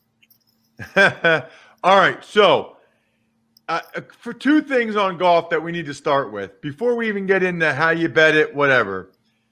First of all, talk to me about Jordan Spieth because I know everybody's been talking about him. He hadn't won in forever. Gosh, time flies, by the way. It seems like he was just like the next big thing, and then he went away for a while. Now he's back. What do you think about the way Spieth's playing, and do you give him a chance in this matchup? Yeah, winning recently at the Valero Texas Open, his first victory since the 2017 Open Championship at Birkdale. So it has been some time, but we started to see some signs about a month and a half ago when his iron game started to get hot. He's now posted 6 top 15 finishes in his past 7 starts. In his first 5 trips to the Masters, his worst finish is T11. So you're seeing this combination of elite course history and really good recent form. And that spells well, obviously, for Spieth's chances this week. The outright market has gone on him in terms of value. If you wanted an outright number on Spieth, you got to go back to like January when it was super inflated. Now he's one of the favorites and everybody's talking about him. But it is great to see him, in a way, pick up the slack without Tiger Woods. People love to talk about Jordan Spieth. He's a content kind of guy in the golf community. Him along with Bryson DeChambeau. So, look, he's going to be a factor this week. There's no doubt about it. He's going to have to fight some history here to go back-to-back in terms of winning Valero and then the Masters. Only a few people have done it. Phil has done it before. But he should be a contender come Sunday afternoon. So what about my guy Brooks Koepka? Now, I think Bryson DeChambeau might really be my guy now because he's a DraftKings guy, and so am I. So I might be team DeChambeau plus DeChambeau's, but I just kind of like Koepka's style. Do you give him any shot coming back from injury in this one? No, I'm off him this week. And here's the deal with golf, guys. We know it's a volatile sport, and not all of the top players are going to finish inside the top 10 in a given week. And obviously the Masters is no exception. So you have to take a stand on guys Who among the favorites are you with, and who are you against? This week, among the favorites, I'm against Brooks Koepka. The guy just had knee surgery last month. I find it hard to believe he can compete in the heat of this tournament with so many good, talented players around him. And so I think we need to see it on the course first before we put any money on him. Let's see how it goes this week. And by the way, walking Augusta National, low-key, is not easy, so we have to monitor that as well. Love Bryson, not so much on Brooks. I actually did that. I actually walked Augusta when I was in 9th grade with my dad. We went to the Masters, so I watched it. You're right. There is some truth to that. Yeah. Speaking of truth to it, you can turn $1, Cam, into $100. Pick any golfer from this weekend's tournament, and if they finish in the top 10, you cash $100. Just make sure you do it at DraftKings Sportsbook and use the code Ross to turn $1 into $100. So even if you've never bet golf before, get the DraftKings Sportsbook app on your phone, throw the code Ross in, put $1 on who, Cam Rogers? Give me a couple guys we should consider for top 10 finishes. Yeah, absolutely. So here is a key stat as we enter the Masters. Strokes gained tee to green, specifically within the last 90 days. Who are the top guys in that category? A, Patrick Cantlay is number 1. His tee to green game is absolutely elite right now. Love him for a top 10 finish. I'm picking Jon Rahm outright, so you might as well throw in a top 10 finish with that one as well. Paul Casey is 3rd on this list too. The Englishman has been fantastic at the Masters. He's so consistent, great off the tee as well. So those 3 guys, top 10 finishes, love them all. All right, now, Steve, I know you don't like to pick outright winners. I know that's like a needle in the haystack, and that's a long shot. Do you do the top 10 thing, Steve? Do you do like top 10 finishes for guys? The top 10 is better. The house vig on it is still too high, but at least at some select books, if you can bet a yes or a no, then all of a sudden I get interested. I'm only interested if I can bet no. Guys aren't going to make top 10, because if I can't bet the no, then the yeses invariably get short priced, and there just isn't, there's limited to no value on them. But, Cam nailed it. Guys can and do make money betting futures in golf. They got Jordan Spieth at 50 to 1. They're not betting Spieth at 11 to 1 at this point. So the only guys I know that make money in the futures betting any sport are the guys that are ahead of the game and identify immediately when a guy starts playing better or a team starts performing better and gets at it before every single person. If I'm aware that Jordan Spieth is golfing very well, it's too late to bet him.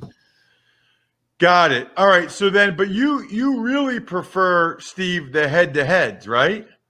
Exactly. And ideally, it's so rare in the media. So often you hear about, hey, Cantlay's playing well. I got to tell you, every single expert I think I've read has picked Cantlay, at least one of them, to win every single tournament all year long. So obviously he's playing well. But identify guys you want to play on. But I love it when I hear negativity. When I hear Koepka had the knee surgery and here's a guy I don't want to bet to win, immediately I'm saying that's an implied bet. Bet against Koepka in head-to-heads. That's the sort of bets that I want to have going for me. How does it work? How do the head-to-head bets work, Steve?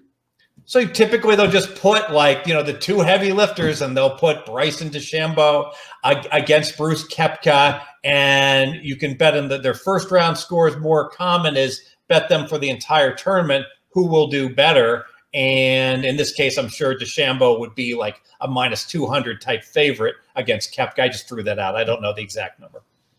Kim, what about yourself? When you bet golf, how do you like to dabble? Yeah, absolutely. I agree with Steve in terms of outrights. Needle in a haystack. You're throwing a dart. Very rarely do the favorites win on the PGA Tour. It happens. Just for sheer example, the average number within the last 10 years to win outright at the Masters around 33 to 1. All right. So that's all you need to know. So I love to go to the matchups, and I like the finishing positions as well, but the matchups are a lot of fun. Obviously, you're not going to get a lot of plus money. For the most part, it's even money, but you can pinpoint one player who's playing really well and another who is not so. For example, John Rahm, minus 152 over Rory McIlroy. Love that a lot because we have not seen any good play from McIlroy really recently. Jordan Spieth, plus money over Justin Thomas. Thomas has played well at the Masters recently, but Spieth is riding that momentum wave and at plus money. I'll take that all day. And then you can kind of go to the nationalities, right? Top European player, top U.S. player. You can also use your outright pick as leverage on winning nationality. So if I'm picking John Rahm, I'll pick a Spaniard as the winning nationality. That's plus 950 there. Really nice number. So you can have some fun. It depends on the tournament, though, Ross. At the Masters, it's a chalkier type of tournament than, say, I don't know, the Memorial, where you can get somebody random to win that week, for example. Interesting. Okay, so what? I'll give you the floor for one more, Cam. One other, anything you got as it relates to the Masters or betting, your best nugget, your best bet. What do you got? I'm going to say it. I kind of like Phil Mickelson this week, guys. Now, let's slow our roll. I'm not picking him to win. I'm not picking him to finish inside the top 20, but at plus money to finish inside the top 40, plus 125, I'll dabble with that. He's gaining strokes with his irons on the PGA Tour, right? We're not talking about the senior tour. He's actually playing pretty well with his irons on the big boy tour. I think that can translate. And also, there's some instances where when you roll down Magnolia Lane, you find that Augusta magic. Tiger did it a couple of times in his career. Say after the scandal in 2009, he shows up to Augusta in 2010, finishes inside the top 10, had no business doing so. We could see that with Phil, some sort of T35 this week. So I like him, and I know he's a fan favorite out there, so I wanted to throw his name in. I like it. Make sure you follow Cam on Twitter at Mr. Rogers99 and check out the Tiger Woods podcast before Tiger's people make Cam change the name of it. The Tiger Woods podcast. That's the key. Cam, thank you so much, man. Really appreciate it. Appreciate it, guys. Great work, and chat soon. There he is, Cam Rogers. You know, Steve, you got a great head of hair. So does Cam. So I waited till Cam was gone to talk about keeps because 2 out of 3 men will experience some form of hair loss by the time they are 35. And if you're watching on YouTube, I am raising my hand. I definitely suffered it by the time I was 35. You know, more than 50 million men in the U.S. suffer from male pattern baldness. Here's the thing, though. Ask my wife. Ask my friends. I have kept my hair for like the last 10 years, since I was 32 probably, because I've been taking the only 2 FDA-approved medications. You guys know the deal. I mean, like the FDA, they have to see evidence before they approve it. One is a pill I take every morning. One is the topical stuff I rub on my bald spot in the morning and at night. Awesome. Absolutely awesome. Keep saves me time, saves me money. You don't have to go to the drugstore. You don't have to go to the doctor to get a prescription. You need to take action. Prevent hair loss. Go to keeps.com/evenmoney. Again, you can receive your first month of treatment for free. Just go to keeps.com/evenmoney. Why not? I got friends, I got family members involved because they know that I've kept my hair for a while now. To get your first month free, keeps.com/evenmoney. Speaking of keeps, Steve, how much of your money did you keep during the NCAA basketball tournament? You know, the tournament was good to me just because I identified the whole Lucas Oil as being a venue to play unders in, and I went 9-3 playing unders at the openers before the Final Four. Final Four went actually 2-1 to the over, but the numbers had adjusted. Oftentimes, just finding one factor, as simple as playing in a football stadium, the backdrops being difficult to shoot in, is enough to be able to win when playing any specific sport. What I mean, and those are totals, so they're probably pretty high bets you were able to get in on those. Yeah, absolutely. Now, harder when you bet the openers, and it can make the difference. You look at the Oklahoma-Missouri game, for instance. I played under 141, and it closed 138.5. It lands 140. So a lot easier to get a lot down against the closing numbers than against the opening numbers. Got it. You said that you were texting. You and I were texting, and you said that March Madness is one of the most beatable sports there is. Why is that? Volume game. On any Saturday, there's literally 100 games. You can have the starting point guard being out for a team that's averaging 19 points, 8 assists a game, probably worth 5 points to the team. And there's just too much information. There's too many games for the odds makers to keep track of everything. Contrast that with even a game like baseball that a lot of bettors say baseball's great because there's so many games. There's only 15 games a day in baseball compared to 100 in college basketball. And because of that, even more than 100, those really, really enormous cards are so favorable to the bettor who can cherry pick, don't have to bet on any specific game, just bet on the games you have information on.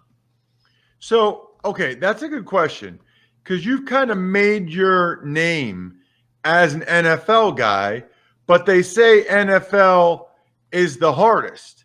So I know you bet everything, but why don't you focus or specialize in one of these other areas that seems to be easier to win than the NFL? Because I have a passion for the NFL. So when I watch the NFL, I enjoy it more and I am fully engaged. There's certain sports I bet I really don't like the NBA very much. So although there's more games and the like, I don't have the passion for the NBA that I would for the NFL. And if you have a passion for a game and you're following it, and we saw Cam, he has a passion for golf, so he has a website on golf, and he's going to be naturally more knowledgeable about that sport. Really, any game or sport that you enjoy, you're going to be better at, and you're not working, you're just spending hours watching and researching. Got it. Okay, that makes sense. Is that why, by the way, when you said all the games, 100 college basketball games, is that why you think college football is similar? College football exactly is similar. So an example is in the NFL, if a freak blizzard blows in off of a lake, it's true that wasn't in the weather forecast. You can make money betting the under. However, people are going to find out about it. And the pregame shows Ross Tucker's out there and the wind's blowing, the snow's blowing sideways, and you'll see that total drop precipitously just after that clip is viewed. Now, contrast that to a college football game. Buffalo's playing exactly the same weather, not even a blip on the radar screen. People are going based upon the pregame weather forecast, not what's actually happening, because there's just too many games and too many venues to follow. So speaking of the NFL, there was major news yesterday that I got to get your thoughts on. I know next week is going to be epic because you and I are going to take our first look at DraftKings season win totals for the NFL. I can't wait to just dive into the whole 17-game season with you and what that means, what you're looking at in terms of edges there on the season win total numbers. But I just wanted to get your opinion on the Carolina Panthers trading 3 picks, 6th-round pick, 2nd and 4th-round pick for Sam Darnold. And what I thought was interesting was immediately guaranteeing him close to $19 million for 2022, not this year. They could have taken a 1-year spin at him. If he's great, give him a new contract. If he stinks, then you're out of it. Instead, they guaranteed him the $19 million for 2022, Steve. And I know from texting with you, you're not a big fan. Yeah, I don't understand this at all. Now, I know the owner of the Panthers, hedge fund manager, Tepper Brilliance, and I get it. Potential. You got a guy, Sam Darnold, that went 3rd in the draft, so obviously has the pedigree. But you've got 3 years of data in the NFL, and he's been bad. How bad? If you look at the quarterbacks that have qualified to have enough pass attempts to have a QBR rating, he's last of the 20 quarterbacks that qualified by a large margin. It's not even close. If I'm looking at his numbers now, his best year was 2019, 25th in QBR. Last year, he was last in QBR. And you look at Bridgewater, What's wrong with Teddy Bridgewater? He was 17th last year, 22nd the year before. So you've got an example where Bridgewater, slightly below average starting NFL quarterback. I have him rated number 19. I have Sam Darnold rated 31. Okay, you get away from Adam Gase, you get away from the Jets. Maybe Darnold gets better. I don't think he gets to be as good as Bridgewater. And why are you giving up, a second and a fourth rounder next year to get a quarterback that should be a backup? I do not understand it. It's interesting because on a lot of levels, because number one, I don't know if you saw my tweet yesterday, Steve, at Ross Tucker NFL, but his numbers aren't even nearly as good as Mitch Trubisky's. And Mitch Trubisky signed with the Bills 1 year, $2.5 million to be Josh Allen's clear backup. I mean, backup to an MVP candidate. So these other teams, the Niners would rather trade 3 first-round picks. The Panthers would rather trade 3 picks and pay Darnold.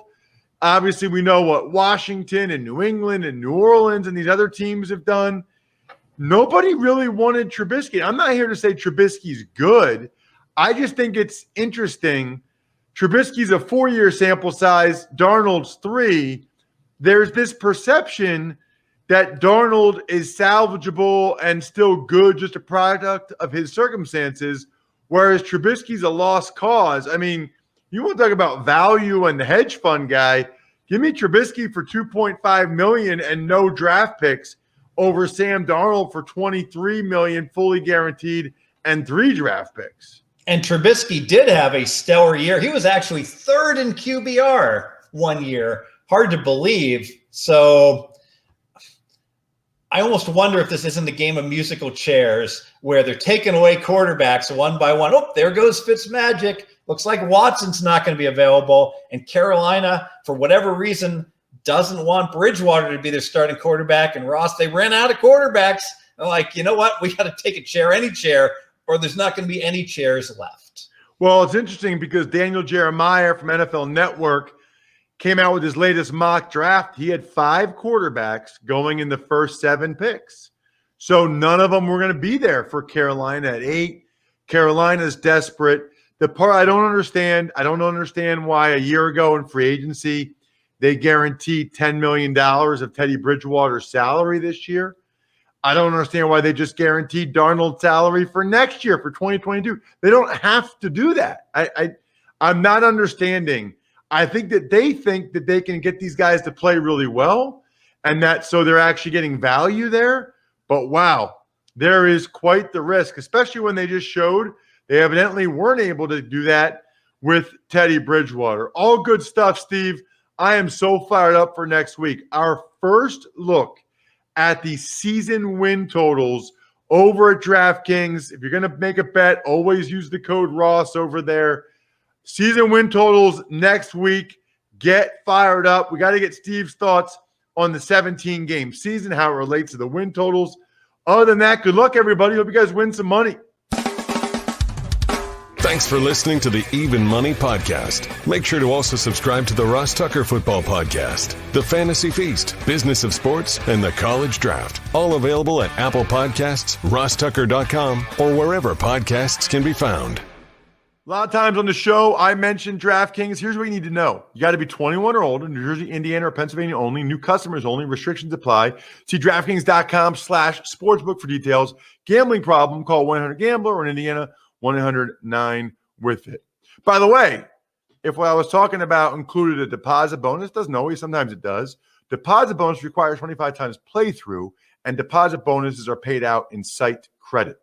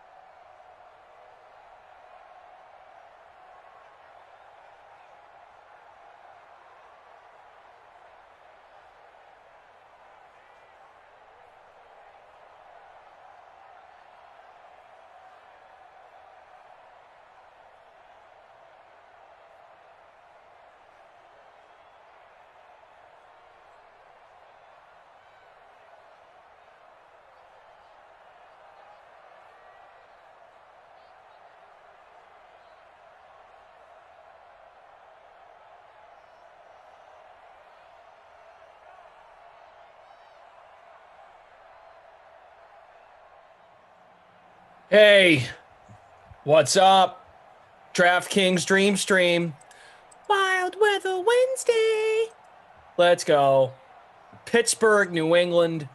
We're here for Packers and Saints after this. Glash, freeze pops for the next couple hours. What's up, man? How are you? Yo, dude, black hat game. Let's go. Yeah, looks very sleek with the polo. I figure, he'll appreciate that. It works. It works. All right. Glad it works. Your internet's working, which is good. Seemingly, as of now, I hear thunder in the background, though. So who knows how long I'm here, guys. So every once in a while when we do these sims, I like to tell you guys the winning lineup before the sim starts. I see what you're doing. One of those nights. So everyone, get out a piece of paper and a pen. Pencil works too, but I'd get a pen. This ain't going to change. Ready? Right. Everyone listen carefully. I'll give you the losing lineup right after this. Okay. Devin Asiasi's in the captain spot. Oi, All right? oi. Oi, oi, oi. Cam Newton in the flex with Juju, Edelman, Ebron, Jalen Samuels. Juju, huh? Mm-hmm. Slot guys, tight ends. Samuels is all over the place. Cam can get mobile. And Asiasi is like a weapon in these sims. So Okay, first of all, Patriots uniforms look fantastic. Yeah. Steelers too, honestly. Great job. Great work there. My lineup, Eric Ebron in the captain spot. Deontay Johnson, Sony Michel, Cam Newton, James Washington. And then I had like 10 grand left when I was looking for the final guy in my spot. So I was like, you know what? I'll just put Big Ben in there because I have the cash. I might as well get him in there. So if Ebron has a big game, your boy is going to be looking good. But like I said, this is the last place lineup. So if you guys want to ride the caboose with me, there you go. we're all about honesty here. And I'm just letting you guys know, the winning lineup is already built. So if you want to throw out the R word about the Sims, RIGGED, if you can spell, you might have a case because I already told you the winning lineup. Just tonight, just for this sim. Just tonight, just this one time. Yep. And it might only last like a minute because I have a feeling that's how it goes. You get so confident that you'll screw it up, meaning me. All right, on that note, welcome to virtual snowy Foxborough. Patriots, Steelers. Yeah, dude, look at the snow. Yeah. Pats and Liz in the snow. Classic, bro. Tomlin cannot beat Brady. Yeah, they keep doing zone. Why do they keep playing zone D? He calves them up every time. Yeah, what if Tomlin's headset goes out because of the flurries, kid? Speaking of flurries, I want to make flurry. Oh, yeah, dude. The peanut M&M one. Delicious. All right. I don't know if I can do this for an hour. You've done worse for an hour. You've done worse for over an hour. What are you talking about? Are you okay, by the way? The other night, you thought someone was here with you? I'm not. You know what? Not even going to get into it. Nope. Nope. Not going to do it. Not even going to bring it up. You sure? Nope. All right. I'll talk to my therapist about it. Good. All right. Just checking in on you, man. I appreciate that. No problem. All right. Cam Newton. Oh, nice catch. Complete. Sony Michel catching the ball. There you That was go. a James White. It was a running back. Asiasi. Oh. Oh, there we go. Oi, oi, oi. 86. Not 26. All right. Good start for the winning lineup. Very good. The snow made it a little difficult to see who caught the ball. Yeah, we'll go with that. All right, ownerships are flying in from producer Michael. Must Be says, don't start that crap. Seriously, the dislikes will come in. Which That might crap? That just sounds like one person's opinion. The Boston accent stuff? Yeah, which we haven't done in like 2 months, but I was going to say, is that any worse than Marv Albert or Skip Perkins or who? Well, really just those two specifically. Who? Never heard of this Skip Perkins you speak of. I don't know, Jim. I spent the whole broadcast with them the other night. Tony Romo. Wow. Speaking of Tony Romo. Yeah. And speaking of Masters Week. One thing I find interesting about Romo, every single time he comes up in conversation on the podcast that I do, Great Day Nation with Morton Anderson, every single time he comes up in conversation with the guests, within the first 3 things they always say is, man, is he a good golfer?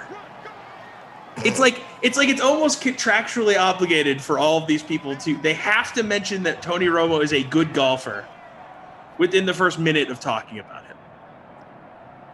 It's so strange to me. Like, is he that good that we need to mention it that much? Like, on football broadcasts, he's openly just like talking about his golf game. Nancy, yeah, we know Tony, avid golfer. It's like, we get it. Lots of people like golf. He's not a pro golfer. He's a former quarterback. Yeah, you see how much money CBS is paying him? Maybe these guys are like, oh, well, we're nice to Romo. He'll cut us a check. Yeah, shell out a few doll hairs. I don't know. Just the whole Romo golf thing is becoming, like, old for me. Like, do we really need to talk about it all the time? Yeah, he's a rich dude who's a former athlete who's good at golf. Like, how many of those dudes exist? Dude, you could just stop the sentence with this whole thing with Romo, and then that's how a lot of people feel. Yeah. A lot of Tony Romo in their lives. A lot of Romo. Yeah.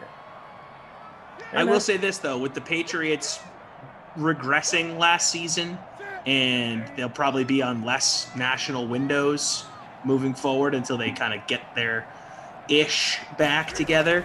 We will get a little less Romo on the Patriot broadcasts moving forward. So maybe I was just overloaded with him over the last few years. Time for a break.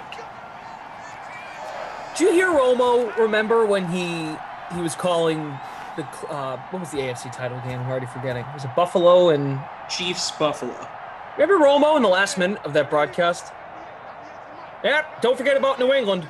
Yeah, exactly. You remember that? It was so weird. I don't know. It was so he Belichick, Brady, they had like this weird,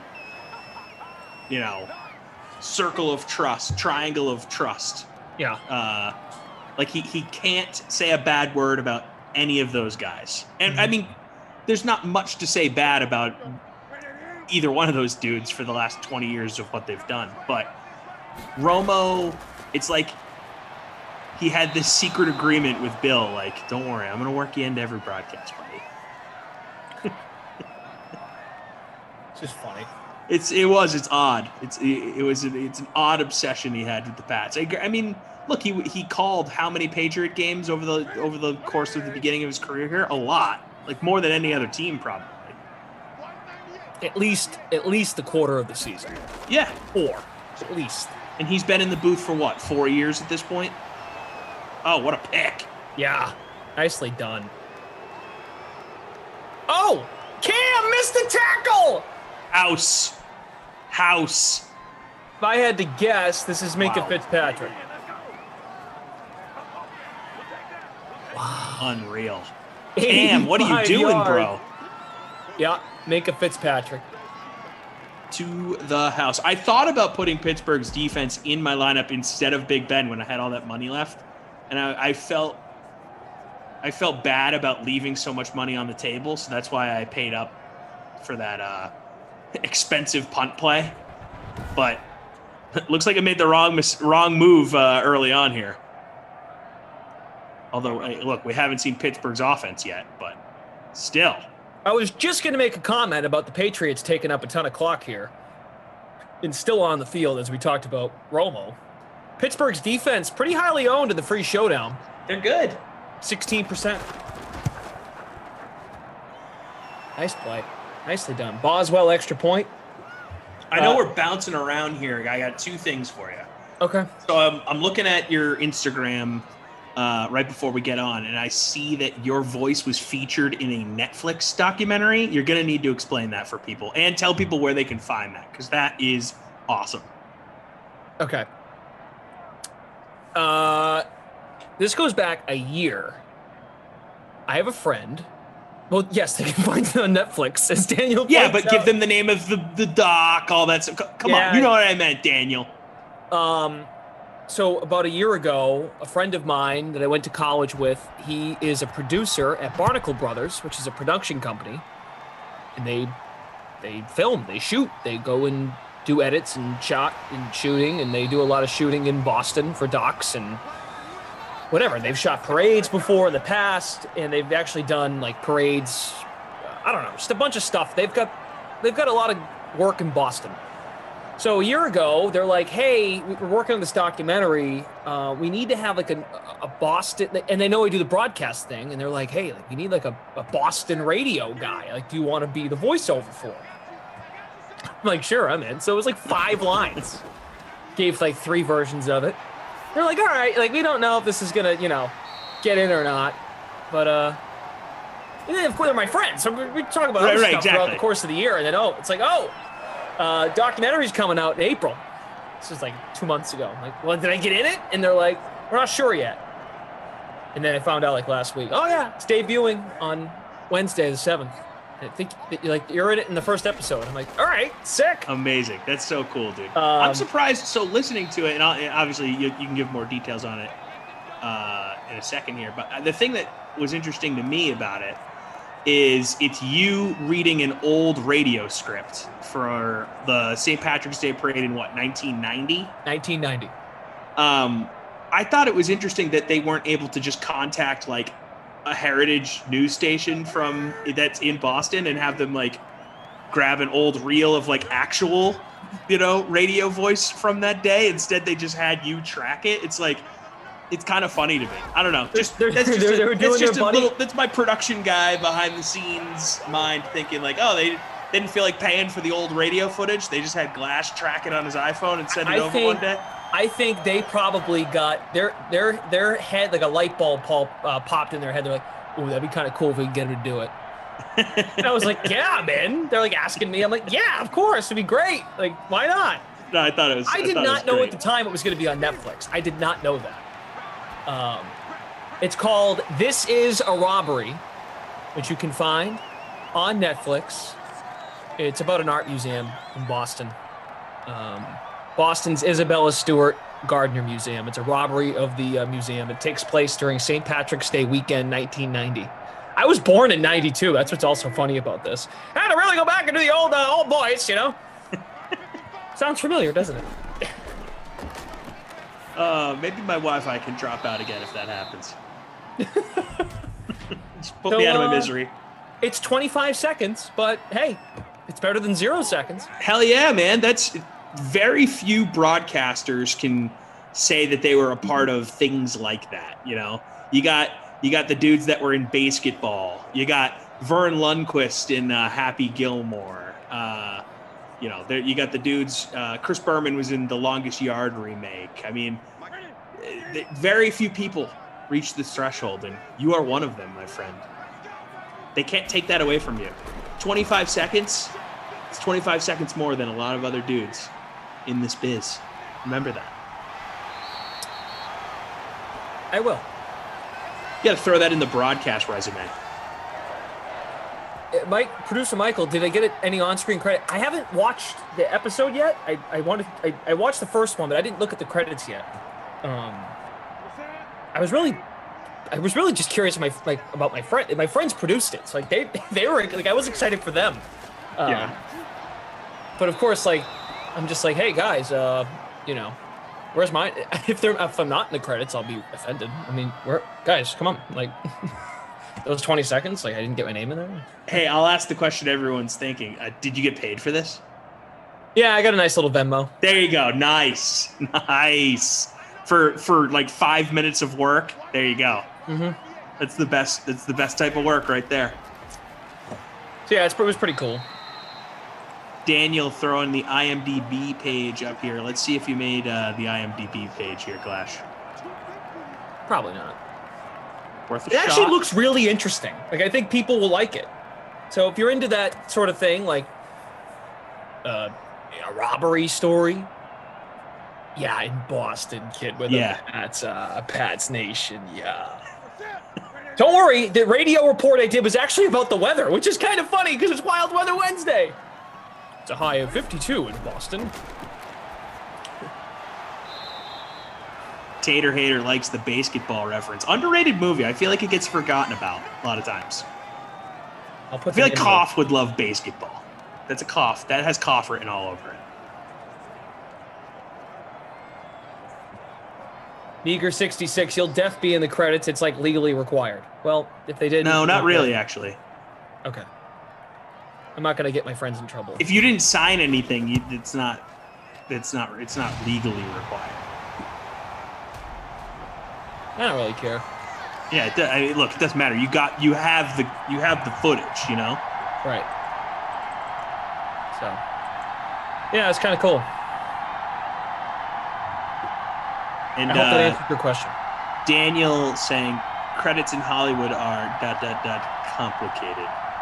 It's true, and like I'll bring up this thing from my career in the past. I helped out on a 30 for 30, doing some behind the scenes stuff when I was at ESPN, pulling audio footage and cutting stuff up for them and all that stuff. And it was such a weird interaction I had with one of the directors or producers.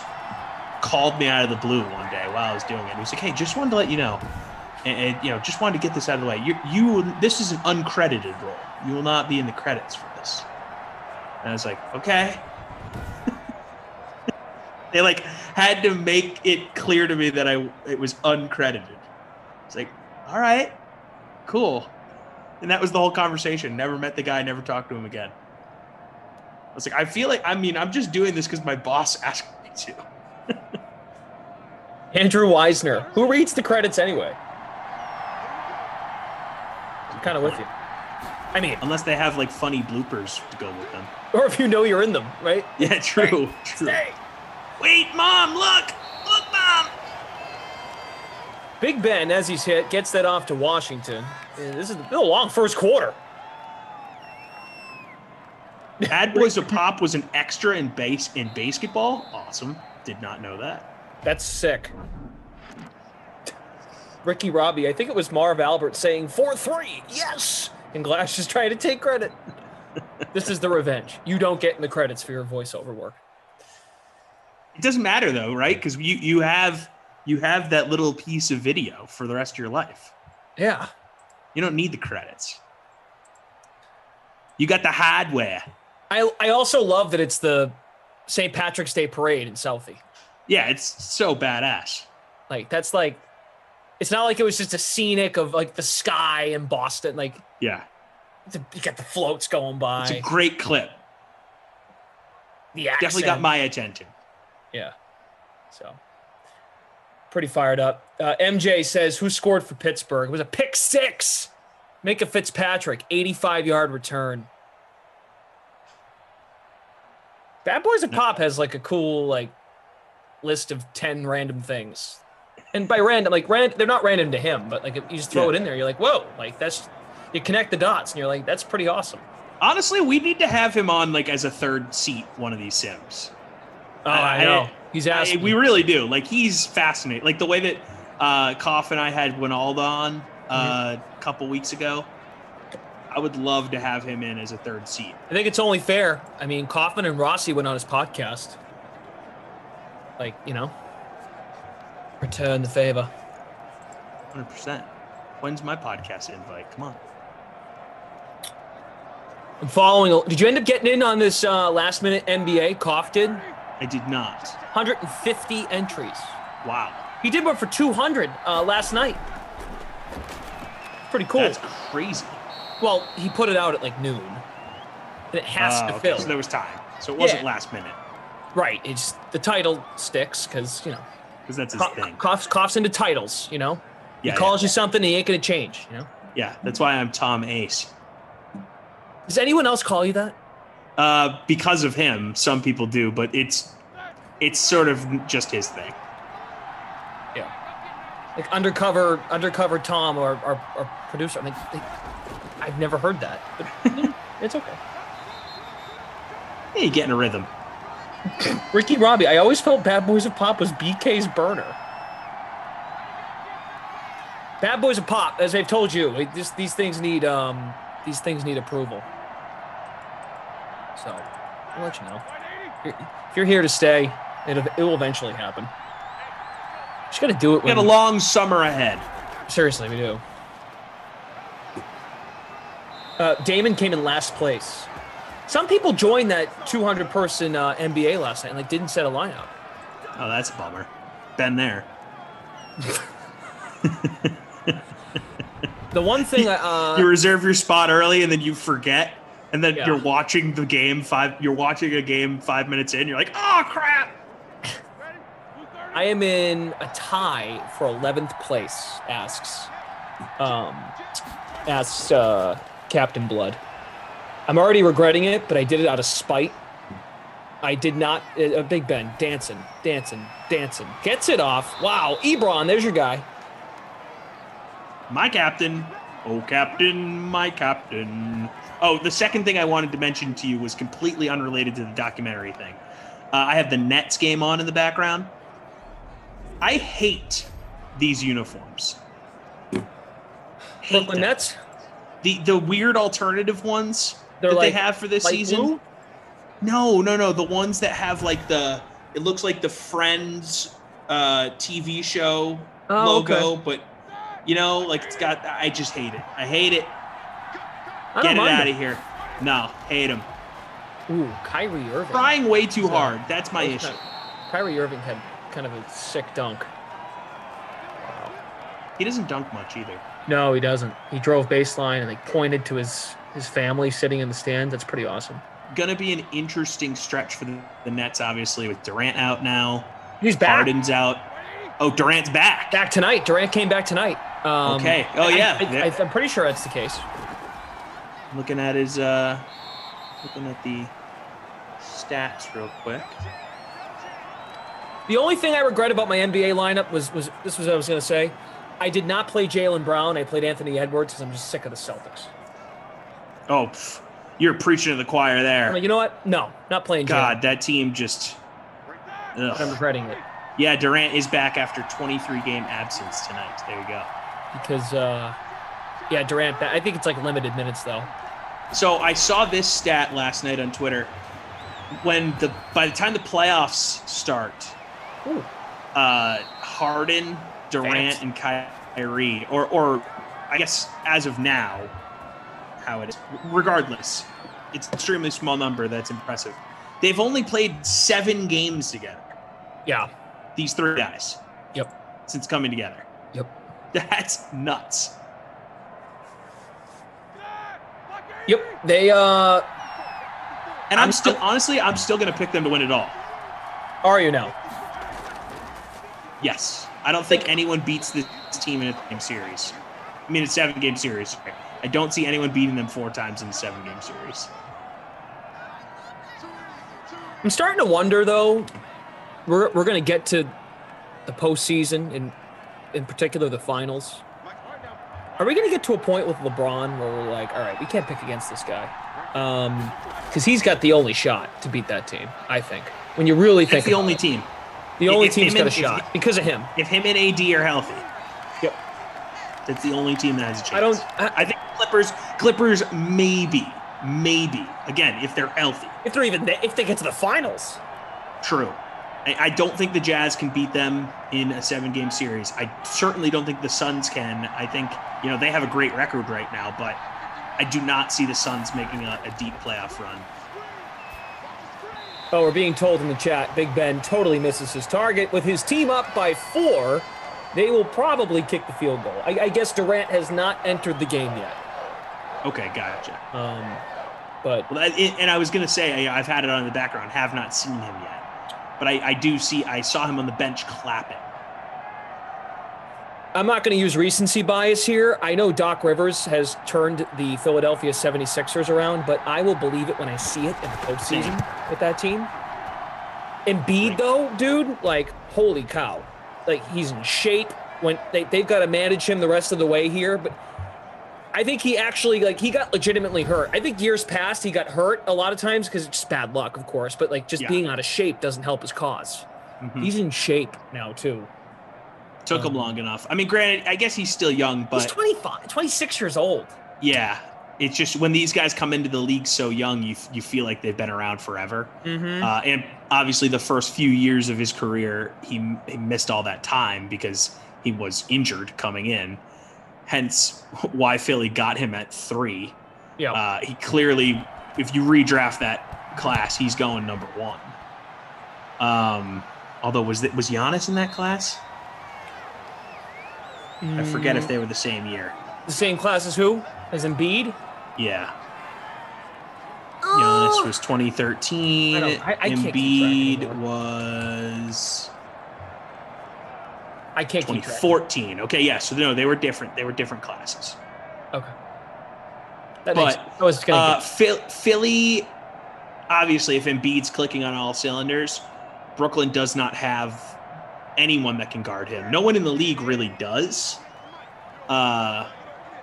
Maybe, I guess AD and I guess the French rejection there in Utah, but for a whole series, Embiid's healthy. No, I think he wins those matchups, but I don't, like you said, I'll believe it when I see it. I don't believe in Philly yet. Especially when they have to game plan the same team in a 7-game series. I always feel that way about teams that have not made significant runs in the past. But look, I think you know what? Never mind those two guys, the Simmons and Embiid duo that got a lot of crap. Never mind their coach at the end of last year. I think Doc's pretty motivated. Definitely. With the Clippers, people think I'm done, right? They just think I've only won. And look, Doc only has won the one title. I think Doc is a little overrated, but I think he Doc's is too. A little motivated. I think he is slightly overrated. I also think he feels like he got a raw deal, being fired after that playoff run last year where they got eliminated a lot sooner than people thought. Weird year, right? I mean, pandemic. That's all that needs to be said. Bubble. I would have given Doc one more year with that roster, especially given everything he's been through with that franchise over the past, decade or so. Now he's been there he was there a long time. Yeah.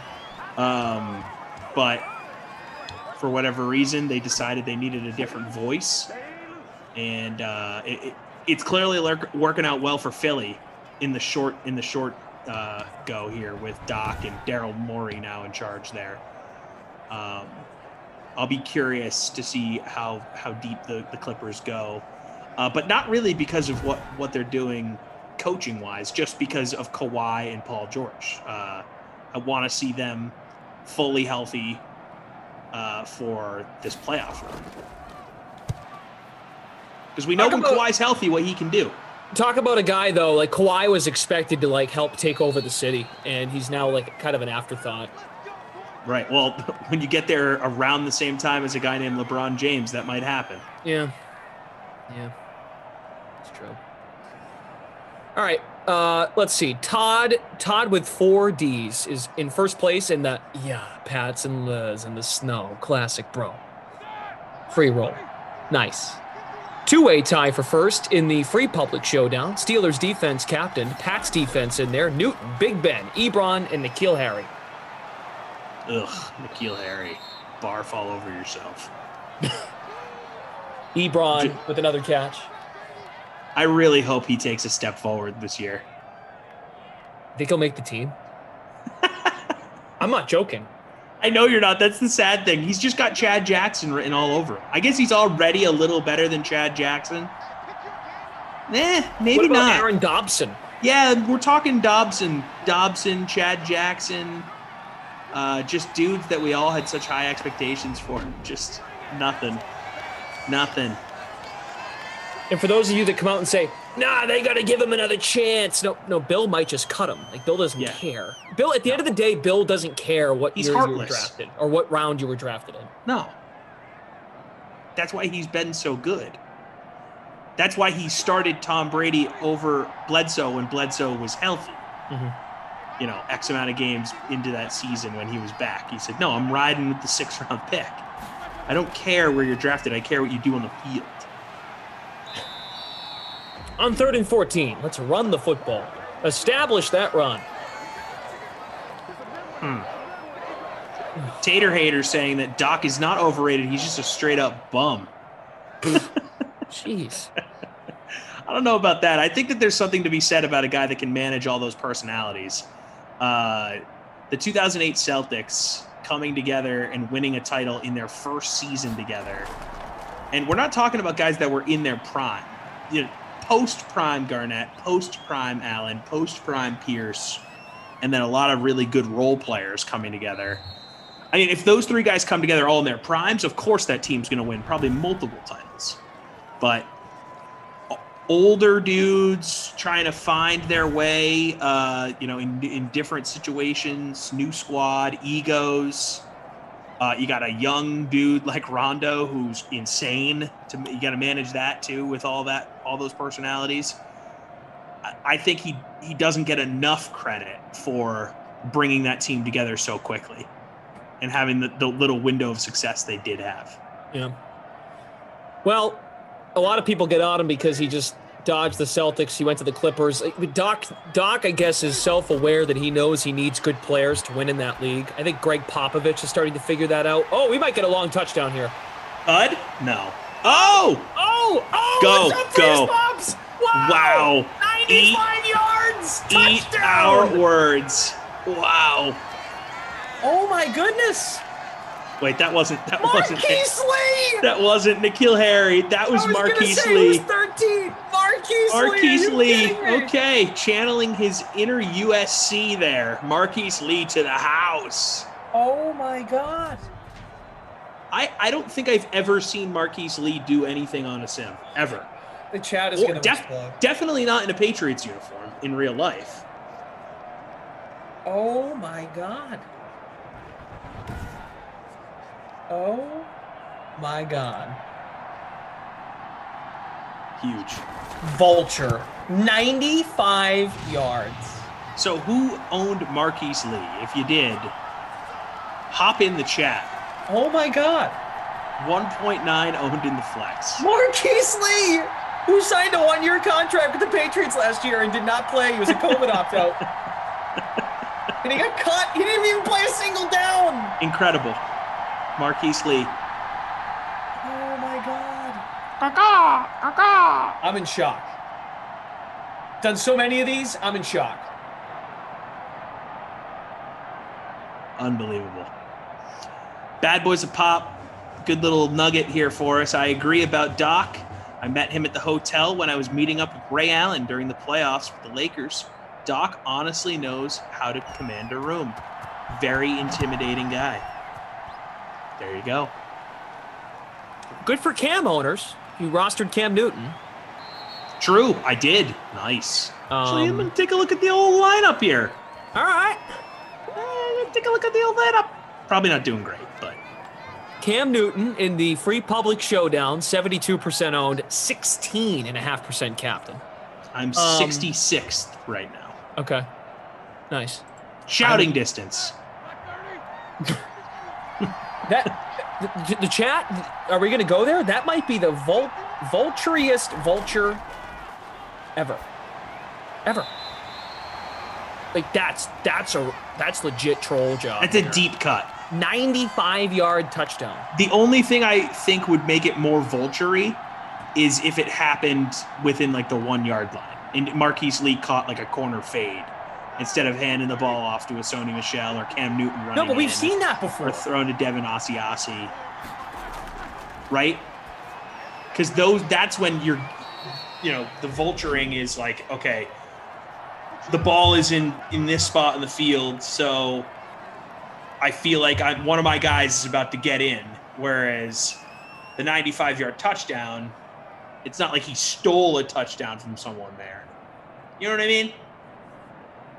Yeah.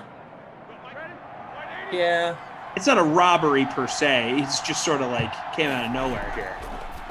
We got the ownership on him, 1.9%. Nuts. Is that his first catch? When's the last time he scored a point in a sim? So Corey here in the YouTube chat says he has 2 other appearances, like 2 other game logs. Third catch in Madden 21. So this fella named Dusty, WDM. The two leading lineups in the Free Public Showdown have Marquise Lee at 1,400. Not surprised. Kevin Durant in the ball game, by the way. First play, hits a J from the elbow. First play, back from injury. Wow. That's what he does. He's a very good basketball player. He might not be the nicest guy online to some people in what he thinks are private messages. But he can shoot the basketball well. I should have played Jaylen Brown. What the hell? It's definitely like coming back to bite me. No, the Celtics are in timeout. We see you on Twitch too. What's up, Twitch? Darth Dracul, who by the way won the cough last minute contest, I think, last night, right? Am I right about that? Darth Dracul. Durant has one of the purest shots. Nice work. Oh, you got second. Well, whatever. You still won a good amount of cash. Durant has one of the purest. I just said that. Wow, I am losing my mind. Banded Caterpie, hello. Smash Lanta. 0.03% captained. Marquise Lee. Who did that? Show yourself. So, it's 10-10. It's been kind of like maybe it hasn't been entertaining. People are mad. People are mad that Marquise Lee scored a 95-yard touchdown. I mean, there's been 2 touchdowns scored. One of them was a pick six, and one of them was Marquise Lee. Mm-hmm. People have a right to be upset. The pick six was also 85 yards. Yeah. The best part about the Marquise Lee touchdown is you're like, no, he's getting hit. Yeah, he kept going. And then, like your classic play-by-play moment, you're like, holy crap, who's 13? Who's 13? We also both thought it was N'Keal Harry the whole time. I'm thinking like, wait a second, 13.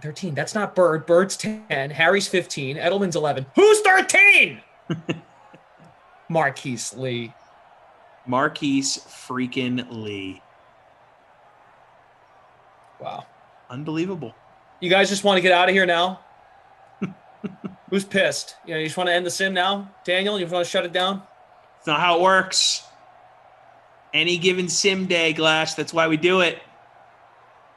Yeah, you're right. 16 more minutes or more. Put it on the clock. We're ready for quarter 3. Hey, by the way, Jim from Game Ops is here. Jim. Hey, Jim. Hey, Jim. Hey, Jim. Make sure you have yourself a Corona before those Masters start tomorrow, Jim. I don't know if you know this, Jim. I'm pretty good at golf. Hey, how about my handicap, Jim? Hey, Jim. Did you know I'm a scratch golfer, Jim? I don't know, Jim. I don't know how many strokes I can give you, Jim. Jim. Jim, where are you staying this year in Augusta? I'll stop by. Oh my God, the golf thing is just okay. We get it. We get it. We get it. I love the Masters, by the way. Every year. I had the par 3 classic on background today. Just awesome. I'm pumped for our guy at DK, Bryson. He's so likable. Teammate. He's one of the co-favorites going in. Him and Dustin Johnson. Mm-hmm. I love this. Michael Dunn. I rostered Lee about 7 sims back. You guys like hanging your lineups on your wall? Hey, I take screenshots of all mine and put them on Twitter. I could go back and find mine. Hey, this one time I came in first on October 12th, 2020. I had Devin Artiasi in my lineup. Flash and Freeze Pop for calling the game. They wouldn't shut up. They wouldn't talk about the sim. A-Rich 22. So A-Rich22 won Koff's 200-person contest last night. Like, I would print that out and hang it. Hell yeah. Put it on your fridge. Justin Craven's entering the chat. What's up, Justin? Batman, as I like to call him. Just came up with that nickname right now. Gonna call him that moving forward. Justin Batman Cravens. Justin, I'm going to go to the office. You know what? Maybe I'll go tomorrow. I got the okay to go into the office. Nice. I want to grab the baseball bat and whatever else is there. You want a sleeper for the Masters, Glash? Sleepy. That's Justin Rose. Ooh. That's all I'll say. Will you accept this, Rose? Check out Justin Rose as a sleeper. Yes, Daniel. I will be grabbing the copies of Jingle All the Way. Paul Nelson says, love watching your Sims. Thanks, Paul. Thanks, Paul. You know, when I hear the name Paul, I always think of the end of Jimmy Neutron. Same. Hi, I'm Paul. My future father-in-law is named Paul. You tell him that story too? Hey, Paul. Or the skit from the Eminem album. Hey, it's Paul. Oh yeah, he's like fake manager, or is that his real manager's name? I don't know. It's good for the skit though. Good for the skit. Good for the sim too. Good energy in the sim. Good. There's a good energy in the sim. Great energy. Marquise Lee thinks so. Oh, I like that idea from the Batman. Clash, you need to do a TikTok with all you opening all your free stuff. And the sound I'll use is Big Sexy Christmas. Because on TikTok, you can pick a sound. Yes. Maybe I'll ask. Actually, you know what I'll do? I'll go find the video that Emerson posted, and I'll download the sound. And that's actually not a bad idea.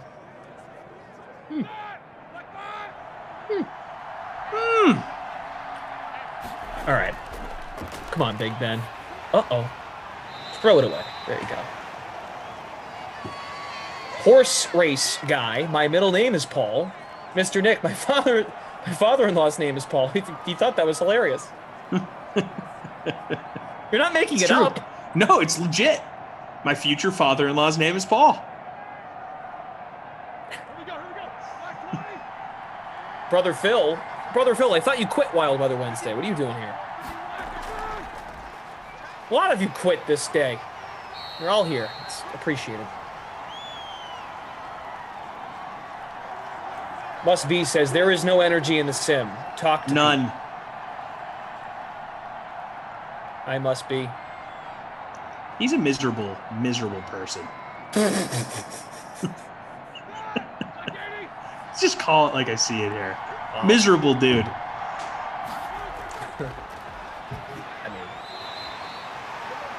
Would you like to respond? Must be. Hey, we're only. It just needs to be said. We're only 22 likes from 200. There's 350 on YouTube. Smash the like. You folks on Twitch, 35 watching on Twitch. We're at 2.5K followers. Turn on your notifications so you know when we go live. Love Twitch. The picture on Twitch is just so crystal clear. As it is YouTube, but Twitch, I just like the look of Twitch, you know? Meager66, are you still here? If so, say hi in the chat. Because I have a question. Hi.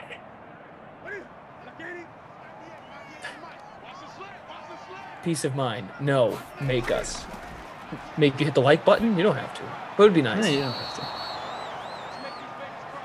It's a light day on the like button, not gonna lie. It's a low number for this time of day. Must Be says, learn to ride a bike, bobblehead.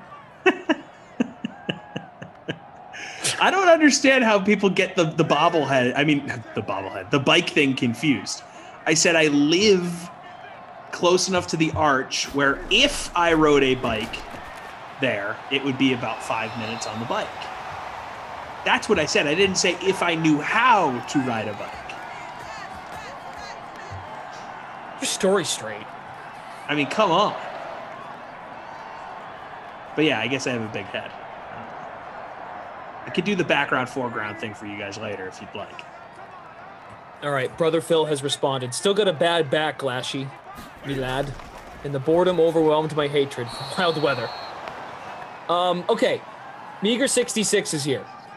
When we did the anniversary sim, I recall, or I was alerted that you had a Zoom. You had an open Zoom call for the sim fam that night.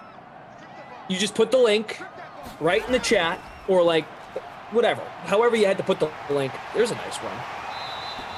You put the link on Twitch, or you put the link on YouTube. You told people how to get there. How many people showed up in that Zoom link? And how many people turned their cameras on? Interesting. So he got to hang out with people from the sim. The chat, like he opened a Zoom. Yeah. So DK Sim Fam members all hung out in a Zoom together. Yeah. Wow. Now, I ask because I was this close. You can see my fingers. I was this close. I'm like, should I hop in this thing? Oh, I'm shocked you didn't. I thought about it. Should I hop in this thing unannounced? It'd be kind of fun. I didn't. But I probably should have. You totally should have. You need to see, got to put a Two face people? to these names. 2 people went. Him and one other person. Wow. That's it? Cowards. 2. Absolute cowards. Wow. Sony Michelle. Sony! No. I thought he was going to get there for a second. Wow. That's it, huh? I thought like 10 people, at least 10 would hop on that. All right. Damn. Well, it just goes back to what you were saying about, you thought Must Be was a little miserable, right? Well, Meager 66 throws out a link. Air your grievances. Come to the Zoom and everyone just yell at each other. That'd be productive. That'd be like sim therapy. Meager 66 is the moderator. He controls the microphones. All right. Let me think about it. Let me think of an example. So like Obi-Wan and Jordan go back and forth. All right, Obi-Wan, you go. Jordan, now your turn. And just like hash it out. One of my favorite rivalries in the DK Sim Fam is between Obi-Wan and Koff. Like Obi-Wan has real estate in Koff's head. I don't get it though. I respect it. Why though? What's the problem? I don't know either, but every time Obi-Wan's name comes up in conversation, Koff's like, oh, he hates me. That guy hates me. The same way Koff has real estate in your head, Glash, is the same way Obi-Wan has real estate in his head. Yeah. It's just NBA head-to-heads. I took the week off. I was just too busy with life and work to do the NBAs. The last NBA I did is we get a touchdown here from N'Keal Harry. Hey, a useless man in real life. Not Marquise Lee. Scoring a touchdown. The last NBA I did against Koff, I lost by 0.25. He scored we'll say 274.75, and I scored 274.50.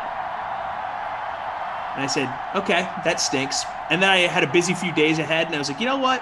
That's a sign. That's a sign. Come back refreshed in a few days. You're mature, and you have you have control of your situation. It's good.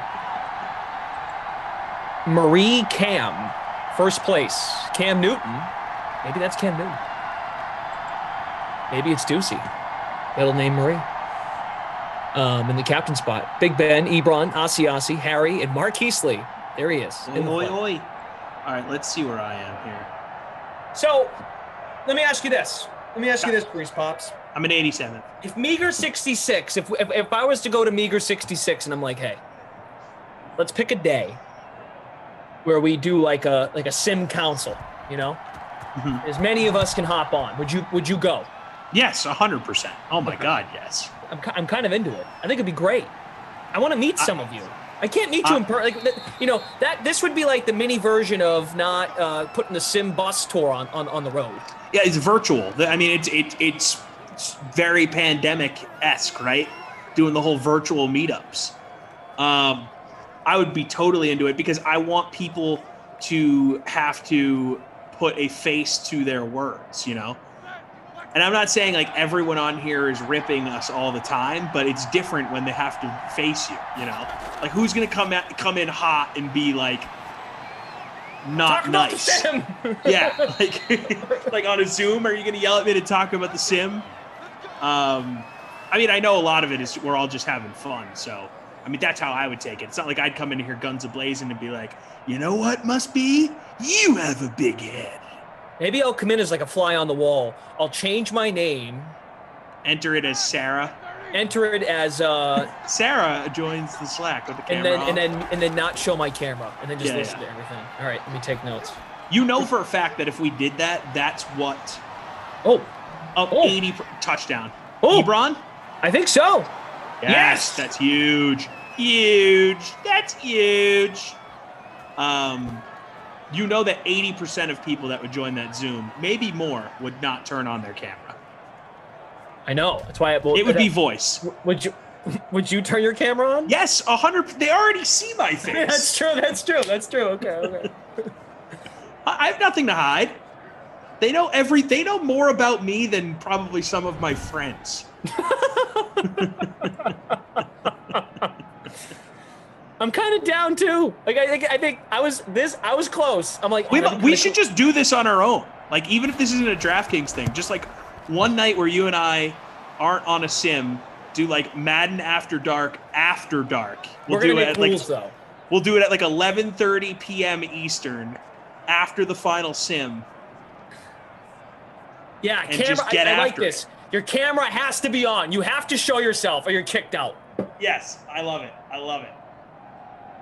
I bet we get a decent number. I bet we get more than meager. If we do it on like a Wednesday night, we could do it tonight. Here's another We rule. need more planning. We're not talking about Madden. Like, don't come in and be like, so I was thinking about doing like 15-minute quarters next. No. We're not doing that. No. This is just a hang. Producer Michael points out we probably have to give it approved. That's fine. Which means it might not happen now.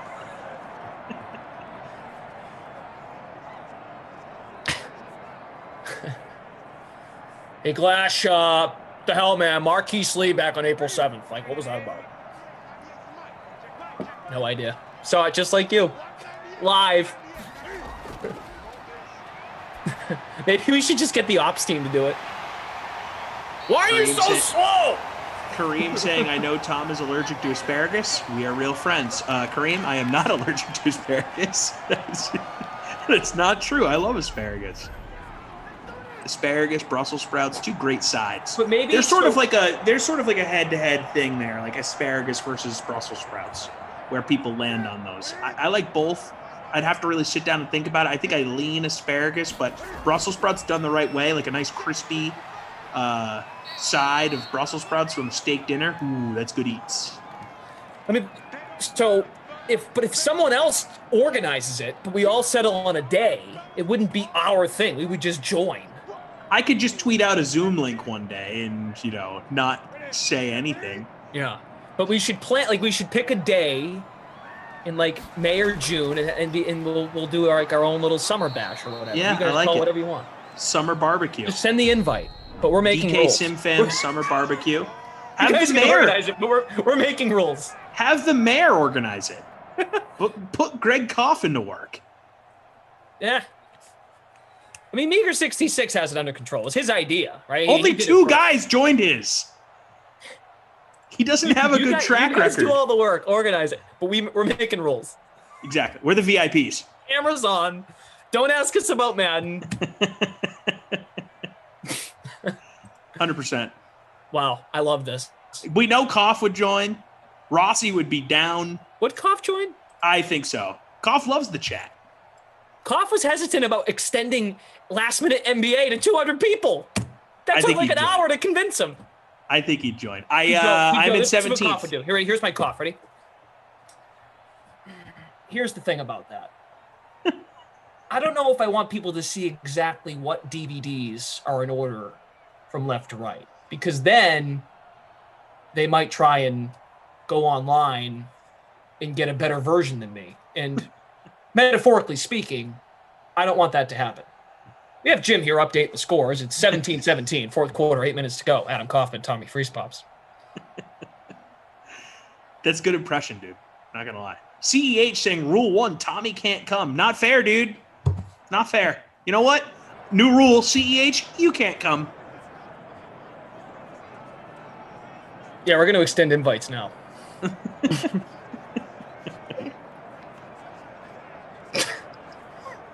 Meeker66, lol, Freeze Pops. I need you guys to tell others to join. All right. It's a good point. Wow.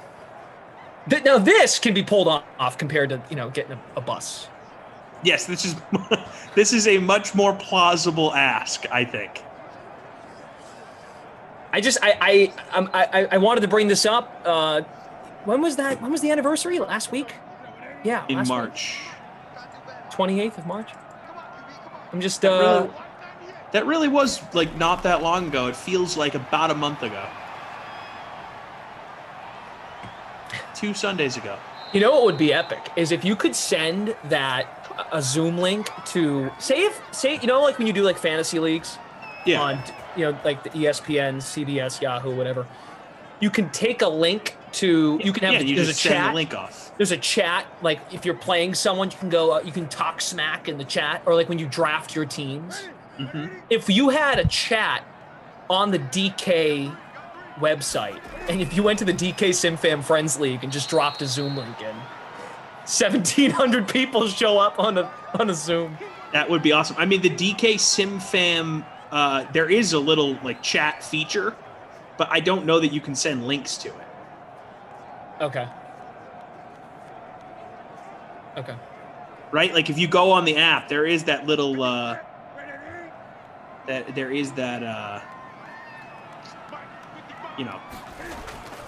if you're on the app and you go into the DK SimFam at the bottom, you'll see like a red bubble and you click on it and it's like this long I've never read any of it, but you can see there's like this extensive conversation going on between all these people in the DK SimFam. And one day I'm just going to go in and see what people are talking about. I should pull it up right now. It would just be it'd be like this. It'd be like a dream stream. It just won't stop. You pop it. You can pop in whenever you want. All right, let's see. DK. Jonathan Adler. I love Clash's cough impression. Once he pointed out how much he rambles and doesn't get to the point, now it drives me nuts. Try talking to him on the phone. You got to cut him off. Adam. Stop. My turn. Okay, yeah, so it's just people talking about what everyone's talking about on YouTube, basically. Yeah. Look, it's just all. We just want to find out if you guys are a bunch of keyboard people or if you can actually speak. You know what? This is actually a good time. If you guys aren't in the DK SimFam Friends League on DraftKings, I hate you. Hop on in. The way you're going to do that, send us your DraftKings username on YouTube or Twitch right now. And you can get in the league with all of the broadcasters and producers that put the stream on. We join these free rolls all 6 every day.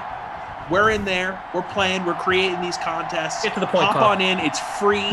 Join. Put your usernames in the chat. We'll get you in there. Glash will personally add you. There it is. Just waiting for that. Daniel saying Zoom, he thinks maxes out at 1,000 people. I did not know that. I've never been on a Zoom of more than probably 20. Oh my God! Look, Meager66 just put a link in the in there. He's gonna put a link out in a half hour on Twitch. No. He put the number.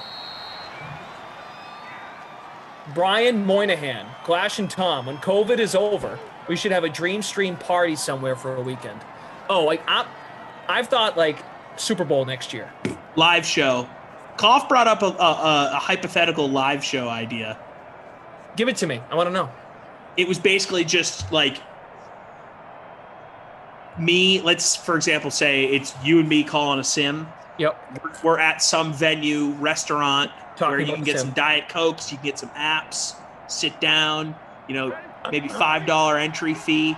And it's us up on a stage and the game's in the background and you and I are just calling a sim in front of everybody. And instead of the chat going, we're interacting live with people. We're getting heckled right from the stands. Ooh. And maybe it's a triple header. It's maybe you and I together, Coffin, Rossi, and let's say Emerson and whoever else you want to throw in there. I'm just trying to think of like Boston-based people. And you know what though? Okay, I'm sorry. Keep going. And then we just it's one night event. It'd be a long night, but I think it'd be a ton of fun. I feel like we wouldn't get heckled by that unless they know us. No, it would just be fun. It would just be fun. I think it would be like all in good fun heckling. If it's on a projector, people will just be yelling. Like if Marquise Lee at a venue scores a 95-yard touchdown, people will heckle virtual Marquise Lee before they heckle us. Agreed. He's not even real. I think that would be fun. They can't. They won't even be able to hear us if we're in some building. Ideally. Right. Metaphorically. I think that'd be a ton of fun. That's so cool. Give it to me. I would love it. Tell me where it is. Tell me where the trigger is. Then I'm in. You have my permission to sim. So I've got some invites here. Tyler Burke, Stick. Who else? I copied someone else here. American Man. Is that Ebron again? No, it's Jalen Samuels. 4.5 left, fourth quarter. 3-point game. All right, invite sent. Welcome to the fam. Brian says, I watch countless streams. It'd be awesome to watch with you guys live. Also, Ducey needs to be there. Yeah, great call, Mr. Get Ducey and Emerson together. That's the combo. Oh, for sure. Need them together. Or I've heard Ducey and Rossi is quite the fire show. Well, they're together quite a bit. Yes, Michael's saying now he'll get heckled. No, 100%. I'm gonna give Ducey. Ducey's the heel. I'm gonna give Ducey my strap-on beard and my wig. Have Ducey sit in the crowd as a heckler, wearing a disguise. Midway through the night, he takes it off. Hey, wait! You kind of sound like joins a sim mid-sim as the third voice after being a heckler for half the night. I think that's money right there. Wow. Get Jesse and Tara Lynn to host it. I think it'd be a great time. Road trip. Be fantastic. I really do love the idea of doing Sims at like Radio Row. Something like that. Yeah. I think would be freaking awesome. Even if people can't go, right? Like say we're there, like just that we're there and like you could get so many different people to want to like check it out and like play, you know, and give it a be like, oh, you guys are doing these? Cool. Yeah. Mark I think people Mantelli, would be Glash into and it. Ducey would be great. Buddies unite. Yeah, he hates the buddy thing, huh? Okay, we're not starting that. I don't think you and I have talked about that. Then that's okay. Pittsburgh to tie the game. No good. This has been actually a sneaky good game. Sneaky. We've had some long touchdowns. Oh, Koff's here. Hi, Adam. It's funny. We haven't even talked about you yet. Koff, was I accurately describing what we were talking about the other night? Of course he won't say yes. He'll say kind of. You missed this. And by the way, people, keep throwing those usernames in there. Brendan Glasheen will personally add you to the DK SimFam Friends League. Ebron hitting the bonus. Hey, Duncan, imagine the rush of calling a sim on a theater screen with 50 to 100 people cheering and booing and live heckling. It would be epic. Yes, that. Yes. 100%. That's what I'm imagining. Yes. 100%. It'd be so cool. I need it. I want it. We need to start thinking about a Krusty Koff Wooden Nickel Player of the Game. Right. We need to start thinking about a Babysitter Billy Award winner. Early thoughts from you, Glash, on either award. Okay. Ebron should be in consideration for the player. of the I game. was thinking Ebron for the top spot, but Babysitter Billy's a little tougher. How about this? Ebron 70% owned in our contest. Big Ben loves him. 58% in the public contest, 10% in the captain. Jay Duncan, I can hear a room full of people screaming "caw-caw, caw-caw" with the vulture touchdown. That would be awesome.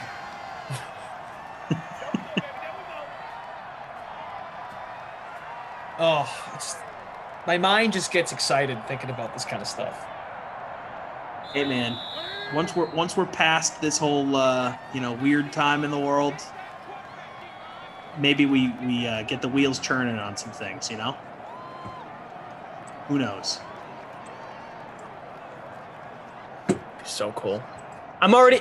You know the deal here in New England at Patriot Place. They would do stuff over at Toby Keith's, right? And they'd have the live setup for pregame and post. I mean, something like that. Right. Where you're sitting up on a stool, got your headset on, you got the game on the projector. A little remote broadcast action. Little remote broadcast. Oh my God.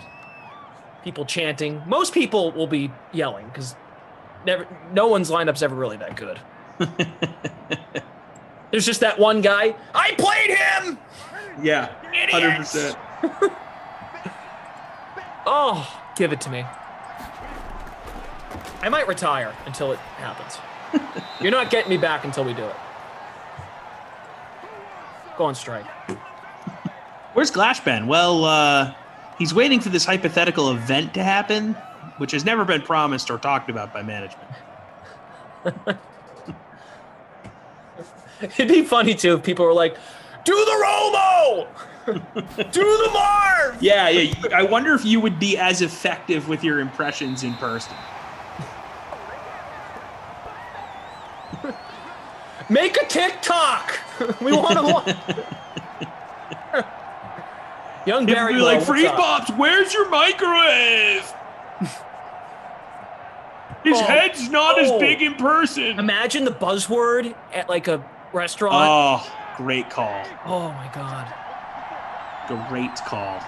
Yeah. We'd make that restaurant or bar or wherever the most popular place ever. They chant a word every night. I mean, I'm joking, kind of, but not really. Be so cool. We're being told by our producer here that Juju Sims-Schuster has been quiet. We can pick him for the Not My Kid Award. Yeah, I was just trying to figure out which Steelers receiver to pick. right. Deontay Johnson, not doing much. James Washington, not doing much. But maybe Juju is the guy. Here's a guy. Vance! What are we looking at for Juju numbers? All right, let me look real quick. Hey, while you do that, cough. See, I told you he'd be into it. Just want to say I love the group Zoom with SimFam idea. Here we go. I told you he'd be into it, dude. All right. Cool. 63.5% Juju, 15% in the captain spot, 5.3 points. Yeah, that's the guy right now. That's going to be the guy. I think we can confidently say that's the dude, unless something crazy happens here in the last 40 seconds or so, because Pittsburgh's still trying to score. I know the clock is continuing to wind. They got 2 timeouts here. We've seen long touchdowns, though, right? Like, can't rule it out. We've seen Juju Smith-Schuster catch long touchdowns in his life. Oh, Big Ben not helping the cause here. Yeah, Let's just do it. Ebron, he gets the wooden nickel. Congratulations. And Juju Smith-Schuster, going to be your Babysitter Billy Not My Kid award. Not my kid, not my problem. Hey guys, we're just about at 200 likes, so if you haven't already, smash that like button. 350 plus on YouTube. Thanks for hanging out on a Wednesday night, Wild Weather Wednesday. 3rd and 35. Safety territory if you have the Pats D. Oh! Oh! And there it is. Oh! Put the hands above your head. Is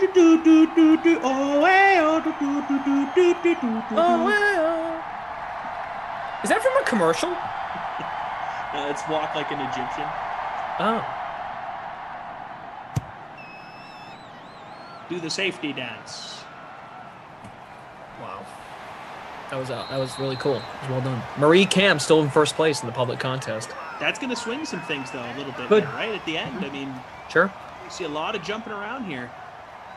Second safety for the Pats D.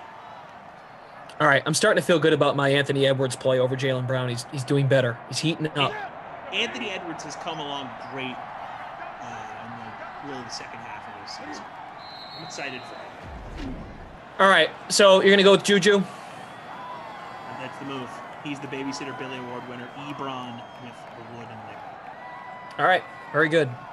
Fantastic. I want to thank Jim from the Game Ops team. He'll make those calculations as this one unfolds, and you guys can check your lineups over on the Game Center. Everything will wind down.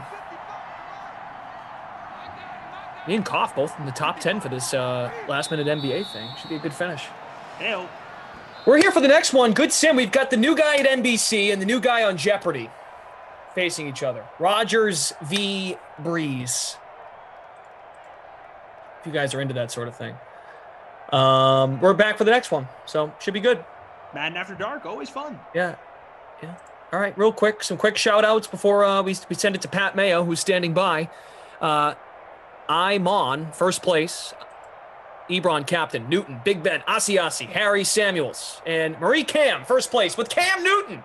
Cam Newton in the captain spot. All right, coming up next, DraftKings Dream Stream right here. Don't go anywhere. Pat Mayo. You guys miss Mayo? You miss him calling Sims? Well, he's coming back here to talk favorite Masters value plays, picks, and the weather. Weather concerns for the first major of the year. Here's Mayo.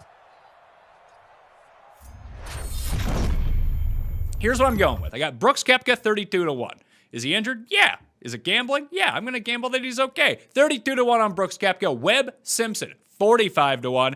Matthew Fitzpatrick with a top 8 each way. 55-1. That number has come down. It's down to 45-1 in most places now. And 3 bombs for you. Max Homa 100-1 with the top 8 each way. See, woo! Kim 150-1 with the top 8 each way. Kevin No.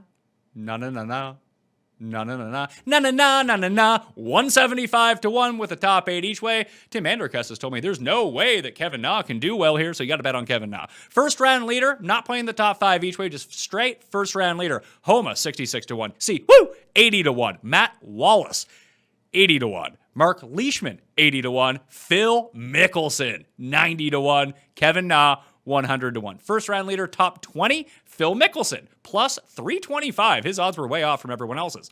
I'm going with Brooksy in the one and done. Jeff's got Bryson Cust, has taken the new father himself, John Rahm, as his one and done pick of the week. Again, if you're already out of the first one and done, you might as well join the second one and done. Start fresh. You're no longer in last place. You're in a tie for first by the time the Masters comes around.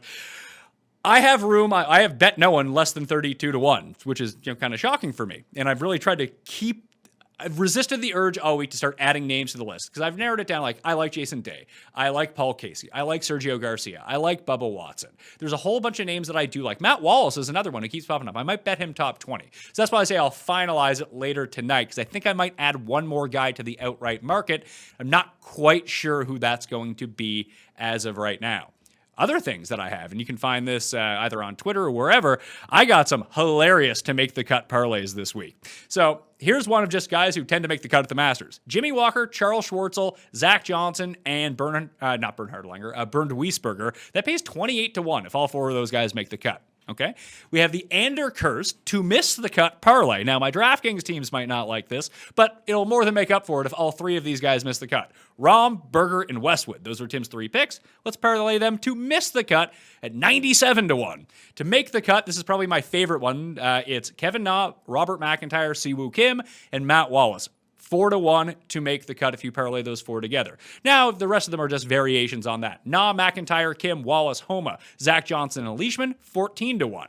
Na, Homa, Scott, Webb, Fitzpatrick, Bubba, Kokrak, Phil, Connors, Hideki, Day, Berger, and McIntyre, 65-1. And now, the great one. This is an 11-man to make the cut parlay, which I also round robin to 10 ways. So if one guy misses the cut, I'll be safe on this one. Wallace, Kim, Leishman, Phil, McIntyre, Na, Zach Johnson, Bernd Wiesberger, Jimmy Walker, Max Homa, and my guy, Mr. Masters himself, Danny Willett, 228-1. Let's go. You can watch me sweat this live. One guy always ruins it for me. And if people remember 2 or 3 years ago, it was Jason Duffner who tanked it into the water on 15 to break up a 175-1 parlay. He was the only guy to miss the cut.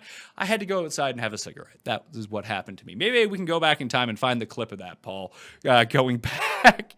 And maybe we can try to relive that moment. But Grio, we got the shot tracker error in our favor, not in November, in 2019, the Tiger year, which helped us win that. I believe that one was like 40-1. So, they're fun. I don't suggest that you play them, but if you want to sweat along with me during the Cut Sweat show, this is what we're going for right now. The weather is starting to clear up at the Masters. Daniel Field is the wind tower. Augusta/Daniel Field is what I'm using on windfinder.com if you want to go check that out.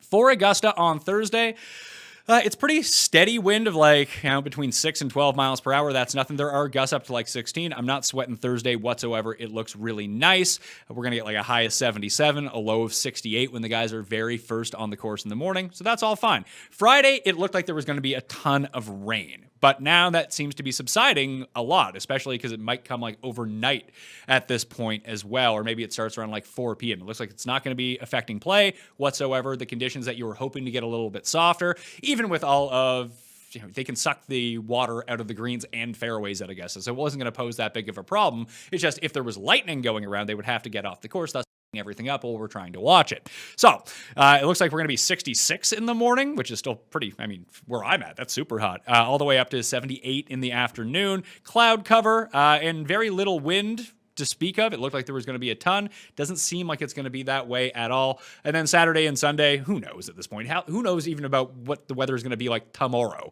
Because it's changed 3 times during the week anyway. Much like ownership projections on DraftKings, the closer you can wait until lock to check the weather, I would recommend doing that. The one thing to remember is that while there are AM and PM waves at the Masters, where this is such a small field of only, I believe it's 88 players who are officially teeing off this year, that the waves aren't as pronounced as they are at some other places. So guys aren't teeing off at 6 in the morning and then other guys go out 2 p.m. It just doesn't work like that. It's a bit more scrunched in. So the wave advantages aren't as pronounced at Augusta National during the Masters as they would be other times. That's why I played to make the cut parlays here. You have 88 players in the field. The top 50 in ties make the cut. Let's call that 56 players, for example. You have 10 players in this field who probably have a 10% chance of making the cut. So that leaves us down to 78 guys. So 56 into 78, you hope to get lucky with some of these guys and boom, you're off to the races. I enjoyed when there used to be the within the 10 strokes of the leader rule, because sometimes that would push up to 72 guys made the cut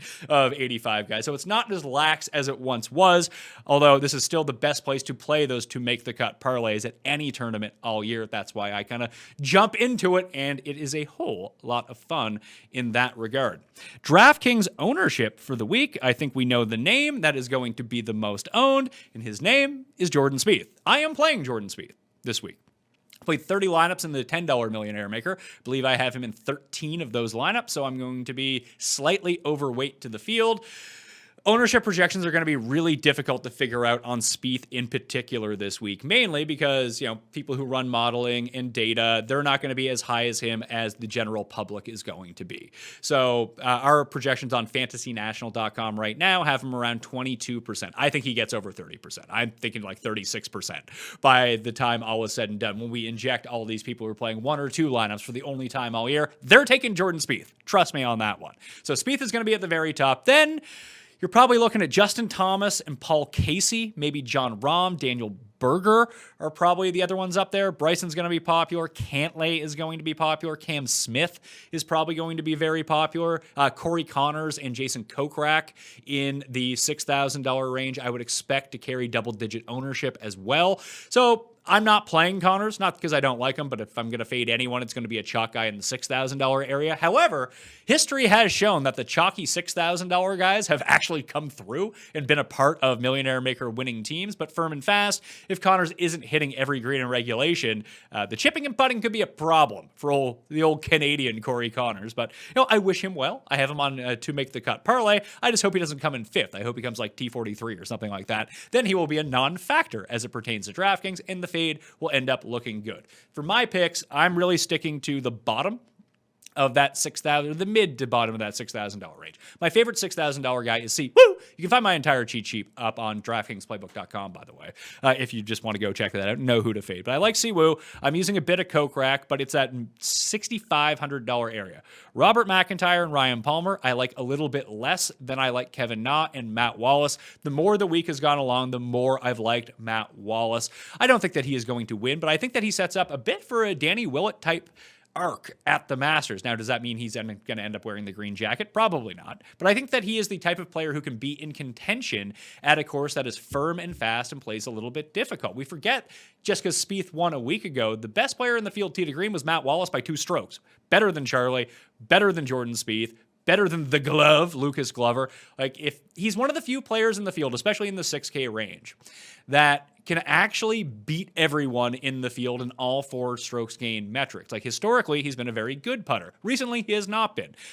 He's inconsistent, but that's okay for something like this because we're shooting for upside. I like him at $6,400. I just think that Kevin Na is a good player, to be perfectly honest with you. And if conditions are tough, he has a great around the green game. He's a fantastic putter, and the irons can get going. He's a terrible driver of the ball. Just don't be so bad it impacts you. It's almost like the minor league Webb Simpson situation right now. I bet on Webb, but Webb just needs to be slightly above average or break even off the tee this week, have those elite irons, have the elite short game, make all the putts, because that's the Webb Simpson path to winning. It's the same as the Matthew Fitzpatrick path, although he has been top 5 on tour this season per round in strokes gained off the tee by adding that extra distance. It's his irons that frankly haven't been very good, but I just like him in firm, fast conditions. That's why I like Rahm as well, but I'm just not going to get there on that price when it comes down to it. So that's what I am doing for the Masters. Now it's time for your questions. What are you guys saying about the Masters? And maybe you can tell me who should be the guy in that mid-tier should I bet? I'm really leaning Sergio weirdly at the moment, which I know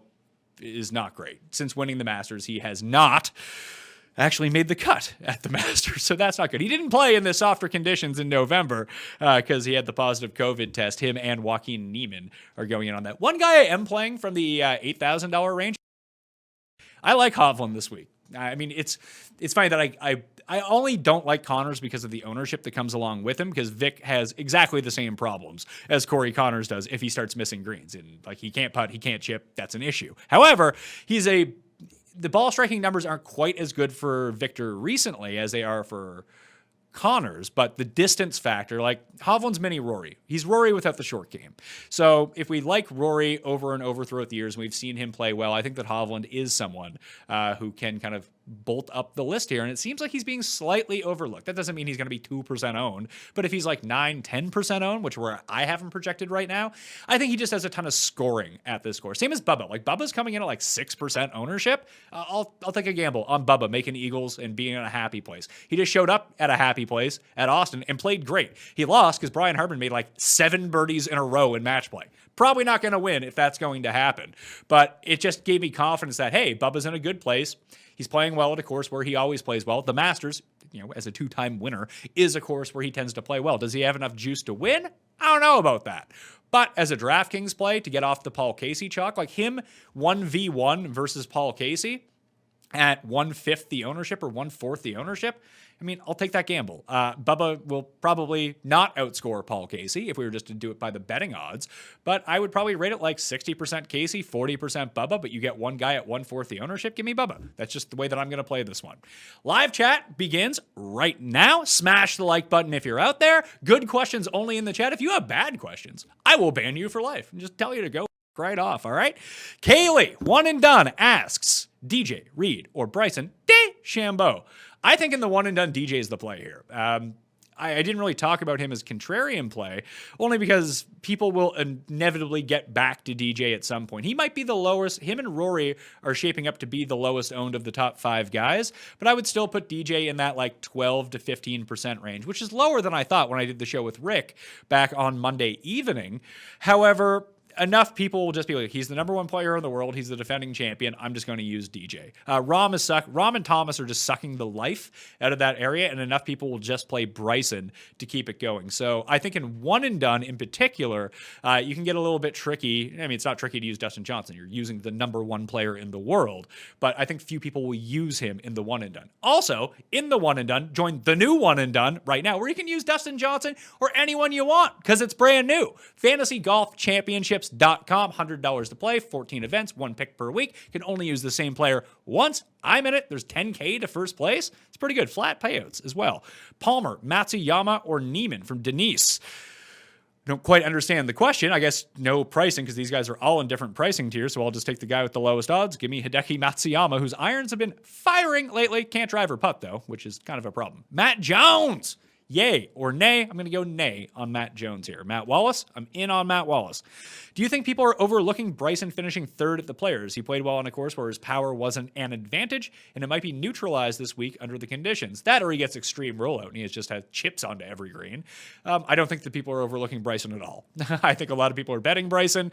I'll have included in the newsletter later on this evening the betting splits from DraftKingsSportsbook.com.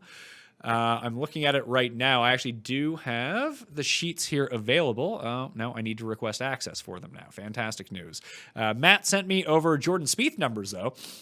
Let's see here. Jordan Spieth odds tracking. So in November 2020, when he opened his new Masters odds, he was 66-1. His current odds are 12-1, and 86% of the bets on Spieth have been placed since the start of April. So people bought, I mean, you want to buy at the lowest point, sell at the highest point. People are buying at the highest point right now with Jordan Spieth, but that doesn't mean that he wouldn't be, doesn't mean he's not able to win for sure. I like Spieth this week. I just am not going to bet anyone, I think, below 20-1 or at below 32-1 at this point. Horschel will do it again. That's not a question. If you say something that's not a question, I'm going to ban you for life. Do you think the way the course is going to play, that it helps make someone like Neiman more sneaky? Really feeling like he can do well here this week.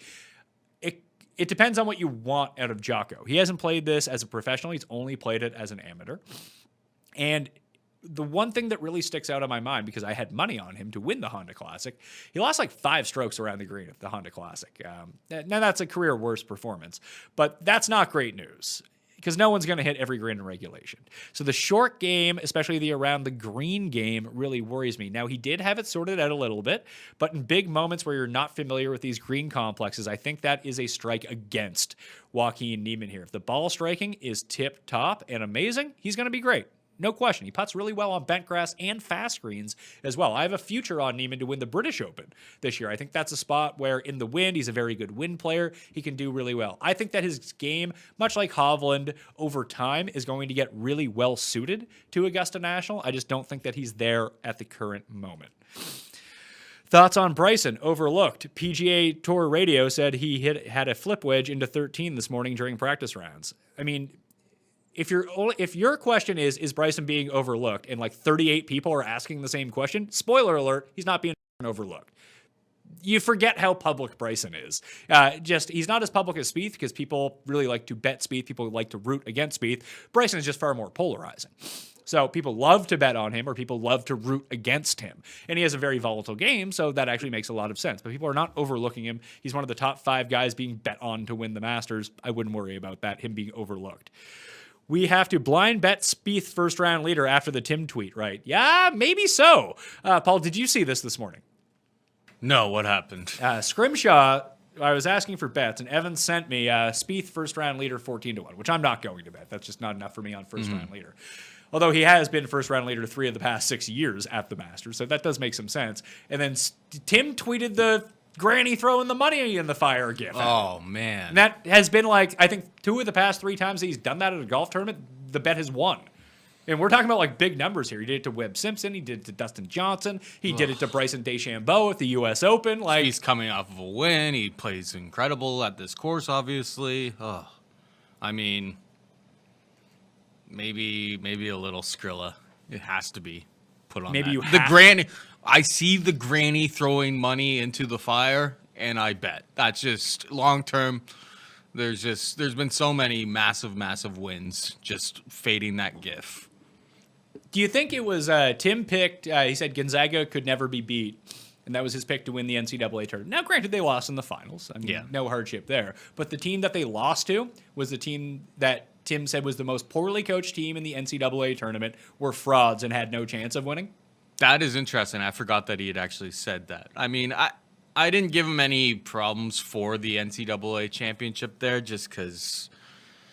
I mean, yeah, his team did get to the final. But the team that they lost to was the one team he said had no chance of winning. See, we should have been paying attention. That was the play.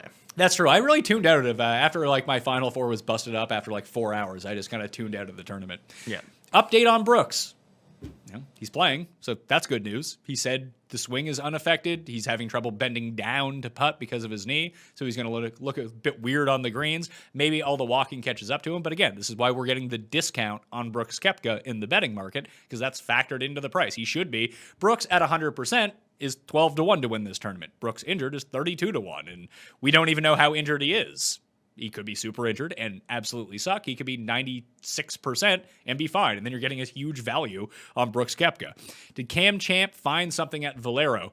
Well, he found 2 good rounds and 2 really bad rounds. I think the conditions were more set up for him in November than they will be this time around, with it being so firm and fast, because the guy is an absolute travesty on greens. He's an absolute travesty around the greens. It's going to be less of a bomb and gouge fest. The shorter hitters should have a bit more juice to them at this incarnation of the Masters than he did in November. So I'm going to fade Mr. Cameron Champ. Phil or Broken Leg Brooks? I'd take Broken Leg Brooks there. I do like Phil. Rick kind of sold me on Phil. Has Tim cursed anyone else this week via text in private that we need to know about? He did make a bet with one of our friends. He offered 20-1 odds that Ian Woosnam wouldn't make the cut.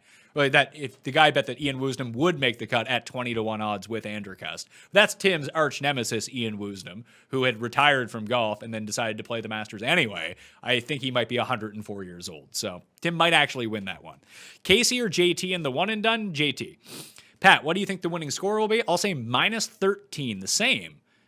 So my guy, Patrick Reed, won. Pat, any thoughts on Matt Wallace? Yep, I've been over that pretty extensively. You can check out my newsletter from last night, too. You can hit the description. Go subscribe to that. I did a big piece on Matt Wallace and why I like him this week. Abe Answer getting overlooked on DK this week. Leverage on Neiman. He is getting overlooked on DraftKings, most certainly. I don't like Abe Answer here. Maybe I should. I've been betting him every single week, so it would make a whole lot of sense. I don't have them that far apart in ownership projections, though. I have Neiman at 12%, Answer at 9%. So if you think that it's just an ownership pivot, and that's the only reason you'd get off one onto the other, it's not that big of a discrepancy. The guy that you want in that range, honestly, Horschel, Rose, or Harris English are the 3 guys that no one is using. I have personally used Justin Rose on a few teams, not English or Horschel, although I think you can make pretty compelling cases for both of those guys.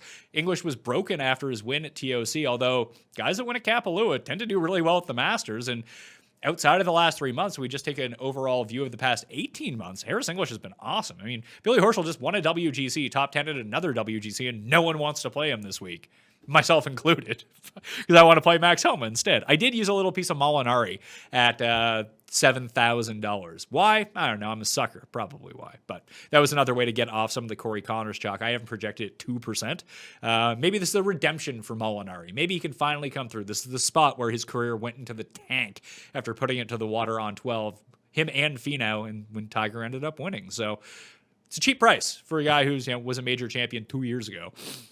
3 favorite players to win in your opinion, regardless of odds and DK salary. Like if I was just power ranking the players in the field, Thomas, Rahm, Dustin Johnson would probably be my 1, 2, 3. Good morning, Mr. Mayo. Good morning, Mr. Orr. How are you? What are your thoughts on the Panimal, CT Pan? 3rd at the Honda. and 20th at Genesis with a couple of missed cuts in between. Did finish 7th here in his first ever Masters. I'm just not buying it with CT Pan. Maybe he'll miss the cut and win the Heritage again next week. That's something I feel like is more realistic for me. If he can get the irons firing, he's such a bad putter in general. Like when you go look at his game logs, he putted well at Honda, he putted well at Genesis, but outside of that, it's been an absolute train wreck. So I don't know what to make of the guy, is kind of my honest opinion. I have no real good feelings towards him, only bad feelings as he's coming in to Augusta this time around. So I'm sorry, Panamaniacs out there. I'm off the train. Maybe that's good news for you. Pat, my favorite guy is back. Love the content. Bryson or JT? I'm going with my guy, Justin Thomas. Subscribe to Mayo Media Network. Smart. Thanks, Steve. You're right. You should subscribe to Mayo Media Network and smash the like while you're at it.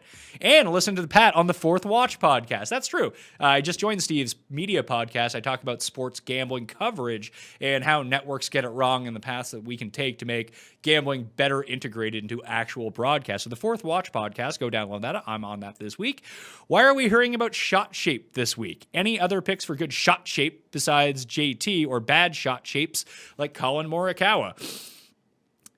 Most guys can play a pretty good draw at this point. That was always the thing that got talked about with Dustin Johnson over the years before he kind of fine-tuned his game. That's why he historically struggled at the Masters for like the first 6 years of his career. Then he kind of turned it around. Now he's the best player at the Masters year over year, is that he got his shot shape a little bit different.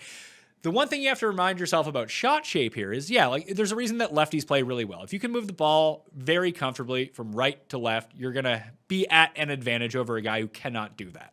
Hence Patrick Reed, Jordan Spieth, a lot of these guys who are shorter hitters but have the proper shot shape. Morikawa likes to play the ball from from left to right. That's just kind of his game. Stenson was another one who kind of does the same thing. I've always called Morikawa the evolutionary Stenson with the way that his game is set up. Like ball striking wise on paper, he is set up perfectly for Augusta, but the lack of experience, he'll fine-tune his game and get it refined enough where he will eventually be really good at Augusta National. I just don't think that he's going to be here yet. But there's no players that I'm like fading overtly just because their shot shape is weird. Like Brendan Grace was a player that I used to fade all the time at Augusta. Martin Keimer was another one because they didn't have the proper shot shape to me. And both the guys I think have had top 10 finishes there before. You putt well during a week, it doesn't really matter all that much.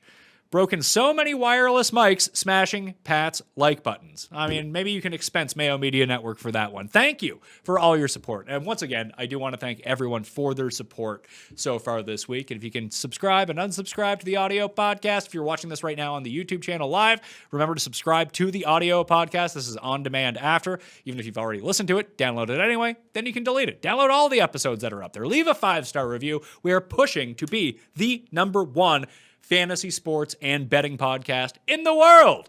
Well, not really in the world. In America, Canada, and the United Kingdom, and Ireland, and Australia. For the moment, we're trying to have a takeover here, but we got to knock off giants like CBS. It's tough to do when you have the distribution network of CBS, and it's me and Paul trying to put on a podcast for y'all to come along with this.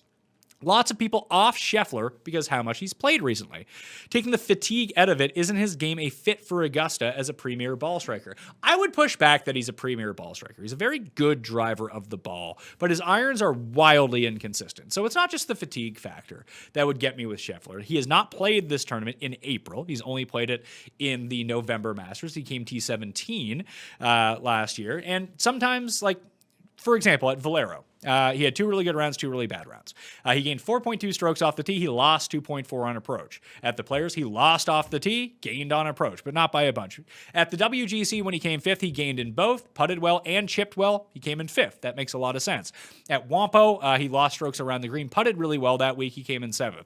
At the Genesis, lost off the tee, gained with his irons. At the Farmers, lost off the tee, gained with his irons. American Express, gained off the tee, lost a bunch with his irons. He's all over the place.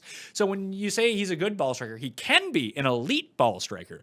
But the guy that you were actually referring to and calling a really good ball striker, Scottie Scheffler, it's actually Will Zalatoris. Will Zalatoris is a premier ball striker. His putter just never runs hot like Scheffler's does.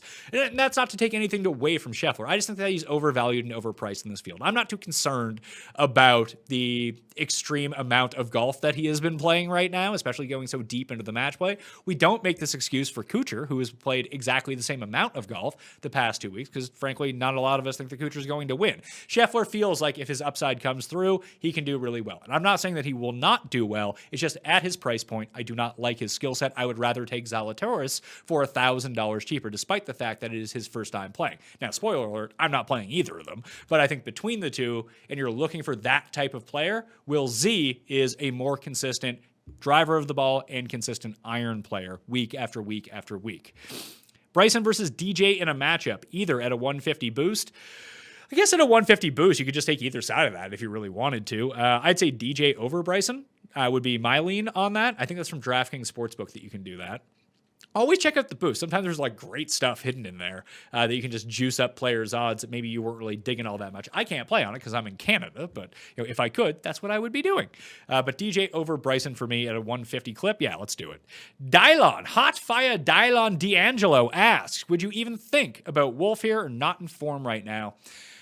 I would think about him because I love Matthew Wolff, and I think that he is someone who will win a Masters in his career. I always do the comps of Morikawa is the new Stenson, Hovland is the new Rory. I think that Wolff is the new Bubba Watson, and he's just going to have these courses where he plays really well. His ability to drive it so well off the tee is really his game.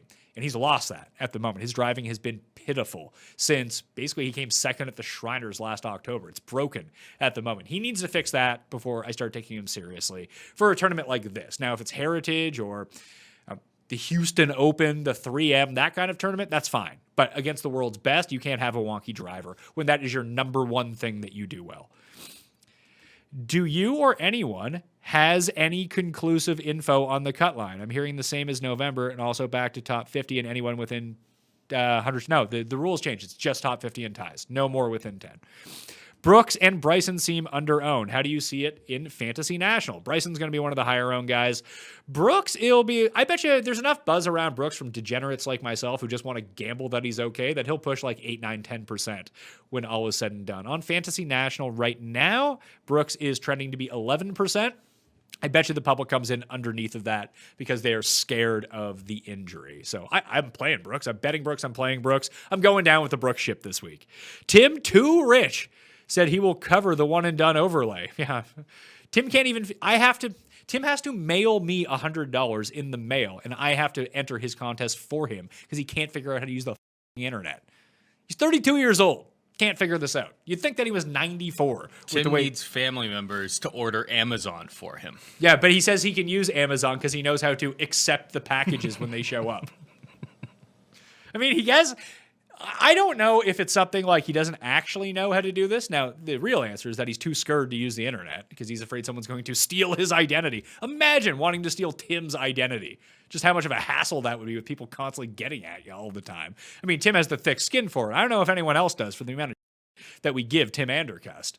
But maybe he's just playing it off so other people do all this stuff for him. Who knows? Maybe it's just a really like galaxy brain long con on Tim's part. That would be very Tim Too Rich of him to have everyone be his servant and just, plead that he's like doesn't know what's going on. With so many question marks at the top, thoughts on a more balanced lineup versus going Rory or Brooks in tournaments? A more balanced lineup versus going Rory or Brooks. And I don't quite understand that. I feel like if you were to play Rory or Brooks, I feel like that would make your lineups a bit more balanced, wouldn't it? Let's say you started with Brooks. That's $9,200, or it's going to be able to jam in 6 really good guys. If you use Rory, he's like the cheapest of like the top 5 guys. Then it makes it a bit more balanced. So I don't quite understand your question. Looking for a top 30 upside, bottom of the barrel with one of my builds. The Todd Father or the kitchen sink? Why can't you just get up to Matt Wallace for $200 more? Wallace is the play from down there. Between those two, I would take Stu Manji, the man with the best hair tan line in the biz, Stuart Sink. Fratelli or Palmer? Palmer. If it's playing fast and firm, as they say, can Jason Day pull it off? That's why I'm considering Jason Day. The high ball flight works. We know the short game is there. His putting is broken for someone who used to be the best putter in the world. My guy on the grounds at Augusta National inside the ropes has been telling me all week he's seen Day practicing a bunch of times, and it's only been putting. So he's really trying to figure this out. Maybe switching putters, maybe just trying to find the right green speed. I'm using Jason Day on DraftKings. I don't know if I want to bet him, though, although I did see him at 75-1. It's kind of tempting. Does Fantasy National allow you to sort Sort by golfers by AM, PM wave, or average strokes gained depending on the day of the tournament. You can get by round. You can't get AM, PM wave, though. Oh, I'm stuffed up. Pollen season here in Toronto. It's like really nice out today. I woke up this morning with the kids at 5 a.m., took them to school, went for a 5-mile run, and now I can't stop sneezing. And now I'm all stuffed up. Hopefully pollen doesn't give you a COVID or something like that. That'd be bad news. Who does Paul like this week? David wants to know. Paul, I mean, you've been good at this. Better than me. The very underrated, underappreciated Big Daddy Bryson. I mean, I've got him in my DraftKings lineups. I have Cantlay. A little bit more off the radar, Homa. I don't know how off the radar he is. And then, like, it sounds like the other guys I like that are cheap are Kokrak and Connors, and they're going to be chalk. I played Kokrak. I didn't play Connors. I felt like I needed to make a choice between one of them. That seems fair. I think I actually have one lineup with Connors and 2 of 3 with Kokrak. God bless. You want to play in that new one and done? Can I convince you to sign up? Oh, I'm so bad at it. It's fine. There's only I guess I am pretty much cooked in the. Well, I had Charlie last week, so that was a nice little bounce back in the other one. But like, what? The guy in like first place has like. Yeah, I'm not. Listen, an I'm out of the obscene number of winners already. I would have to grind just to make the money in the big one and done. So I want a fresh start. I don't even care about the other one and done anymore. I'm just gonna play this one. I'm sure I'll get into it when we're done filming here. Everyone should get into it. $100 to play. FantasyGolfChampionships.com. Pat is in a good mood. Time for the comments to ruin it. It's Masters Week. You probably can't throw me out of a good mood. Although I say that now, but you know how quickly I can turn. Have faith in Pat Cantlay finally stringing 4 rounds together? Yeah, Cantley's fine. He's great play. Keep it up, Pat and Paul. What is the over-under of users being banned this episode being set at? We haven't banned anyone in 3 weeks. I banned somebody already. Oh, did you? Were they putting... They were asking for people to sub to their network. Multiple times. At least we got all like out of here. Yeah, it's been a while since I've been in here. I'm always on the lookout, though. Thank you for Paul was doing a better job of culling the chat feed, so I don't even have to see this stuff. By the time I get to it, it's redacted. Pat, you are the man. Thank you, Austin, but I think you're the man. I got to pick an outright winner. Disregard the odds. Who do you think is the best shot there Sunday? Sergio, Bubba, or Fitz? Well, I've only bet on one of those guys, although I do like all 3 of them, and that's Matthew Fitzpatrick. Ortiz or Hughes? Good luck this weekend. Mac Hughes. He's going to make like 8,000 feet of putts. Even though, no, it's not his first time playing here. Ethan Kershaw. Oh, he has his Champions League video up on Mayo Media Network right now. Everyone should go check that out after you watch this. If you want to play some UCL DraftKings or make some bets. I actually played. Someone had recommended a Champions League bet to me, Paul. It was Bayern Munich and the English team over the Italian team parlay. Did it win? Plus 275. Or is it happening today? It's happening today. Nice. When? I don't know. I don't really have It's enough. happening in Europe. I don't really have enough info from you. That English team taking I think it's Chelsea against Porto. Maybe if it's Porto, that's Portugal. But for some reason, I thought it was an FC Italian. Porto. Well, it's Champions League, right? So it's all the different... Yeah, I understand that. But I when I first looked at it, I assumed it was an Italian-based team. But I guess if it's Porto, it would be Portugal.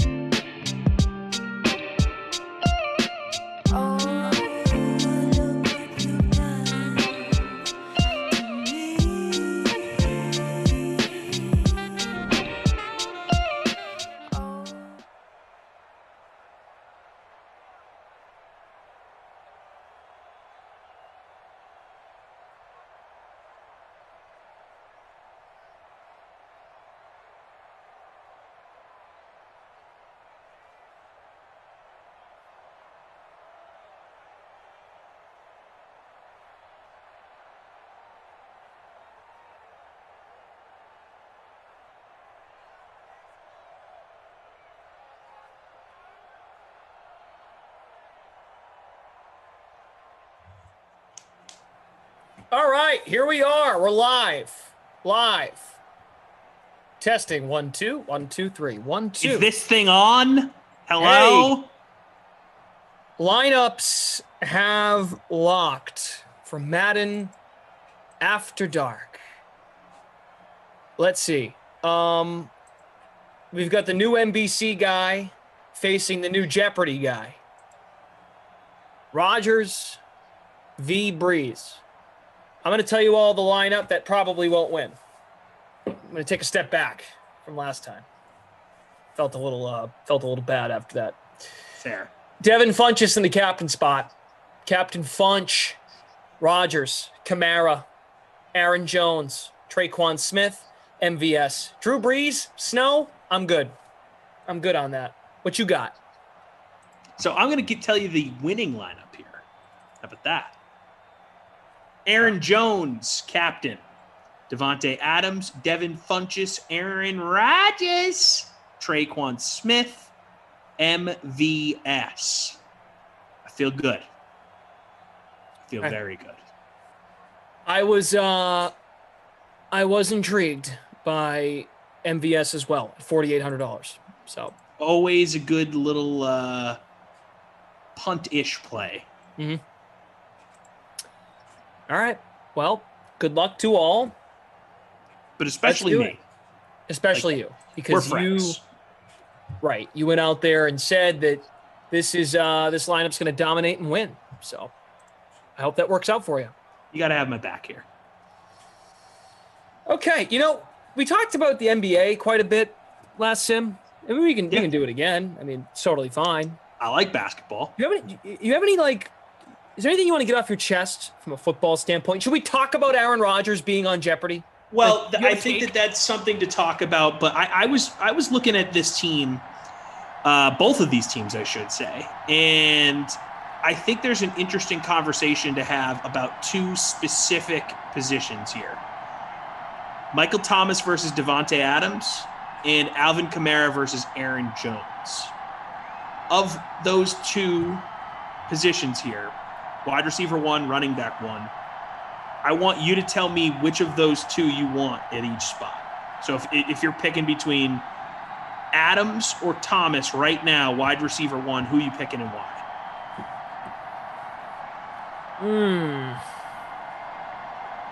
Adams. And why? Because I find him, durability, you could actually make the same case about him, right? So Michael Thomas was injured most of this past season. Correct. The season before that, he had a record-setting year. And that's with a depleted Drew Brees. And I know this past year was the year where everyone was like, whoa, he's not that great. But it's been trending in the wrong direction for him from an arm strength standpoint for quite a few years. So Michael Thomas doing that with a lesser quarterback. Devontae Adams has been perennially great with Aaron Rodgers when healthy. But we're talking about Aaron Rodgers, who's still in his prime, clearly. I mean, 4 interceptions last year, won the MVP. So I think all of that's important to keep in mind when you're trying to decide between these two who you go with. I would go with Michael Thomas, as much as I love Devontae Adams. And I think at one point I was even saying on these sims that I thought he was the best receiver in the NFL. But when I take a step back and I think about it more, I think Thomas shows that he has a little bit more versatility divorced from whoever's playing quarterback than Devontae Adams. But both guys have had the same quarterbacks for their whole career, so it's tough to say. It's a tough question. Both are so good. Both are so synonymous with their QBs. I think right now it's Devontae Adams, and recency bias certainly kicks in. But Thomas is in the discussion. Of course he's in the discussion. But he has a case because now I feel like if Jameis Winston is the quarterback, whether or not we believe, we know Drew Brees is all-time way better than Jameis Winston. We know that. But as Drew Brees' career winded down, he's not making many throws more than 20 yards out, right? maybe with a new quarterback, you tweak the system a little bit. And, well, maybe Michael Thomas can do a little bit more. Now, maybe the receptions go down, but maybe more touchdowns, big plays. That's what I'm talking about, big play capability. And we see that with Adams. We see Adams a lot in the red zone, though, too. Yeah. So maybe things will open up for Michael Thomas with a more free thrower of the football in a Jameis Winston, perhaps. I think both are great. You're happy if you have either one on your team. It's tough to have the conversation after Michael Thomas having such a disappointing season in 2020. So maybe it's a fair question to revisit mid-season in 2021. Devontae Adams clearly won the 2020 matchup between these two, but I think people are sleeping on Michael Thomas a little bit just because he had such a bad season this past year because of injuries. Like the dude the year before that was unstoppable, was a legit MVP candidate as a receiver in my mind. Oh, no doubt. Agreed. Like, receivers don't get talked about in that discussion enough. That was the Lamar Jackson year, so everyone was going nuts for him, but man, Michael Thomas was unreal that season. Mm-hmm. Hey, there's Alvin Kamara out to the 21-yard line. So that's the other part of this. I think I'm taking Kamara over Aaron Jones, but it's not as easy as you would think. I mean, Aaron Jones is a playmaker. Do not sleep on that dude in this matchup.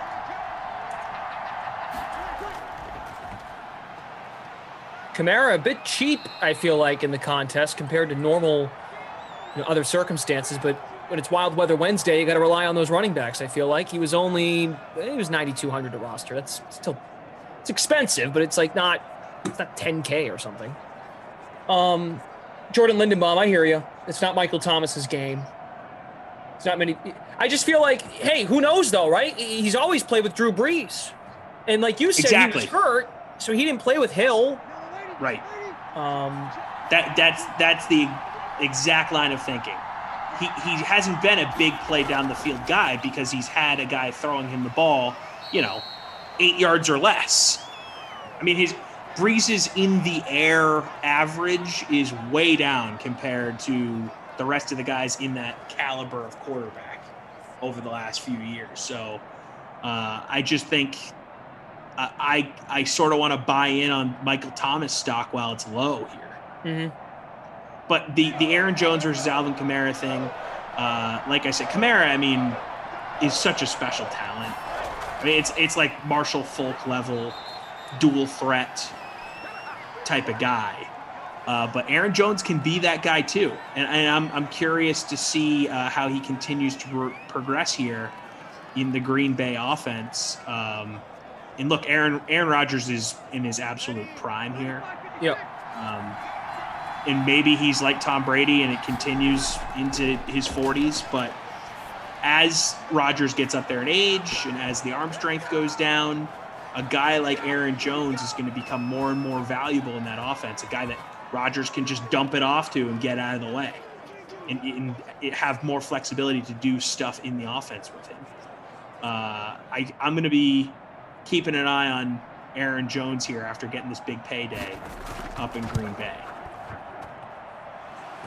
See, Jordan just brought up dynasty leagues, and that's where in those kind of leagues, folks will not let recency bias ruin them, because typically in like a dynasty league or a keeper, you're like, oh, everyone's going to forget I have Michael Thomas stashed, right? Because your team probably takes a huge hit when one of your main dudes goes down.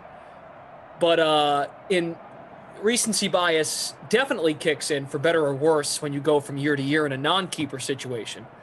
Because now it's like, oh, Adams, he's the de facto number one guy, right? Like DeAndre Hopkins, de facto number one. Brad Wallace is in agreement with you across the board on the Kamara and Jones discussion. Marshall Falk. How would you? Creature from the Glash Lagoon saying I said Marshall Falk weird. How would you say his name? Marshall Falk? Marshall Falk. Marshall Falk. Marshall Falk. You do pronounce the L, right? I'm legitimately asking. I'm not messing around. Like you do pronounce the L. Okay, right. I know. I think I'm saying that right. It could be interpreted like I said something else. I really wasn't doing that to cause trouble. Marshall Falk. Ken, Traquan Smith just scored a touchdown. In my lineup, what's up? Hey, Green Bay with the classic uniforms here. They're like the subtle classics. Green Bay, always keeping their uniforms looking pretty much the same through the years here.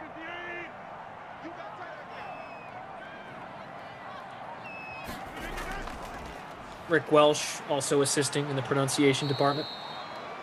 A lot of people missed that touchdown. Falk. Marshall Falk. Falk. Falk. Marshall Falk. Marshall Falk. That's how I always would say it. Noah Moon says fire Glash. Jay Duncan, not Falk. Falk. Noah Moon, I feel like I could get fired and you still won't cheer up. You'll still find something to get upset about, which is good. You're engaged. There's good energy in the sim. Good energy. We're all just trying to learn how to pronounce Marshall Falk's name. Okay, you know what? We're going to look it up. Break out the old pronunciation. Marshall. Am I going to say it now? Is that what I say it now? I found out like a month or two ago with BK. Right to hear his. Marshall Falk. Falk. Falk. Marshall Falk. Falk. Do you hear that? Yeah, okay. Falk. Like Falk. Like Falcons. Like how Jeff Ulrich says Falcons. Falcons. But Falcons. Marshall Falk. Okay, we did it, guys. Yay! Hey, like Kevin Falk. Nice. I haven't done this in a while, at least like on the microphone. But guys, wait, Morgan, who rooted for the greatest show on turf, Rams, in the room here. How do you pronounce Marshall Falk's name? Marshall Falk. He played for the Rams when they won the Super Bowl. There you go. And now she exits the room. Goodbye. St. Louis all the way. Sorry you lost your team, Morgan.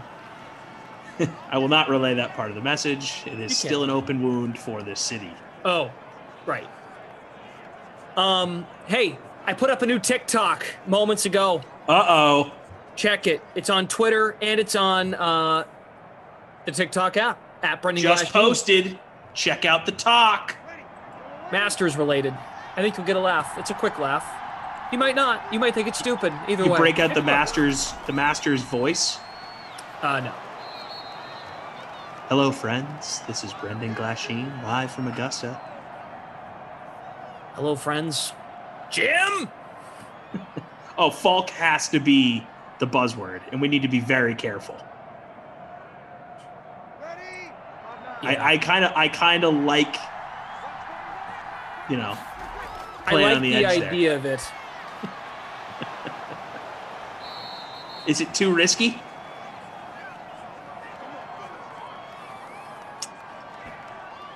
Maybe we say Marshall instead. I mean, if you're trying to get fired tonight, like, it might be the move, but... I will not slip up once. Yeah. Falk. Maybe we'll take turns. That way we... Volleying back and forth. You go 5, I'll go 5. Okay, let's try it now. Okay. Falk. 5. Do 5. Okay. Falk.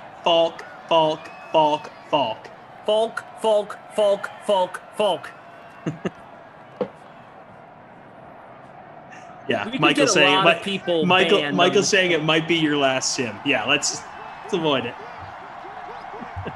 I think Marshall's buzzword experimentation. Marshall is the word. Till we come up with something better. In honor of our Falk pronunciation here. Rick Welsh, thank you. Appreciate it. Daniel says, I wish you guys the best of luck in your future endeavors. Michael bringing up a good question here. We were talking about this pregame before the last sim. What do you think is more likely to happen in 2022? Russell Wilson or Aaron Rodgers ending up in New Orleans?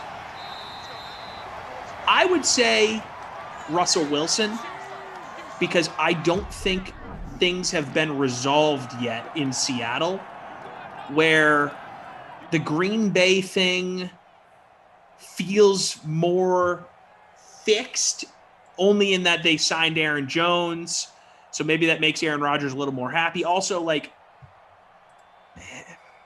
this feels weird to say, but Aaron Rodgers is like Brady level, right? Where Wilson is sort of the tier below that. Mm-hmm. And we saw it took Tom Brady 20 years before he changed the team. So I feel like Rodgers is sort of in that same boat, whereas Wilson, because he's in that tier just below that, and we're talking, in all-time tiers here, not like current player tiers, where Wilson and Rodgers are probably much closer in real life, today's game standards. But that's why I would put Wilson in New Orleans before I put Rodgers there. And also, he was already on their list, I believe. Saints were on his list, I should say. They were. And I also don't trust Jameis Winston to have, this dynamite season. I'm not ready to go all the way in on saying Jameis Winston is going to be able to retain that spot after he's given a shot this year. So that will be open for the taking, and I think we could see Wilson there more so than we could see Rodgers there. You know what though? I don't think really either of them have a realistic chance of being there, because they're paying so many guys right now. Like, isn't the whole point that they want to go play with great players? Aaron Rodgers certainly has a gripe if he wants to go. I know I was on Rodgers quite a bit. It's like, dude, you're the 1 seed. You're at Lambeau. Here you go. It's here for the taking. I knew the minute they lost, we're going to hear all this. Oh, doesn't have the weapons. Doesn't have the help. He's got to go somewhere else with weapons. Dude, no, you messed up. He had weapons. No, Green Bay is a good team. Right. Because if he won the whole thing, he would get so much credit. Like, oh, look what he's done with, Adams and Tunyon and... Look, yes, the draft was bad. Back to recency bias being a factor. This past year's draft to help that team, not great. But if you're Russell Wilson too, it's kind of what people are giving Deshaun, asking why is Deshaun Watson asking out, like they paid you, dude. You're really young. Russell Wilson, you have DK Metcalf, who's still really young on a rookie deal. Pretty soon they're gonna have to pay him. Lockett just got a big contract. My point is, New Orleans is probably going to try. I don't know if Sean Payton's in for this. See, now Tom Brady's made this model where you have to try. You just have to spend out the arse to make it happen. You got to be willing to go all in, because Tom Brady's 43, 2 years, $50 million will pay everybody to keep them here for another season. Are they going to do that in Seattle for Russ? Are they going to do that in Green Bay? Green Bay, I don't know if they will. I don't have an owner. You don't have an owner putting pressure on the GM. Damon Ariel saying, I moved to St. Louis the same year as Marshall Faulk and Wayne Gretzky. I watched my Sonics win 2 games in the finals against the Jordan Bulls team. Well, that's cool. I know your Sonics lost, but at least it was cool you got to see Michael Jordan play in the finals. That's sick, because Chicago, obviously very drivable from St. Louis. Hope you got to see Gretzky play for the Blues for that very short stint he was here. But Blues fans still talk about, he had an entire career here. Mm-hmm. I think both of those guys are stuck.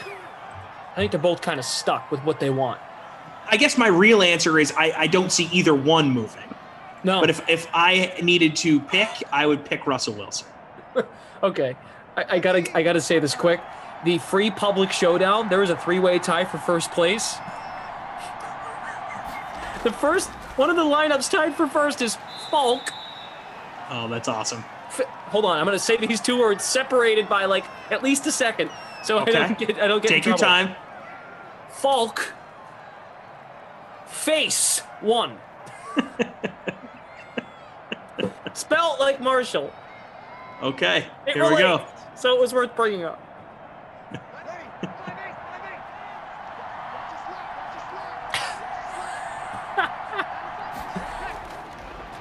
Is Latavius going to vulture?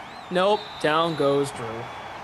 Creature from the Glash Lagoon saying that he lives in Soulard, has been here for 4 years. I never knew that. We live in the same neighborhood. No, I didn't know we lived in the same neighborhood.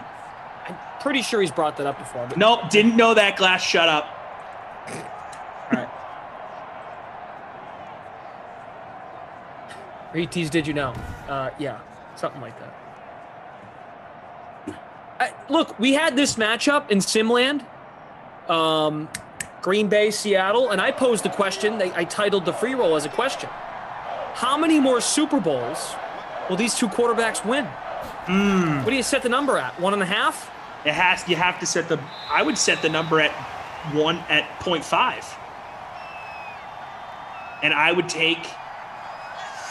I'd take the over, just because of Wilson's age, and because of how good Rodgers has been, of late, especially last season. But that, I think you can only set it at that because they have such a body of work built up here where they have great regular seasons. They have semi-deep playoff runs, but they haven't been back since early in both of their careers. It's been a long time. I mean, Wilson hasn't been back to a Super Bowl since 2014, which I believe was his third season. Rodgers hasn't been back to a Super Bowl since 2010, I believe. So that would have been his third or fourth year as the starter. It's been a long time.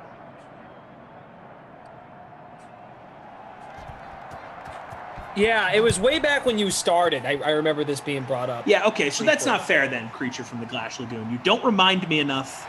That was a long time ago. A lot of things have happened in my life since then. Plus, we care about everybody here. There's 400 people watching. Hard to keep track. Let's meet up for some barbecue sometime. Shoot me a DM. We'll go to Bogart's. Crush some Q. Brother Phil is the biggest fan of the Tampa Bay defense, not the quarterback in Tampa, the Tampa Bay defense. Go back and watch the NFC Championship game again. You'll see Rodgers running for his life. As soon as he got the snap, half the time, like Mahomes in the Super Bowl, that Tampa Bay defensive front was eating. Well, right, and the Packers did not retain their center. They let the center go. They were still the 1 seed. In the center, I believe the center was still there during the playoffs before the offseason hit. But what would have happened if they did what they were supposed to do and win the game? Home field, 1 seed. So get two interesting points being made here on YouTube. Bad Boys of Pop saying they do have such great bodies of work that you can't really poo-poo them. And I agree. They have impressive careers, but I think that if we're going to set a number here for how many combined Super Bowl wins will these two guys get, I think you have to set it at under 1 because it's been so long since both have been there, and they continue to be really, really good and not get there. So, we have a huge body of work of them doing great stuff and not even making the title game. So that's why I'm putting that number at 0.5. And again, I would take the over, but it's just so hard to get to a Super Bowl, guys. It's so difficult. When I posed this question a couple weeks ago, a lot of people said, and I'm reading it again here from Chef Duke, they won't do it for their respective teams. They change teams, that brings up the Saints thing, right? Or if Russ gets his wish to go to one of those teams he picked. However, here's why the over is also appealing. This is a fake over. You can't find this anywhere, so it's I feel like it's okay to do this. Who else is playing quarterback in the NFC? There's all the good young quarterbacks are in the AFC. So I think there's a good chance they could, we know this with Aaron Rodgers and Russell Wilson. They could easily get there. Question is, are they winning it? Are they beating Mahomes? Are they beating Josh Allen potentially? Are they beating? I mean, Lamar Jackson. Like we think they can get there, but they don't have to really go through anybody in the NFC. True, but that's been the case for a few years, right? Like these guys have been at the top of the NFC for years, and they haven't gotten back. Mm-hmm. So Drew Brees gone. I don't know what needs Brady to not change. gone. But Brees hasn't been back since 2009. Like none of these guys. The NFC has been such a crapshoot when it comes to who's playing in the Super Bowl. The AFC, it's been pretty consistent for the past 20 years. It was Brady, it was Manning, it was Roethlisberger. If you were one of those three guys, you were probably playing in the Super Bowl. There was a weird stretch of time where it was like only those three guys were in the Super Bowl for the AFC. So, I don't know. It's a great question. The other thing I wanted to reference here, I think it was Shohei. He spells it like Shohei Ohtani, so that's why I'm assuming that's how he pronounces it. Got to find it here. He says, Rodgers gets 2 more, one with the Pack and one with the Niners. He will play forever. I don't think he's the type of guy that will play forever. And that this is a great transition point to talk about his Jeopardy stuff. I haven't watched him on Jeopardy yet, but I know he keeps repeatedly saying that he wants to be the permanent host of Jeopardy. Yeah. I think would be awesome. It would be such a cool career shift that no one would have seen coming. But at the same time, would any of us be shocked if that's what Aaron Rodgers did? He's just a different dude. He does his own thing. He doesn't really care what anyone thinks. So I think that would be very cool. And from all the clips I've seen, it looks like he's doing a great job. And I plan on binging a couple Jeopardy episodes of Aaron Rodgers here in a few days. Crack open the old on-demand on the cable box now that my remote's fixed, and crush some Aaron Rodgers Jeopardy episodes. I don't think he's the guy that sticks around until his mid-40s. Not because he can't, because he just has other interests. I've kind of come around on this. I don't know if he's that good. I think he's smart. Aaron Rodgers? Just look at it from this standpoint. If he wants Wait, to you're do saying it. Aaron Rodgers isn't that good? At Jeopardy. Yeah, the Jeopardy thing. Okay, gotcha. I was going to say the football thing, I think he's pretty good. He's underachieved. He's pretty good, though. I mean, that moment, right? That moment when here's what I think. You know how that there's Mercedes Lewis.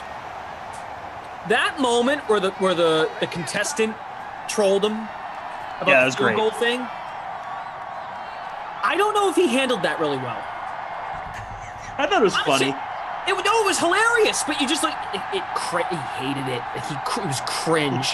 You could look through you could see the blood boil in his head. Like, oh my God, Matt LaFleur, what were you thinking? And and like he still can't bring himself. Look, the call was the wrong call. Okay. Yeah. Aaron's just kind of odd. Like he's just, I don't know. Like I he marches to the beat of his own drum. As they say. Like I think, if Charles Barkley, who never won an NBA title, I know Aaron's won a Super Bowl. It's not apples to apples. I think Barkley would have a zinger. It's sort of the same though, right? Like all-time great player, definitely underachieved in the hardware department. Right. I just don't know. I think it was hysterical. I'm like, oh, Aaron hated it. He's so bad at hiding it. And that's what you kind of like about him. He's kind of authentic. Like, oh, I'm still mad about that. Like, I mean, if someone threw you off guard like that, I wouldn't know what to do either. Edward Pride saying, I'm convinced that Tom has a huge head, but his brain seems tiny. Go on. Explain. Why do I have a tiny brain? What is it that you disagree with, Edward? Chris Robinson, Rodgers doesn't care what people think is the strongest misstatement of the night. Oh, 100%. He absolutely cares what people think about him. No, but he'll do whatever the heck he wants. Like, he's not the guy that cares in the sense of, like, he has this curated media, coached persona like Brady. Like Brady for 20 years never said anything, and he still really doesn't. I know he had that Michael Strahan interview this week where people, they're throwing some quotes out there and making it seem like it's a big deal. Rodgers has not been afraid to let it fly, especially the way we saw him act after the NFC Championship game. So I'm talking about from that perspective where Rodgers, he's not going to be this buttoned up, say the right thing type of guy all the time. He's just not going to do that. And I could see that translating to, what he does with the end of his football career. And I know people are saying he's not close to done, but I'm fairly certain he, before the season, said in a piece or in an interview that he was, the type of guy that isn't going to play forever. So Juan Flores disagrees with you, but I feel like what you're saying, I've heard it too. He loves to talk, Aaron Rodgers too. Yeah. Like I'm pretty sure I remember that story before the season starting.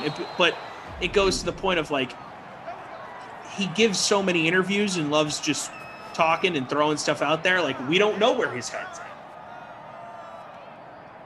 So your point about the NFC being a crapshoot, I mean, you go through the list of quarterbacks out of the NFC in the last decade in the Super Bowl. It's hilarious. Oh my God. Okay, let's see. Let's see it? if we can do it. I want to see if I can do it. Starting at Kurt Warner, 0-1.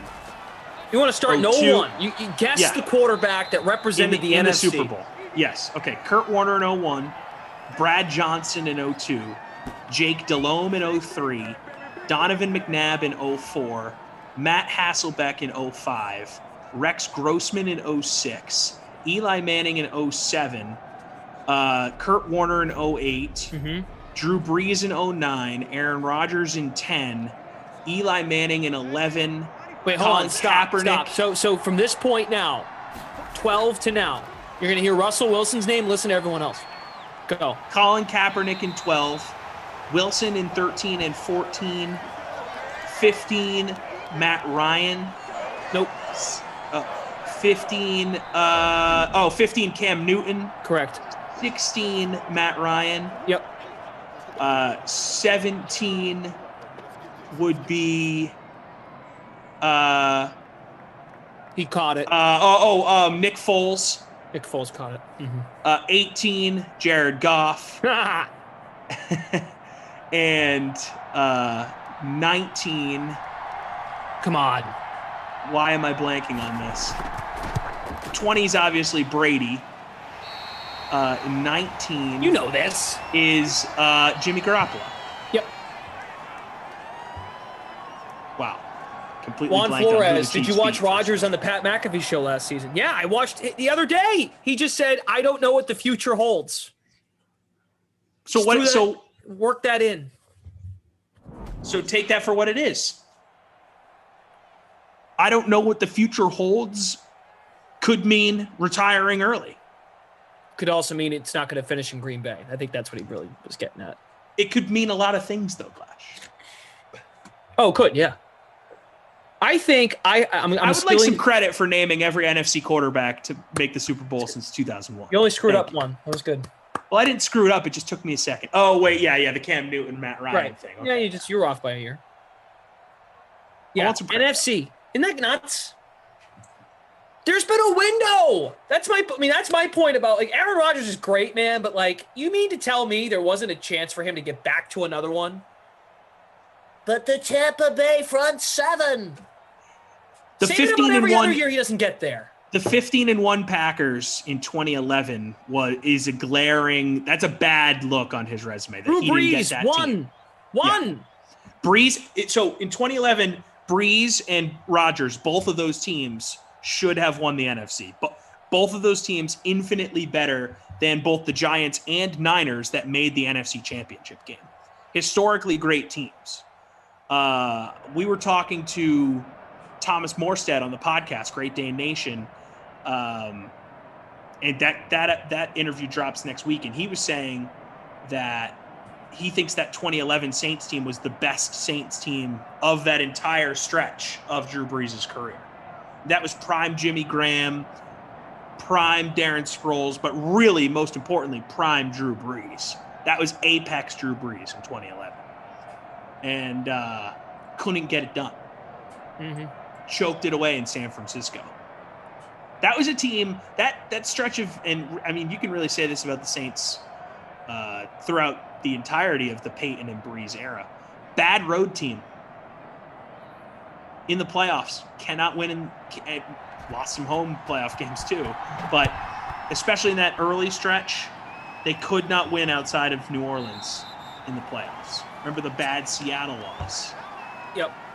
I mean, it was a weird stretch. The 6 and or the 7 and 9, or what were they? 6 and 10 Seattle team. Yeah. The Beast Quake. And then obviously Michael bringing up the 2018 Super Bowl.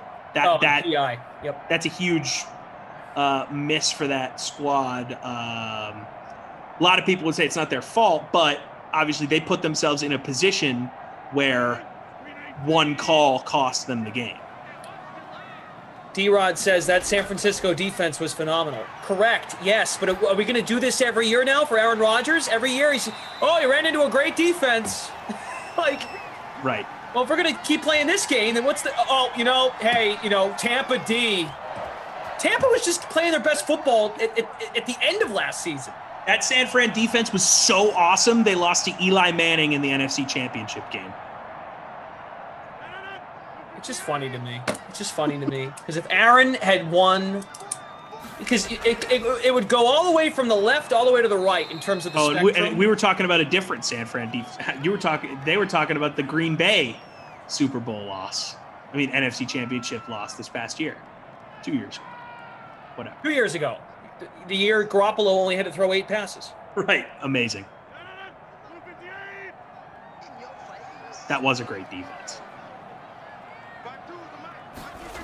Rodgers and Brees both should have more Lombardis in their trophy case. There's no question. I think it's such an interesting pair because people, when they give their quarterback rankings of all time, I don't think it's very consistent in terms of where each of those two guys end up. And I think it's all over the place. Great. Yeah. Point.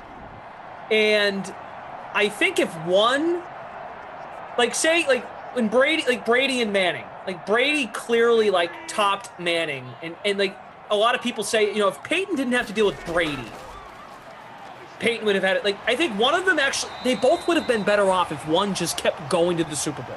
Mm-hmm. If you're Aaron Rodgers, Drew Brees, he keeps going back. We can't get through those guys. Right. And then you can really hone in on personnel decisions and lack of an offensive line. You can really you had lanes to keep getting back there or get there more. Jay Duncan bringing up the Minneapolis Miracle too. Yeah, I mean, look, they put themselves in positions where one play at the end of a game was the turning point.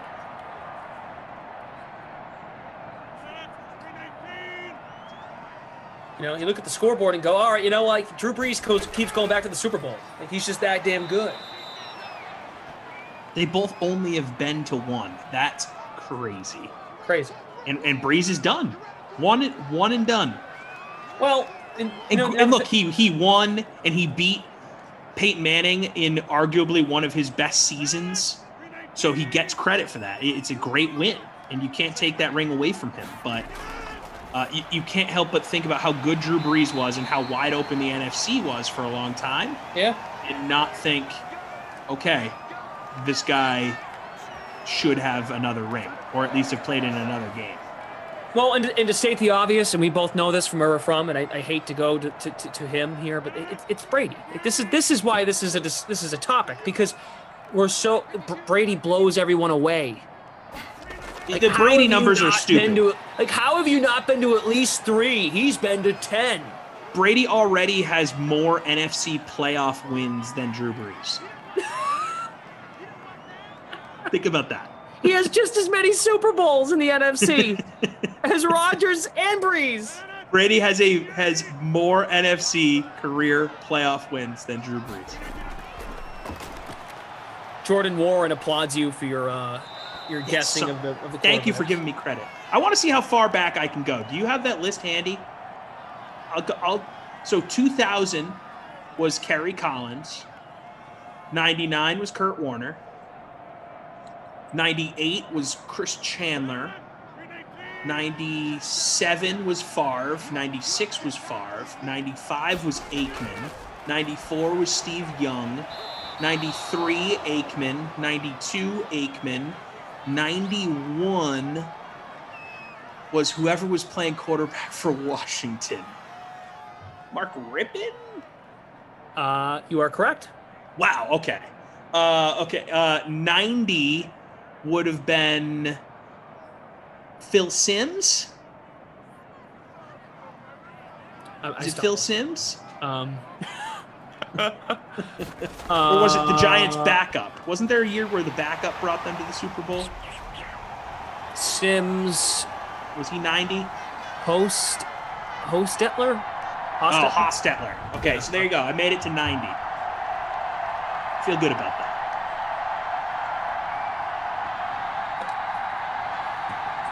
Ricky Robbie, how many top defenses has Brady had? Aaron Rodgers and Drew Brees have had some pretty good defenses too. Patriots had some historically bad defenses for a few of their runs. I mean, that 2011 Pats defense was god-awful. Lee Evans did them a favor. That's how they got in. They got luck. Yes. They got the good luck that year. Very lucky. I'm just saying, Aaron Rodgers can be really good and all-time great, and you can also say he underachieved. And blame him a little bit for it. Both can be true. There's no question about it. People think we're offending them when we say, what about the defense? What about the defense he faced? Well, no, just tell it like it is. He underachieved. But hey, he's 37, and if he keeps playing, you think he might retire on the sooner rather than later. There's a little window here after Tom. I mean, unless Tom wants to play till he's 50. You can just get through Tom now, Drew. I mean, Aaron. You got to get over the hump. Better hurry up before these other teams in the league get young quarterbacks that can play. It'll be weird to see Aaron Rodgers. Your division at quarterback, like Green Bay should cruise. Tampa's got an easy schedule, but Green Bay, their division. This is who Aaron Rodgers has to face this year. Andy Dalton, Kirk Cousins, and Jared Goff. Wow, you could make an argument that those guys are in the bottom 8 quarterbacks in the league. So if Green Bay is not at the very least the 2 seed in the NFC, and they don't get back to the NFC Championship game with that crap division, because Tom Brady got crapped on for the crap division he always played.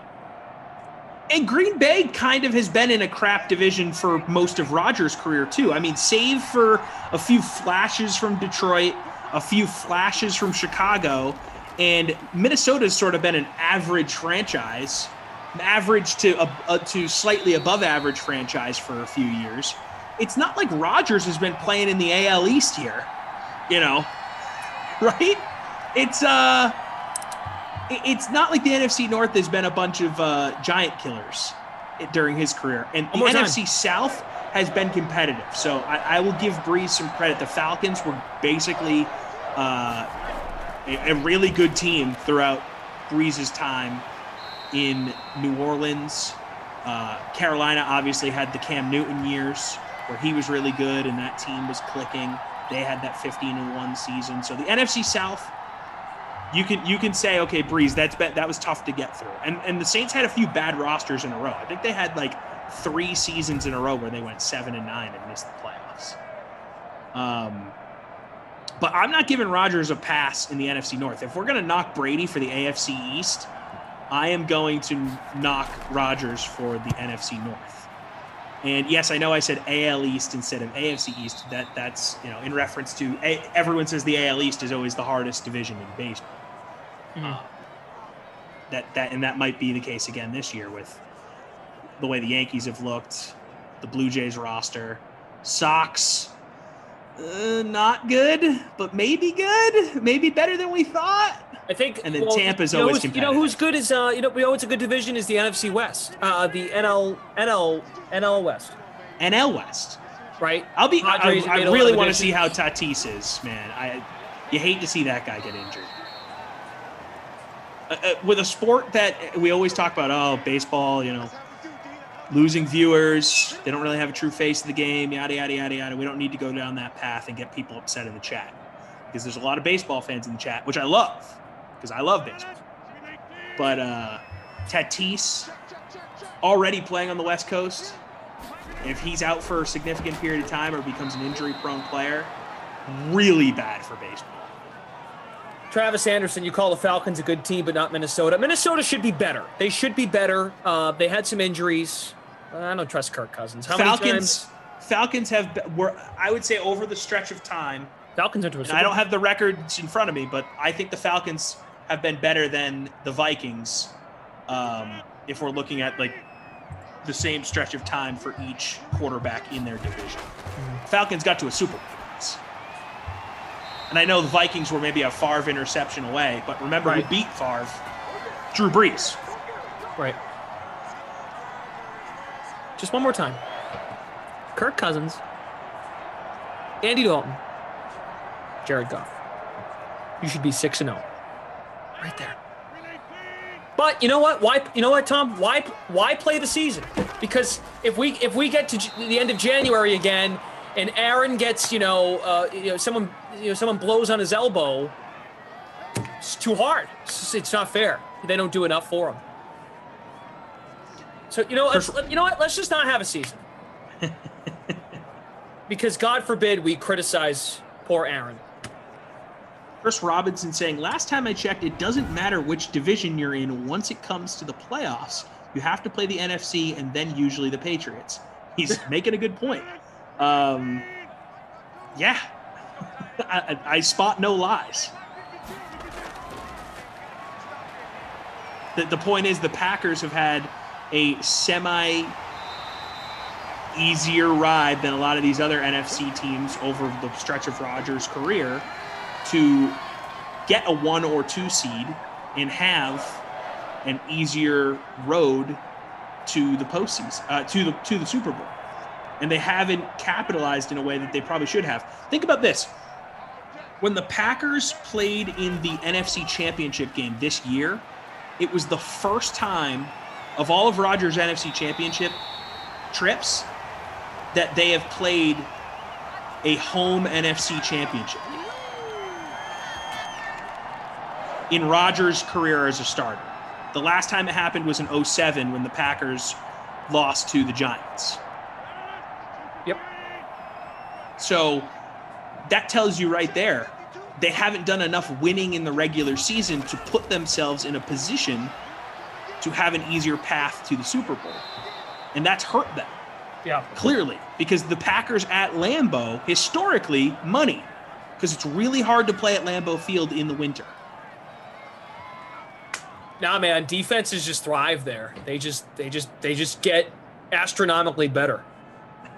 Something falls out of the sky and just makes the defenses at Lambeau just really freaking sweet. I know, and you know what? This is fair too.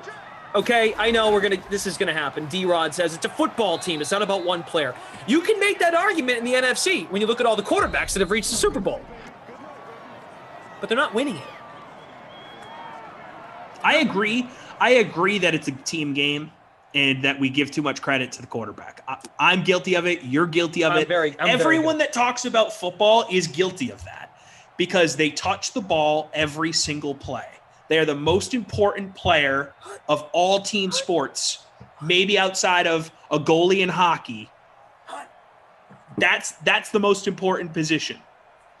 So, we're all guilty of it. With that said, what has been the one constant for Green Bay and New Orleans in their entire stretch runs of their career at both of these teams? The only constants, as far as players go, has been Aaron Rodgers and Drew Brees. So while maybe we're being unfair, Whoops. We're just working with the product that we're being given here, and it's hard to knock each team individually. Whereas we're saying, look, they had the same field general for each of these 10+ year windows, and they never got it done. And then you look at a guy like Brady or Manning, or I mean, Roethlisberger got to 3 Super